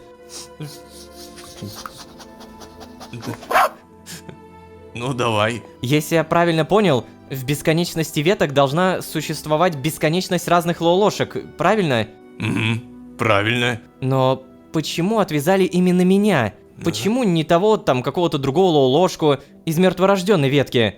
Почему не из любой другой? Это, кстати, хороший вопрос. Я почему-то не задумывался об этом. Но ведь и меня выбрали из бесконечности моих версий. Не помню, чтобы мне кто-то объяснял, как работает система отбора. Ну, наверное, есть же у них какие-то критерии, да? Вот, значит, именно мы с тобой лучше всего подходим организации по каким-то причинам. Кто тут у нас? Приветствую, агент Лолошка. Здравствуйте, агент Малецкий. Здравствуйте, Луиза. Ну что же, поздравляю с выполнением задания. Вы уже второй раз справляетесь с такой сложной целью благодаря нестандартному подходу. Да, правильно мы сделали, что повысили вас. Малецкий, вам нужно обязательно выплатить премию за то, что подготовили нам такой кадр. Ой, ну что вы, Луиза, ну что вы? Малецкий, нет, вы это заслужили. Но позвольте у вас спросить, агент Малецкий. До меня дошли слухи, что вы очень интересовались вагоном совета директоров. Это правда? Да, было дело. Но это я так, просто от нечего делать. О, от нечего делать. Так вам, может быть, работы побольше дать, раз не хватает? Агент Лолошка, скажите, а вас тоже охватил этот непреодолимый интерес? Блин, она когда разговаривает, мне прям реально не по себе. Да, Луиза, мне тоже интересно. Конечно, мне интересно, но я не хотел беспокоить вас и нагружать дополнительной работой. Нет, спасибо, я не хочу лезть куда не положено. Ну, вообще, да, мне тоже очень интересно. Я бы с удовольствием побывал в вагоне совета директоров. Ну, конечно. Такой интерес — это нормально для новичка. Но знаете ли, агент Малецкий, если честно, меня удивляет, что вы до этого никогда не интересовались нашим вагоном. Ну, я... Ну ладно, ладно. Раз обоим так интересно, приходите. Что? Вы... Буду ждать вас через 700 метров. Вас оповестят по корпоративной почте, когда ваш ограниченный допуск будет одобрен. Лолошка, Малецкий, всего доброго. До свидания. Ложка! Это чё нафиг ща было? Я сам не понял, не знаю, Каспар. Неужели все реально вот так вот просто? Ты проявляешь интерес и тебя приглашают к директорам? Я как-то с первого своего километра в Синклисе думал, что они таким не занимаются. Ну, они ж типа директора, и у них наверняка работы больше, чем у всех у нас вместе взятых. Хотя многие считают, что все наоборот. Что они не появляются в других вагонах, потому что циклами напролет ничего не делают. А я думаю, что это полная чушь. Ну вот через 700 метров и узнаем, Малецкий. Угу, узнаем. Кстати, слушай, я что-то так устал после всего этого дурацкого задания. Мне бы отдохнуть перед тем, как мы пойдем к директорам, да... Да, конечно, Каспар, я понимаю. Прости, что я вот так у тебя из комнаты выгоняю. Не-не-не-не, не говори глупостей. Отдыхай. Давай, до встречи. Пока. Как говорится, споки-ноки. Вольт, не взаимодействуем. Так, а тут что-нибудь появилось? Какие-нибудь ошейники, может быть, уточки? О, кстати, знаете что? Я уверен, что у Сильви, вот мы в предыдущей серии были у Сильви, там по-любому какие-то пасхалки есть. Проблема в том, что к Сильви теперь не попасть. Мы выходим, и на самом деле это все так... удивительно. Луиза. Опять, заметьте, именно Луиза каждый раз приходит, и именно она зовет в вагон директоров. Офигеть. Давай-ка сразу в вагон-офис телепортируемся и проверим вагон отдела учета. Значит, кровать Сильви где-то здесь. И да, я правда не могу туда попасть. Блин, обидно. Но есть еще кое-что важное. Здравствуйте. Вот оно. Очки генома. У меня 4, а нам надо 5. Я бы, наверное, цветы пособирал, а потом поменял на очко генома. Но, во-первых, это рандом, а во-вторых, у меня просто места нет, поэтому есть другой план перемещения. Заходим в вагон отдыха, и да, здесь продаются те самые очки генома, и еще вот, уточки. Я хочу себе точно утку Луизу, вот это прям 100%. Это 750, это 700, итого 1450. Ой, блин, а это так-то вообще, ну, много, наверное. Тряса пчелка, вот что это, кстати? Нажмите любую клавишу. Я не играл еще. Понятно. Минус 50. Не делайте из меня бомжа. Enter нажимать. Окей, или пробел. Все, я понял. Так. Сюда. Погоди. Вы что, офигели? А какой там рекорд? 105 рекорд. 11 10 место. О, так погоди. 11, чтобы на 10 место, это, по-моему, неплохо. Давай-ка. О. Рекорд! Сюда! Блин, нет, подожди. Я азартный игрок, я обязан. О, 30-очка. Но аркадных билетов дают прям очень мало. Вообще не, это, знаете, просто попасть в топы, окей. Сколько у меня? 5 место, вау. Это круто. Чувак, я крутой. Также здесь есть блок Тетрис. За каждую горизонтальную линию вы получаете очки, так что старайтесь подгонять детальки. Окей. Ух, реально Тетрис. Вау, слушайте, ну Тетрис это прикольно. Тетрис я в целом в какой-то степени даже люблю, вот только я не то чтобы умею в него играть.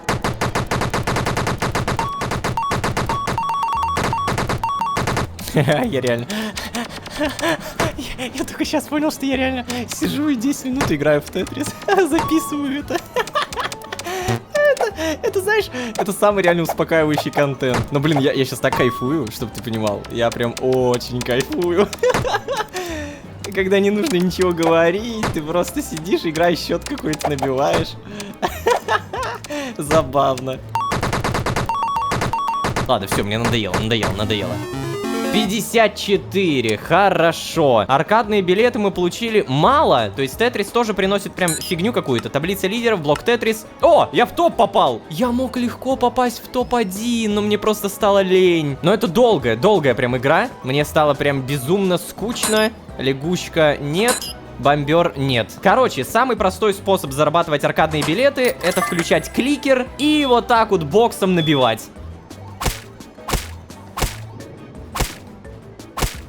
Все, в моем кармане очень много билетов, и я готов что-нибудь приобрести. Честно, хочу утку. Вот прям пипец, я безумно хочу утку, но в то же время я понимаю, что мне нужно очко генома, поэтому... Ладно, очко генома, бам.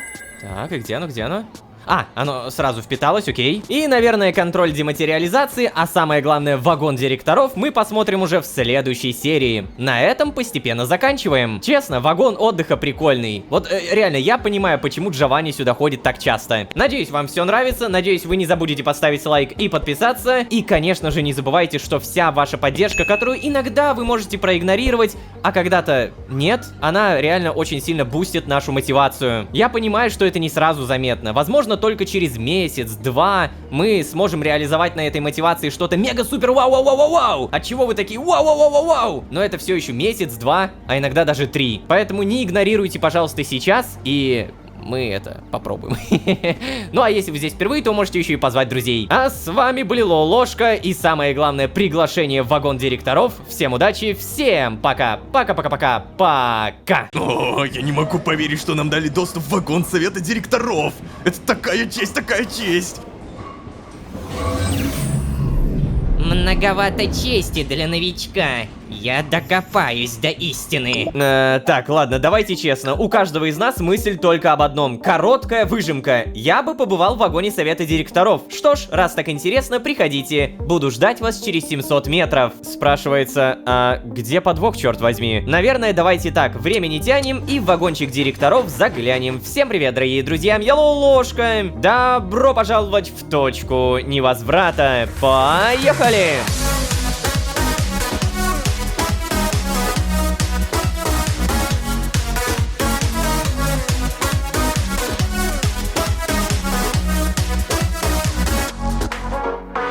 И снова всем привет, дорогие друзья, я Лолошка. Добро пожаловать в точку невозврата. Сезон, в котором мы наконец-то встретимся. Да-да-да, быстро идущая карьерная лестница, индивидуальные задания, Лолошкин парадокс по имени Сдерик, практически моментальное повышение до сержанта, и вот оно, встреча с директорами буквально через несколько метров. Если кто-то до сих пор сомневается, думая, что организация отвязала нас по приколу, то извините, пока что верю фактам. Кстати, напомню, в предыдущей серии мы получили новый туман смотрящего. Что такое? О, уведомление, ща будет. Туман смотрящего кровь. Под его ледяным взглядом кровь стынет в жилах. И знаете, что я задумался? У нас уже 6 бутылок, это почти полная коллекция. Тут я собрал 0 из 10, тут тоже 0. А тут всего лишь 1 ошейник. Это капец. Ну ладно, туманы и уточки. В это я верю. Верю, что у меня получится собрать больше. Тем не менее, сообщение Луиза де Саль. Тема пропуск в вагон совета директоров. Уважаемый агент Лолошка, здравствуйте! Сообщаю о том, что с этого метра начинает действовать ваш пропуск в вагон совета директоров. Пропуск дает доступ дистанционно ограниченный 200 метрами, поэтому на вашем месте я бы поторопилась. Так, 200 метров это как будто мало. Мне, получается, нужен, не знаю, Малецкий или... Что такое? О, да, Кацпар Малецкий. Тема вагон совета директоров. Ло, ты видел это? Приходи в тренировочный, как только можешь, давай! Оттуда сразу отправляемся! Давай быстрее, быстрее! Я понял, Малецкий. Так, только, блин, ребят, я кое-что обещал в предыдущей серии. Мне сейчас нужен вагон-стационар быстренько. Поехали! И после этого я напомню, у меня вроде как сейчас 5 очков генома. Пожалуйста, да, 5. Наконец-то мне доступен контроль дематериализации тела, гены выживаемости. Да-да-да, это все, что я качал. И мне нужно вот это, налегке. Вы передвигаетесь на 50% быстрее, если не носите броню. Но, по идее, броня вот этого штурмовика, это не считается, правильно? Давай-ка сразу проверка. Да, слушай, я реально быстрее начал ходить. 100% быстрее. А ведь это я еще даже не бегаю. Сейчас, погоди-ка. Сразу покушаем. И побежали. Супер! Наконец-то я это разблокировал. Ну ладно, долго не радуемся. Просто сразу перемещение. Вагон для тренировок. Снова погнали. Кацпар Малецкий, где ты есть? Сразу нашел. Вон он. Бегает. Только, наверное, знаете, я тоже потренируюсь, потому что, а что мне мешает? 2,5, тренировка. Эти штанги я уже проходил, поэтому, наверное, кликером сейчас быстренько. Вот так вот. 3, 2, 1. Все, буквально за секунду. И это будет, сколько там, 3000 опыта? Или 2,5, да. Делаем то же самое. И, кстати, я тут подумал, у меня сила 30, да, прокачана? Если я прокачаю еще больше, то будет давать больше опыта. Да, действительно 30. Ну ладно, пока не буду, потом. Эй, Малецкий, привет. Я тут. О, напарничек. Ой, так, остановись. Ну-ка. Ну, привет. Ты готов? Я-то готов, Малецкий. А ты? Что? В смысле? Ну, ты просто только что бегал. А, ты про это. Просто, знаешь, как-то неприлично идти к директорам, не принимая душ. Нет, Малецкий, ты уж извини, но правда. Все, я понял, в чем дело. Я согласен, что в такой ситуации хорошо бы привести себя в порядок, но... Ло, у меня же тело ребенка, ты забыл? От меня вообще никогда потом не пахнет. Как бы интенсивно я не тренировался. Я бы даже сказал, что я только сильнее пахну свежестью и луговыми цветами. Подойди поближе, понюхай. Нет, спасибо, Малецкий. Ну ладно. Кстати, Малецкий еще не знает, что Лая теперь почти привязана и ходит в скафандре. Может быть, стоит рассказать ему об этом? Ну, если мы начали все ему рассказывать, то давай. Ой, и кстати, Кацпер, на всякий. Чё такое? Я хотел тебе признаться кое в чем. После нашего последнего задания я сказал тебе, что хотел вернуться в бункер, помнишь? Чтобы поностальгировать. Было. Но на самом деле, Малецкий, я хотел поговорить с Лаей. Ой, да ладно тебе, Ло, ты думал, я не догадался? Я вообще-то не дурак, я только делаю вид, что не понимаю, чтобы тебя не смущать. Ну, прости, я просто... Ой, все, забей. Зачем ты мне это в итоге решил рассказать-то? Да просто она мне сказала кое-что, что тебе нужно знать. Лая совершенно точно привязывается обратно ко времени. Да, я помню, ты мне это уже говорил. Но на том метре у нас были более насущные проблемы. Поэтому, кстати, я как-то не обратил на это внимания. Сам понимаешь, как глупо это звучит, да? Я уверен, что вся эта ваша теория... Да нет же, Кацпер, это никакая не теория, пожалуйста. Послушай, она уже не может дышать, находясь в концентрированном времени. Ей больно. Ой, да Ло, ну опять ты! Вы не думали о том, что это может быть просто давление пространства? Да Кацпер, боже, она без скафандра уже ходить не может. Ну, не знаю. Мало ли, по какой причине она стареет! Кацпер, ты понимаешь, у нее морщинки даже начали появляться. Да ладно. Да, и она вспоминает временную терминологию, легче ориентируется во временных отпечатках. Ладно, Ложка, я не знаю, что тебе ответить. Мне уже буквально нечего возразить. То есть, подожди, реально? Неужели они в самом деле врали нам столько километров? Столько циклов? Не-не-не-не-не. Я не хочу в это верить, Ло. Наверняка всему этому есть какое-то разумное объяснение. Вот как раз пойдем в вагон совета директоров и прямо спросим. Да, они нам все объяснят. Ладно, Малецкий, я сам на это надеюсь. Да точно объяснят. Ну что, ты готов? О, я не могу поверить, что нам дали доступ в вагон совета директоров. Это такая честь. Так, сейчас. Да, вот тут надо. Я активировал наши пропуски, так что давай, погнали. Малецкий переместится. Блин, ну он прям не верит до последнего, ты посмотри. Как бы он вроде понимает, что я его не обманываю, но в то же время он столько циклов здесь провел, что... А как же... Что? О, нет. Действительно, такая честь. Многовато чести для новичка. С чего это к тебе, Лолошка? Такое особое отношение. Я докопаюсь до истины. О, черт. Скример. Так, погоди, где мы? Мы... Да, мы реально здесь. Все, пойдем. Ладно. Прям постучаться? О, куда мы, что мы? Камера? Кого я вижу? Здравствуйте, Луиза. Агент Малецкий, агент Лолошка. Мы в совете директоров очень рады, что вы проявили живой интерес к нашему отделу. Ведь мы такой же отдел, как и все остальные. Позвольте сначала провести вам небольшую экскурсию по нашему вагону. А затем вы, Лолошка, и вы, агент Кацпер, сможете задать любые вопросы, которые вас интересуют. Предупреждаю сразу, мы не привыкли к посетителям, поэтому некоторые мои коллеги могут вести себя немного странно. Я даже немного нервничаю. Что ж, пройдемте в вагон совета директоров. Это...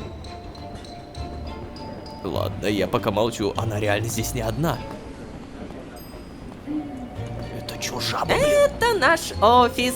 Здесь мы работаем. Так, это...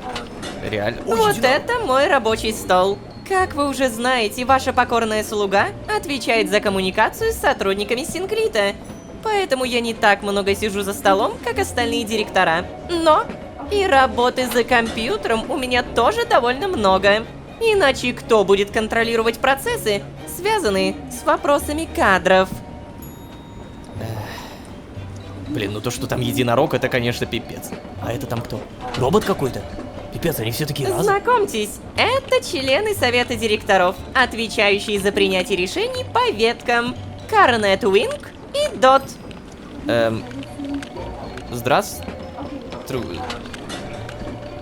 Алло, здравствуйте. Здравствуйте. Здравствуйте, агент Малецкий. Да. Еще раз здравствуйте, директор Уинг. Ну что вы, оставьте вы этот официоз. Зовите меня просто Корнет. К тому же, я вас очень хорошо знаю. Я очень пристально слежу за работой отдела исполнения решений. Вас тоже приветствую, агент Лолошка. Да, организации очень повезло заполучить в свои ряды таких выдающихся сотрудников. Ага. А теперь простите меня, мне нужно возвращаться к работе. Ладно. Единорог, реально, это вообще Эй, жесть. привет, Дот. Не поздороваешься с нашими лучшими штурмовиками? Приветствую. Вас тоже приветствую. Ты довольна? Я понимаю, что в твои обязанности входит пустая болтовня с сотрудниками, но в мои не входит. О, прошу прощения. Мои коллеги немного отвыкли от общения с живыми существами. Ой, работы очень много, поэтому они практически целыми циклами, без перерывов сидят за компьютерами. Луиза Десаль, а как она печатает? Силой мысли. Что? Силой мысли? Ладно. Итак, Кто вот агенты, теперь представляю вам членов совета директоров, отвечающих за операционные проблемы. Порко Пикколо и... Но все его зовут Дасти. Что? Дасти, да? Ладно. Дасти, потому что на самом деле он горстка намагниченной звездной пыли. И просто контролирует этого робота своими магнитными сигналами. Доброго километра, дорогой коллега. И вам того же, директор Пикколо. Я точно достаточно вежлив. Добрейшего километра, дорожайший коллега. Да, то есть... И вам того же, директор Пикколо. Ладно, идем. Дасти! Дасти! Дасти! Ой. Пожалуйста, не обижайтесь на Дасти. Он довольно рассеянный. К тому же, сами понимаете, как звездной пыли сложно освоить коммуникативные навыки. Итак, агенты, позвольте показать вам остальные части вагона. Ой. Хотя мы там практически не появляемся. Работы слишком много. Если что, вагон директоров оборудован всем необходимым. У нас есть мини-сад, мини-столовая, мини-стационар. Как видите, все устроено так, чтобы нам не нужно было отсюда выходить. И, соответственно, не нужно надолго отвлекаться от работы. Если бы мы ходили в общую столовую, нам бы приходилось стоять в очередях. Да и сотрудники бы очень хотели завести с нами разговор. А у нас на обед буквально 6 метров. Можете осматриваться. Нам скрывать совершенно нечего. Ладно, совершенно нечего. Это все выглядит как какая-то бутафория, честно говоря. То есть ты просто пригласила, показала нам каких-то агентов, ну, то есть... директоров. И вот типа вы здесь работаете, и все-то у вас чудесно и прекрасно, да? Ну давай, наверное, спустимся. Здравствуйте, как вас там, Порко Пикколо? О, вы такой маленький. Это маленький поросенок.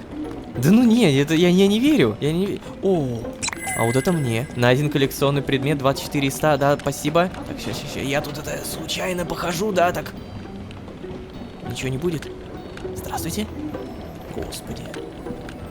Это, знаете, смотрящий на минималках. Вопрос, могу ли я выйти отсюда? Не могу. Так,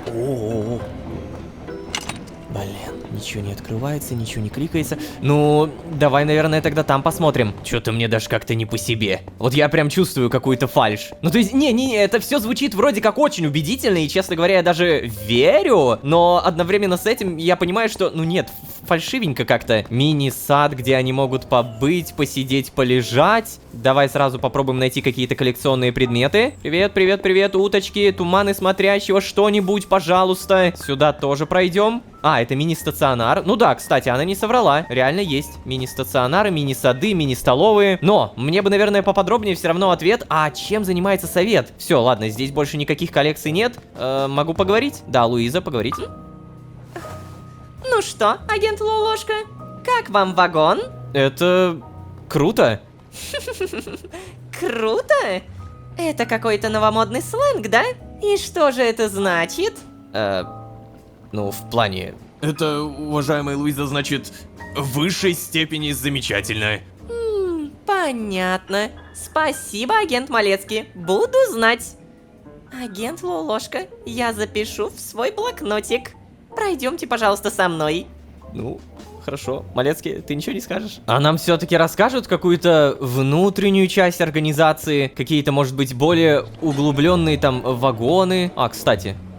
мы отсюда пришли, мы там не были, да. Агенты, садитесь, пожалуйста. Ладно. Куда? Сюда. Ой. Жабка. Куда это он? Ладно, я сяду. Ты специально меня не представляешь, да? Ой, Марвин, прости, я тебя не представила нашим гостям.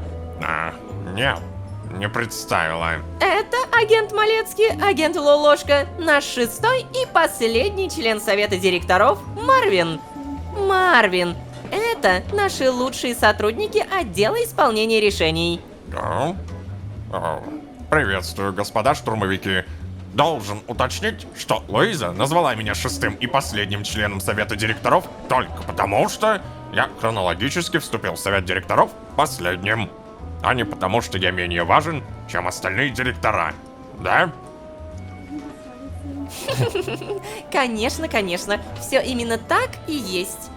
Агенты, у вас остались какие-то вопросы? Да, знаете, я бы хотел спросить, а чем вы все-таки тут занимаетесь-то? Просто, я начальник отдела, но я ни разу не взаимодействовал с Корнет, хотя она следит за моим отделом, по ее словам.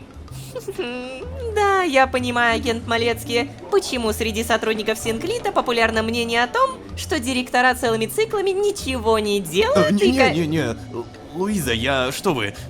Я совсем не это имел в виду. Давайте, не стесняйтесь, агент Малецкий. Я предпочитаю знать, что на самом деле думают мои сотрудники. Но позвольте возразить. Все совсем не так, как это представляется в синклитовских сплетнях.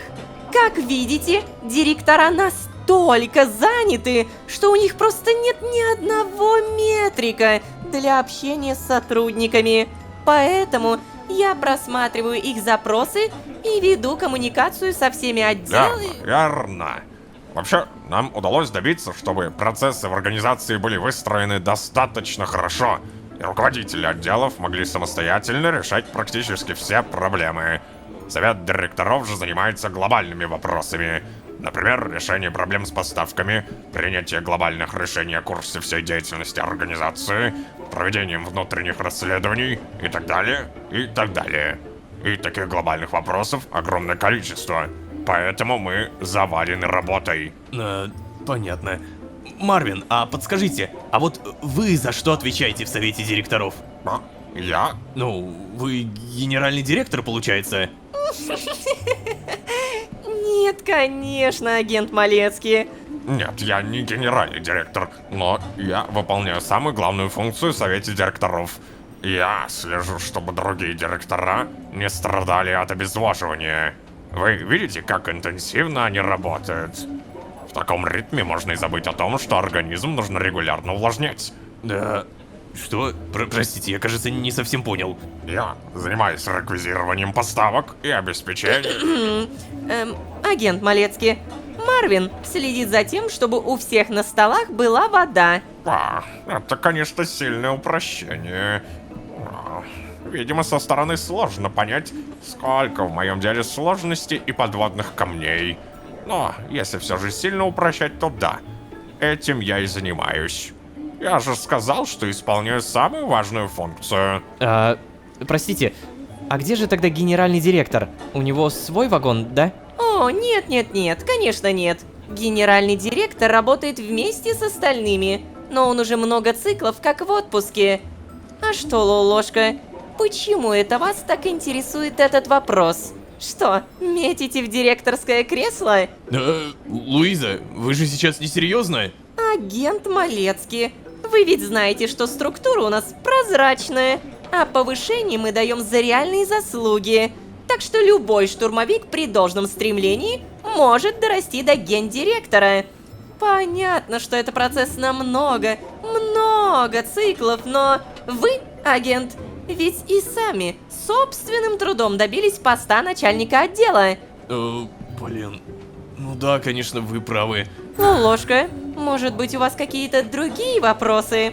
Но куда может уехать в отпуск отвязанный от времени директор? Реально, куда? Он же тут типа всем заправляет, не? А вы знали, что можно обратно привязаться ко времени после отвязки? А вы знали, что существует множество параллельных реальностей? Капец, это все интересные вопросы. Вы знали, что можно снова привязаться? Ты что делаешь? Агент Лолошка, процедура пространственно-временной дематериализации – это необратимый процесс. Что за глупости? Конечно, нельзя снова привязаться ко времени. Что за чушь? Скажите, с чего вы это вообще взяли? Что же вас так навело на такую мысль? Черт, Малецкий, ты думаешь о том же, о чем и я? Мы не можем рассказать им про Лаю. Ну, ходят слухи. Да, знаете, мы просто слышали... Ну вот, слышали, агент Малецкий. Вы только что ответили на свой вопрос. Не понимаю, как такие умные нестандартно мыслящие сотрудники могут верить простым слухам. Агент Лолошка, вы хотели бы прояснить что-то еще? Ну ты серьезно? Погоди, ты... Я не понимаю, она правда сама не знает или она... Ладно, Луиза на самом деле настолько крутой персонаж в сезоне. Блин, без шуток, вот я могу сейчас, если вот составлять топ персонажей, мне Луиза точно в топ-3 попадает. Она вот правда не понимает? Или она меня типа пытается обмануть опять? Куда может уехать в отпуск отвязанный от времени директор? А вы знали, что существует множество параллельных реальностей, а? Да, реальностей, в которых существует такая же бесконечность веток, как и в этой. И если стереть ветку в этой реальности, точно такая же ветка будет стерта и в других, в параллельных реальностях. Что за бредятина? Но организации больше нигде не существует, верно? И в этих ветках страдают существа, которым никто не... Агент Лолошка, а можно поинтересоваться, давно ли вы перешли в исследовательский отдел? Но попрошу, Луиза, не обязательно быть в исследовательском отделе, чтобы задаваться вопросами гуманности. Малецкий, кажется, вы забыли. У нас для этого есть целый этический отдел. Да, поверьте, они неоднократно проверяют и перепроверяют все аспекты деятельности организации на гуманность. Мы очень ценим вашу вовлеченность в профессию и заботу о других, но, Малецкий, если бы к вам пришли сотрудники отдела кадров и начали учить выполнять вашу работу, вам бы это не понравилось, правда? Вы знаете, что мы поощряем горизонтальную мобильность. Если вы хотите перейти в этический отдел, пожалуйста. Но сначала вам нужно пройти обучение и сдать все экзамены. Но, Луиза, Малецкий, вы правда считаете, что вы уже обладаете всеми компетенциями работника этического отдела? Ну, нет, не обладаю, конечно. А вы, Лолошка? Нет, я так не думаю. Угу, ну вот видите, Раз вы сами понимаете, что вам компетенции не хватает, почему вы считаете, что знаете лучше? Да нет, мы не... Попрошу впредь, давайте вы не будете указывать другим отделам, как они должны делать свою работу. Многим со стороны кажется, что чужая работа легкая, и что они в ней разобрались бы лучше, чем профессионалы, даже просто наблюдая извне. Забавно, правда, агенты? Ну что же, наша экскурсия подошла к концу. Ваш пропуск потеряет действие через несколько метров. Прошу проследовать за мной на выход. До свидания, Марвин. До свидания, до свидания. Пипец. Казалось бы, мы вот там, где надо, задали такие важные вопросы. Я не понимаю, вы правда не верите в что я задал? Типа, такие вопросы и то, что такое может быть? Спасибо, что пришли. Я была очень рада провести для вас эту экскурсию. Да, спасибо, Луиза, что провели ее для нас. Что вы, пустяки. До встречи, агенты. Эй, Ло, увидимся у тебя, да? Да, то есть...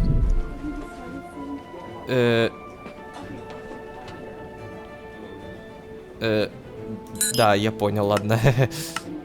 Спальный вагон. Всего доброго. Итак, залезть в кровать.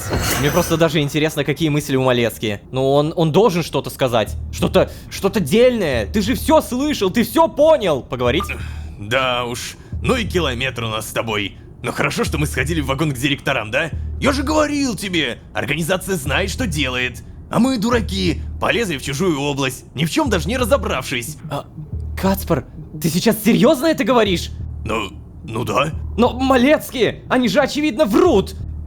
Кому это очевидно? Да черт, да кому угодно. Кацпер, еще раз, я своими глазами видел, как у Лаи появилась морщинка на лице. И как она в скафандре ходит. Я клянусь тебе, клянусь, это не шутки. Да это на самом деле происходит, Малецкие. Ну, ладно, я понимаю, да. Блин, ладно, просто, наверное, мне хотелось поверить в их объяснение. Ну, слава богу. Да, понимаю, Кацпер. Но сложно верить им, когда в очередной раз ловишь на лжи, верно? Ну, Они не могут не знать, что отвязка — обратимый процесс. Но почему-то не хотят рассказывать об этом сотрудникам. Ну, да, ладно, хорошо, ты прав. Луиза, конечно, тоже права, мы не эксперты. Но не нужно быть экспертом, чтобы увидеть несостыковки в их словах. Я продолжу докапываться до истины, хорошо. Пока не пойму, в чем тут дело. Но я все равно убежден. Всему есть какое-то разумное объяснение, Лолошка. Говорю тебе, мы с тобой узнаем, почему организация поступает именно так. Ты сможешь успокоиться, и тогда, ну чё, успокоюсь и я. А вообще, все эти директора какие-то странные, да? Хотя, думаю, я бы тоже немного кукухой поехал, если бы за компьютером сидел целую бесконечность. Но, Луиза еще кое-что странное сказала. Что генеральный директор в отпуске. Но в каком, еще отпуске может быть отвязанный гендиректор вне временной организации? Где он этот отпуск может проводить? Хотя погоди, в пансионате. Да неужели? Но, не-не-не-не-не. Я думал, оттуда не возвращаются. Так, погоди, поподробнее. А что за пансионат такой? Ой, ну, место такое, куда сотрудники организации уходят на пенсию. Пансионат находится во дворе Синклита, вокруг которого наш поезд круги наматывает. Все знают, что если ты отправляешься в пансионат, то это путь в один конец. Так что не-не-не, если ты сошел с поезда, ты уже точно не вернешься. Поезд позволяет нам поддерживать хоть какой-то порядок, хоть какую-то хронологию событий. В пансионате... там царит настоящее безвременье. Нам, конечно, говорили, что там очень комфортные условия, но там никто из действующих сотрудников не бывал. Может быть, если бы нам удалось туда пробраться, мы бы могли узнать что-то полезное. Возможно, мы бы даже нашли гендиректора, Ло! Просто, я не знаю, где бы он еще мог быть в отпуске, если не в пансионате, да? Погоди, и ты знаешь в итоге, как туда попасть? Не-не, вообще понятия не имею. Думаю, надо найти вагон, в котором есть какая-то дверь или, ну типа люк. А, погоди, а окно? В окно не выйти? Да нет, конечно. Они ж бронированные и не открываются. Погоди, типа... Нет. А помните, мы видели маленького реповца за окном, и на него смотрели два сотрудника? Но, видимо, открываются. В смысле, можно же выйти? Ой. Сейчас, погоди-ка, у меня тут... Блин, черт, совсем забыл. Так, меня уже заждались. Ты это, пока подумай, что нам делать, а я побежал. Давай, пока. Блин, но задание путевка на воды обновлено. Сейчас смотрим, как там задание-то я уже давно не смотрел. Найти способ пробраться в пансионат. Нам нужно узнать, как попасть в пансионат. Возможно, там проводит свой отпуск генеральный директор организации. Если бы мы могли с ним поговорить, мы бы наверняка многое узнали. Да, это правда. Так, только... Опять же, погоди. А что в итоге вот это насчет этого маленького реповца? Так, стой, мне даже вспоминать это не надо. Я просто дойду, по-моему, это где-то в той стороне. В итоге это было где-то... Да, вот здесь. Второй этаж. И... Где? Во! Вот! А какой... Поговорить. Привет. Привет. Я спросить у вас хотел, а как этот робот там оказался? Ой, ну, точно никто и не знает. Но поговаривают, что он там с самого основания Синклита. Произошла какая-то ошибка в системе, когда уборщиков распределяли по вагонам. И этот робот вот забрался на внешний подоконник. А потом поезд тронулся и больше ни разу не останавливался. Вот этот уборщик там до сих пор и сидит. А как насчет достать его оттуда? Нет, невозможно. Поезд никогда не останавливается, а окна непробиваемые. Вот как. Ага. Кто только не пытался. Черт. Ну ладно, хоть тут не наврали. То есть получается, то, что я встретил тебя, это не просто так. Офигеть! Блин, мне на самом деле так нравится детализированность, детальность, как проработан этот синклит. То есть еще серии 10 назад мы могли задаться вопросом про этого репа. Я в итоге про это реально вспомнил, я реально пришел, и там был целый диалог. Блин, это хорошо, это прям, да, необычненько. Получается, совет директоров, который непонятно в итоге правду говорит или нет. Я думаю, что нет. Ну, типа, то, с какими словами, то, с какими интонациями говорила Луиза, можно подумать, что она все же больше врет. Но неужели врет не только Луиза, но и весь совет директоров? Они же все это слышали, весь этот диалог. Да, прикольная серия на самом деле, вот без шуток, только где моя кровать? Так, значит, вагон наш здесь. Привет, реповец. Пока, реповец. Забегаем. Космо-уточку сразу кладем. Угу. И проверяем, что написано. Ей этот мир абсолютно понятен. Хорошая отсылка. Так, ладненько. Здесь-то мне в целом нечего делать. Я просто думал, что какие-нибудь мысли ложки будут. Давай, мысли. Ну скажи что-нибудь. Ладно, тогда я скажу немного другое. Ребят, прямо сейчас на Бусти, по ссылке в описании, вы можете посмотреть 1 день из жизни Лаи. Лаи Каталонес. Да, разработчики решили показать, как жила Лая. И все это прямо сейчас по ссылке в описании. Ребят, понимаю, что, наверное, это не самое приятное, чем можно забить эфир, но ваша финансовая поддержка, которой вы поддерживаете нас на Бусти, это правда очень крутая поддержка, потому что многое, что вы задонатили, ушло в разработку того, что вы уже видите. В рамках того российского замедленного ютуба, в котором нам приходится бултыхаться, это, правда, важно все-таки упомянуть, поэтому надеюсь на вашу поддержку, и опять же, дополнительная серия про Лаю по ссылочке. Спасибо также большое за вашу поддержку в виде лайков и подписок. Это максимально бесплатно. Надеюсь, вы это помните. Ну а если вы здесь впервые, то можете еще и позвать друзей. А с вами были Лолошка и Вагон Директоров. Всем удачи, всем пока. Пока-пока-пока. Пока. Все, ввожу. Ой. Сделано. Лолошка, ты здесь? Да, я здесь. Лая, я здесь. Где?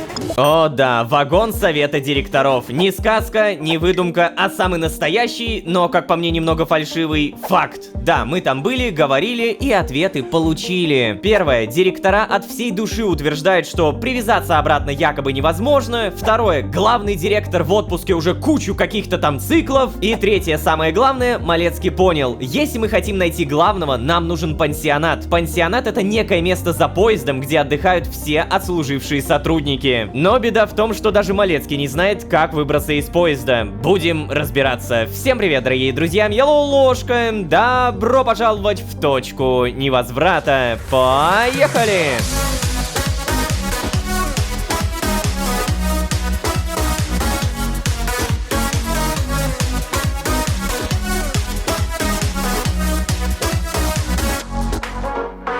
И снова всем привет, дорогие друзья, я Лолошка. Добро пожаловать в точку невозврата, сезон, в котором мы готовы выйти отсюда. Да, на самом деле у нас много событий, включая выход из поезда. Новая отвязка Лаи, скример, который задумался, почему Лолошке дается так много поблажек, вагон совета директоров, а самое главное, желание Малецки и Лолошки найти генерального директора. И вот тут, цитирую, неужели он в пансионате, месте, куда сотрудники организации уходят на пенсию. И ты знаешь, как туда попасть? Нет, понятия не имею. Даже Малецкий не в курсе. Напомню, что вагон у нас, по идее, непробиваемый, даже стекла, поэтому... Действительно, а как выйти? Я тут, кстати, заметил, что стаж уже 33 километра, и очки организации было 50, стало 121. Это за второе убийство Тадмавриэля? Офигеть, так-то... Так, тихо, Лолошка, давай главное. Благодаря разговору с директорами у нас появилась важная зацепка. Нам с Малецки нужно как-то пробраться в пансионат. Осталось только узнать, где... Так... Скример? Что? О! Лолошка. Так... И что ты здесь делаешь? О, да так. Пришел рассказать тебе, что меня повысили. Меня назначили заместителем ответственного за ветку, в которой я работаю. Что ты на это скажешь? Ну, ты невероятно крутой? Ага, еще бы. Поздравляю, Скример. Я очень рад за тебя. Это я только начал. Ты подожди, я тебе еще покажу и... Ой-ой-ой-ой! Гусыня! Это что? Что это за монстр? Что за монстр? Стой! Эй, сделай что-нибудь! Бляха-муха, это очень плохо! Только не со Скримером, бога ради! Стой! Гусыня, бога ради, стой! На, держи, кушай! Да бляха-муха! Помогите кто-нибудь! С этого! Гусыня, пожалуйста, останови!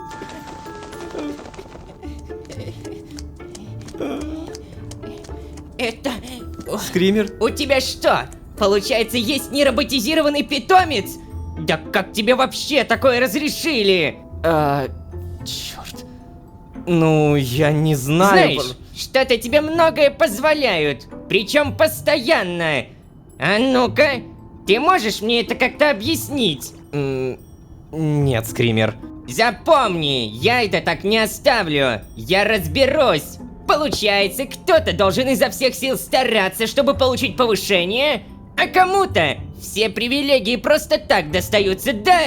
Блин, Скример, я не думаю... да перестань, это же очевидно. Понятно же, что ты купаешься в роскоши и упиваешься вниманием начальства. Я ни в коем Но случае... я это так просто не оставлю. С того самого сантиметра, когда ты бросил мне вызов. Да я не бросал тебе Я никак... поклялся сам себе, что в этом противостоянии одержу победу. Ага, несмотря на то, что все против меня, и у тебя явное преимущество, я преодолею все трудности и стану самым сильным воином Синклита. Ладно, хорошо, Скример. Чё? Ну, удачи тебе на твоем пути воина, видимо. О, спасибо. Что он о себе возомнил? Я этого так просто не оставлю. Блин, я даже не знаю, как это комментировать. Ну, все, вроде бы ушел, да? Черт. А что, если Скример правда доложит куда-то про Гусыню? Хотя, нет. Они наверняка уже знают Луизу, так что... Если мне после этого не прилетело, не думаю, что прилетит после жалобы Скримера. Так что да, я могу сосредоточиться на главной задаче, как попасть в пансионат. Малецкий сказал, в окно не выпрыгнуть, а дверей или люков наружу он нигде не видел. Кто бы мог обладать такой информацией? Точно! Технический отдел! Надо поговорить с ними и выведать, есть ли где-то выход наружу. О, ну... Да, это, кстати, гениально. Сейчас обязательно проверим, сходим туда, но... Блин, со Скримером, конечно, забавно. Я поклялся себе, что в этом противостоянии одержу победу.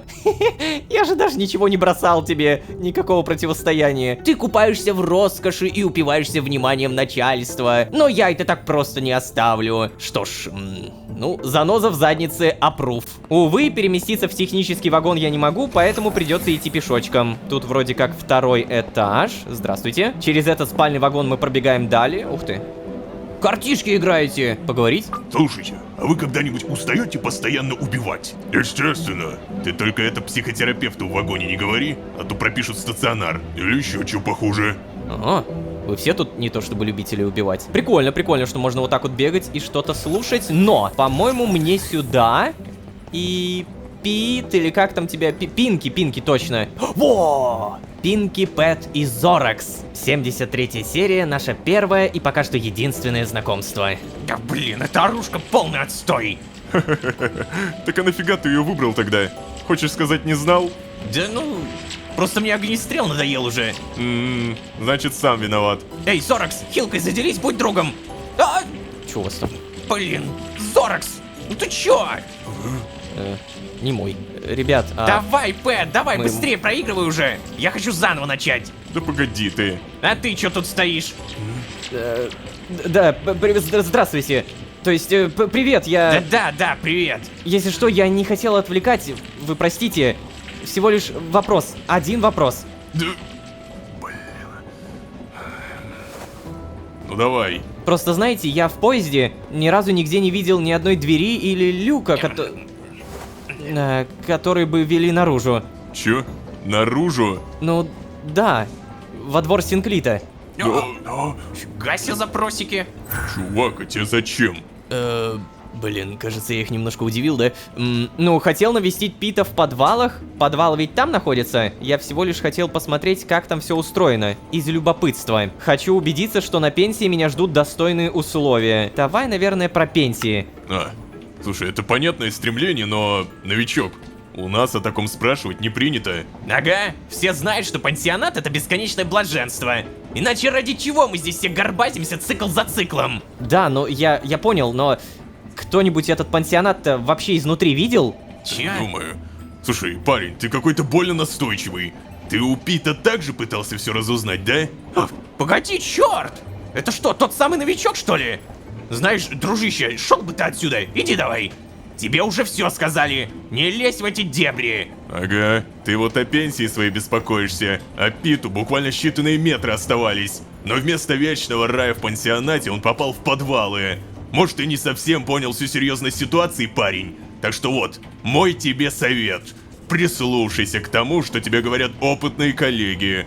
И не высовывайся. Да, давай, иди отсюда, не мозоль нам глаза. Блин, ну... Хорошо, вот так вот. Да, это был полный провал. Хотя оно и понятно. С чего бы техникам мне доверять, если пока что единственное, что они обо мне знают, это то, что я общался с Питом перед тем, как его упекли в подвалы. И тем не менее, так продолжаться не может. Разногласие с техническим отделом — это большая помеха для всей нашей операции. Ой, господи.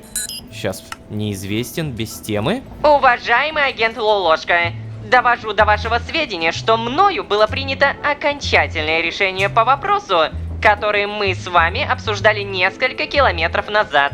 Мое решение положительное и окончательное. Прошу оповестить вашего непосредственного супервайзера и сообщить мне о его решении, которое будет принято по моему вопросу. В случае, если вы решите нанести мне визит, большая просьба избегать шумных оживленных мест и предупредить меня сообщением, чтобы я встретил вас в более приватной обстановке. В качестве адресата... О, укажите 2222... О боже мой. С уважением, ваша коллега, которая пожелала остаться анонимной. Ну, это Лая, я понял. То есть она все-таки решила. Мне нужно срочно найти Малецки. Да. Она решила отвязаться и... Погоди, написать я в итоге сейчас... Могу что-нибудь? Да, я, кстати, могу что-то написать, но надо, наверное, Малецки. Надеюсь найти его в кровати. Так, это моя. Привет, Малецкий, пожалуйста. Нет, я не могу зайти, бляха-муха, а что мне делать-то? Ладно, кажется, я понял, надо просто найти. Вагон отдыха вроде пустой на Малецке и... Да, здесь его нет. У меня 3 варианта. Вагон-столовая, сад или тренировка. Я думаю, тренировка. Поехали! Сейчас обязательно нужно тогда еще потренироваться, если Малецкий не найдем. Малецкий... Не вижу. Ладно, хотя бы проверю, что такое бассейн. У меня давным-давно здесь кнопочка. Бам! И как это работает? Ля, круто. Живучесть 25, АД. Так, а что делать? Шо, старт? А, мне нужно не натыкаться на бомбочки. Ой, тихо. Ладно, я понял, как это работает. И это все зависит от живучести, да? Тут нет коэффициента. Но если нет коэффициента, то это вроде как... изи? Ну, то есть это прям не просто изи. Тут дошкольник сможет это пройти.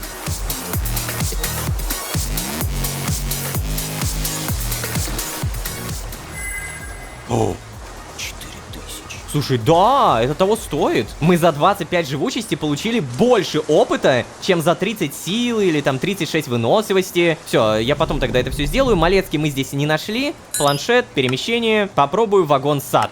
Погнали. Всем привет. Эй, Малецкий, может быть, ты собачку выгуливаешь? О, реально.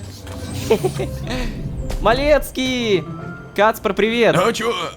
Ложка, привет. Да. Блин, слушай, прости, что пропал. На меня просто куча работы свалилась. Вон, даже толком Вольта не мог выгулить последние пару километров. Но. Ло, я отлично помню, что нам с тобой надо разобраться с вопросом о Да пансионате. тихо, Кацпер, послушай. Да что? Мы еще вернемся к этой теме, но на этом метре появилось кое-что поважнее. Мне написала Лая. Она просит снова ее отвязать. Что ты еще? Я не ослышался? Нет, Кацпер, не ослышался. Я даже не понимаю, как реагировать на это. То ли, блин, радоваться, что она вернулся хочет, то ли... Пойти вправить ей мозги и сказать, ну куда ты лезешь-то, блин? Разве ты не этого хотела? Ой... Не думал, что скажу подобное, но... Ложка, ты точно уверен? Ну, она написала, что приняла положительное и вроде как окончательное решение. Да ну? Угу. Вряд ли бы она написала такое, если бы была не уверена. Ну, Да, блин, ладно, да, тут ты прав. Но я все-таки хочу убедиться. Напишешь ей еще раз? Хорошо. А что, ты будешь подглядывать, куда я пишу, да? Ладно, сообщение, значит, что там? 2. Ладно, сейчас мы это запомним и напишем. Все, есть. Тема не будем писать. И спросим, ты точно уверена? Вот так отправить. Уважаемая коллега, получила от супервайзера инструкцию убедиться в том, что правильно вас понял. Вы совершенно, абсолютно на все 100% уверены в том, что хотите пройти повторно через то, от чего так настойчиво меня отговаривали почти с самого нашего знакомства. Фу, ну все, написал Малецкий. Ну все, значит, пока ждем ответа. Если она, блин, и правда окончательно решила, то я не очень понимаю, как нам это устроить-то? Наверное, тогда с Луизой напрямую надо поговорить. Все-таки у нас впервые такая ситуация. Протоколы для такого не прописаны. Но, Ло, знаешь, честно говоря, я думал, что гораздо больше обрадуюсь, когда она захочет вернуться. Значит ли это, что подсознательно ты...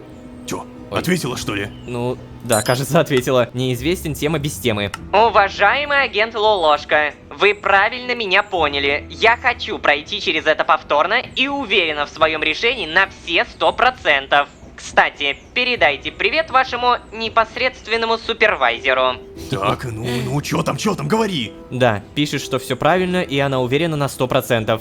То, блин, ну, раз такое дело, надо срочно добиться аудиенции с Луизой. Я пошел в кабинет, Ло. Попробуй до нее дозвониться. Да, подожди, у тебя есть кабинет? Ну, естественно, я же начальник отдела. И у меня есть специальный прямой канал связи с Луизой только для экстренных случаев. Да. Мне кажется, данная ситуация достаточно экстренная, чтобы им воспользоваться. Я приду, если что, за тобой, когда будет принято решение. Давай. Хорошо. Эй, Вольт, ко мне! Что ж. Пока.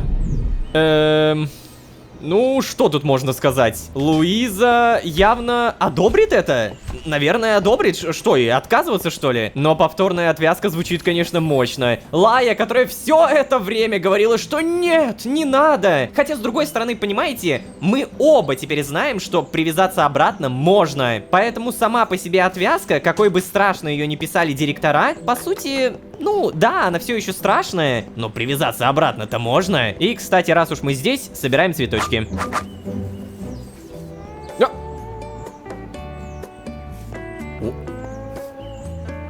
Что? Скример? Какого... Скример? Скример! спишь, что ли? Эй! Ну ладно. Не понял. Это точно скример? А что происходит? Подожди, а вот то, что он тут был рядом, это не страшно? Ладно, пока, скример.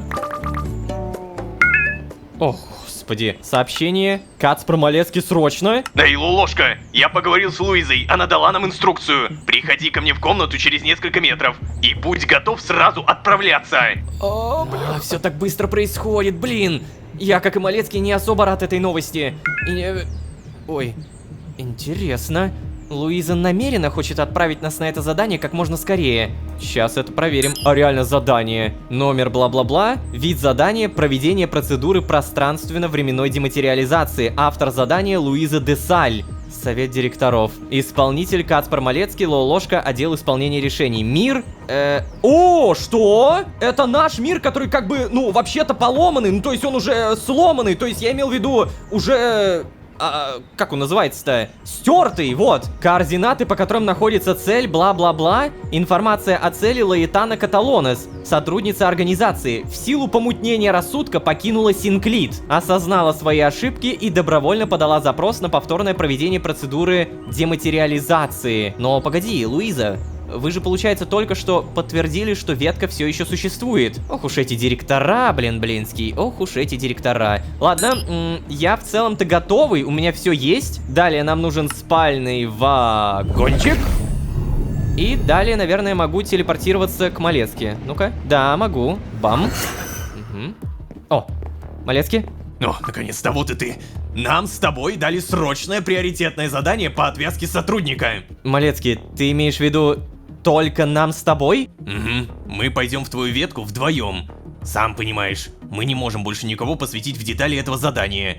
Уж слишком много тут такого, что выбивается из официальной версии организации. Сотрудница, которая снова привязалась ко времени, которая живет в закрытой ветке, то есть в месте и времени, которых просто не должно существовать. Так еще и сотрудница, которая пыталась вести деятельность против организации и явно знает то, что ей не положено знать. Лолошка, блин! Если задуматься, то ничего из этого не совпадает с той картинкой, которую организация рисует нам. Ну, блин, ладно, с этим мы потом еще разберемся. Говорю тебе, у высшего руководства наверняка есть веские причины не рассказывать всю правду. Но, Кацпр, погоди. Чё? Как мы вдвоем-то справимся? А, блин, да, точно, ща. Во, мне в стационаре по специальному разрешению Луизы выдали дозу дематериализующего препарата. А, реально? И на всякий случай стабилизатор. Чего? Так что, ну да, мне придется самому провести процедуру. Серьезно? Тебе? Угу. И мне это совсем не нравится, Ло. Я же не медик, блин, никакой. Ой. Хотя Луиза сказала, что если вдруг что-то пойдет не так, мы должны немедленно вызвать ее. И она придет с бригадой врачей, вот как-то так. Но при этом она дала понять, что мы должны этого избежать любой ценой. Короче, Ло, план такой. Идем в ветку, проводим процедуру отвязки, переносим Лаю в Синклит. Ой. И надеемся, что с ней все будет в порядке. Ты как, готов? Ну... Да, Малецкий, я уже знаю, что могу ответить только утвердительно. Правильный ответ, агент. За мной. За тобой. Черт, что-то у меня прям вообще страшновато мне с таким заданием куда-то выдвигаться. Вольт, не погладить, да? Тетя бедненькая собачка. Взять тут ничего нельзя, ну, ладно, вроде как можно идти. О, Малецкий, куда ты? Чё ж ты меня никогда не дожидаешься-то, а? Где твои сиденья? Я уже даже не помню, где мои. Лерора. А, Лолошка. Малецкий, по-моему, где-то там был. Ну чё? Так вот, специальное разрешение на перемещение Луиза уже провела через отдел безопасности, так что предупреди Лаю, чтобы готовилась. Понял. Сейчас сообщение новое. Мы идем... без имени, да, мы просто идем. Эй, еще раз привет. Мы с моим супервайзером получили официальное разрешение и идем к тебе. Будь готова. Мы сделаем то, о чем ты просила. Ох, ну... Все понял. Увидимся на месте. Подожди, Кацпр. Ну что опять? Скажи, ты можешь менять координаты в пределах только одного мира, да? Ну вообще я могу... Так, разрешение выдается на посещение всей ветки. А что такое-то? Ты можешь, пожалуйста, выставить координаты не моего бункера, а, например, той школы, где у нас был инструктаж, помнишь? Могу, но зачем? Лая попросила нас в бункере не появляться. Чё? Она тебе потом сама объяснит, наверное. Да... Ладно, хорошо. Веревки из меня вьешь постоянно. Сейчас. Прости, я не хотел, я не думал об этом. Все, давай, готов, иди уже, короче. Спасибо. Переместиться, да, мой мир. Ну что ж, поехали. Так, ну и чё? Где вы с Лай договорились встретиться? Говори. Пошли, я покажу. А куда, подожди? А, погоди, я, кажется, понял. Это либо гараж, либо бар. Помните, бар Силанхварилион, но Лая о нем не знает, кстати, поэтому по-любому гараж. Беда только в том, что у меня компаса нет. Я как крот. Я не понимаю, куда идти. Насколько я помню, мне нужно в ту сторону все сильно проще, господи. Так, постучать в гаражная дверь. Да, действительно гараж. Давай. О, ну наконец-то. Давайте, заходите. Веди. Давай. Заходим. Фига ты тут. Играешь? Заходи. Следит за этим гаражом, посмотри-ка. Вентилятор даже поставила. Так, ну вы что так долго-то? Все-таки долго, да? Блин, ну прости. Ты же знаешь, как отвязанным сложно выставлять правильные временные отпечатки. Да, кстати, а насколько долго ты ждала? Да не так уж и долго. Несколько циклов. Ах, хуже всего было дожидаться ответа на каждое сообщение. Чего? Но я отвечал тебе сразу, как только получал твои. Даже так? Да, и скажи, сколько времени прошло с тех пор, как мы виделись в последний раз? Если не ошибаюсь, 52 караса. Что? Так, погоди, Ло, я сейчас вообще ничего не понимаю. Не-не-не, это я не понимаю. Лая, откуда... Почему ты пользуешься этой терминологией? Ну, в какой-то момент мне захотелось почувствовать себя привязанной по-настоящему. Но мне так и не удалось вспомнить, как работала система исчисления времени в моем мире. Поэтому я пошла в местную библиотеку и изучила их систему. Понятно. 52 караса это примерно 50, там где-то 3-54 дня настоящих. Долго ты ждала, получается, офигеть. Ну продолжай. Эта система, кстати, вполне рабочая. Я даже как-то целый карас по каплям отмерила. Да, иногда мне было настолько нечего делать. Да, это конечно... Эй, Малецкий, а где врачи? О, блин. Да, слушай, тут такое дело, Лая. В общем, отвязать тебя поручили мне. Что? В смысле тебе? Ну вот так вот. Сама понимаешь, Луиза не хотела, чтобы кто-то еще был в курсе про твою вот ситуацию и эту ветку. Ясно. То есть все как всегда. Имидж организации важнее безопасности ее сотрудников. Правильно? Ну, этого да я ладно. Другого я и не ожидала. Знала ведь, на что подписываюсь. Лая, ну мы же все равно... Ладно, простите. Я в любом случае рада вас видеть. Лолошка? Босс? Отвяжите меня уже наконец. Эй, да куда ж ты, Лая? Я тоже рад тебя видеть и многие километры ждал, что ты вернешься, но... Твой случай...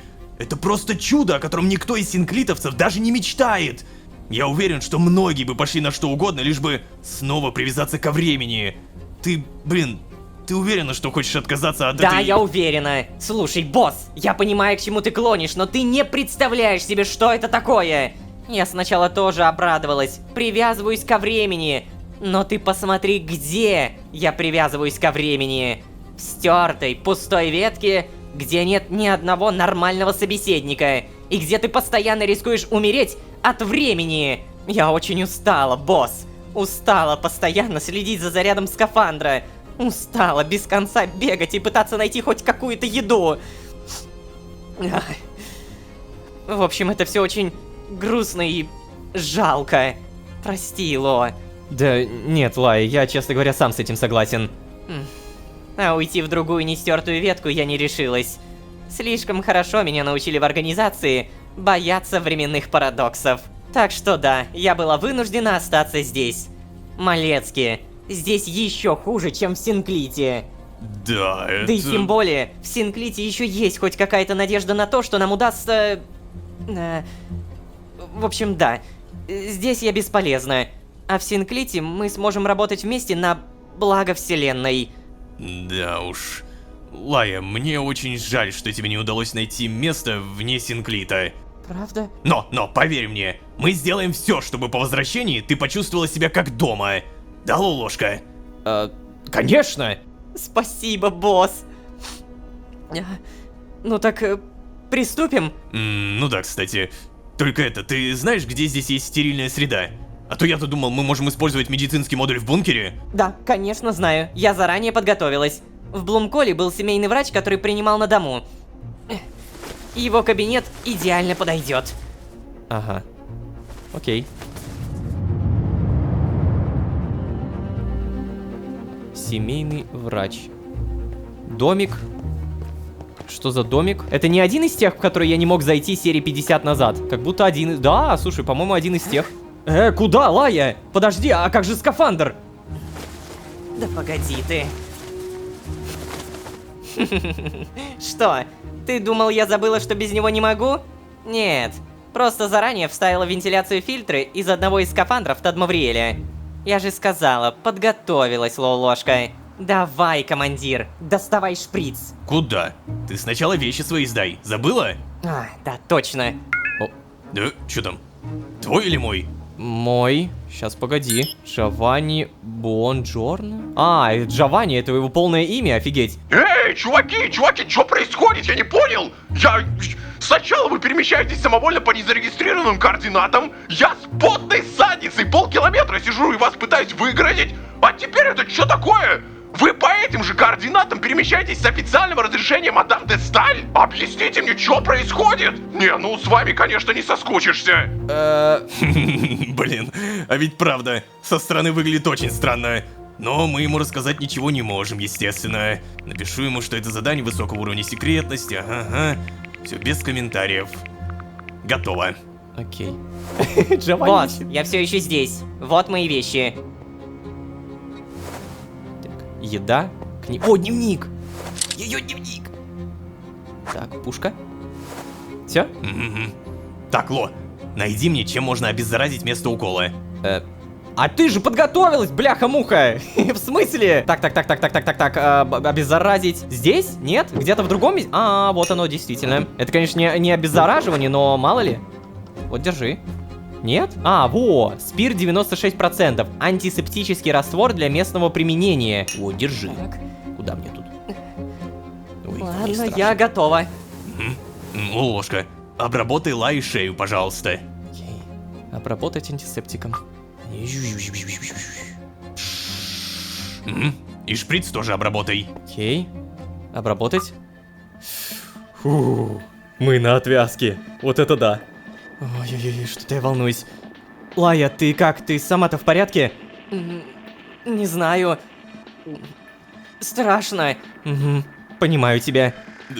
Да ладно, не переживай, агент. Мы с тобой. Мы за тебя отвечаем. Готова? Да, готова. Так. Все, ввожу. Ой. Сделано. И? Лолошка, ты здесь?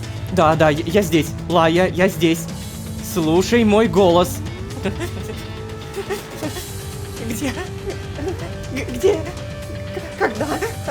Так, ладно. Надо срочно вкалывать стабилизатор и переносить синклит. Ой-ой-ой. Лая, держись. В стационаре помогут тебе. Давай, Малецкий. Уф, как бы все нормально прошло. Привет. Тебе тоже привет. О, а вот и Лая. Погоди, у меня это это же та это... самая. Это Лая? Пока нормально, но... Где эти чертовы врачи? Я же все... Так, всем тихо, пожалуйста.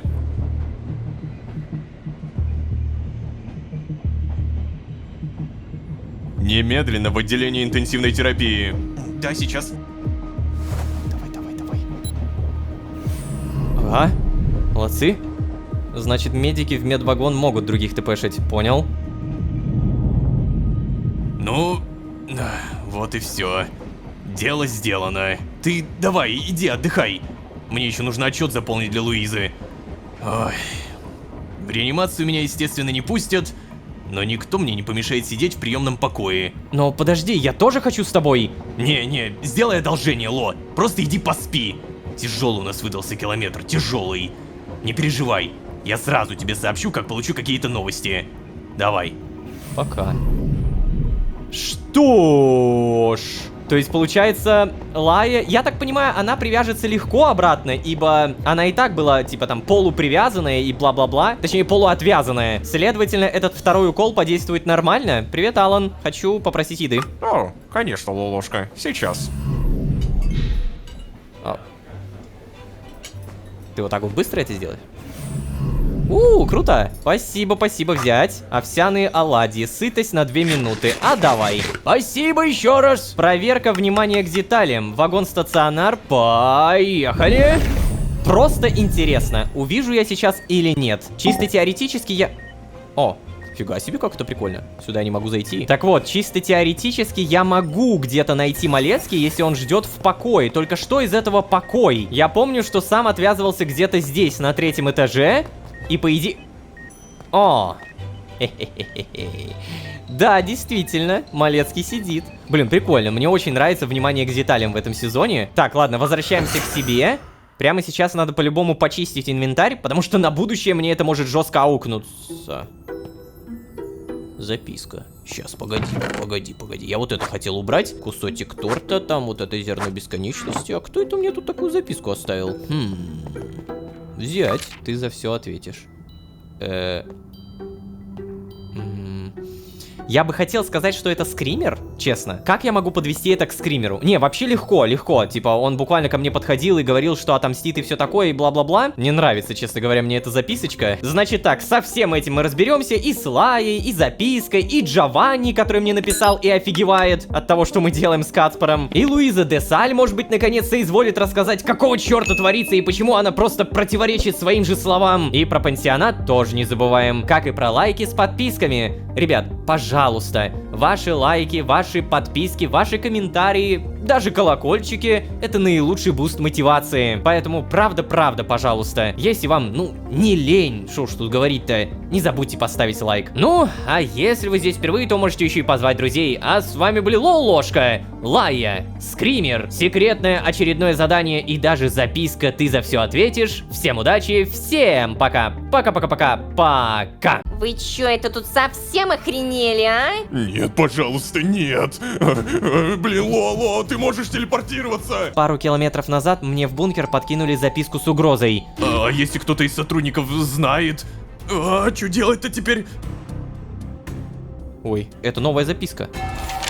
Так, выделяю конкретные этапы. Отвязка Лаи, скример, спаливший гусыню, Джованни, который офигевает с того, что мне и Малецкий разрешили ходить по непонятным веткам, и записка «Ты за все ответишь». О-хо-хо, скример, это же ты написал, правда? И еще держим в голове, что мы хотим выйти из поезда ради пансионата, ради генерального директора. Но все по порядку. Сначала Лая. Всем привет, дорогие друзья, я Лолошка. Добро пожаловать в точку невозврата. Поехали!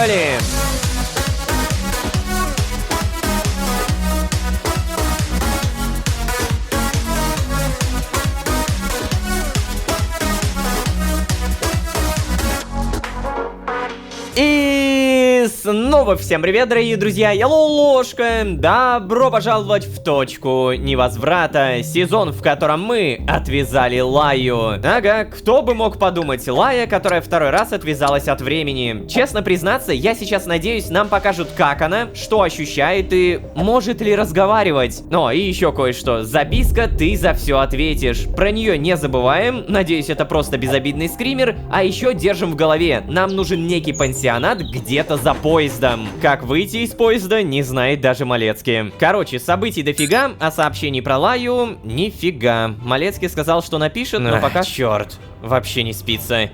Да и нет даже смысла пытаться. Пойду проверю, не появилось ли новостей о Лае. Ну вот я как раз это и обсуждаю. Сообщений нет, тогда получается перемещение, вагон-стационар. Погнали! Здравствуйте. Так, Лая, нам туда. Эй, всем привет. Малецкий не вижу. Лая не открывается. Подожди, а мне точно сюда? Проверю, не появилось ли новостей о Лае. Две догадки. Либо надо найти Малецкий где-то типа в его кровати. Нет. Либо с кем-то поговорить. Здрасте. Не поговорим.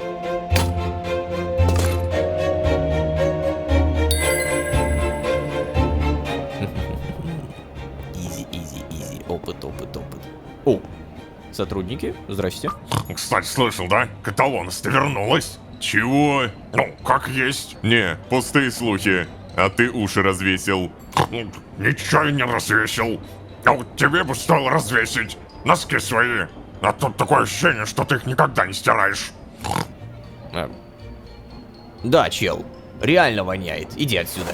Помойся. А вообще, получается, да, про Лаю говорят. Ты слышал, Каталонос вернулась. Знаете, у меня ощущение, что Лая это такая заноза в заднице организации. Настолько большая заноза, что про нее уже многие знают. Ну, типа, всякие слухи ходят, что какая-то там сотрудница ушла, долго не возвращалась, и теперь вернулась, блин-блинский.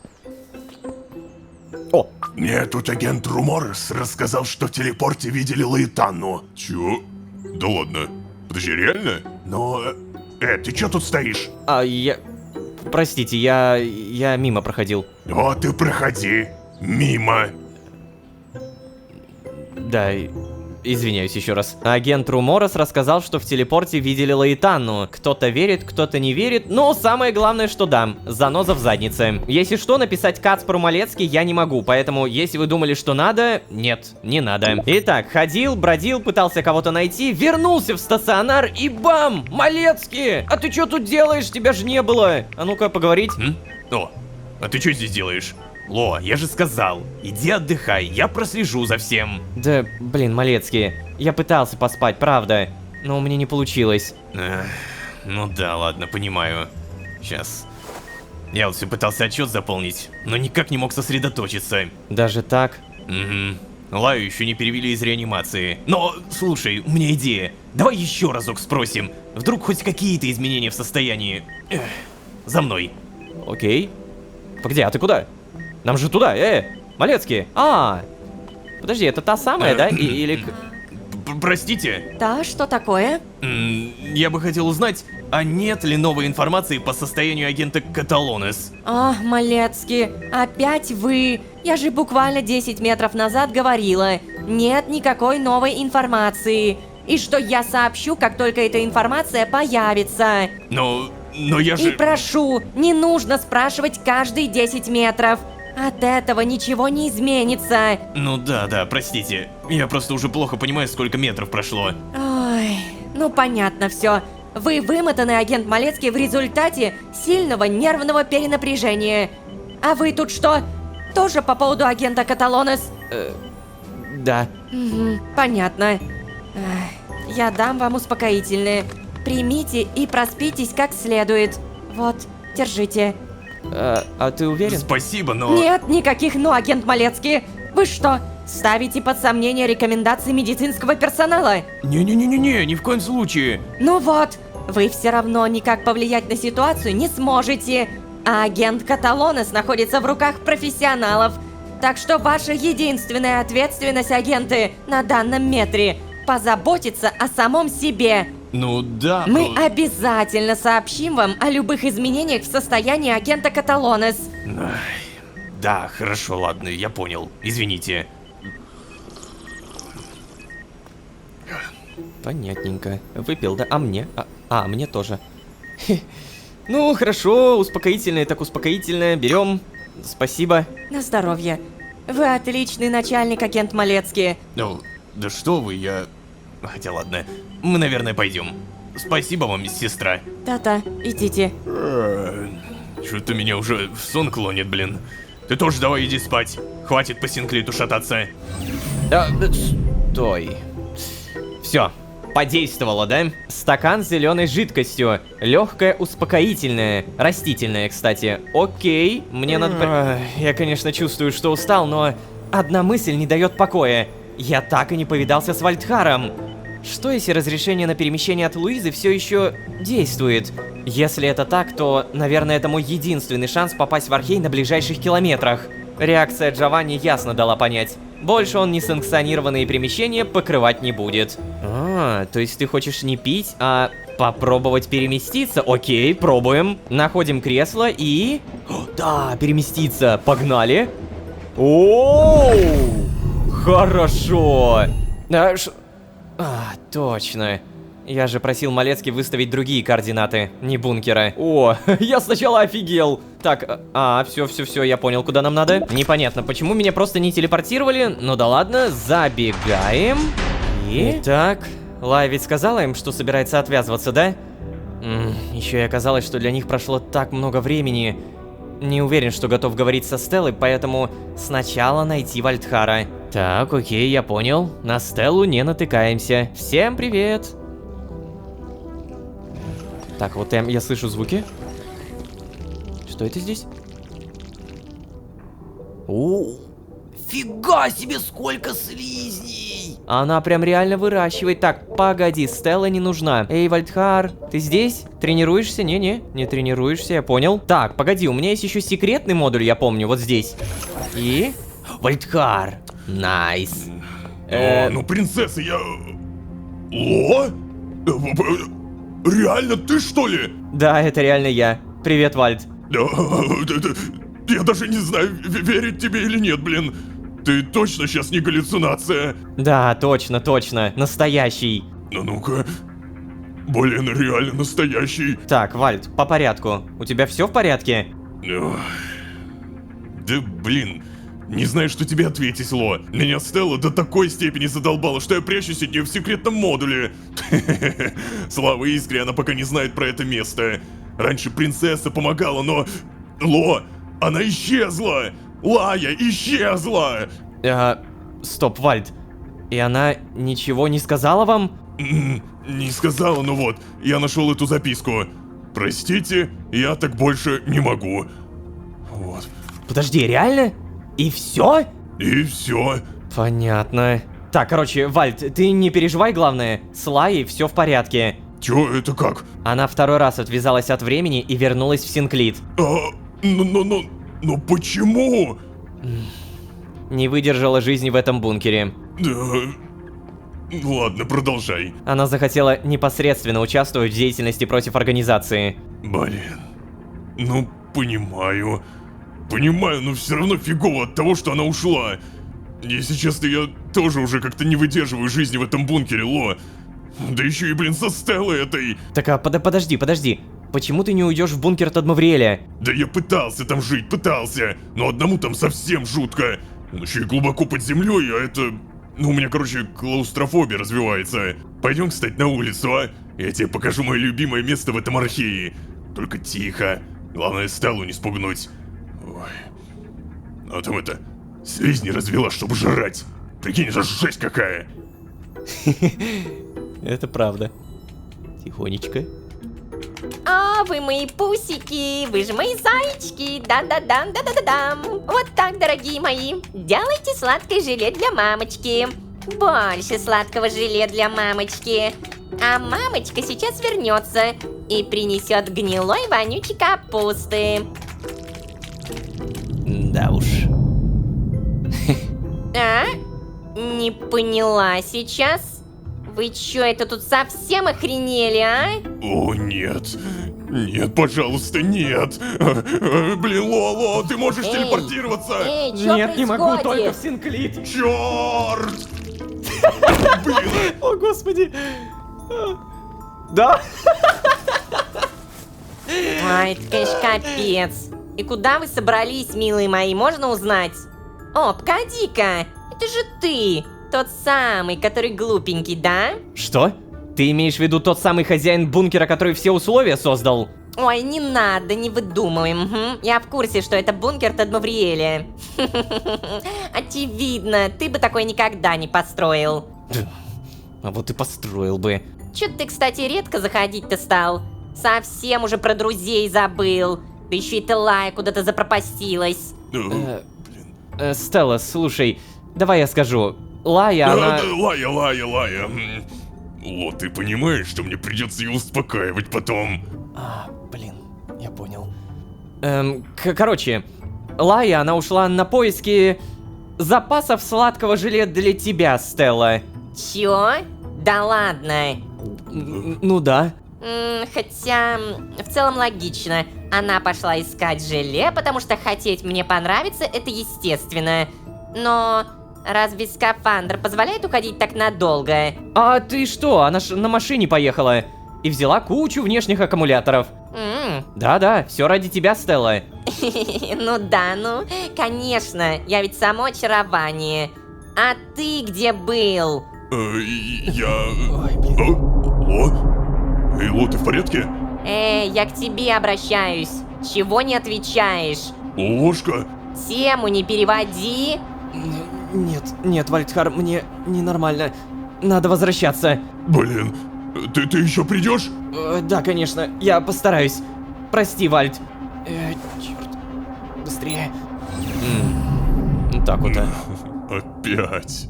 Ну окей, Вальдхар живой и с ним все нормально, это самое главное. Оф.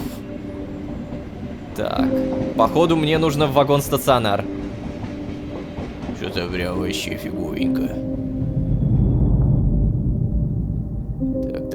Так. Ты же дойдешь, мне не нравятся такие катсцены, потому что в такие катсцены обычно происходит вот что-то прям, вот прям плохое. Или, наверное, знаете, я сейчас отрублюсь на кучу километров. И когда проснусь, Лая уже будет в порядке. О, 10 тысяч. Возвращение в реальность выполнено. Чего? Это что? Я даже не помню этого задания.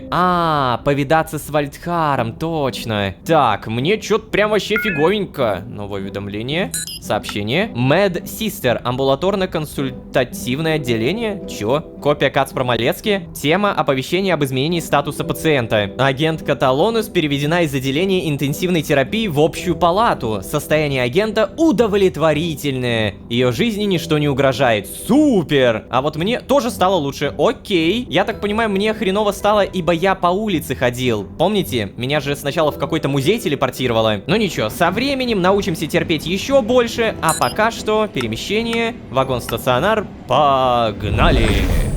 Ну-ка, это не тот этаж, спасибо. Нам, по идее, сюда. Здравствуйте. И Малецкие. Эй, Ло, ты уже здесь, погляжу? Давай, пойдем. Да, я уже тут. Здравствуйте, сестра Мэтт. О, здравствуйте, агент Малецкий. Агент Лолошка тоже... Ой, вы как-то неважно выглядите. Это случайно не последствия давления пространства? Да, знаете, я, видимо, до сих пор не отошел. Эй, Ло, а чё ты мне не сказал, когда вернулись-то?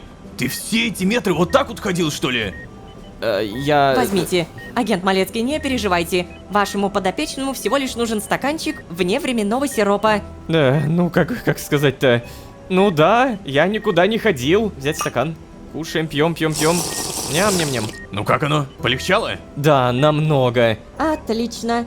Средства за дозу препарата будут списаны с вашего счета. Реально? Слушайте, сестра, мы бы хотели увидеть агента Каталонес. Я так и поняла. Прошу, следуйте за мной. Агент Каталонес. Чё не Лая? Зачем Каталонес? Каталонес не звучит, как будто, не? Так, о, вот она. Вроде нормально, лежит. Эй, Лая, привет. О, привет. Да, я вас, наверное, оставлю. Да, привет, Лая. Ты как себя чувствуешь? Очень даже неплохо, спасибо. Доктор Свен сказал, что я восстанавливаюсь 7-километровыми шагами. О, как? Ну, конечно. Я же в деле отвязки самый опытный сотрудник в Синклите, получается. Ну, кстати, да, точно. Только, знаете, меня немного пугает идея о том, что надо снова увидеть коллег. Я специально попросила самую дальнюю койку, чтобы никто меня не видел, но... Все равно периодически кто-то пытается сюда прокрасться. Посмотреть на меня. Типа, знаете, незаметно. Ой, да ладно тебе, Лая, ты же знаешь, синклитовцы это в первую очередь профессиональные сплетники. Да, знаю. А новизна сплетни для них это самое главное. Я понимаю, что будет тяжело, но оно относительно быстро закончится, ты сама это знаешь. Все забудут буквально километров через, не знаю, 10. Кроме Асы, конечно. Это да, она никогда не забудет. Ладно, босс, ты прав. Пошли они все к черту с этими сплетнями. Кстати, Лая, ты же, кажется, еще не в курсе, но Кацпар теперь, с нами. Что значит «с нами»? Ну, я имею в виду с нами. С нами, понимаешь? В этом смысле «с нами». О, с нами. О, мне даже страшно представить, что я еще пропустила. Да, это правда. Тебе многое надо рассказать. Кстати, а когда тебя собираются выписывать? На каком километре? Поняла. В стационаре нам лучше не разговаривать о таких вещах. Уж слишком много любопытных ушей. Да еще и я привлекаю внимание. Но выписывать меня все равно собирались очень скоро, малецкие. А вот это хорошо. После выписки собираемся у меня и все обсуждаем. Окей. А теперь давайте, идите. Занимайтесь делами. Меня все равно скоро позовут на процедуры. Принято. Так, Ло, слушай, я дописывать отчет пошел, а то Луиза мне уже все сообщения заспамила. Окей. Давай, Лолошка. До встречи. Давай, удачи. Офигеть, а ты прям реально быстро восстанавливаешься. Это прикольно. Ну, видимо, потому что второй раз. Значит так, занимайтесь делами, меня скоро позовут на процедуры. И получается, после этого выпишут, правильно? Я тут на самом деле подумал, а может быть какую-то новую игру попробовать? Просто мне нужны билетики, я напомню. Билетики это уточки, а уточки это опыт. Вот я Луизу хочу, 100%. Какую игру мы не пробовали? Вот эту игру мы не пробовали. Ударь крота. Кто быстрее ударит 20 кротов подряд? Ну я, получается. И что это такое? Бесконечный режим. Режим на скорость. Погнали. Нам нужны топы, ребята. И... Так. Поехали. -1, -2. Слушай, ну пока что это звучит легко, и, наверное, я даже попаду в топ. Это было медленно. Отвратительно. Так, все, надо посередине стоять, казалось бы, но тогда я не вижу ничего. 20 долбанных кротов, когда вы закончитесь. 39 затраченное расстояние. Тут смотри, не время, а именно расстояние. И проверка, таблица лидеров, ударь крота.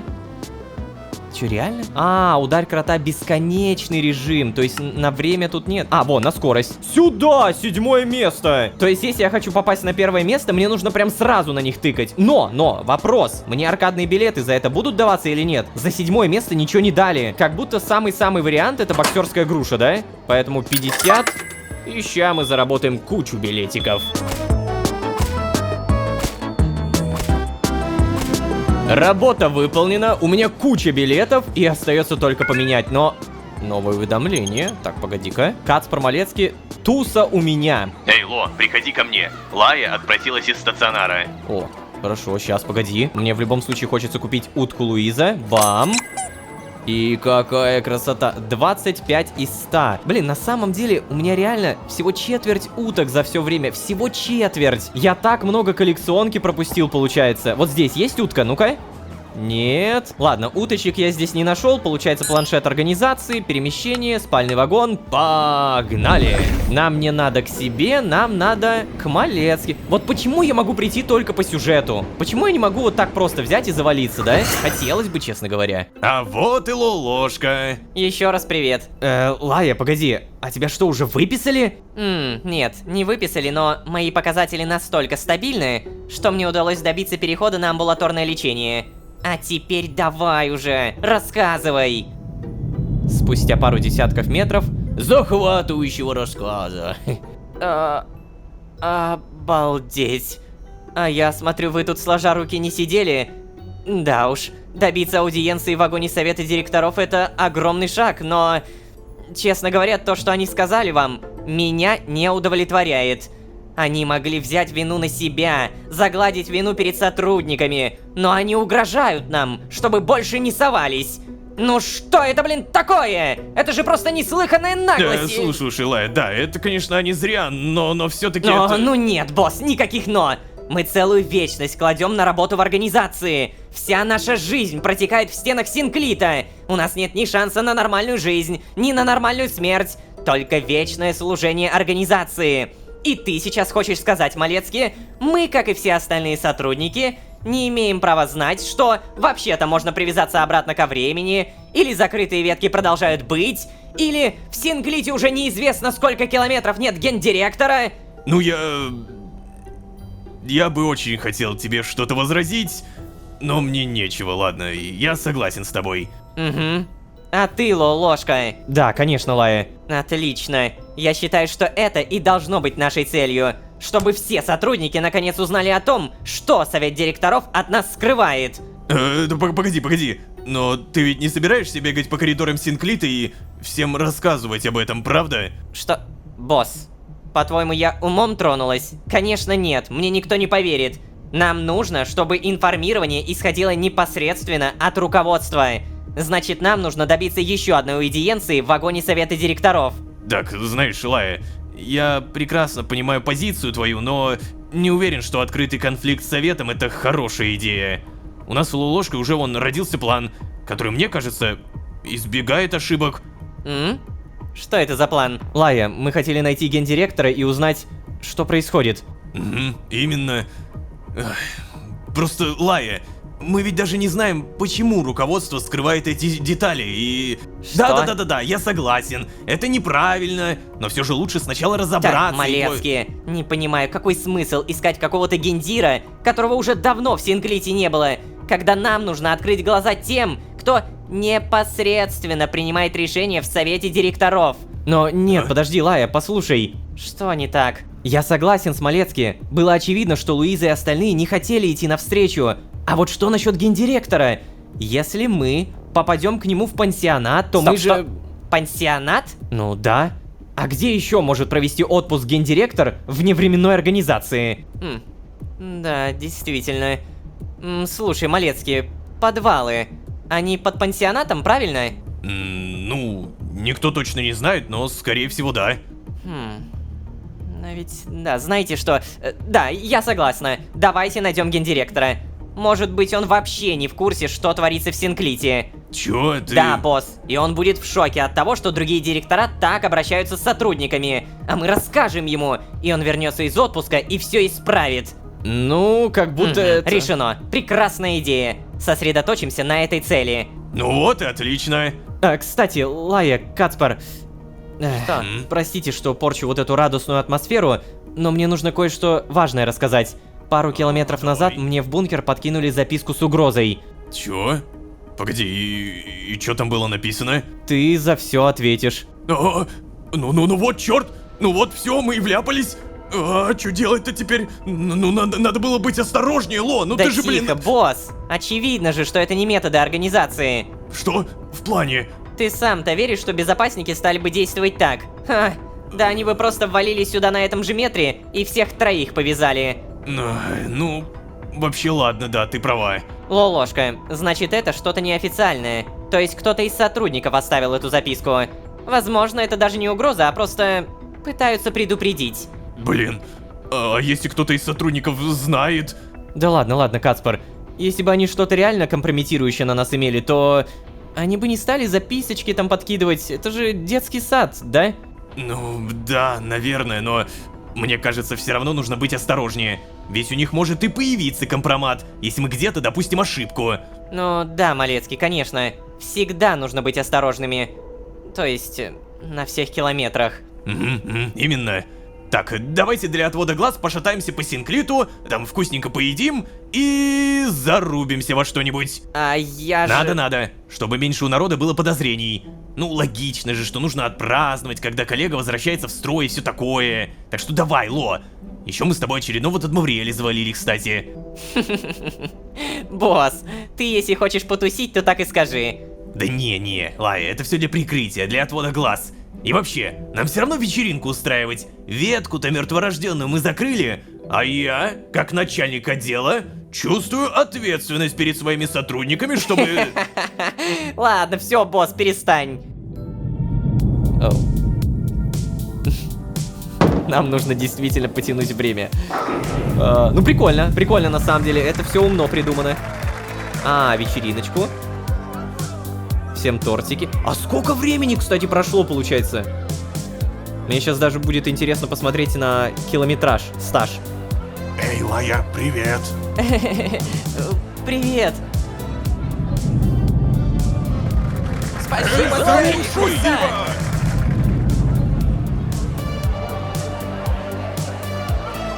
С каждым знакомим. Бля, прикольная катсцена, мне прям нравится. О, Сильвии! Так, а ну-ка, как они? Так, получается, они тоже в ладах.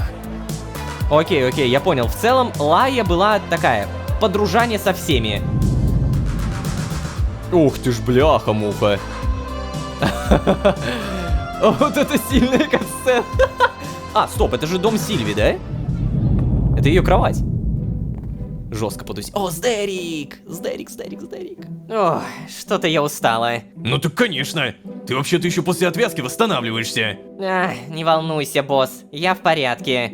Кстати, Лая, я хотел спросить у тебя кое-что. А кто такой Z? Что? Ну, просто у нас тут такая крутая команда образовалась и все такое. Может быть, мы завербуем его, нет? Не понимаю тебя. Какой еще Z? Ну, друг твой. Ты про 3 с точкой, что ли? Ты слышал это, босс? Ой, Ложка, ну ты и выдал, конечно. Погоди, 3 с точкой это имя? Угу. Но все звали его Тристаном. Ему самому так больше нравилось. Он говорил, что такое имя больше подходит живому существу. 3 был из мира с очень жестоким тоталитарным режимом, где детей называли порядковым числительным. Он был 3-м в семье, поэтому родители не могли назвать его никак иначе. Но они нашли лазейку в законе и добились того, чтобы Тристану добавили точку в конце для оригинальности. За это его отца и посадили.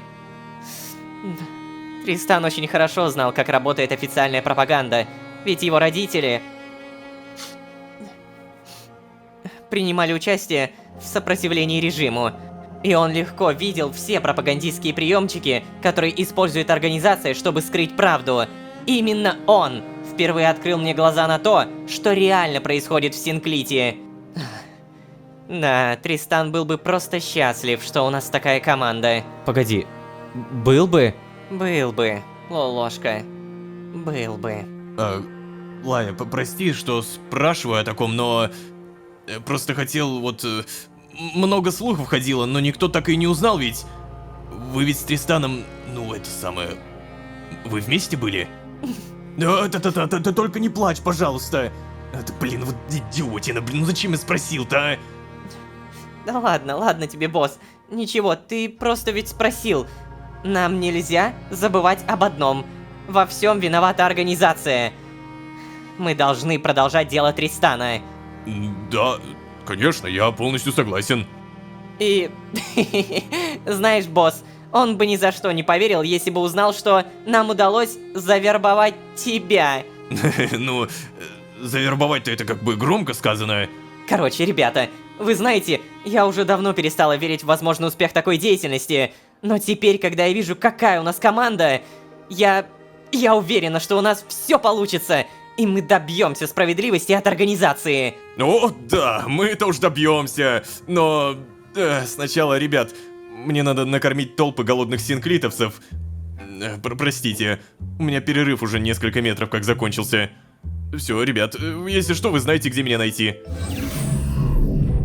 Так, ладно, мне тоже давно пора на процедуру в стационар, так что... Малецкий, добро пожаловать в сопротивление. Давай пока. Ага. Слушай, Ложка, скажи, мы ведь в этом сопротивлении на самом деле не участвуем, правда?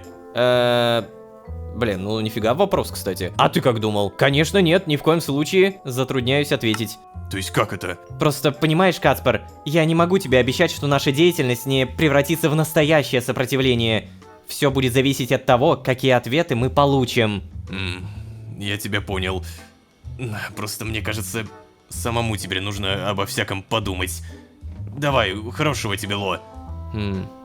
Задумался. Ну да, знаете, Малецкий он такой, все еще сторонник организации, он верен идеалам организации. Ну как такая компания, которая вырастила его, может обманывать? Он же столького добился благодаря этой организации, и, опять же, идеалы, которые она заложила ему в голову, они вот так просто никуда не исчерпаются, они никуда не исчезнут. Это надо вечно держать в голове и понимать, что Малецкий, он будет сомневаться. Всегда, походу, вот... Ну ладно, не всегда, но... Ой, залагал немножко. Короче, часто. Тут, получается, ничего нового не появилось. Ну ладно, куда отправимся? Перемещение. Давай-ка, наверное, спальный вагон. Пока, Малецкий. Попробуй сейчас к себе зайти. Может быть, что-то будет, типа мысль Ложки какая-нибудь интересная. Просто так-то много всякого произошло. Что это? Это новая записка. О своих друзьях ты подумал? Это не скример. Кто-то мне угрожает, причем тот, кто все понимает. Нет, подожди, ну что? Какого черта? У меня просто, знаете, в голове такое перекати поле. Я пытаюсь понять, но нет. Так, а если я нажму на эту записку? Черт. Опять эти анонимные угрозы, серьезно? Да, Лая права. Это все как-то глупо. Вряд ли эти угрозы действительно могут воплотиться в жизнь.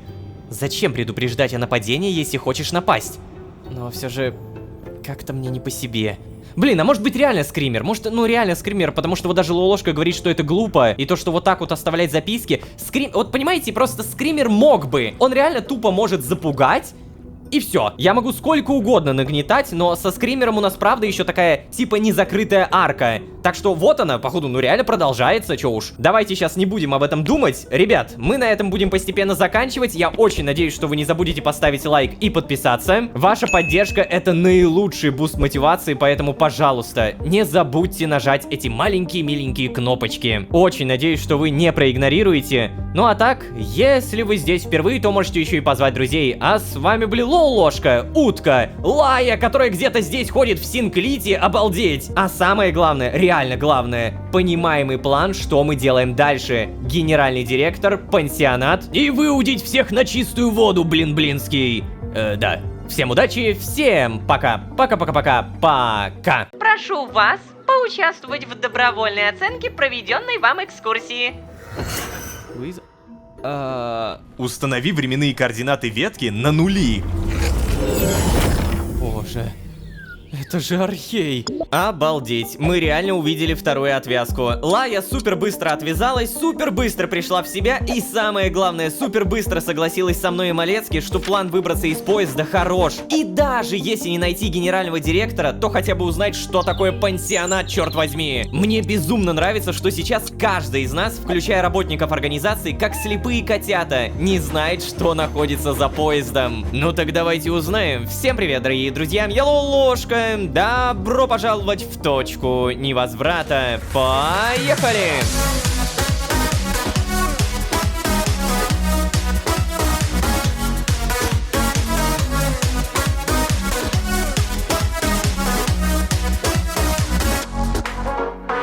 И снова всем привет, дорогие друзья, я Лолошка. Добро пожаловать в точку невозврата. Сезон, в котором мы хотим наружу. Очень хотим. Давайте так, скажу честно, за все серии у меня нет сейчас ни малейшего ощущения, что наша команда какая-то не такая, кого-то надо подозревать и бла-бла-бла. Да, у каждого свои мотивы, мотивация, но мы все сошлись на мнении, что если совет директоров только и делает, что лжет, то как насчет главного директора, генерального? Нам надо понять про другие реальности, зачем все эти стирания, можно ли остановить страдания, зачем я организации и понять, как Междумирец и Лолошка связаны, кроме того, что мы одно и другое одновременно. Короче, ответы явно не за горами, а даже если за горами, разберем. В предыдущей серии у меня, кстати, появилась вот эта утка Луиза, которая мадам де Кряк, гроза Криклита. Ее хлебом не корми, дай запугать птенцов сотрудников. Ну да, похоже.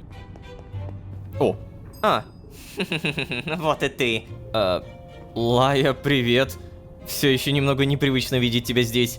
Ну, я просто раньше видел тебя в антураже другого... Ну да уж, конечно. Малецкий от тебя в восторге. Из кожи вон лезет, чтобы показать, как ты ему дорог. Лая, ты чего это? Я благодарен, Малецкий, и тоже очень рад, что у меня есть такой друг, но твой тон... Друг, да? Нет, Лолошка. Не уверена, что ты умеешь дружить. Да, бляха-муха, что с тобой случилось, Лая? А ты не понимаешь, да? Слушай, я, честно говоря, не уверен, о чем ты... Лолошка, ты ничего не хочешь мне рассказать? Да блин, я что угодно готов рассказать. Только объясни, что именно? Ну не знаю. Например, то, что ты столько времени обучал меня приватности. Рассказывал, насколько важно не вламываться к людям, а стучаться. Говорил мне, что я должна доверять тебе. Обижался, что я не все тебе рассказываю. Черт, а сам в итоге... Да что? Реально, что, блядь? Сам я в итоге что, Лая? Откуда ты узнал про Тристана? Ой. Дневник, точно. При этом даже не знал, как произносится имя. Я долго, Лолошка, не могла понять, что меня беспокоит после этого диалога, пока вся картина не собралась перед моим взором. Это постоянное ощущение, что мой дневник лежит не так, как я его оставляла. Один раз я даже думала, что потеряла его. Что ты скажешь в свое оправдание? Да, Лая, А слушай... я помогу тебе. Сейчас ты никак не можешь оправдаться. Ты хоть знаешь, сколько я вкладывала себя в эти дневники? Говорила же. Специально завела бумажный, чтобы никто не мог прочитать. Как ты мог предать мое доверие, Лолошка? Черт. Знаешь, я ведь действительно думала, что смогла наконец найти настоящих друзей. Да, мне было неприятно поведение Вальдхара, его постоянные шуточки в мою сторону. Но я мирилась с этим. Думала, что вы все-таки хорошие люди. Я думала, что ты не такой. Что вы уравновешиваете друг друга. Но стоило тебе отвязаться, Лолошка, как ты забыл про нас. Что? Ты пропал надолго, помнишь? Хотя как свежеотвязанный ты должен был понимать, насколько значимы временные координаты. Да, Малецкий этого не понимает, он уже не помнит, каково это быть во времени. Но ты даже не озаботился узнать, какие координаты стоят и что они значат для нас. Я успела полностью привязаться обратно, понимаешь? Это, по-твоему, дружба, да? Читать мои дневники, смеяться над пошлыми шутками и бросать друзей в беде. Это... И ведь я старалась быть понимающей, старалась войти в твое положение. Но даже тот факт, что вы с Вальдхаром скрывали от меня, что вы первые. Лолошка, я скрывала что-то от тебя, потому что я хотела тебя обезопасить. А вы же из инфантильного желания обидеть меня. Ты даже ни разу не извинился за это поведение. Ни разу не подумал, как твои действия влияют на других. Это не дружба. Это эгоизм очередного мироходца, которому все потакают. Плевать. Да,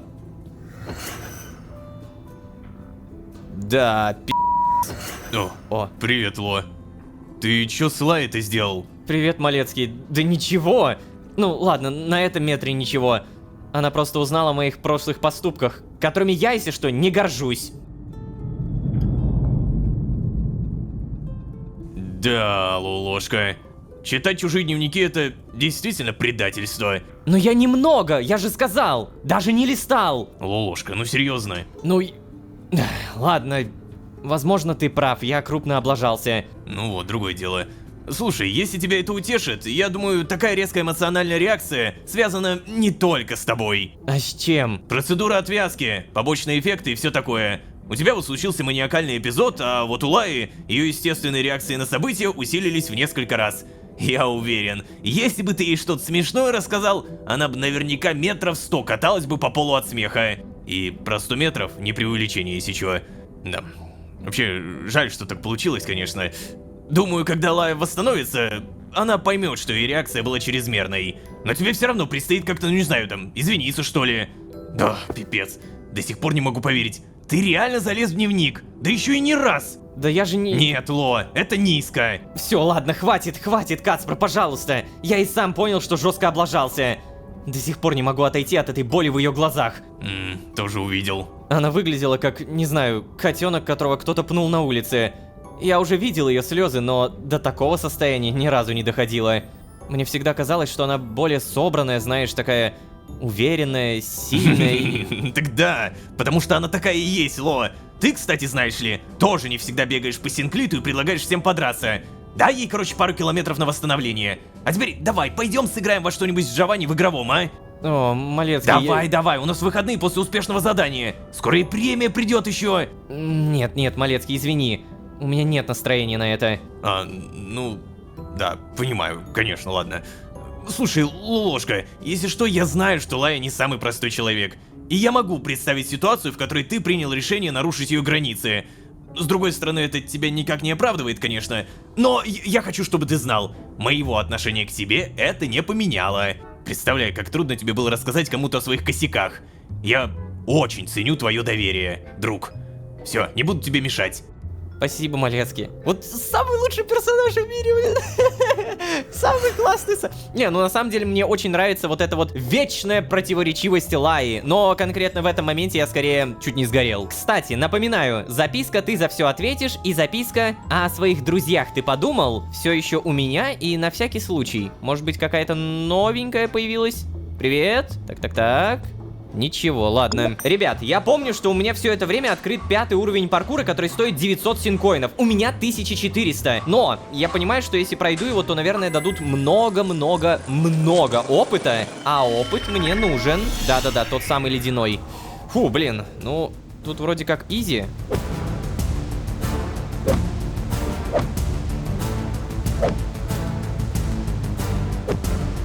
Кажется, я вижу, куда мне нужно падать. Окей. Вот так вот, поехали! 6-й уровень, батюшки! Слушайте, а сколько мне сейчас опыта дадут? Я думаю, если в прошлый раз мне дали 30 тысяч где-то, то сейчас это будет 50. Или 60. 40 тысяч, да? А, ну где-то, блин, 30 тысяч дали, реально? Если я сейчас отсюда выйду, то получается у меня стоимость этого паркура будет больше 1000. Наверное, я хочу его пройти. То есть мне нужно понять только откуда начинать. Видимо, вот здесь. О боже мой, это самое странное начало. Тем не менее, получится. Это я понял. Это отсылка на «Только вверх». Игра есть такая, где надо просто подниматься в самый верх и не упасть. Обалдеть. Ну ладненько.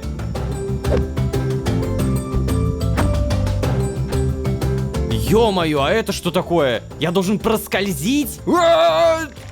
Вау, вау, вау, вау, вау, вау! Прикольно! Вау! Такой механики я еще не видел. Это реально было забавненько. Итак, примерно полчаса спустя, наконец-то я здесь. На самой-самой вершине. Это вообще дикий паркур, клянусь, это очень тяжело. Но я настолько приблатыкался, что вот так вот на изи уже не парясь прохожу. И, по-моему, вот это последнее. Да, ура, Синклит вернулся. Подожди, в плане Синклит вернулся. 7-й уровень требует 70 силы и 50... Чего? Это ловкость? Да вы чё? В смысле? А чё так дорого? Я-то думал, могу фармить опыт бесконечно. Ладно, тогда Синклит вернутся. И мне кажется, за такой паркур должны дать 100 тысяч. Пожалуйста, это очень тяжелый был. 77 тысяч, то есть дали 30 тысяч. Мало. Надо как-то деньги зарабатывать. Привет, Эрик. 1500 синкоинов. Нормально.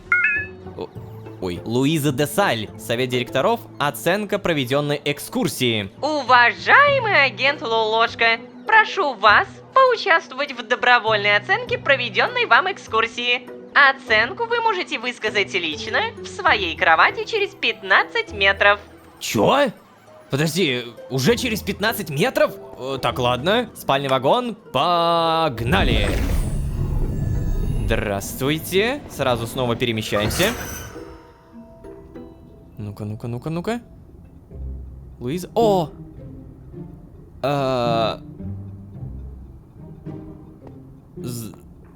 Знаете, агент Лолошка, я была очень рада, что вы решили приютить эту гусыню. Здравствуйте. Да, здравствуйте. А я думал, вы будете катастрофически против. Это же нарушает правила, нет? Ну, конечно, нарушают. Протоколы и правила – залог стабильности организации. Подозреваю, вы мне не верите, но в большинстве ситуаций так и есть, Лолошка. Да-да. Конечно, могут случаться ошибки, ведь все эти протоколы – просто шаблон. И иногда натянуть строгий шаблон на реальность бывает сложно. Поэтому некоторые ситуации требуют альтернативных решений.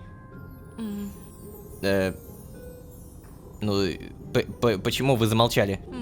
Сейчас тот самый момент, когда вы должны сказать, что этим альтернативным решением... являюсь я. Верно. Сейчас для этого был самый подходящий момент. Но знаете, я эти слова еще не готова произнести, к сожалению. Ой, как же я рада. Очень рада, что вы прошли тест с гусыней. Что? Тест? А что такое? Было бы крайне печально, если бы Синклит решился такой очаровательной зверушки, правда? Так, ладно. Знаете, Луиза, вы вроде пришли за оценкой экскурсии, да? Прекрасная была экскурсия, спасибо. Теперь я свободен. О, ложка. Разве так принято общаться с начальством? Я просто не понимаю, что вы от меня хотите. Я даже не понимаю, зачем вы здесь. Если вы пришли намекнуть мне на мой особый статус в организации, я и так о нем знаю, я догадываюсь. Ой. Если вы боитесь, что я воспользуюсь этим особым статусом как-то неправильно, то проще его у меня забрать, чем приходить и обсуждать это. Разве нет, Луиза? Лололошка, лололошка. Сколько бы ни было разных веток, везде одна и та же прямолинейность и самонадеянность. Видимо, корневые черты не так легко меняются, если меняются вообще. Ладно, будем говорить прямо. Я отвечаю на вопросы, а вы выполняете задания 4-го уровня секретности. И давайте не будем торговаться, это не обсуждается. Но я Мои же... ответы – протянутая рука дружбы, а не это ваше жалкое подобие сотрудничества с Тадмавриэлем. Черт. Даже спрашивать не буду, откуда вы это знаете. Правильно, Лолошка. Ну так давайте, спрашивайте, пока вам дают такую возможность. Да, вот так вот-то. Почему именно я этот альтернативный вариант? Значит так, Луиза, вы сначала говорите, что привязаться ко времени невозможно, а потом повторно отвязываете Лаю. Вот это очень хорошо. Ты же сама затирала, что нельзя отвязаться. Где главный директор проводит отпуск? Блин, ну мы задавали этот вопрос, она сказала, что сама не знает. Как-то так. Ну вот это тоже интересно. Типа, как вот ты сама себе противоречишь? Зачем мы второй раз отвязывали Лаю, если привязаться невозможно? Технически это не вопрос, но я вас поняла. Ох, расскажу правду, как и обещала. Надеюсь, вы сможете понять. Да, действительно, любое существо, прошедшее через отвязку, может обратно привязаться. Это очень болезненный и длительный процесс, однако возможный. Нюанс здесь заключается в том, Лолошка, что отвязанное существо навсегда исчезает из ветки, в котором оно было отвязано, без возможности в нее вернуться, поскольку все сотрудники были завербованы из веток, подлежащих уничтожению. Так. Тяжело, ладно, продолжай. Проникновение в любую другую живую ветку означает создание временного парадокса. Вот и получается, исключительная возможность для сотрудников привязаться ко времени – это выбрать жизнь в одной из уничтоженных веток. И, как вы уже поняли, если кто-то из сотрудников выбирает такой путь, они всегда возвращаются в Синклит, поскольку осознают, что такая жизнь невыносима. Вот как. Поэтому вы знали, что Лая вернется, да? Именно. Но нет-нет. Почему тогда переходы между ветками Тадмавриэля не привели к таким эффектам? О, хороший вопрос. Я тоже об этом думала. Знаете, Лолошка, Тадмавриэль по своей сути и силе очень близко подошел к Джодаху. Например, знали ли вы, что Джодах понятия не имеет о Тадмавриэле? Чего? А вот так оно и есть. Тадмавриэль сумел скрыть свое существование от глаз демонов. Ни в прошлом, ни в настоящем, ни в будущем Джодах понятия не имел. О, и кстати, должна сказать, в большинстве веток, с которыми я ознакомилась, Тадмавриэль был довольно скучным. Веток, в котором ему удалось выбраться из своего заточения, не так уж и много. По пальцам какого-нибудь очень многопалого существа можно пересчитать. И в большинстве из этих веток он не сумел создать защиты от времени. Подозреваю, что у Тадмавриэля в его сути, в самом основании его силы было много отрицательной энергии. Агент, вы когда-нибудь задумывались, откуда появился антискинт? В противовес Скинту? Возможно. Но это не дает нам представлений о его непосредственном генезисе. Я этим особо не интересовалась, поэтому люблю строить дилетантские теории. Но не удивлюсь, если окажусь права. Знаете, я считаю, что зараженный скинт – ранняя стадия антискинта. Отрицательная энергия Тадмавриэля, смешанная с кровью Междумирки. Далее миллионы лет заточения Тадмавриэля, эти две энергии взаимодействовали, и если бы кто-то спросил меня, я бы сказала, любой зараженный скинт станет антискинтом. Под влиянием времени, конечно. Естественный ли это ход, Лолошка? Не знаю. Может быть, у мультивселенной, как у самоочищающегося организма, есть такой механизм. Но я не люблю, когда о таких комплексных вещах рассуждают как о едином организме. Простите, агент Лолошка, я знаю, что по сути вы очень любознательны, но предпочитаете знания поверхностного уровня. Поэтому пора переходить к вашему секретному заданию. Нет, стойте, у меня есть еще вопросы. А у меня много рабочих задач, помимо вас. Вы отвязанный агент. Вопросы успеется задать. Растяните удовольствие. Итак, вашей задачей будет проверить вашу ветку на наличие оставшихся живых существ. Помимо Вальдхара и Стеллы, конечно. Что? То есть вы и про них тоже знаете? Ну, конечно. Меня оскорбляет ваше сомнение в наших силах, Лолошка. Но я не понимаю, почему вы решили раскрыть мне все эти карты сейчас? Именно поэтому, Лолошка, вы и не можете пока что быть нашим альтернативным вариантом. Вы правда считаете, что это все наши карты? Вы не видели и половины колоды, поверьте мне. Все, что я рассказала, лишь мелкая часть, необходимая для уверенности в нашем сотрудничестве. Сейчас. Обалдеть. Вот и все. Я выдала вам неограниченный доступ в любой временной отпечаток вашей ветки.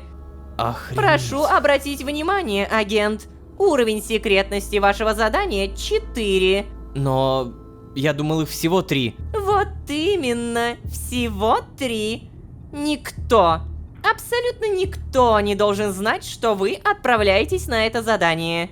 Никто не должен знать, что у вас вообще есть это задание. Так, а если я не справлюсь? На любой случай у Синклита есть свой протокол. А тогда, если я не захочу заниматься этим заданием? Ну-ну-ну, агент, вы же задали вопросы. Тем самым подтвердили свою заинтересованность. Поезд вспять не поедет.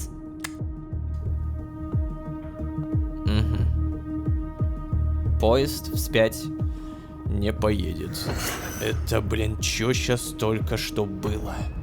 Новое уведомление. О, задание фиолетового уровня. Номер задания 12. Что? Его не могут выполнить с самого основания организации? Вид задания — дополнительная проверка. Уровень секретности 4. Автор задания Луиза Десаль, исполнитель Лололошка. Мир — мой архей. Описание задания. Если вы все еще не поняли, Лолошка, это задание дано вам для легального посещения вашей ветки. Уверена, вы испытываете к ней большой ностальгический интерес. Я не сомневаюсь, что через пару сотен километров вы перестанете чувствовать эту тянущую вас назад привязанность. Хочу помочь этому процессу, обеспечив вам возможность перемещения в любой временной отпечаток. Дайте знать, когда надоест. Что? Это пипец вообще невероятно. Так, то есть Луиза дала мне задание, которое не имеет никакого значения? Это супер-пупер сверхсекретное задание? Ничто иное, как очередной способ задобрить меня? Черт. Мне начинает казаться, что она все это делает, потому что знает о наших планах. Так. Что ты хочешь? Она знает и боится, что мы можем преуспеть. Луиза не может знать, чем закончится наше сопротивление. Не знаю, как работает это вневременное пространство, но здесь нет будущего или прошлого. А значит, она не может в них заглянуть. И поэтому предпринимает действия, чтобы остановить нас? Есть у меня ощущение, что она только что добилась совершенно противоположного. После ссоры с Лайей я снова подумал, что у нас не так много шансов. Но если даже Луиза считает, что у нас может что-то получиться, значит, мы должны продолжать. О, как сильно! Так, ладно. Надо поговорить с кем-то, кто может выслушать и помочь. Что? Подожди. Чё? Так это же секретное. А или тебе уже пофигу стало резко, да? Потому что ты будешь делать все не так, как хочет Луиза. Ладно, я понял. Наверное, единственный, кто мне приходит на ум... Нет, не Малецкий, ребят. Мне на ум приходит вагон-столовая из Дерек. Бам! Появляемся здесь. И всем привет. Так, Алан, привет. Поговорить? О, Лолошка, поможешь? Я заплачу. Ой, не-не-не, Алан, не до этого сейчас. Так, а получается, я не найду здесь Дерека, да? О, сотрудник организации, что? О, поговорить. Безопасники сказали, что для всех исследователей поставят камеры в кроватях. Безобразие! Может, они еще и в туалеты камеры поставят? А я слышала, что в туалетах некоторых отделов есть прослушка. Да не, ну это точно чушь. Ты же знаешь, некоторые существа такие звуки там издают, что можно умереть. Хорошо, что Стелла ушла из Синклита. Окей. Забавно. Так, а тут еще кто-нибудь что-то скажет? Здравствуйте. Приветствую. Нет, ни капельки. Опа. А вот с тобой можно. Поговорим? Ну, знаешь, что меня бесит в Синклите? Нет. Вот это вот желание всем угодить. У меня коллега расы Писковых, но она может дышать и не под водой. Так нет же, блин, из-за нее все равно нам сделали особую комнату, в которой влажность 130%. Чё? 130%? Это же буквально все вода. Не, я понимаю, что у нее иначе лопается кожа и все такое. Но я от такой влажности ужасно потею. Приходится очень много спускать на дезодорант. Ага. 130% влажности. Окей. Кто-то еще что-то скажет? Не, кстати, про камеры это было занятно. Безопасники сказали, что для всех исследователей поставят камеры в кроватях. В кроватях! Обалдеть. Так, ты? О, реально можно. Обожаю, как Сдерик готовит. Согласен, мне тоже нравится. Особенно его овощной суп. Надеюсь, он появится в меню снова. Сдерик готовит его каждый второй километр. Не, неправда. Нет никакой зависимости от километров, когда он его готовит. Ну, то есть, я имел в виду часто. Так, ладно, это все, конечно, занятно, забавно и все такое, но при этом Сдерика я нигде не вижу. А, можно зайти. Ух ты, это было быстро. Сдерик. О, Сдерик. Привет. О, Лолошка. Знаешь, можно я просто скажу, что для меня все еще очень странно тебя видеть здесь. Можно, Сдерик. Для меня все еще очень странно тебя видеть здесь. Спасибо. Ты, кстати, как-то напряженно выглядишь. На прошлом километре ты был рад и воодушевлен. Что случилось? О, Сдерик, да много всего. Интересно. Что именно интересно? Моя ссора с Лайей? Не-не, здесь-то как раз ничего странного. Мне интересно, зачем Луиза дала тебе доступ к твоей ветке? Ну так она же сама сказала, я могу, как там, поностальгировать. Не-не-не, Лолошка, она явно выделила, что тебе дается доступ во всю ветку. Хотя это, по идее, и так понятно всем. Тебе дается доступ по координатам, а ты временные выставляешь сам. Погоди, а ты-то откуда это знаешь? А ты забыл, что я люблю читать, Лолошка? У меня была вся бесконечность, чтобы изучить местную библиотеку. Если честно, я не всю ее одолел, конечно. Да и память у меня обычная, человеческая. Поэтому многое забывается. Но такие вот штуки точно помню. Потому что интересно. В общем, мне кажется, что Луиза пыталась тебе намекнуть, что в твоей ветке остался кто-то еще. Ну или ты должен что-то в ней увидеть. Ну или же она просто не знает, как именно работают эти разрешения. Что на самом деле тоже не исключено. Я не уверен, что она человек, но точно знаю, что и ее память тоже ограничена. Знаешь, Малецкий обещал разведать что-то про расположение пансионата. Пока он занят этим, может быть, мне действительно, сгонять ветку. Решай сам. Проведать Вальдхара и Стеллу интересно, конечно, но сейчас я не очень хочу идти к ним. Атмосфера там депрессивная. Понимаю. Я помню, как тяжело было находиться рядом с Хануф и Абди, когда Халиму... ты сам понимаешь, о чем я, да? Да, Сдерик. Ты прав, кстати, насчет Луизы. Мне тоже показалось это задание очень странным. Попробую разведать. Знаешь что? А узнай, где начинается ветка. Что еще раз? Где начало твоей ветки? Установи временные координаты ветки на нули. Я не знаю, что тебе это даст, но попробуй. Обалдеть. Сдерик, это же отличная идея. Спасибо тебе. Как отличная? Вообще довольно очевидная идея, если честно. Не-не-не, брось смущаться, Сдерик. Я бы реально вряд ли догадался. Да ты что, Ло? Ты гораздо круче меня, не говори так. Но я рад, что помог. Спасибо. О, подожди, еще раз поговорить. Если я сделаю на ужин картофельные оладьи, никто не захочет потом брать драники. Если я сделаю картофельное пюре, то молока не хватит до следующей поставки. Картофельное пюре на сливках, может быть. Нет, ерунда какая-то. Приготовлю овощной суп. Он всегда разлетается только так. А потом сделаю себе сэндвич.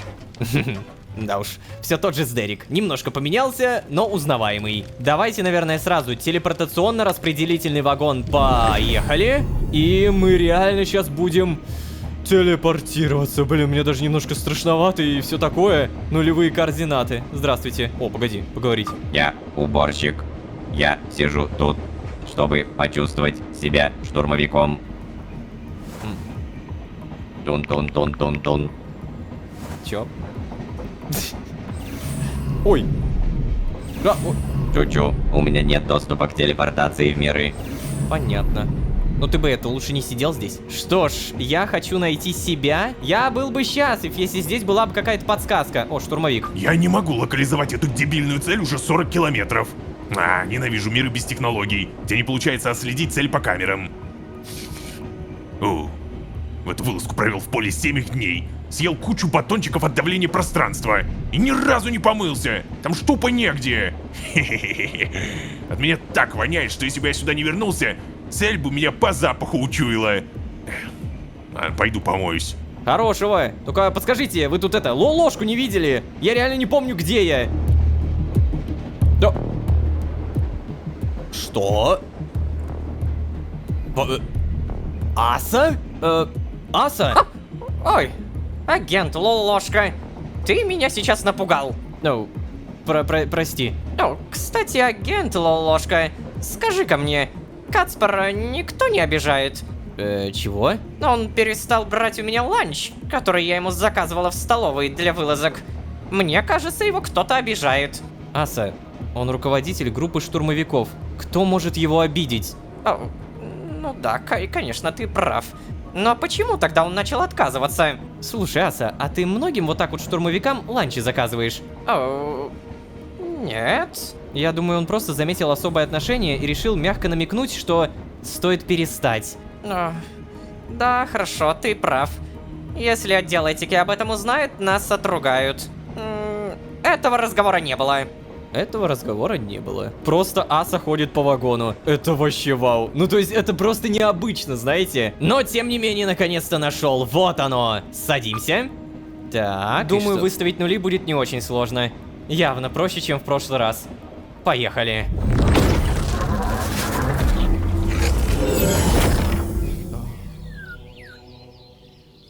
Это же... Боже. Это же Архей. То есть, понятно было, что я окажусь в Архее, конечно, потому что у меня стоят его координаты, но... Это старый Архей! Как же непривычно видеть его при свете солнца. Я же здесь был, когда завеса еще существовала. Интересно, что разрушило эту завесу? Конец времени? Так, подожди, Ничего не понимаю. Как это... А куда мы в итоге телепортировались? Это нулевые координаты или нет? Блин, ребята, у меня сейчас... Я не знаю, какие-то супер смешанные ощущения. Я нахожусь буквально в сердце вселенной. Но оно такое... другое, блинский. Я этот замок, эту траву, это вот вообще все, что вы сейчас здесь перед собой видите, я и вы... видели только в сумерках. А тут все такое светлое. Не совсем, правда, понятно, куда мне нужно идти. Опа, а вот это уже интересно. Здравствуйте. Ворон. Never, как говорится, здравствуйте. Наверное, это одна из лучших уточек. Там, получается, мы... О, что это? Перо ворона. Ладно. Так, что это? О, нет. Нет, только не воспоминания.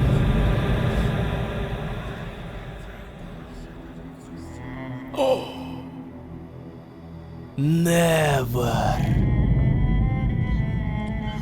Зараженные. Блин, хотел бы я разобраться с этими временными координатами. Это так сложно на самом деле. Конечно, с каждым разом становится все более понятнее. Ну, пипец, это прям разрыв мозга. Never. Твое воспоминание. Ой.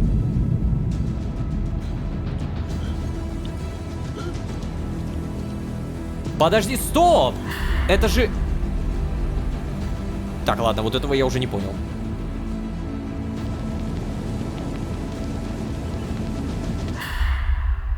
Нет, я понял. Нам показывают сейчас время, когда ложки не было. Вот в чем прикол. Получается, это был воплощенный Невер. Но как так? Почему эта ветка начинается именно здесь? Так, погоди, почему эта ветка начинается именно здесь? И нет, этого я не знаю, почему здесь нулевые координаты, это неизвестно, но я понимаю, почему Невер не развоплотился. Потому что я этого не сделал, а Лолошки здесь не было. Следовательно, поэтому Невер остался монстром. Так, еще раз, почему эта ветка начинается именно здесь? Продолжай. Почему именно сейчас? Я должен попасть в то кафе, в которое отвел меня Джон. То самое кафе, из которого мы попали сюда. Сделаем. Окей, я не против. Как это... Так, перемещение. Что мне для этого нужно сделать? А, хотя стоп! А чё я туплю-то? Это же реверта по-любому, да? Ну-ка, реверта.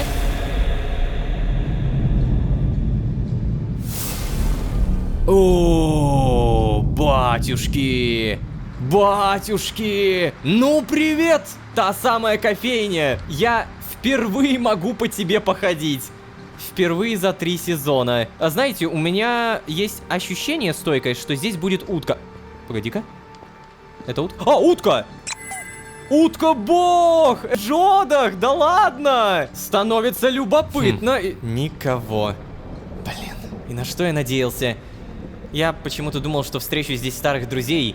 Тех, кого я смогу назвать по-настоящему друзьями. Джодаха, Акетру, да даже Джона. Кажется, слова Лай задели меня сильнее, чем я позволял себе думать об этом. Что же случилось с ними? Где они? О, Лолошка, приятно слышать, что ты считаешь меня другом. Что?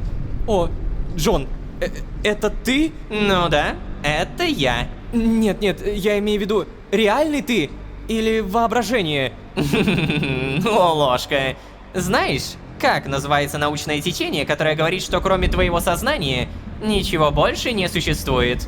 Что? О чем ты? Солипсизм, Лолошка. Но в твоем случае это был бы... лолопсизм? Черт, Джон, хватит поясничать. Оу. Ну так, давай поговорим серьезно, симпапусик. Просто скажи, это в итоге ты или не ты? А это так важно? Да, черт возьми, это важно! Очень важно, Джон! Я хочу узнать, что случилось с моими друзьями. Ты же знаешь, как это сделать. Просто не решаешься. А что касается меня, то я и часть сознания, и самостоятельная личность. Прошу, говори понятнее. Да, что ж такое? Знаешь, что-то ты больно много тупишь для человека, который носит носителя меня в своем сознании. Мы были в пустоши вместе. Буквально вместе в виде одного организма, Лолошка. Так. Не знаю, что ты думал, когда начинал разбег, но вместо прошлого ты побежал в будущее. Вместе с частичкой меня. Думается мне, когда мы разделились, поскольку скорость нашего бега была велика, из-за броуновского движения молекул, наши сознания и тела разделились не полностью. В тебе, Лолошка, осталась частичка меня, во мне частичка тебя. Поскольку мы с тобой почти идентичны, наши организмы не отторгли эти клетки, как инородные.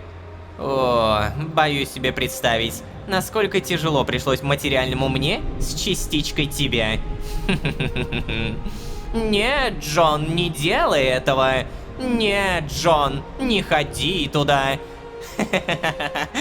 Как же повезло тебе, что я не такой навязчивый, как ты. Не уверен, что согласен с этим. Ну, как знаешь. Оба! Еще раз, ты хочешь сказать, что обладаешь своими мыслями, но живешь в моей голове? Только психиатру об этом не говори. Ладно, ты знаешь, что здесь случилось? Где Джодах? Где Акетра? Где... ты? Догадываюсь. И ты тоже догадываешься. Я слышу эти мысли. Они невозможно громкие, особенно когда ты паникуешь. Давай так, мы можем проверить нашу гипотезу. Можем узнать, что здесь случилось, когда ты побежал вперед и оказался слишком далеко. А Джон, то есть я, смог обогнуть завесу и вернуться сюда из прошлого. Мы можем увидеть это. Коктейль. Но знаешь, на твоем месте я бы этого не делал. Почему? Ты сам знаешь, что здесь произошло. Но нет, подожди. Джодах очень сильный. И ты сильный. И Акетра, они все ведь невероятно сильные. Вы обладаете невероятно магической мощью. Но... Да, но мы не бессмертны, Ло. Ты хочешь посмотреть, как Джодах из бога превращается в жалкого, бессильного скайзерновцева, неспособного поднять крыло? Серьезно? Может, даже ты хочешь увидеть, как кто-то из твоих коллег-сотрудников кидает ему смертельную сыворотку? Нет. Я точно не хочу видеть свою смерть. Не уверен, что смогу оправиться от такого. Я бы никогда в таком никому не признался. Я говорю это тебе, Лолошка, чтобы ты не смотрел. Если увидишь ты, увижу и я. Пожалуйста. О, блин. Джон, ну твоя просьба, она такая сильная, ладно. То есть понятно, что до этого мы догадывались, но сейчас скорее подтвердили. 99,9% Джодах, Джон и Акетра погибли. Нет, Джон, я хочу увидеть своими глазами. Бляха, я могу реально это выбрать. Хорошо, ладно, Джон, мы не станем на это смотреть. Понятно, что здесь произошло. Угу. Спасибо. Джон сказал мне спасибо. Я бы отметил этот день в календаре. Да как-то не хочется. Надо возвращаться. Давление слишком усилилось. Блин, ребят, честно, я не такой правды хотел. Надо отдохнуть. Блин, у меня такая безысходность сейчас в голове появилась, просто реально тотальная. Я все это время как зритель, ну то есть я же тоже как бы играю и смотрю на это, я как зритель все время надеялся, что да ладно, ну сейчас мы найдем, сейчас нам просто доступ нужен. Вот сейчас доступ будет, и все будет. Доступ появился, и... Как будто лучше бы его и не было. Ты правда хочешь посмотреть, как Джодах из бога превращается в бессильного скайзерновца? Наверное, нет. Вот, честно говоря, нет. Я просто примерно могу это представить, а большего мне и не надо. Давай, наверное, телепортируемся. Может быть, кстати, сейчас записка какая-то будет. Но, знаете, для меня данная серия это как-то посильнее, чем отвязка от времени, честно говоря. Потому что, вот я клянусь, в то, что я сейчас сказал несколько минут назад про вот это вот ощущение, что да ладно, ща, доступы получим и все будет чики-пуки, я понимаю, что у меня остается только организация. И Луиза реально была права. Все, что я рассказала, лишь мелкая часть, необходимая для уверенности в нашем дальнейшем сотрудничестве. Интересно, так, погоди, планшет. Уверена, вы испытываете большой ностальгический интерес. Как они читают, блин, это так круто подано, бляха, у меня мурахи. Я не сомневаюсь, что через пару сотен километров вы перестанете чувствовать эту тянущую вас привязанность. Я, наверное, попробую сейчас это все переварить. Сильно, правда, очень-очень крутая серия, безумно крутая. Я на этом буду постепенно заканчивать. Ребят, не забывайте, пожалуйста, про ваши лайки и подписки. Ваша поддержка — это наилучший буст мотивации и, как говорится, дальше больше. Пипец, как мне вообще дальше снимать это, я не знаю. Куда мне податься? Куда? Ладно, если вы здесь впервые, то можете еще и позвать друзей. А с вами были Лолошка и вот, например, Перо Ворона и Утка Бог. Всем удачи, всем пока. Пока-пока-пока. Пока. Да послушай, я буду тебя ждать. Эй, посмотрите туда! Чё-то... О! Но я тоже задал вопрос. Ваше счастье, что вы до сих пор не получили уведомление о вашей остановке. Это разрыв башки, честно говоря. 4-й уровень секретности, нулевые временные координаты, смерть абсолютно всех друзей и понимание. Наша ветка зародилась в Архее, том мире и том месте, где когда-то давно мы дрались с Невером. Друзья, если вы все еще не поняли, моя догадка. Лолошка, которым мы управляем все это время, все эти серии, это тоже некогда созданное ответвление. Ответвление, как, например, убийство или не убийство Вальдхара. Я просто в шоке. Все это время я управляю не изначальным Лолошкой. Но кто ты такой, черт возьми? Разбираемся дальше, и всем привет, дорогие друзья. Я Лолошка. Добро пожаловать в точку невозврата. Поехали!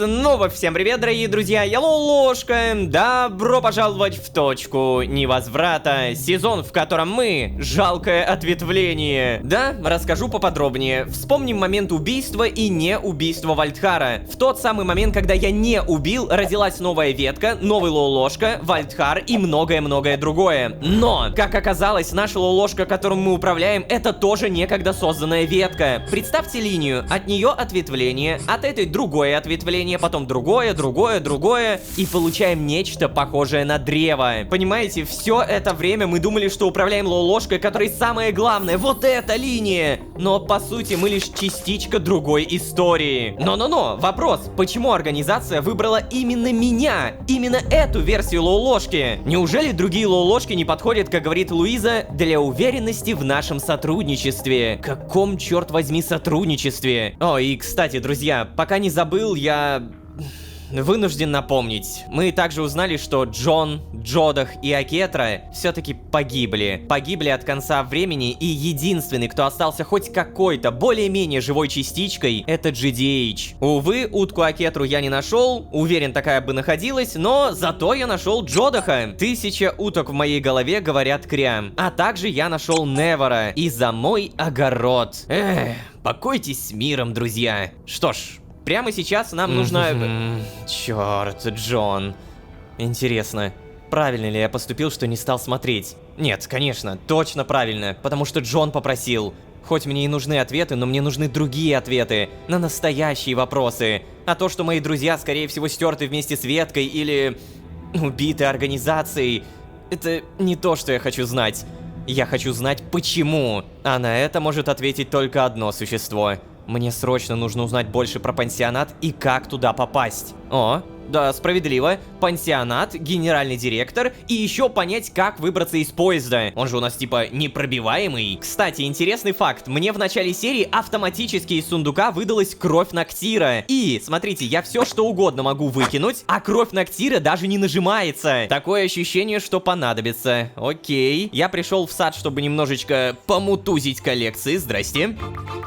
О, и наконец-то хватает на коллекцию. Соединяем, и это, по-моему, та самая коллекция, которая для меня самая-самая крутая. Споры. Чё? 3 опыта. Окей, спасибо. Гербалист, обменяться. Вот это, да? Во, очко генома. Добавляет 1 очко перков, дает 10 000 опыта. Купить. Спасибо. И у меня 133 000 опыта. Офигеть. Ощущение, что куда-то надо уже вложить. Может быть, живучесть? Меня убивают на всяких аренах. Наверное... Да, давай-ка сделаем это. Бам! Очко генома, 53 000 опыта минус. Не, на самом деле круто, что начали писать, сколько минус. А еще я узнал, что оказывается, дабы начать, нужно лечь спать. О, спокойной ночи, Лолошка. Так. Не нравятся мне эти звуки, честно. О, понятно.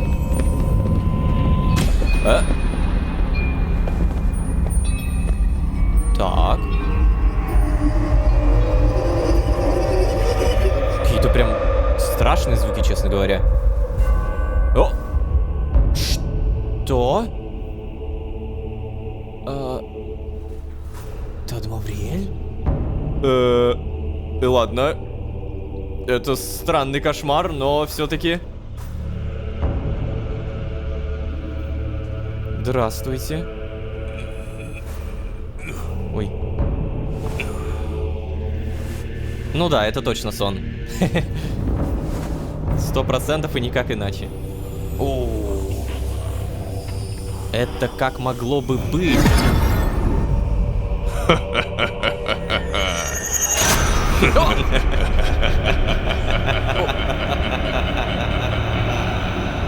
Чего?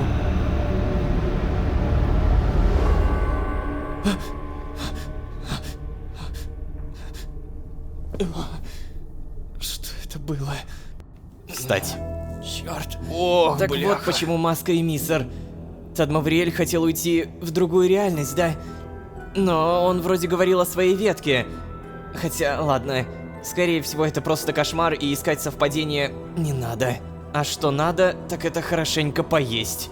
Ой, это правда, какой ты голодный. Давай срочно, ам-ням-ням. Вкусненько, вкусненько. Только консервы заканчиваются, ложка, давай. Вот, молодец. Все, насытились. Можно, конечно, еще что-то найти. Вот, смотрите, кровь Ноктира, ее здесь больше нет. Она была в сундуке. Консервированные супы остались. Давай, еще хочешь? Не хочешь, молодец. Не, ну кошмар так-то лютый. Ой, кстати, да. Маска Играсселя поднять. Поднять очки. Думаю, многие заметили, что в момент, когда Лолошка спал, появился эффект искры. Хотя, казалось бы, искра-то заморожена. Мне кажется, нам таким образом показывают, что искра у Лолошки настолько сильна, что пробивается даже через вот эту заморозку. Хотя это уже давно очевидно. Мы можем реверты использовать. Короче, выходим. И давай-ка попробуем зайти к Малецке. Привет. Нельзя, понятно. В вагоне отдыха никого интересного нет, поэтому тоже уходим. Опа! Эй, Ло, здорово! Иди сюда! Привет, Кацпер. Садись, садись, наверняка голодный. Нет, спасибо, я как раз поел. Да не отказывайся, у меня тут котлетки. С макаронами? Не, с пюрешкой. С пюрешкой, Лолошка. Звучит соблазнительно, но я правда поел уже. Тем более мне нужно поговорить с тобой. О нашем отпуске, да? Хорошо, конечно. Тогда давай у меня через пару метров. Я хотя бы доем. У меня как раз есть новая информация. Понял. Все-таки да, Малецкий мне нужен, как знал. А хочу я, наверное, еще с Дерека увидеть. Я не могу зайти. Блин. Ну ладно. Алан, у меня еда заканчивается, привет. Попросить. Ну, конечно, ложка. Сейчас. Привет еще раз. Вот, держи. Взять еду. Спасибо. Это у нас фермерский салат. 3,5 сытости. Спасибки. Давай сразу скажи, сколько у тебя стоит самая-самая дорогая пища. Буйволиный окорок, сырный бутерброд. 80, 100, 160, 150. Нашел. Паста из мотыльков. Но я помню, что это блюдо для задания, а вот самое-самое дорогое это баранина с кукурузой. То, что можно именно покушать. Покупаем и проверяем. 4 сытости. Ну, чисто теоретически просить все еще выгодней, да? Так, ладно, Малецкий, ты пока кушай, а у меня перемещение, вагон для тренировок. Погнали! Здрасте. Нет, я не хочу сейчас тренироваться, я хочу заработать деньги. А самый нормальный способ заработать деньги это Эрик. Здорово, Эрик. Поболтаем? Ложка, Да-да-да, все, тихо, согласиться. Да, я... Заткнись, спарринг. Все, я молодец. Ты молодец. Заткнись. Ладно, пока. 1500 синкоинов. Ну так и быть, быстрая тренировочка, сделали. 2500 опыта получили, до свидания. О, кровать Малецки, залезть. И сейчас мы узнаем, он сказал, какая-то информация у него, да? Так, вот. Давай смотреть, что я нашел про пансионат Синклита. Про пансионат? Итак, нашел две вещи. Одну многокилометровую синклитовскую легенду и одну памятку по выходу на пенсию. С чего начнем? Ух ты, нифига. Ну, с памятки, наверное, не так интересно. Давай легенда. О, прекрасный выбор, Ло. Очень жуткая штука, легенда эта. Сейчас тебе копию тогда скину. Давай. Хотя, знаешь, я тут подумал... Что? Что подумал? Может быть, ты это... вслух почитаешь. Что? Ну, ладно, почему бы и нет? Ну вот, на тогда, с моего почитай. Прям как маленький ребенок. Легенда Синклита читать вслух, давай. Синклит. Рай или ад? Интересно. На самом деле, ни то, ни другое не относится к Синклиту. И рай, и ад находятся за его пределами. Внутри замкнутого круга бесконечной временной петли, формируемой самим Синклитом, Левиафаном Безвременья. Ого. Да, это интересно. Никогда не задумывались, где находится Синклит? Конечно, нет. Но давайте подумаем вместе. Находится эта адская машина нигде. Да, именно нигде. Потому что здесь нет ни времени, ни пространства. Это будто насмешка над мирозданием, где никакие из сил не действуют. Только те, что работают благодаря движению поезда. Казалось бы, куда хуже. Но нет, друзья мои, здесь мы подходим к самому сокровенному. Синклит — это чистилище для заблудших душ. душ, утративших предназначение в мире живых. Вау. Ну, это, Давно мертвые для всей вселенной, живые трупы неустанно продолжают жатву в угоду мрачным богам Синклита. Но для чего все это? Для того, друзья мои, чтобы определить конечную точку назначения этих самых душ. А их всего 2. Так, пока непонятно. Типа рай и ад? Про это? Рай, да-да, самый настоящий рай, где есть все, что душе угодно. Вагон с развлечениями покажется самой жуткой пыткой в сравнении с тем, что предлагает пансионат. О, вот оно, про пансионат. Эй, Каспар, ну ты дай мне прочитать. Ладно, прости, продолжай. Так, сейчас. Но есть и вторая точка. Вторая дверь. Там даже самое жестокое задание отдела исполнения решений покажется детской игрой. Так что же? Как туда попадают? О, какая интересная легенда. Синклитовские боги, воспевающие только покорность и преданность, даруют вечное блаженство только тем, кто отдал им все. Время, жизнь, память, семью, иногда любовь и иногда волю. Волю. И при этом не жаловался, не задавал вопросов и исправно ставил галочки в отчетах, даже когда не понимал, что именно проверяешь. Вот таких в какой-то момент и провожают с легкой улыбкой, мол, заслужил. И что же там ожидает исправных сотрудников? Шутка, друзья, да и только. Но шутка хорошая, добрая, если так можно выразиться. Там, говорят, светло, тихо, белые стены и бесконечные блаженства.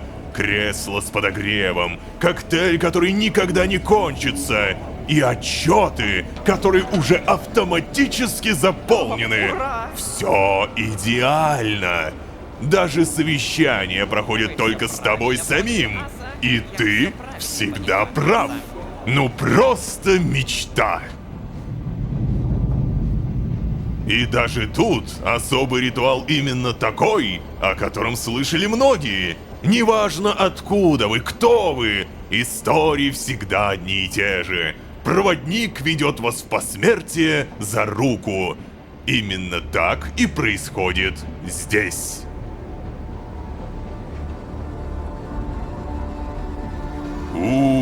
Что же касаемо второй точки?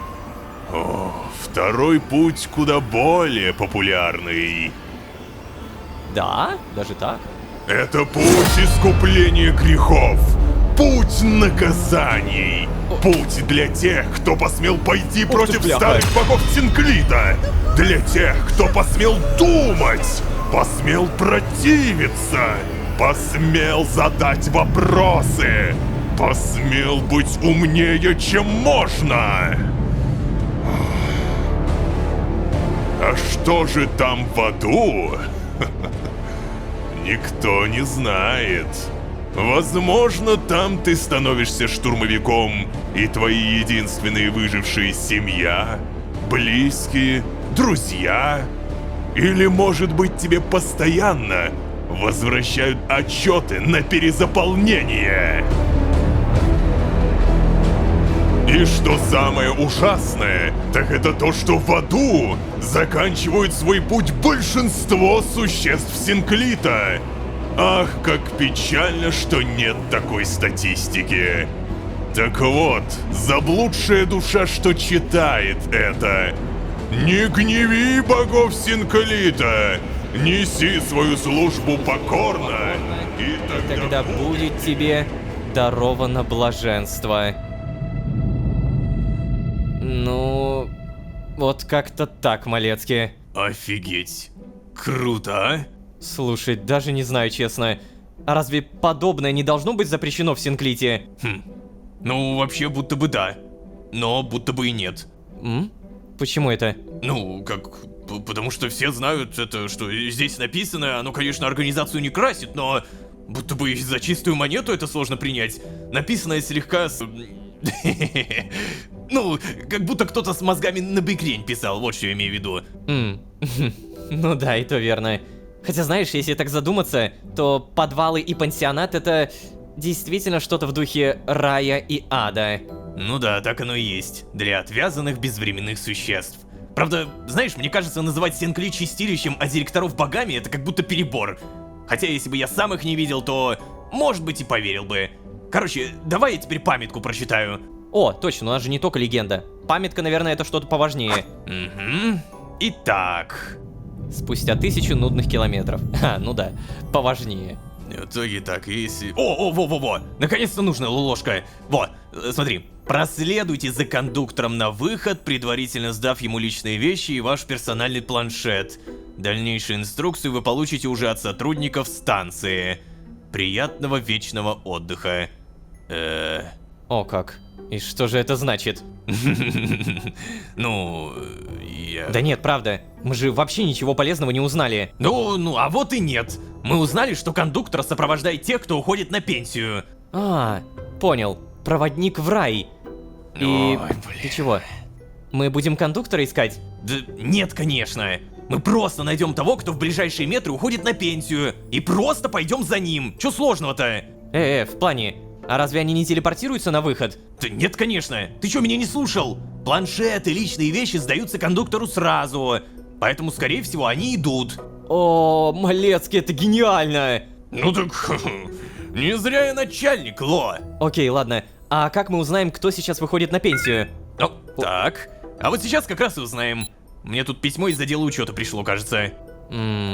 От агента Браун, не иначе. Так, погоди, а агент Браун... Ренуа де Сандер. Этический отдел. Пенсия всего лишь через 33 метра. О, всего 33? Так, только погоди, а кто такой Браун? Я вспомнил, это Аса Браун. Та самая, которая отвязала Малецки. Ладно, продолжай. А что продолжать-то? Ну так, нам, получается, поторопиться нужно? Ну, да, получается, нужно. Все? Тогда, сейчас. Подойди ко мне. Что такое? Все, доступ тебе выдал. Идем. И куда же нас в итоге? О. Вау. С размахом, конечно, этику изучают. И... Это что вообще за... Ё-моё, это что за вагон? Рен, было огромной честью работать с тобой. Очень жаль, что ты уходишь. Да не переживай, мы еще встретимся, Шон. Хорошо. Эй, Ренуа, хотел сказать, всегда с огромным уважением относился к вашим решениям. Благодарю. Вы — подлинная жемчужина отдела этики. Благодаря вам столько всего стало понятно. Ну, да, я еще раз благодарен вам, Чипен. Нет! Что это? Не бросай меня, Ренни! Не бросай! Не уходи! Прошу! У нас же еще сотни тысяч километров впереди! Эй, ты чего? Ты же знаешь, родная моя, мы еще встретимся там.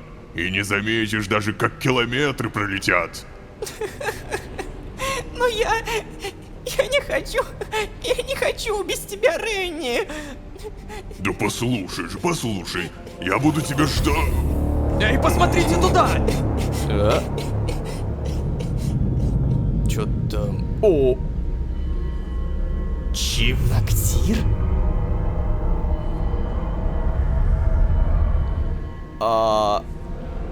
Какого черта? Мы давненько Наксира в живых не видели. Селия, пожалуйста, встань за мной пришли. Что? Ренуа де Сандер? Да, это я. Планшет и личные вещи, пожалуйста. Все, что есть при себе. Да. А могу ли я попрощаться с коллегами? Конечно. У вас 5 метров.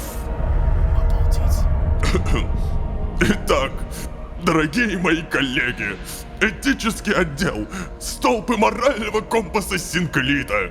Для меня все эти километры рядом с вами, самыми высокоморальными существами вселенной, были радостью.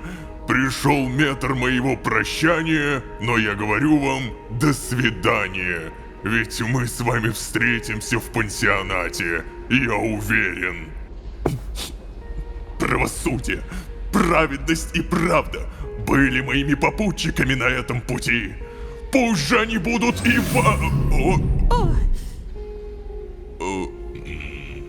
Что? Ой, чуть не успела. Да блин, не успела, а опоздала. Что ты несешь? О, нас увидела. Ренуа, иди ко мне. Приятного тебе отдыха на заслуженной пенсии. Да.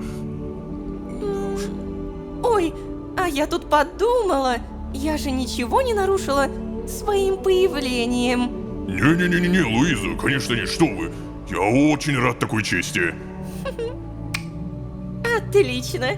Тогда попрошу вас проследовать за кондуктором. Она нам подмигнула, зачем? Все остальные прошу вернуться к выполнению непосредственных рабочих задач.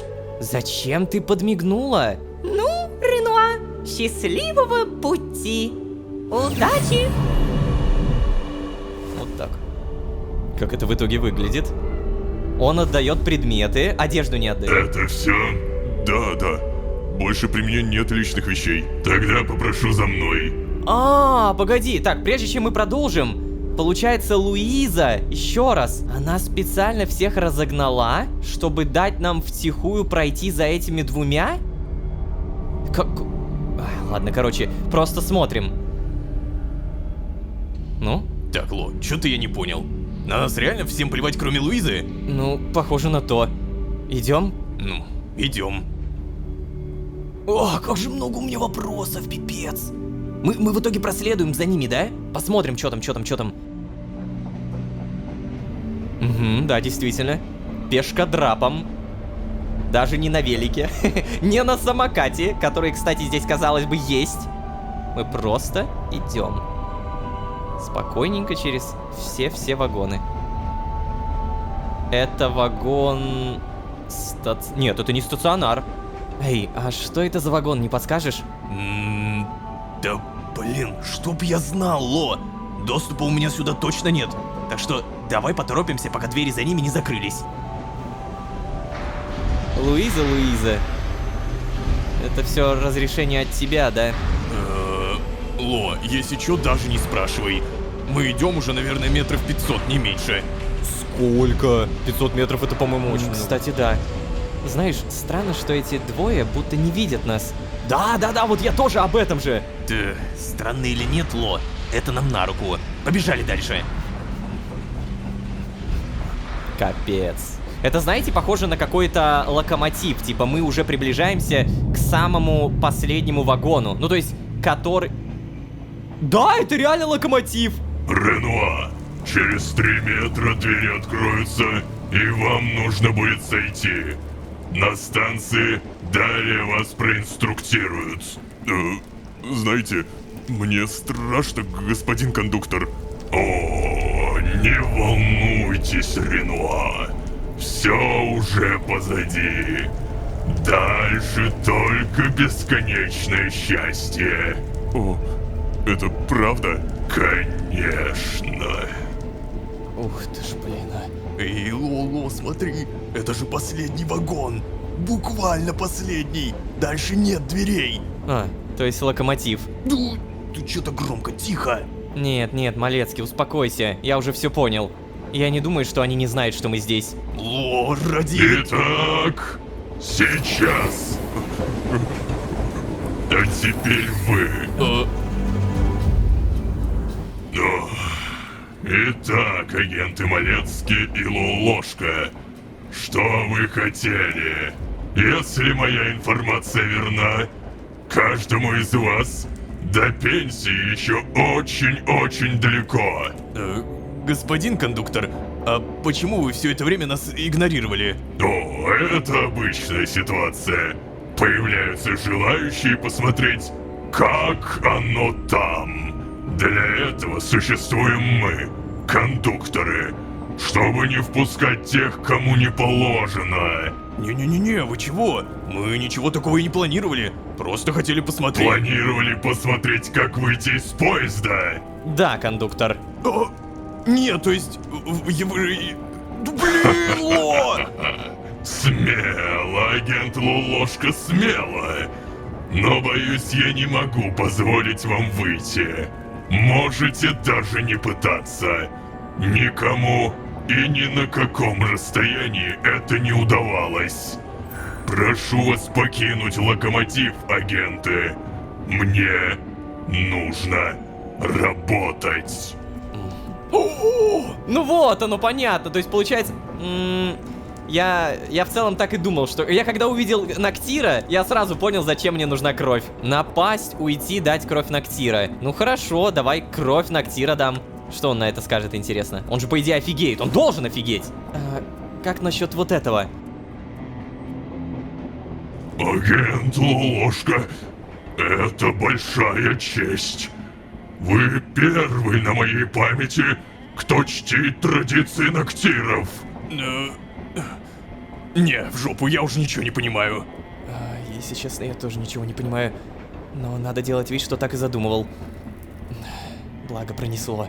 Кровь Ноктира — одна из самых ценных материй в мультивселенной.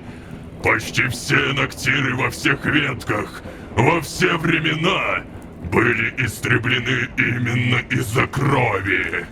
Поэтому вернуть кровь павшего сородича другому Ноктиру считается священным ритуалом. Как вы смогли убить Ноктира, агент? Я отвечу. Он был нашей целью на первом задании Лолошки.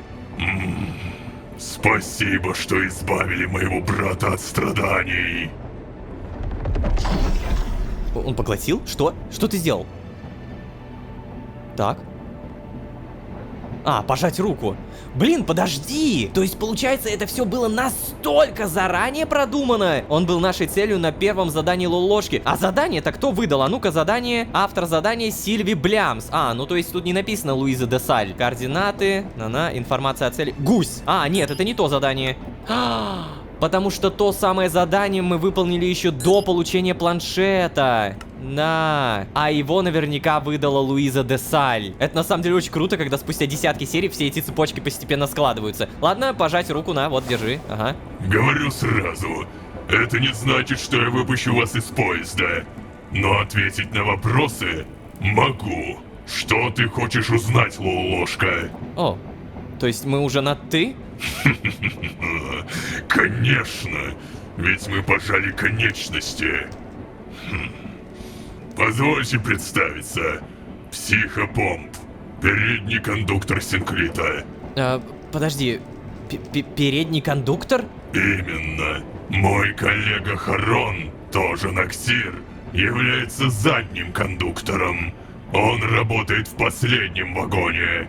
Мы сопровождаем сотрудников в последний путь, в зависимости от того, какой из вагонов ближе к станции.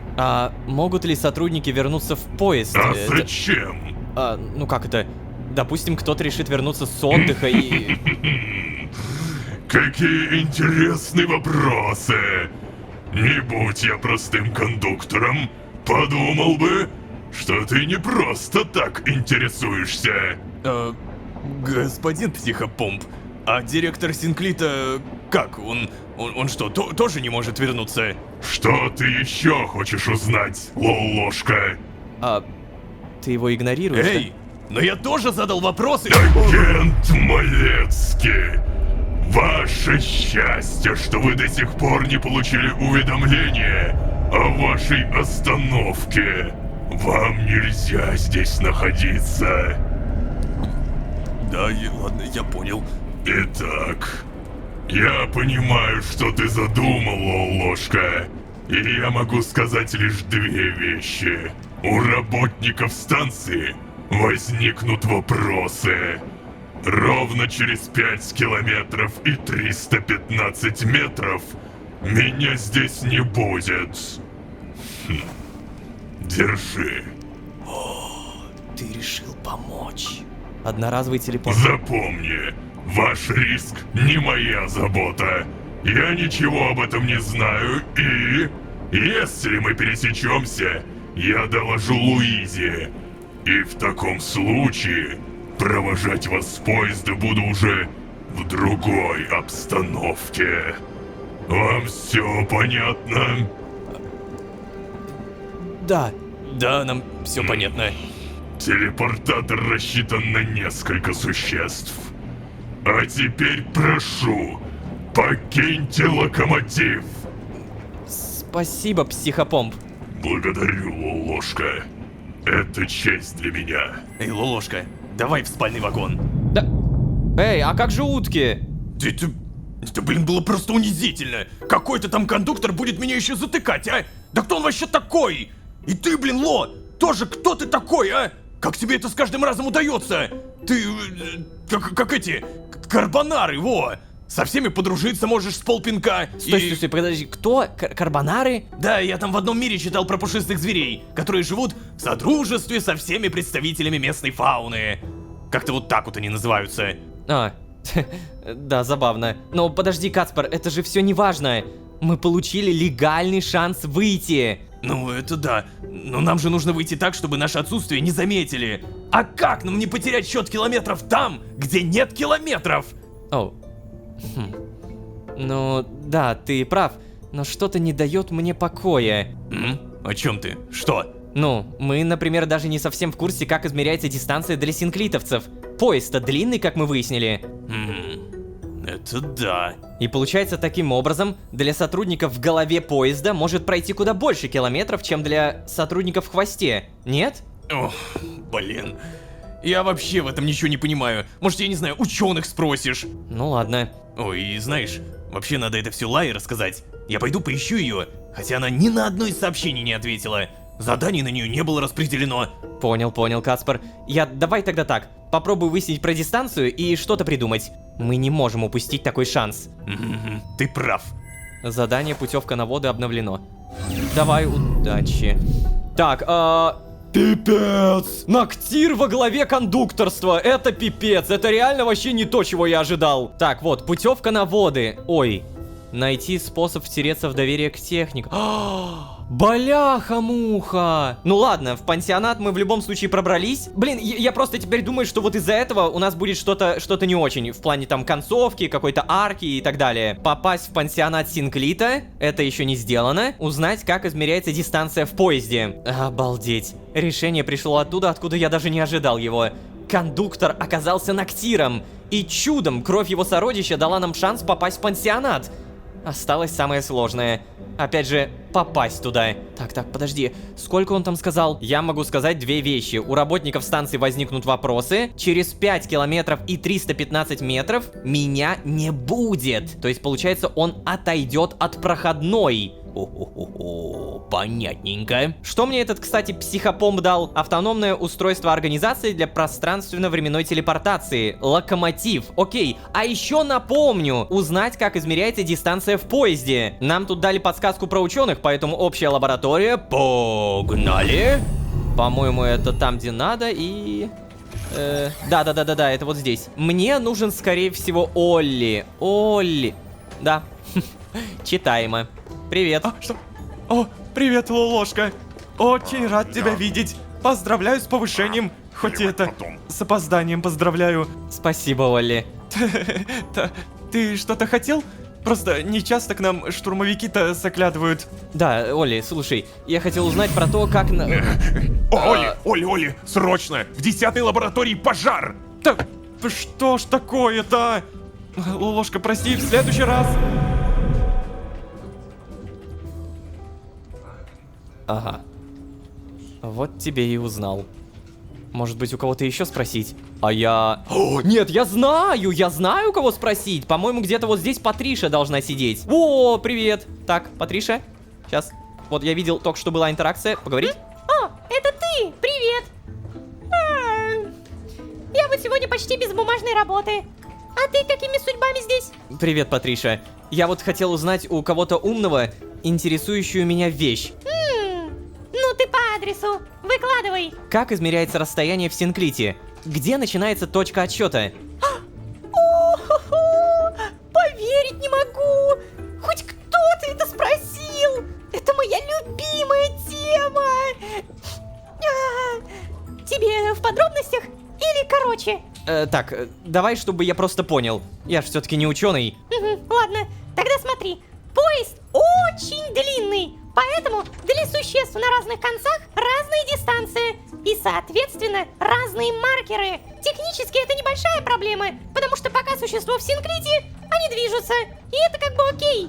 Проблемы начинаются тогда, когда кто-то возвращается из миров в свой вагон. Именно тогда высок риск встретиться с собой на той же дистанции.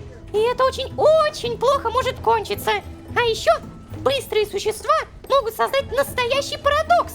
Парадокс, если будут перемещаться из одного конца поезда в другой достаточно быстро, чтобы технически оставаться на месте. Но для этого придумали двери и доступы.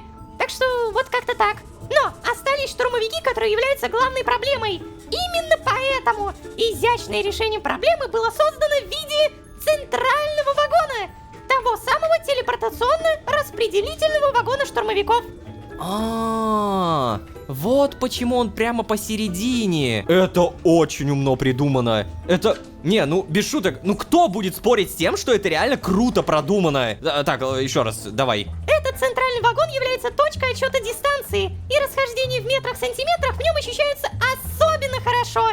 Это позволяет избежать парадоксов, всяких несчастных случаев и прочих неприятностей. Обалдеть. Патриша, это было очень интересно. Правда? Конечно. Удивительно. Ты даже не заснул. Да, слушай, а можно еще вопрос? Да хоть стол, ложка. Вот скажи, если, скажем, чисто гипотетически, если существо из головы поезда выйдет наружу, а затем войдет в хвост, какая дистанция пройдет для этого существа? Так, сейчас... Да, это интересно. Получается, никакая. Ну, если мои расчеты правильные.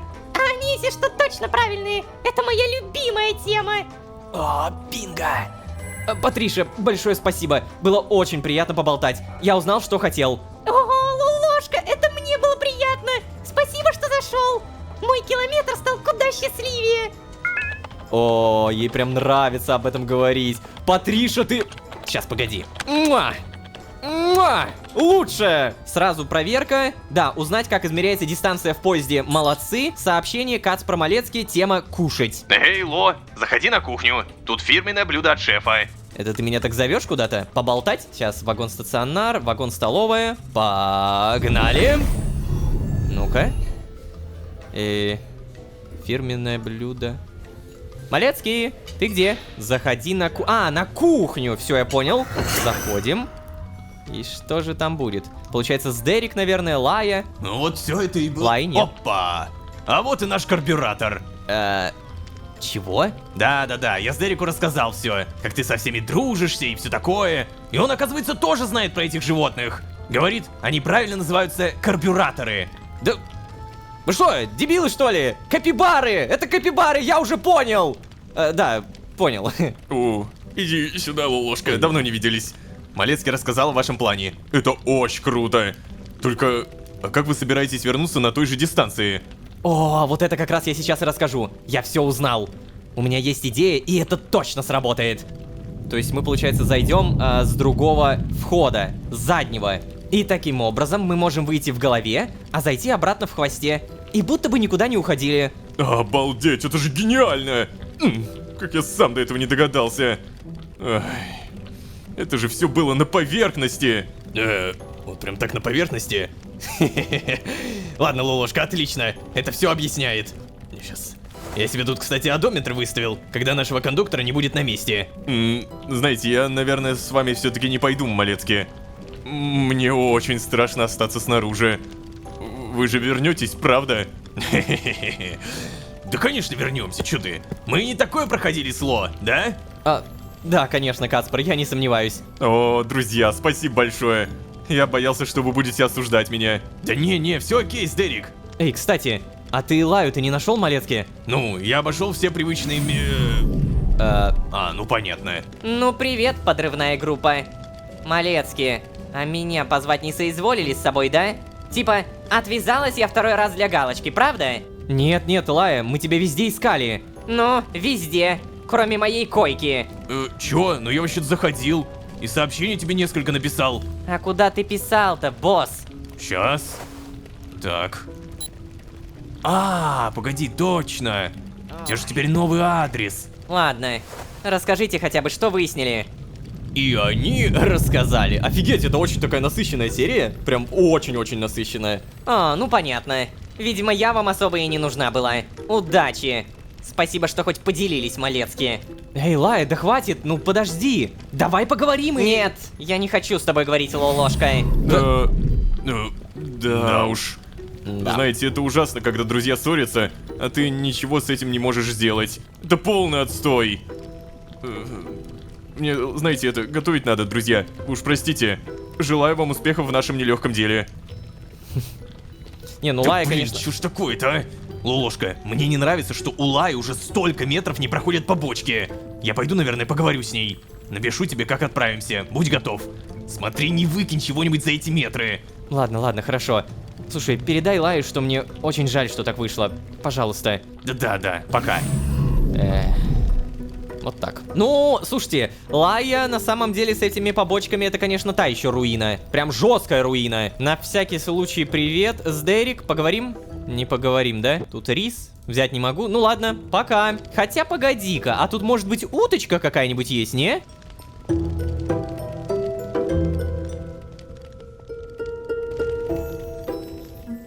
О! Да, я знал. Сюда. Найден коллекционный предмет 28 из 100. Утка-тортик. Хе-хе-хе. Сюда. Ладно, теперь выходим. И получается, могу ли я попросить еще еды? Не могу. До свидания, Алан. Очень много событий, очень много годноты в этой серии, но самое главное, что у нас есть очень продуманный план. И мы этим планом воспользуемся. Получается, нам нужно выйти из пансионата, в смысле, из поезда, и дойти до пансионата. И самое главное, нам надо понять, легенды врут или нет. Про рай, про ад, ну, короче, то, что мы читали. Задобрить Ноктира кровью Ноктира. Но меня в этой истории еще смущает Луиза Десаль. Точнее, не то чтобы смущает, просто настораживает. Она буквально узнала, что мы подрубили свою детективность. Она видела нас, она подмигнула нам. Ладно, смотрим, что будет дальше. Ребят, не забудьте, пожалуйста, про ваши лайки и подписки. Ваша поддержка — это лучшая мотивация. На самом деле, мотивация в наших кругах, в наших работах — это, правда, самое мощное оружие, когда мы пишем и создаем то, что вы смотрите. Поэтому, если вы в нас верите, хотите как-то поддержать эмоционально, практично и так далее, то не забудьте про лайк и подписку. Ну, а если вы здесь впервые, то можете еще и позвать друзей. А с вами были Лолошка, Ноктир, Прощание, Пансионат и много-много информации. Всем удачи, всем пока. Пока-пока-пока. Пока. Мы хотим дать вам небольшое задание — проверку. Целей в этой ветке осталось всего 2. Информация о цели...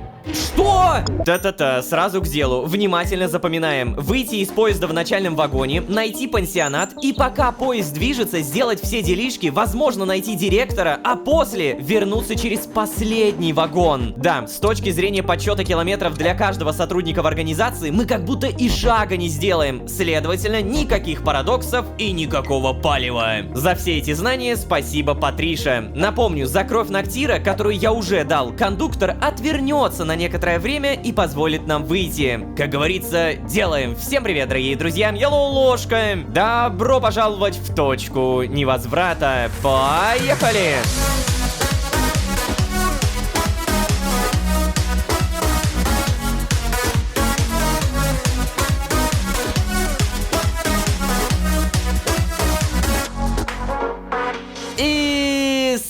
снова всем привет, дорогие друзья, я Лолошка. Добро пожаловать в точку невозврата, сезон, в котором мы готовы выйти. Да, задобрили кондуктора, благодаря Патрише узнали, как можно остаться на тех же километрах, даже если сойти с поезда, а самое главное, поняли, где выйти. Есть два пути, один в переднем вагоне, другой в конечном вагоне. План, как выйти, уже имеется, и напомню фразу кондуктора. Ровно через 5 километров и 315 метров меня здесь не будет. Мне интересно, это он реально за кровь Ноксира решил так поблагодарить? Или потому что Луиза сказала? Я напомню, в предыдущей серии она буквально подмигнула нам. Бога ради, я уже не понимаю, чего вы хотите от меня, Луиза? Короче, давайте так, рано или поздно Малецкий напишет, а пока что напоминаю, мы получили новую утку, торт. Это ложь. Половина второго стеллажа так-то уже собрана. Молодцы. Остается еще половина, а пока что поспать. Не получается. Сундук. Ничего нового. Ну, тогда кровать Малецкий. Пожалуйста.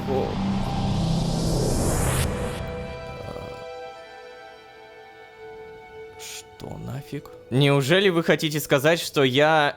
Лая? Да ладно! О, господи! А я думал, в этом сезоне мы вообще хоть за кого-то еще поиграем или нет? Мы сейчас сможем понять, что у нее с башкой творится. А еще я заметил тут корона. Это та самая, про которую она писала в дневнике. Дневник, кстати, не взять, обидно. А это, получается, твое карманное измерение. Да что ж такое, это до сих пор какой-то туман в голове. Не понимаю. Я ведь уже почти восстановилась после повторной отвязки. И вот опять. То лучше, то хуже. И как будто каждый раз хуже, чем в предыдущий. После первой отвязки ощущения были совсем другие. А сейчас... проспала целый километр, а толку никакого. Наоборот, скорее. Бодрствую, как будто километров 10. Надо пойти помедитировать. Возможно, в голове немного прояснится. И как всегда, сразу после тренировка. Последствия отвязки — это не повод нарушать дисциплину. Ага. То есть тебе только хуже становится. А я еще тогда подумал, типа, помните, когда она отвязалась, ей вроде нормально было. А теперь с каждой серии оказывается, нет, не нормально, только опять же хуже. Надо пойти помедитировать, возможно, в голове прояснится. Это куда? Сюда? Ух ты. О, нифига! Заниматься штанга, а помедитировать? Ага. Кажется, я нашел. Медитировать 20 метров.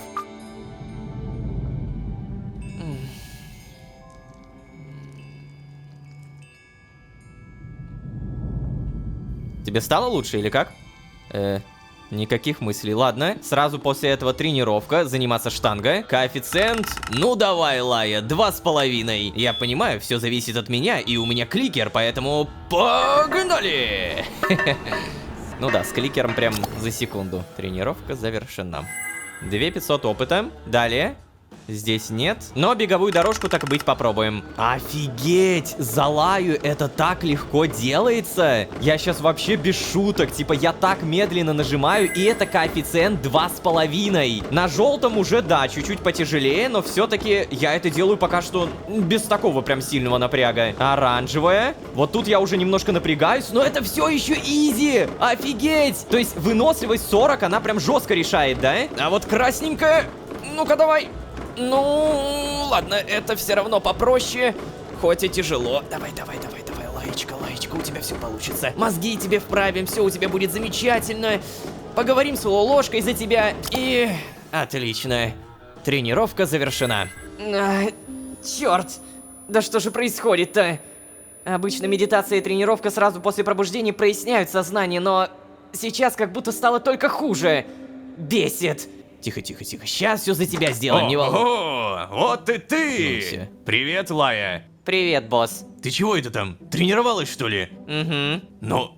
Эй, Лая, тебе нельзя. Ты еще на больничном забыла. Я понимаю, что твое рвение это одна из твоих самых сильных сторон, но на ближайших километрах тебе надо как следует о себе позаботиться. Ой... Слушай, как ты себя чувствуешь-то хотя бы? О, и реально выбор за Лаю. Сказать правду, соврать. Ну, правду очевидно. Босс. Нет, я не хочу признавать его правоту. Что? Ты, Лая...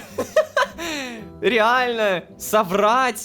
Я чувствую себя просто отлично, босс. Да? Ну ладно. Но все равно не перегружай себя, Лая. Да, я поняла уже, ладно. Какие новости, Малецкие? В смысле? Я имею в виду, на каком метре выдвигаемся. Много осталось? Понял. Ты про наш план Ну, говоришь? естественно про план. Босс, какой же ты непонятливый. Эй, агент Каталонос, это что такое, а? Вы себе такой инсубординации раньше не позволяли. Да мало ли что было раньше, босс. Ты точно в порядке? Да точно. Я уже хочу отправиться в пансионат. Ну, нет уж, слушай. Лая, давай в пансионат отправимся мы с Лолошкой. А тебе нужно сходить в стационар. Очевидно ведь, у тебя побочные эффекты не прошли. Но нет, босс, так не пойдет. Да как это не пойдет-то, а? Я же помню, вы сказали, до вылазки 5 километров. И уже прошло сколько? 2? 3? Сколько? Ну, допустим, 2-3. Я не могу такое пропустить. Но... Лаэтана, Ты же это- понимаешь, босс, больше такой возможности не представится. А мне очень нужно в подвалы. Да что ж такое-то, а? Лая, как ты не понимаешь, это крайне рискованное предприятие. Если ты пойдешь с нами в таком состоянии, ты себя огромному риску подвергнешь и нас с Лолошкой, да и вообще всю миссию. Ну да, конечно, вот в чем дело, Малецкий. Я вас, Лолошка, риску подвергну. Естественно. Вы только о своих шкурах и беспокойтесь. Лая, ты перегибаешь, пожалуйста. Заткнись, Малецкий. Выметайся вон из моей комнаты. Ты можешь что угодно говорить, но я... Вон, Малецкий! Еще раз! Вон отсюда!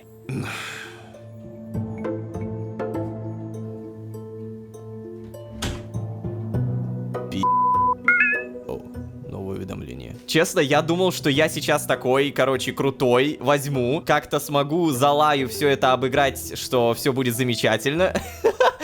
Но что-то, мне кажется, тут уже даже я не справлюсь. Не, на самом деле Малецкий прав. Если ты пойдешь с нами в таком состоянии, ты подвергнешь всю миссию огромному риску. Ну конечно, вот в чем дело. Я вас, Лолошкой, риску подвергну. А у нее здравой логики сейчас тупо нет. Так, ладно. Планшет, сообщение. Заведующий отделением реабилитации вагона стационара. Закрытие больничного листа. Агент Каталонос, километры, выделенные на восстановление после процедуры отвязки, были вами преодолены. Поскольку вы не обращались в вагон-стационар за медицинской помощью, полагаю, мы можем поздравить вас с тем, что вы находитесь в добром здравии. Ваш больничный лист был автоматически закрыт. Однако не забывайте, период восстановления еще не закончен. Если вы почувствуете себя плохо, просьба обязательно обращаться к врачу и бла-бла-бла-бла-бла. Короче, то же самое, что писали Лолошки. Ну-ка, а что у нас...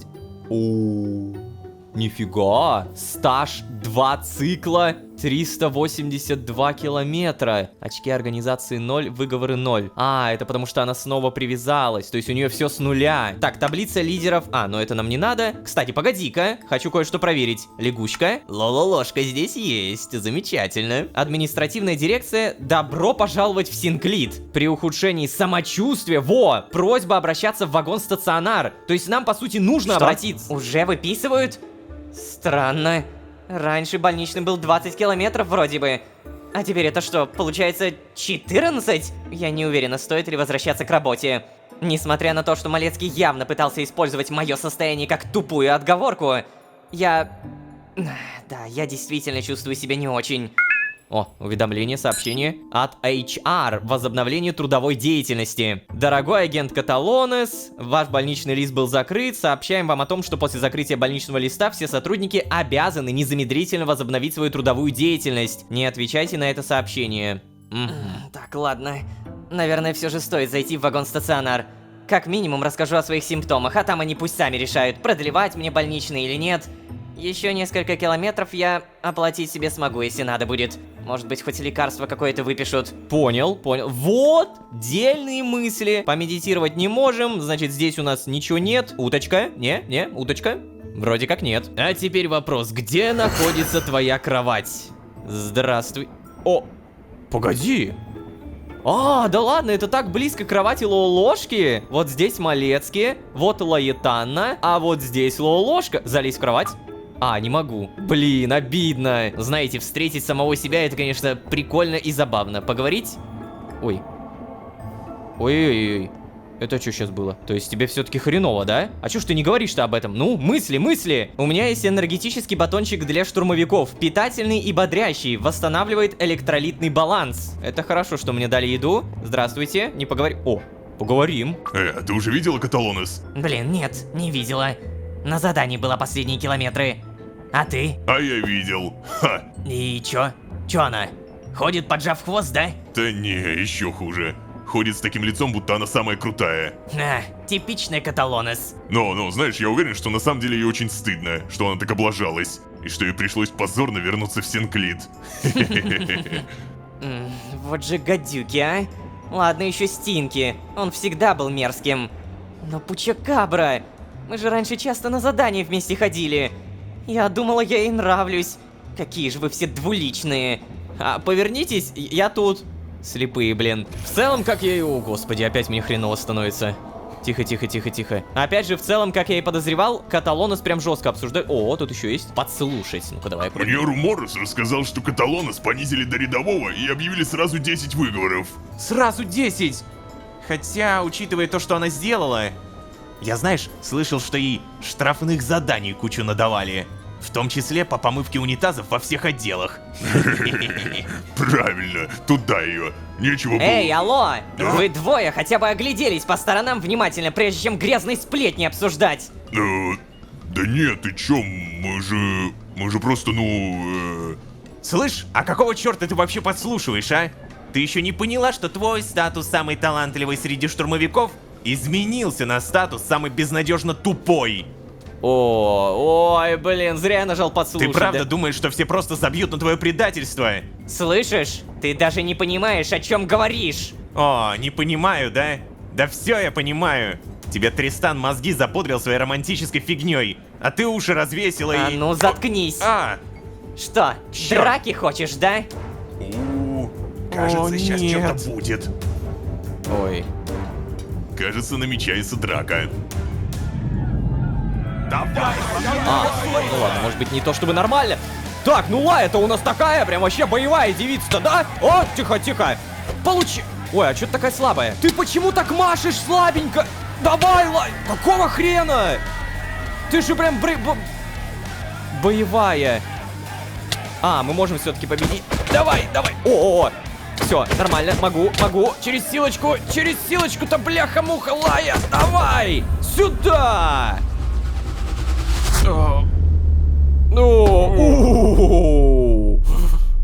Вот это ударчик. О, у него крыло отпало. Да. Знаете, немного жаль Лаю, потому что, ну, по сути, это же все побочные эффекты. Причем, по-любому же никто не ощущал эти побочные эффекты так, как она, потому что это буквально вторая отвязка. Офигеть, долбанутая. Какие же они все крысы. Получается, нет и не было у меня друзей, кроме Тристана. Как я могу кому-то доверять после такого? Черт, еще и голова болит. Мне точно нужно в вагон стационар... Агент Каталонес. А вот и вы. Луиза. Она самая. Агент Каталонес. У вас найдется метр-другой, чтобы переговорить со мной наедине? Да, конечно. Замечательно. Тогда жду вас в вашем карманном измерении. Что? Луиза хочет переговорить со мной?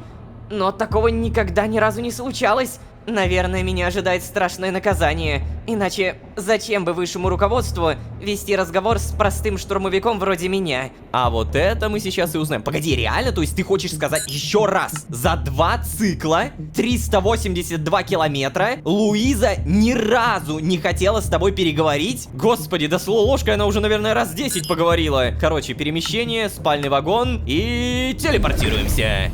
О, Луиза, что же ты скажешь Лайе? Здравствуй, кровать. Залезь. И... Она уже ждет? Заходи. Да. Итак, Лаэтанна, сейчас... Думаю, вот этот. Агент Каталонес, давайте присядем. Ну, давайте присядем. Мне понятно, что Луизе интересно Лая только из-за ложки. Агент, поговорим о вашей дальнейшей судьбе в организации. Агент Каталонес, с вами все в порядке? Да, конечно, все нормально. Кажется, поняла. Вы, наверное, сейчас боитесь серьезных последствий вашей небольшой экскурсии за пределы Синклита? Не переживайте, я не собираюсь наказывать. Поверьте, Лаэтанна, я прекрасно осознаю, зачем вы сбежали и почему вернулись.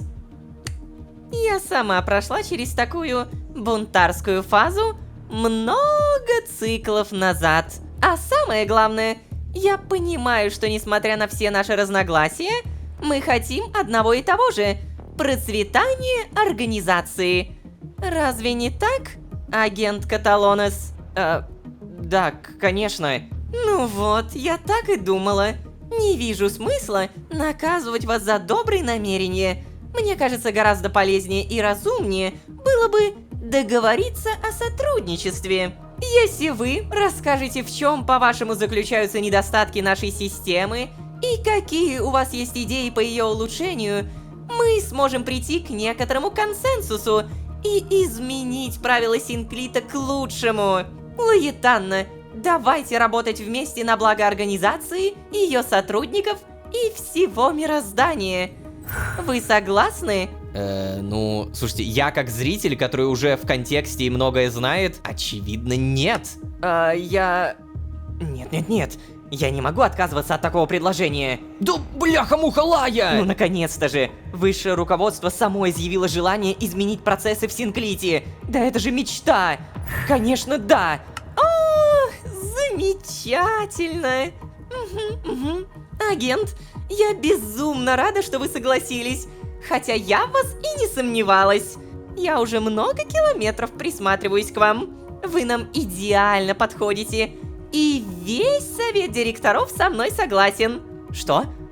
Совет директоров? Ну, конечно. Я не могу действовать в одиночку, только от своего лица.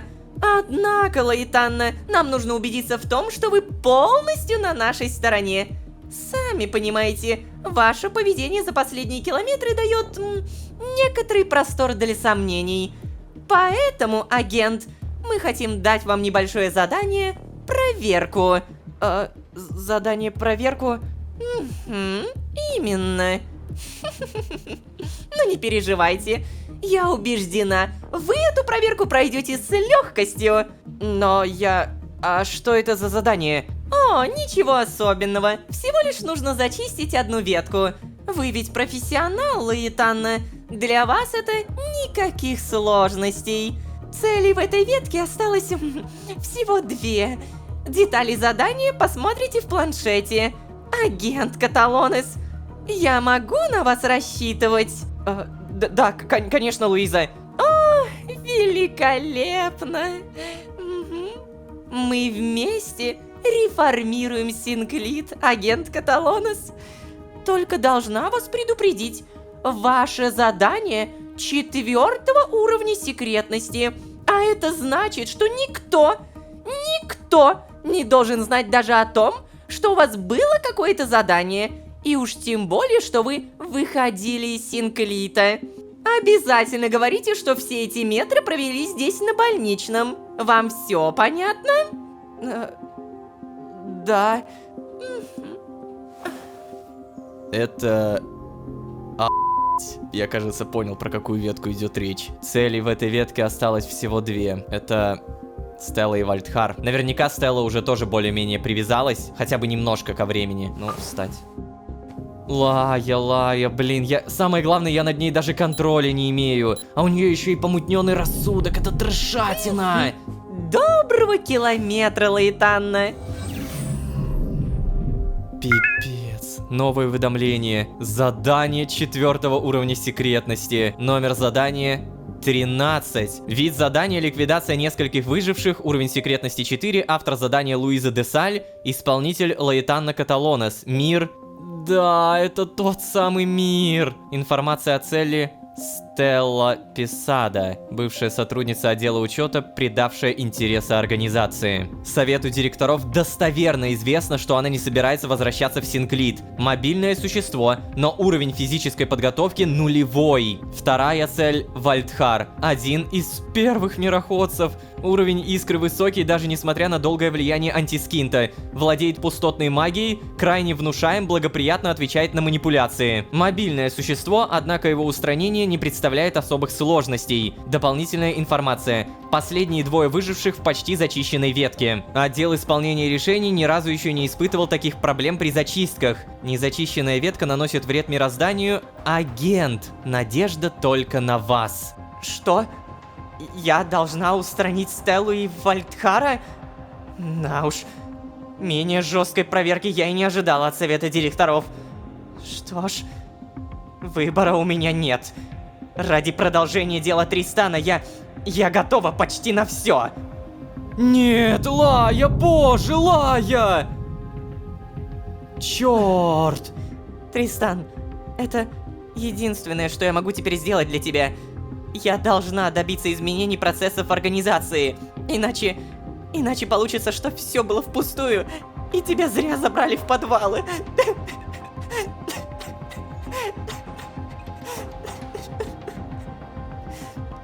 Поверь, твоя жертва не будет напрасной.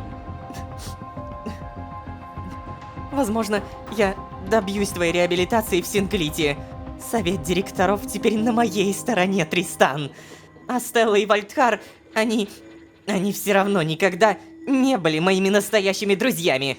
Как выяснилось, у меня вообще не было ни одного настоящего друга, кроме тебя, Тристан.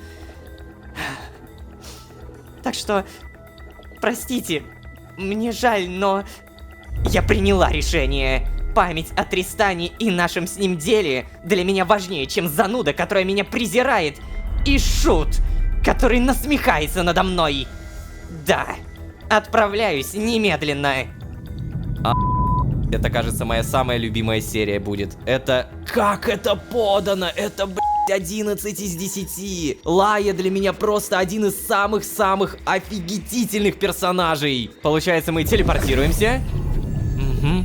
Появляемся в вагоне-телепорте. И единственное, что я могу сейчас сделать, это переместиться.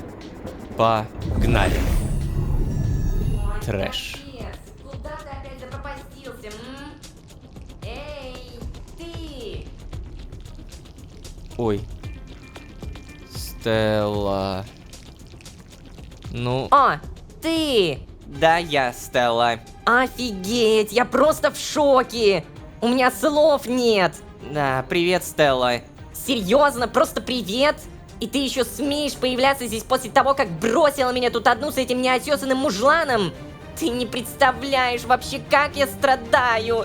Уверена, ты никогда в жизни не испытывала подобных мучений. С этим лысым двуглазиком просто невозможно.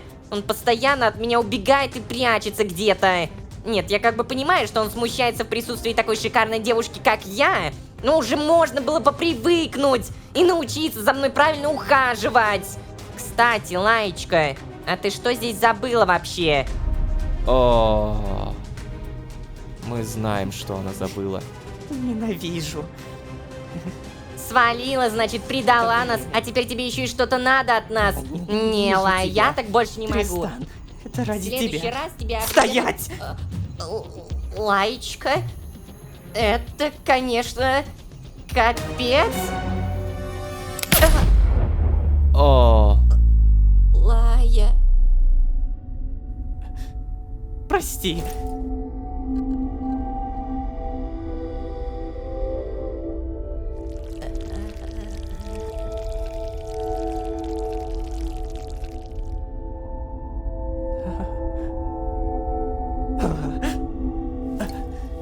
Сделано.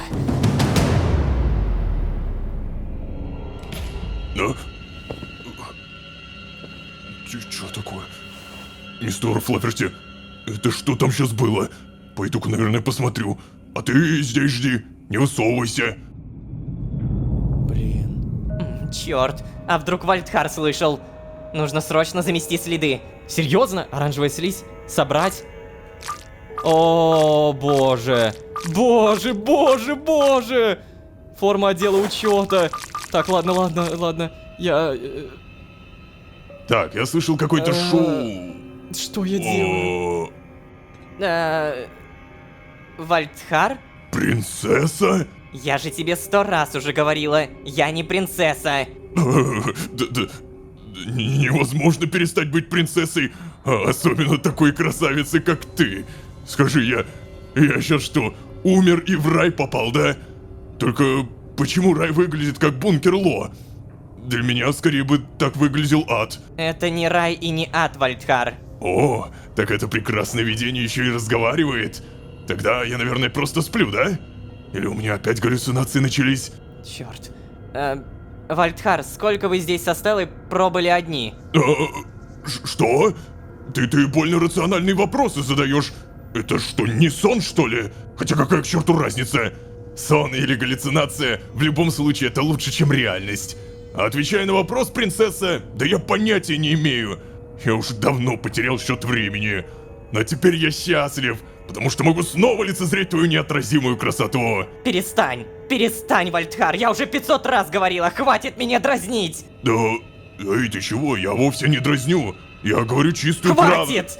Да, что происходит? Ты постоянно надо мной потешался, пока мы работали вместе против организации. Работали против? Лая, а разве мы уже не работаем вместе против организации? То есть да, работаем, конечно. Ну, блин, я не понимаю, почему тебе так сложно поверить, что ты мне по-настоящему... Почему мне так сложно поверить, Вальдхар? Да потому что вы все неоднократно предавали мое доверие. Что ты, что Лолошка, что Малецкие. Все вы! Эй, принцесса, да погоди! Всю мою жизнь я пыталась научиться доверять людям, и все меня в итоге обманывали. Когда я была принцессой, все пытались получить какую-то выгоду из общения со мной. О, я в шоке. У меня не было ни одного настоящего друга. А про синклитовцев я вообще молчу. Они все гнилые внутри. Никому нельзя доверять. Да, мне очень жаль, что твоя жизнь так сложилась, Лая. Но я уверяю тебя, мы с Ло считаем тебя настоящими друзьями. Мы ни за что тебя не предадим. О, почему ты это говоришь? Мы с тобой вместе пойдем до конца, пока не разберемся с вот этой всей фигней. Лая, да... Да слушай, принцесса, я вижу, что тебе плохо, но... Мы с Ло друзья уже очень-очень много тысячелетий. Так что поверь, дружить мы умеем, это точно. Ты можешь нам доверять. Вальдхар, прости меня.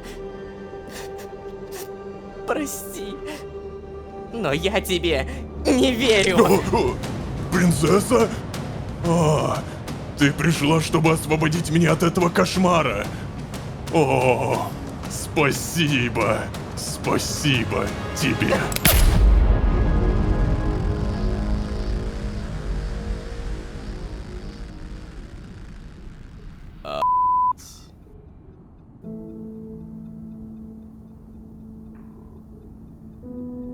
Да. Это однозначно самая сильная серия за весь сезон, честно говоря.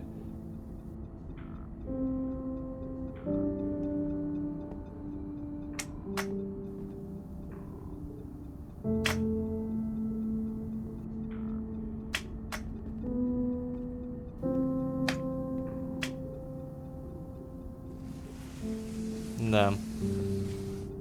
Больше никаких привязанных в этой ветке. Буквально 0.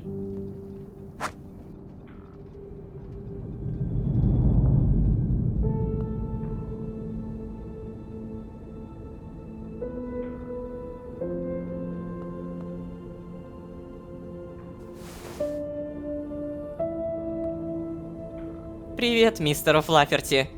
Нет больше твоего друга. Мы теперь с тобой совсем одни. Я совсем одна. Вот так. Что ж, она свято верит в устройство организации и в то, что организацию можно изменить. Сюда.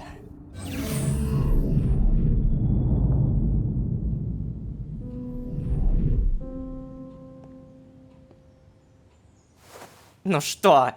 Что? Что ты смотришь на меня? Черт.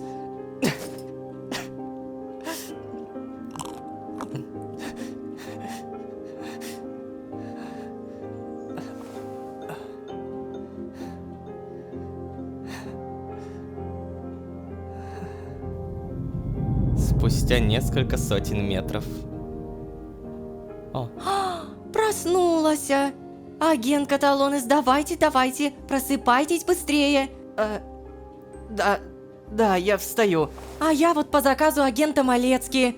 У вашего отдела просто прекрасный начальник.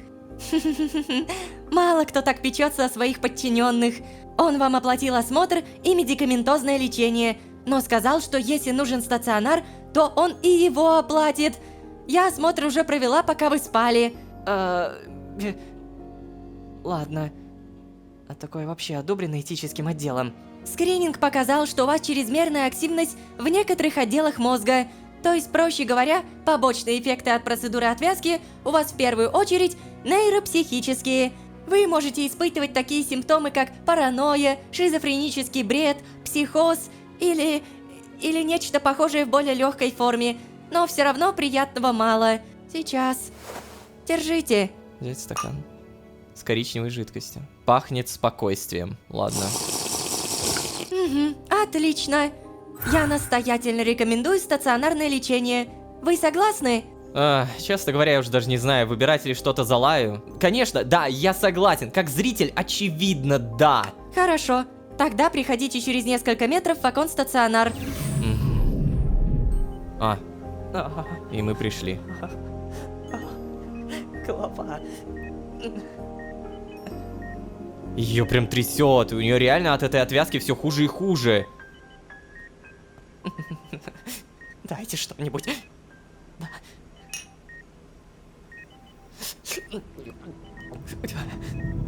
Станет ли ей лучше? Вопрос, конечно, непонятный. Черт. Что? Что я наделала? Нет, такого быть не может.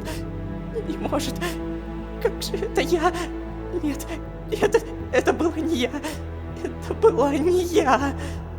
Да, я их убила, но я ведь поступила правильно, да? Точно ли это было правильное решение? Все-таки я была не в себе.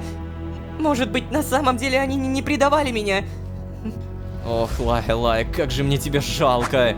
Правильно ли я поступила, Тристан? Пожалуйста, подскажи мне. Мне так одиноко. Я их убила. Да, это точно было правильное решение. Да, конечно, я была немного не в себе после отвязки, но теперь я окончательно пришла в норму. Да, я пришла в норму. Я могу осмыслить то, что произошло. Я сделала все правильно. Не может быть такого, чтобы я ошиблась. Когда Тристана забрали, я поклялась сделать все, что угодно, лишь бы добиться нашей общей с ним цели. Добиться от организации справедливости. Тристан был по-настоящему искренним и сильным существом. Всем остальным доверять нельзя.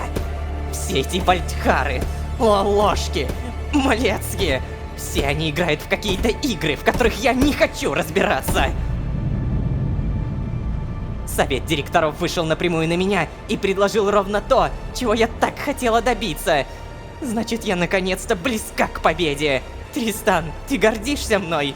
Теперь твоя жертва точно не была напрасной.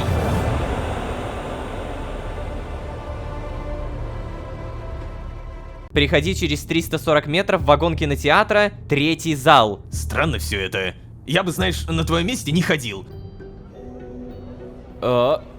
А что тут происходит? Ну что, Лолошка, обращаюсь к тебе. Ни Джодаха, ни Джона, ни Акетры, ни Вальдхара и Стеллы, о чем ты еще не знаешь. По сути, в твоей длинной и необъятной жизни, Лолошка, никого не осталось. Только ты и одна большая организация. 1 на 1. И что делать дальше? Среди друзей только Малецкий, который лишь пытается усмирить любопытство об организации, и Сдерик, который не до конца понимает, что ты по-настоящему пережил и что от него требуется. А самое главное, Лолошка, что ты скажешь, когда узнаешь про Лаю и ее секретное задание? Друзья, напомню, предыдущую серию мы отыгрывали за Лаю, закончилась серия на продолжение следует, и что будет дальше, давайте узнаем. Всем привет, дорогие друзья, я Лолошка, добро пожаловать в точку невозврата. Поехали!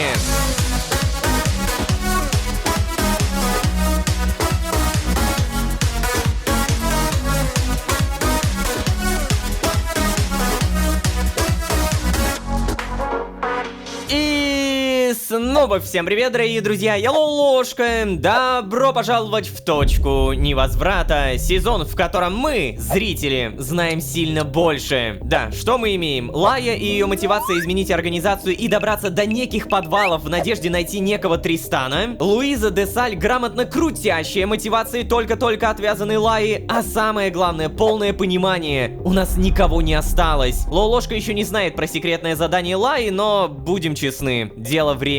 Напомню, отыгрывали мы за Лаю, серия закончилась на продолжении следует, и что будет дальше, узнаем через 3, 2, 1.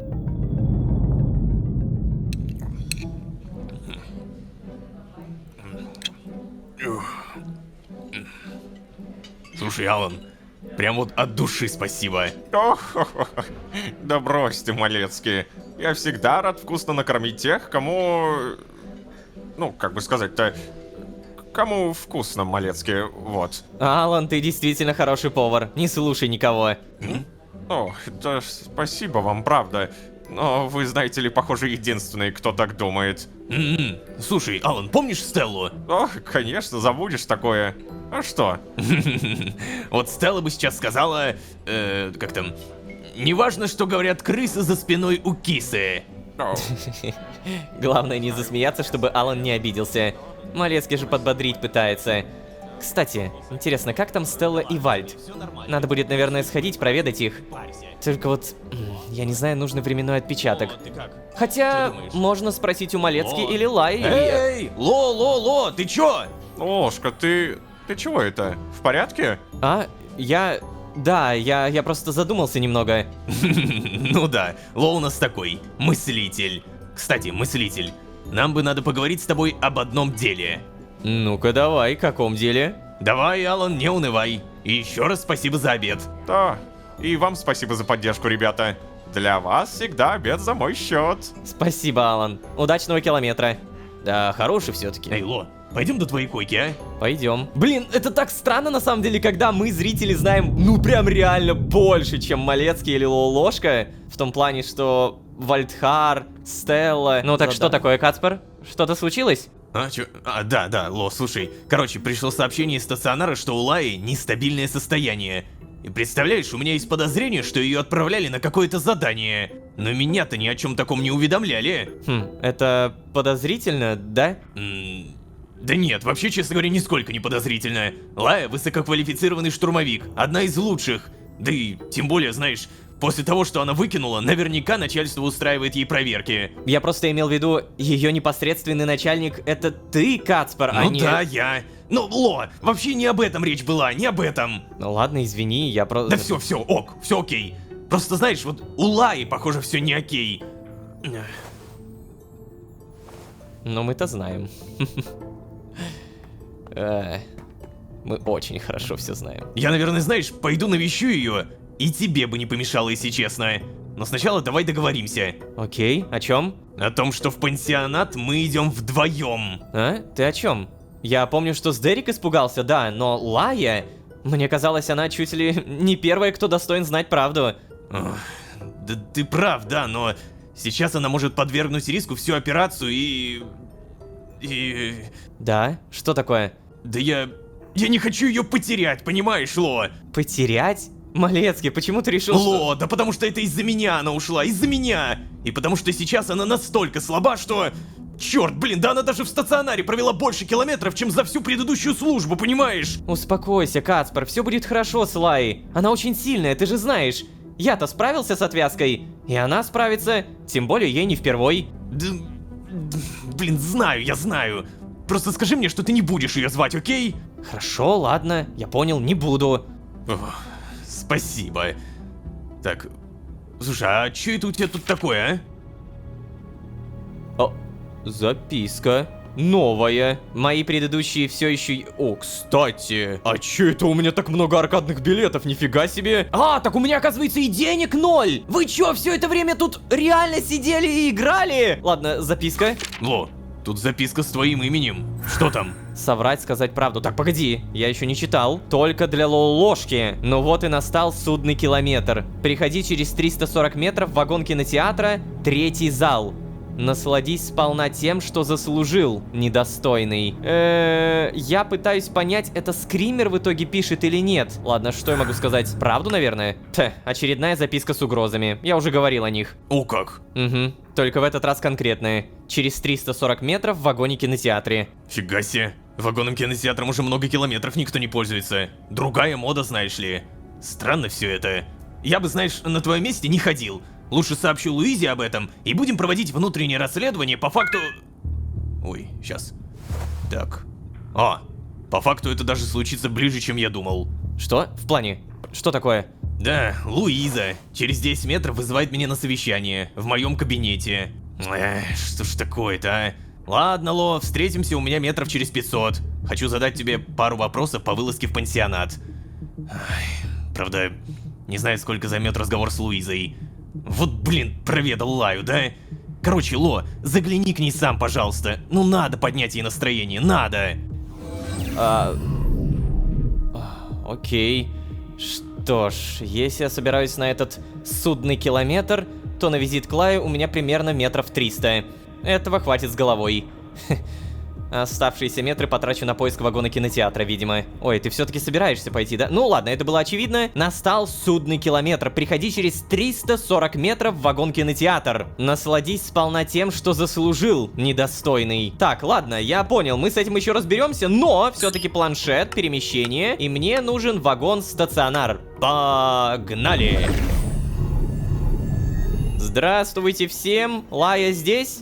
Лая, скорее всего, не здесь. Эгэгэй, всем привет, с вами нищий Лолошка, у которого 0 денег, ни за кого не заплачу, если что. О, Лая, это... Стоп, что? А почему у нее такая длинная прядь? Поговорить? Лая? Привет, Лая? Да, привет, но я пока не... Ой, это ты? Ну, да, я... Слушай, Лая, я хотел извиниться за дневник... Ой, да, знаешь, не переживай. Я уже отошла, Ло. Это у меня из-за отвязки такая реакция была сильная. Да, брось. Сейчас все в порядке. Ты чего хотел? Да, как минимум узнать, как ты? Это у нее распущенные волосы. Я... На самом деле не очень, Лолошка. Я уверена, что поступила правильно, но я понимаю, насколько это ужасно. Ты о чем? Ну, о повторной отвязке, конечно же. Я только смогла начать чувствовать себя с собой, а потом все это как-то, знаешь, навалилось. А потом еще и Луиза, и штурмовики. Эй, тихо, Лая, что случилось? Все хорошо, Лолошка. Все нормально. Я справлюсь. Это все не зря. Лолошка. Да что такое? Ты точно в порядке? Да. Мне просто нужно немного отдохнуть, Лолошка. Ладно. Слушай, а я могу попросить тебя выставить правильные координаты в моем планшете? Планшете? А куда ты хочешь? Да я просто Стеллу и Вальда хочу проведать. Как там они? Давно не виделись. Да, точно. Ну так вот. Я просто не понимаю, какие временные координаты выставлять. Ты поможешь? Да, я... А когда ты там был последний раз? Очень важно появляться в хронологическом порядке. Ну, я не знаю, когда, честно говоря. Ох, ложка, дай сюда планшет. Ну, держи. Даже интересно, что ты сделаешь. Посмотрю по предыдущим логам. О, нет, это не то. Слишком давно. Зачем ты вообще туда ходил? О, это она про нулевые временные координаты, да? Про архей. Вот-вот-вот, нашла. Кси 01 с... Ой. Сейчас. Я что-то я прям вообще опешил. Все точно нормально. Взять планшет. Вот, держи. Если что, я выставила все правильно. Спасибо, Лая. А теперь иди, мне надо поспать. Да. Что ж, ладно. Я не ждал длинного разговора, но чтобы настолько короткий. Похоже, вторая отвязка дается Лае куда сложнее, чем первая. Прав, Кацпар. Нельзя ей в таком состоянии. Никуда нельзя. А у меня тем временем еще куча метров до встречи с моим таинственным злопыхателем. Поищу вагон-кинотеатр. Ага. Подожди, а я думал, мы телепортироваться будем. Блин. Ну ладно, вагон-кинотеатр это тоже интересно. Что же это в итоге за, как ты сказал, таинственный злопыхатель?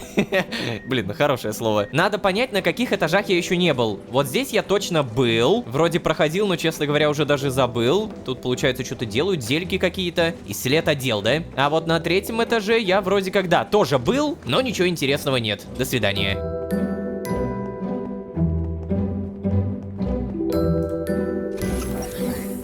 О!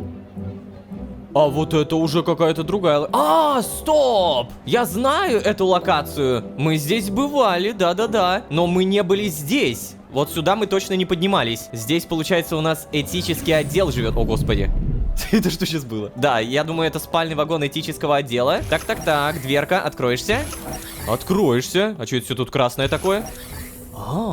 Слушайте, это похоже на какой-то вагон-кинотеатр уже более-менее. Но Малецкий сказал, что им особо не пользуются, потому что мода прошла. О боже мой, куда я иду? Что за атмосфера жуткая? Да, это кинотеатр. О господи, офигеть, я тут реально первый раз. Здравствуйте. Да, начинаю понимать, почему этот аноним выбрал такое место. Жутковато здесь. Видимо, я пришел слишком рано, никого нет. Ладно, разведал территорию, входы и выходы. Хотя, впрочем, не думаю, что мне это пригодится, учитывая наличие у меня планшета. И с помощью этого планшета я, наконец, успею сгонять проведать Вальда. И Стеллу, да. Ох, ну что ж, проведать Вальда и Стеллу. Мне даже интересно, как это будет выглядеть. Вагон кинотеатра нашли, и на том спасибо. Теперь телепортационный вагон, погнали. И где же? Нашел. Фу, еще раз поехали.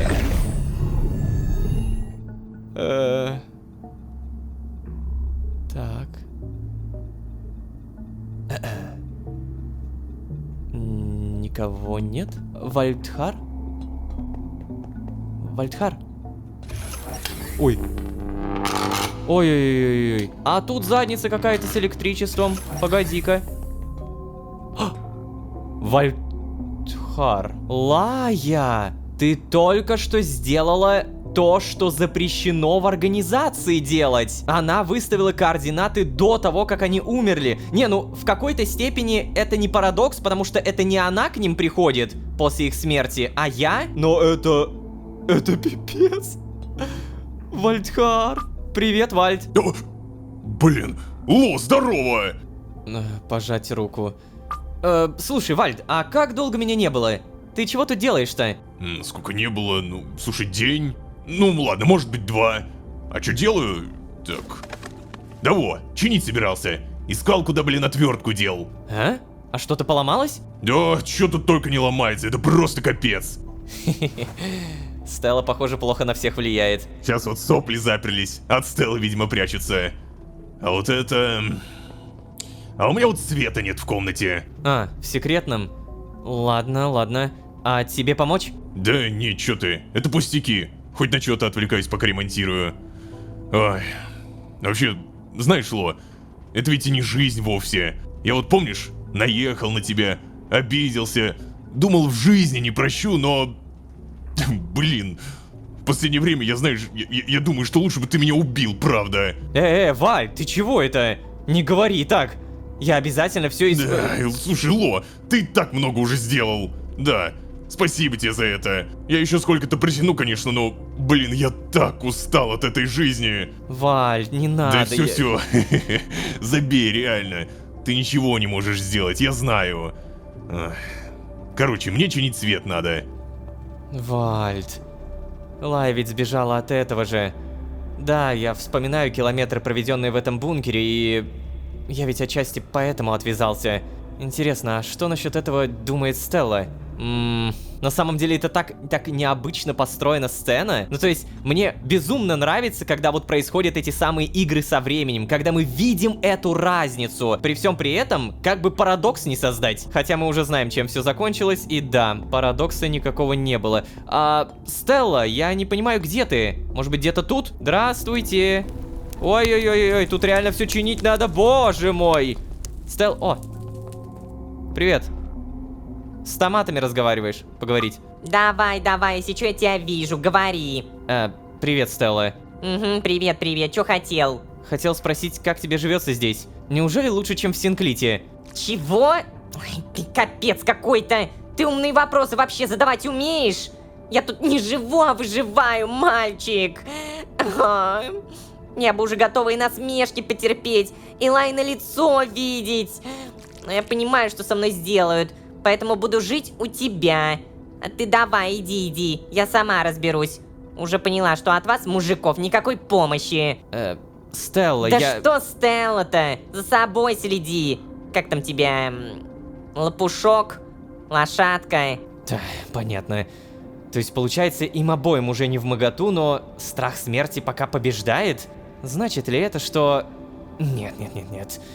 Ладно, Стелла, я пошел. Удачи с фермой. Давай. Блин, от этого еще более страннее, потому что мы знаем, чем все закончится. Это так необычно реально все построено. Ну-ка, на всякий случай слизней проверь. Опа. А, так ты это чинишь? Ладно, Вальд, я пойду тогда, наверное. У меня дела в Синклите еще есть. Да, конечно, Ло. Ты заглядывай в целом. Ну или не заглядывай. Ой, я в порядке буду, ты не переживай. Хорошо, Вальд. Удачи. Удачи. Получается, мы были примерно рядом с 87-й серией «Точки невозврата» сейчас. О, так, ладно. А вот теперь, видимо, пора смотреть триллер или... что это? Комедию? Да, возможно, пора. Настал судный километр. Блин, ну кто же это? Перемещение, вагон-офис... Ба-бам.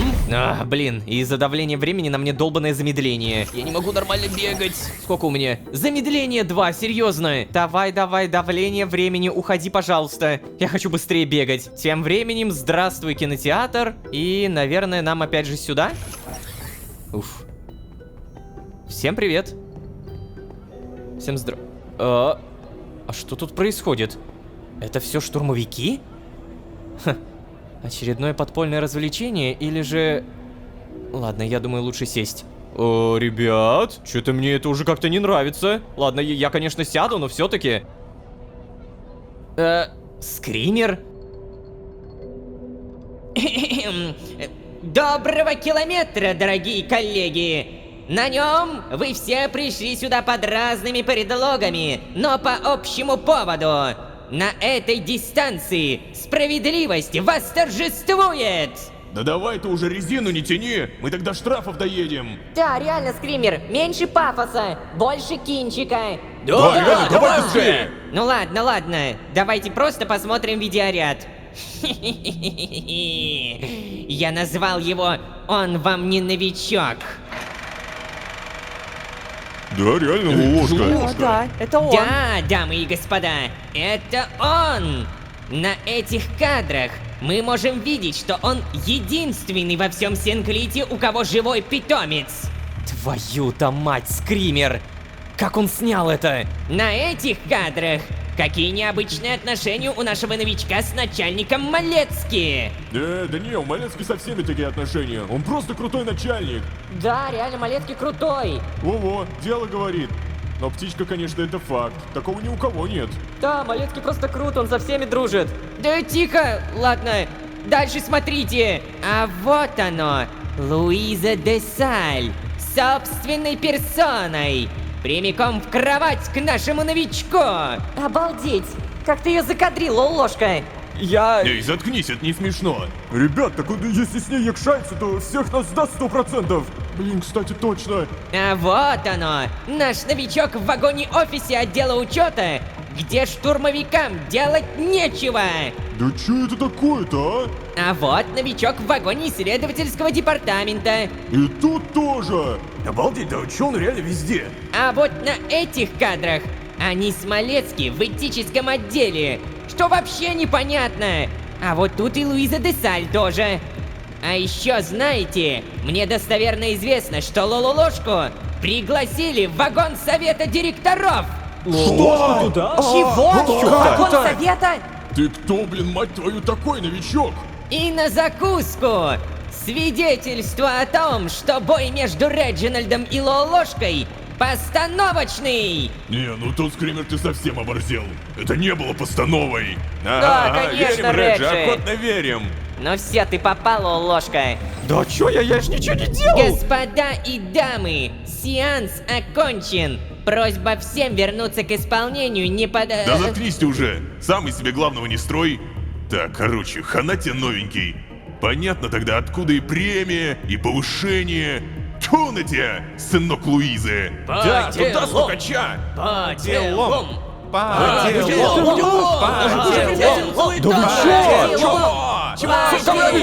вы Зря на тебя ставил. Черт, я сейчас готов заплакать, но надо держаться. Надо не отвечать на провокации. Ах ты тварина, да, такая, а? Не, я так это просто не Эй, оставлю. Ну все, а нам ничего. Это реально бредятина какая-то. Все? В задницу это. Представление закончилось, господа и дамы! Но вот со Скримером придется разобраться. Слушай, ты, что такое? Поговорить. И что это было, позволю знать? Ну, как бы тебе сказать-то? Месть. И жизненный урок, что подхалимов никто не любит. Что? Скример, ты серьезно? Ты же постоянно сам подмазываешься к Малецке, а Луизе бы задницу вымыл, если бы выдалась такая возможность. Ну, извините, у меня-то нет таких привилегий. Да и я не новичок 30 километров от роду. Да черт возьми, Скример! Что? Да за такое я убью тебя и... Ну давай, я как раз включил запись. Ах ты ж зараза такая! Прекрати следить за мной! О, перестань. Теперь мне это и не нужно. Я уже достиг своей цели. А теперь позволь-ка, мне пора на задание. А тебе...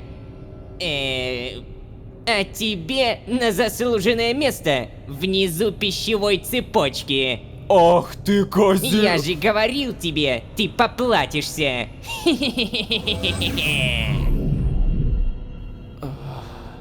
Я в полном дерьме. Надо срочно написать Кацперу. Блин, сообщение, Кацпер, могу написать. Эй, бла-бла-бла. Давай лучше вот так сразу отправить. Отправитель Лолошка, отдел исполнения решений, получатель Кацпер, тема «Помоги». Эй, Кацпер, надо срочно кое-что обсудить. Приходи ко мне в койку. Откуда, бляха-муха, у Скримера вообще появились эти видеоматериалы, если их можно так назвать? Ой, что такое? Сообщение. Кацпер Малецкий. Лос, сорян, но я на совещании с Луизой. Как освобожусь, сразу к тебе. Блин. А, ну класс. Что они там столько метров-то обсуждают? Меня? Ладно. Мне не очень хочется пересекаться с кем-то из штурмовиков. Лучше займу себя чем-то полезным. Кацпер вроде еще хотел обсудить нашу вылазку в пансионат. Блин. Поговорить бы с кем-то из исследотдела. Ну, тут как будто очевидно. Наверное, расспрошу кого-нибудь про место, где находится пансионат, и кого-нибудь типа... Олли. И тебе привет, Лолошка. Что такое? Я просто только-только о тебе подумал, и... Вот, ты... Тогда мне, получается, надо менять фамилию на Баадра Майнхофа. Чего? Да, ничего такого. Исследовательский юмор, не обращай внимания. А почему ты обо мне подумал, Лолошка? Что-то интересует? Да, слушай, Оля, интересует. И на этот вопрос может ответить только первоклассный ученый. О, ну тогда ты, наверное, ошибся. Так, подожди. А что ты тут вообще делаешь? О, пойдем покажу. Блин, на самом деле меня больше смущает, конечно, не сам факт вот этого Оли, разговора и так далее, а то, что... Вот-вот-вот. Что Кацпер и Луиза столько метров обсуждают. Меня на самом деле реально настораживают эти диалоги, потому что мы помним, как Лая и Луиза обсуждали. Вот. Подожди, что? Ты тут обедаешь? Нет, ты чего? Я тут занимаюсь исследованием, как выживают микроорганизмы вне времени. Тут очень хорошая среда, красный свет, холодно и никого обычно нет, чтобы все испортить. Я решил, что так проще.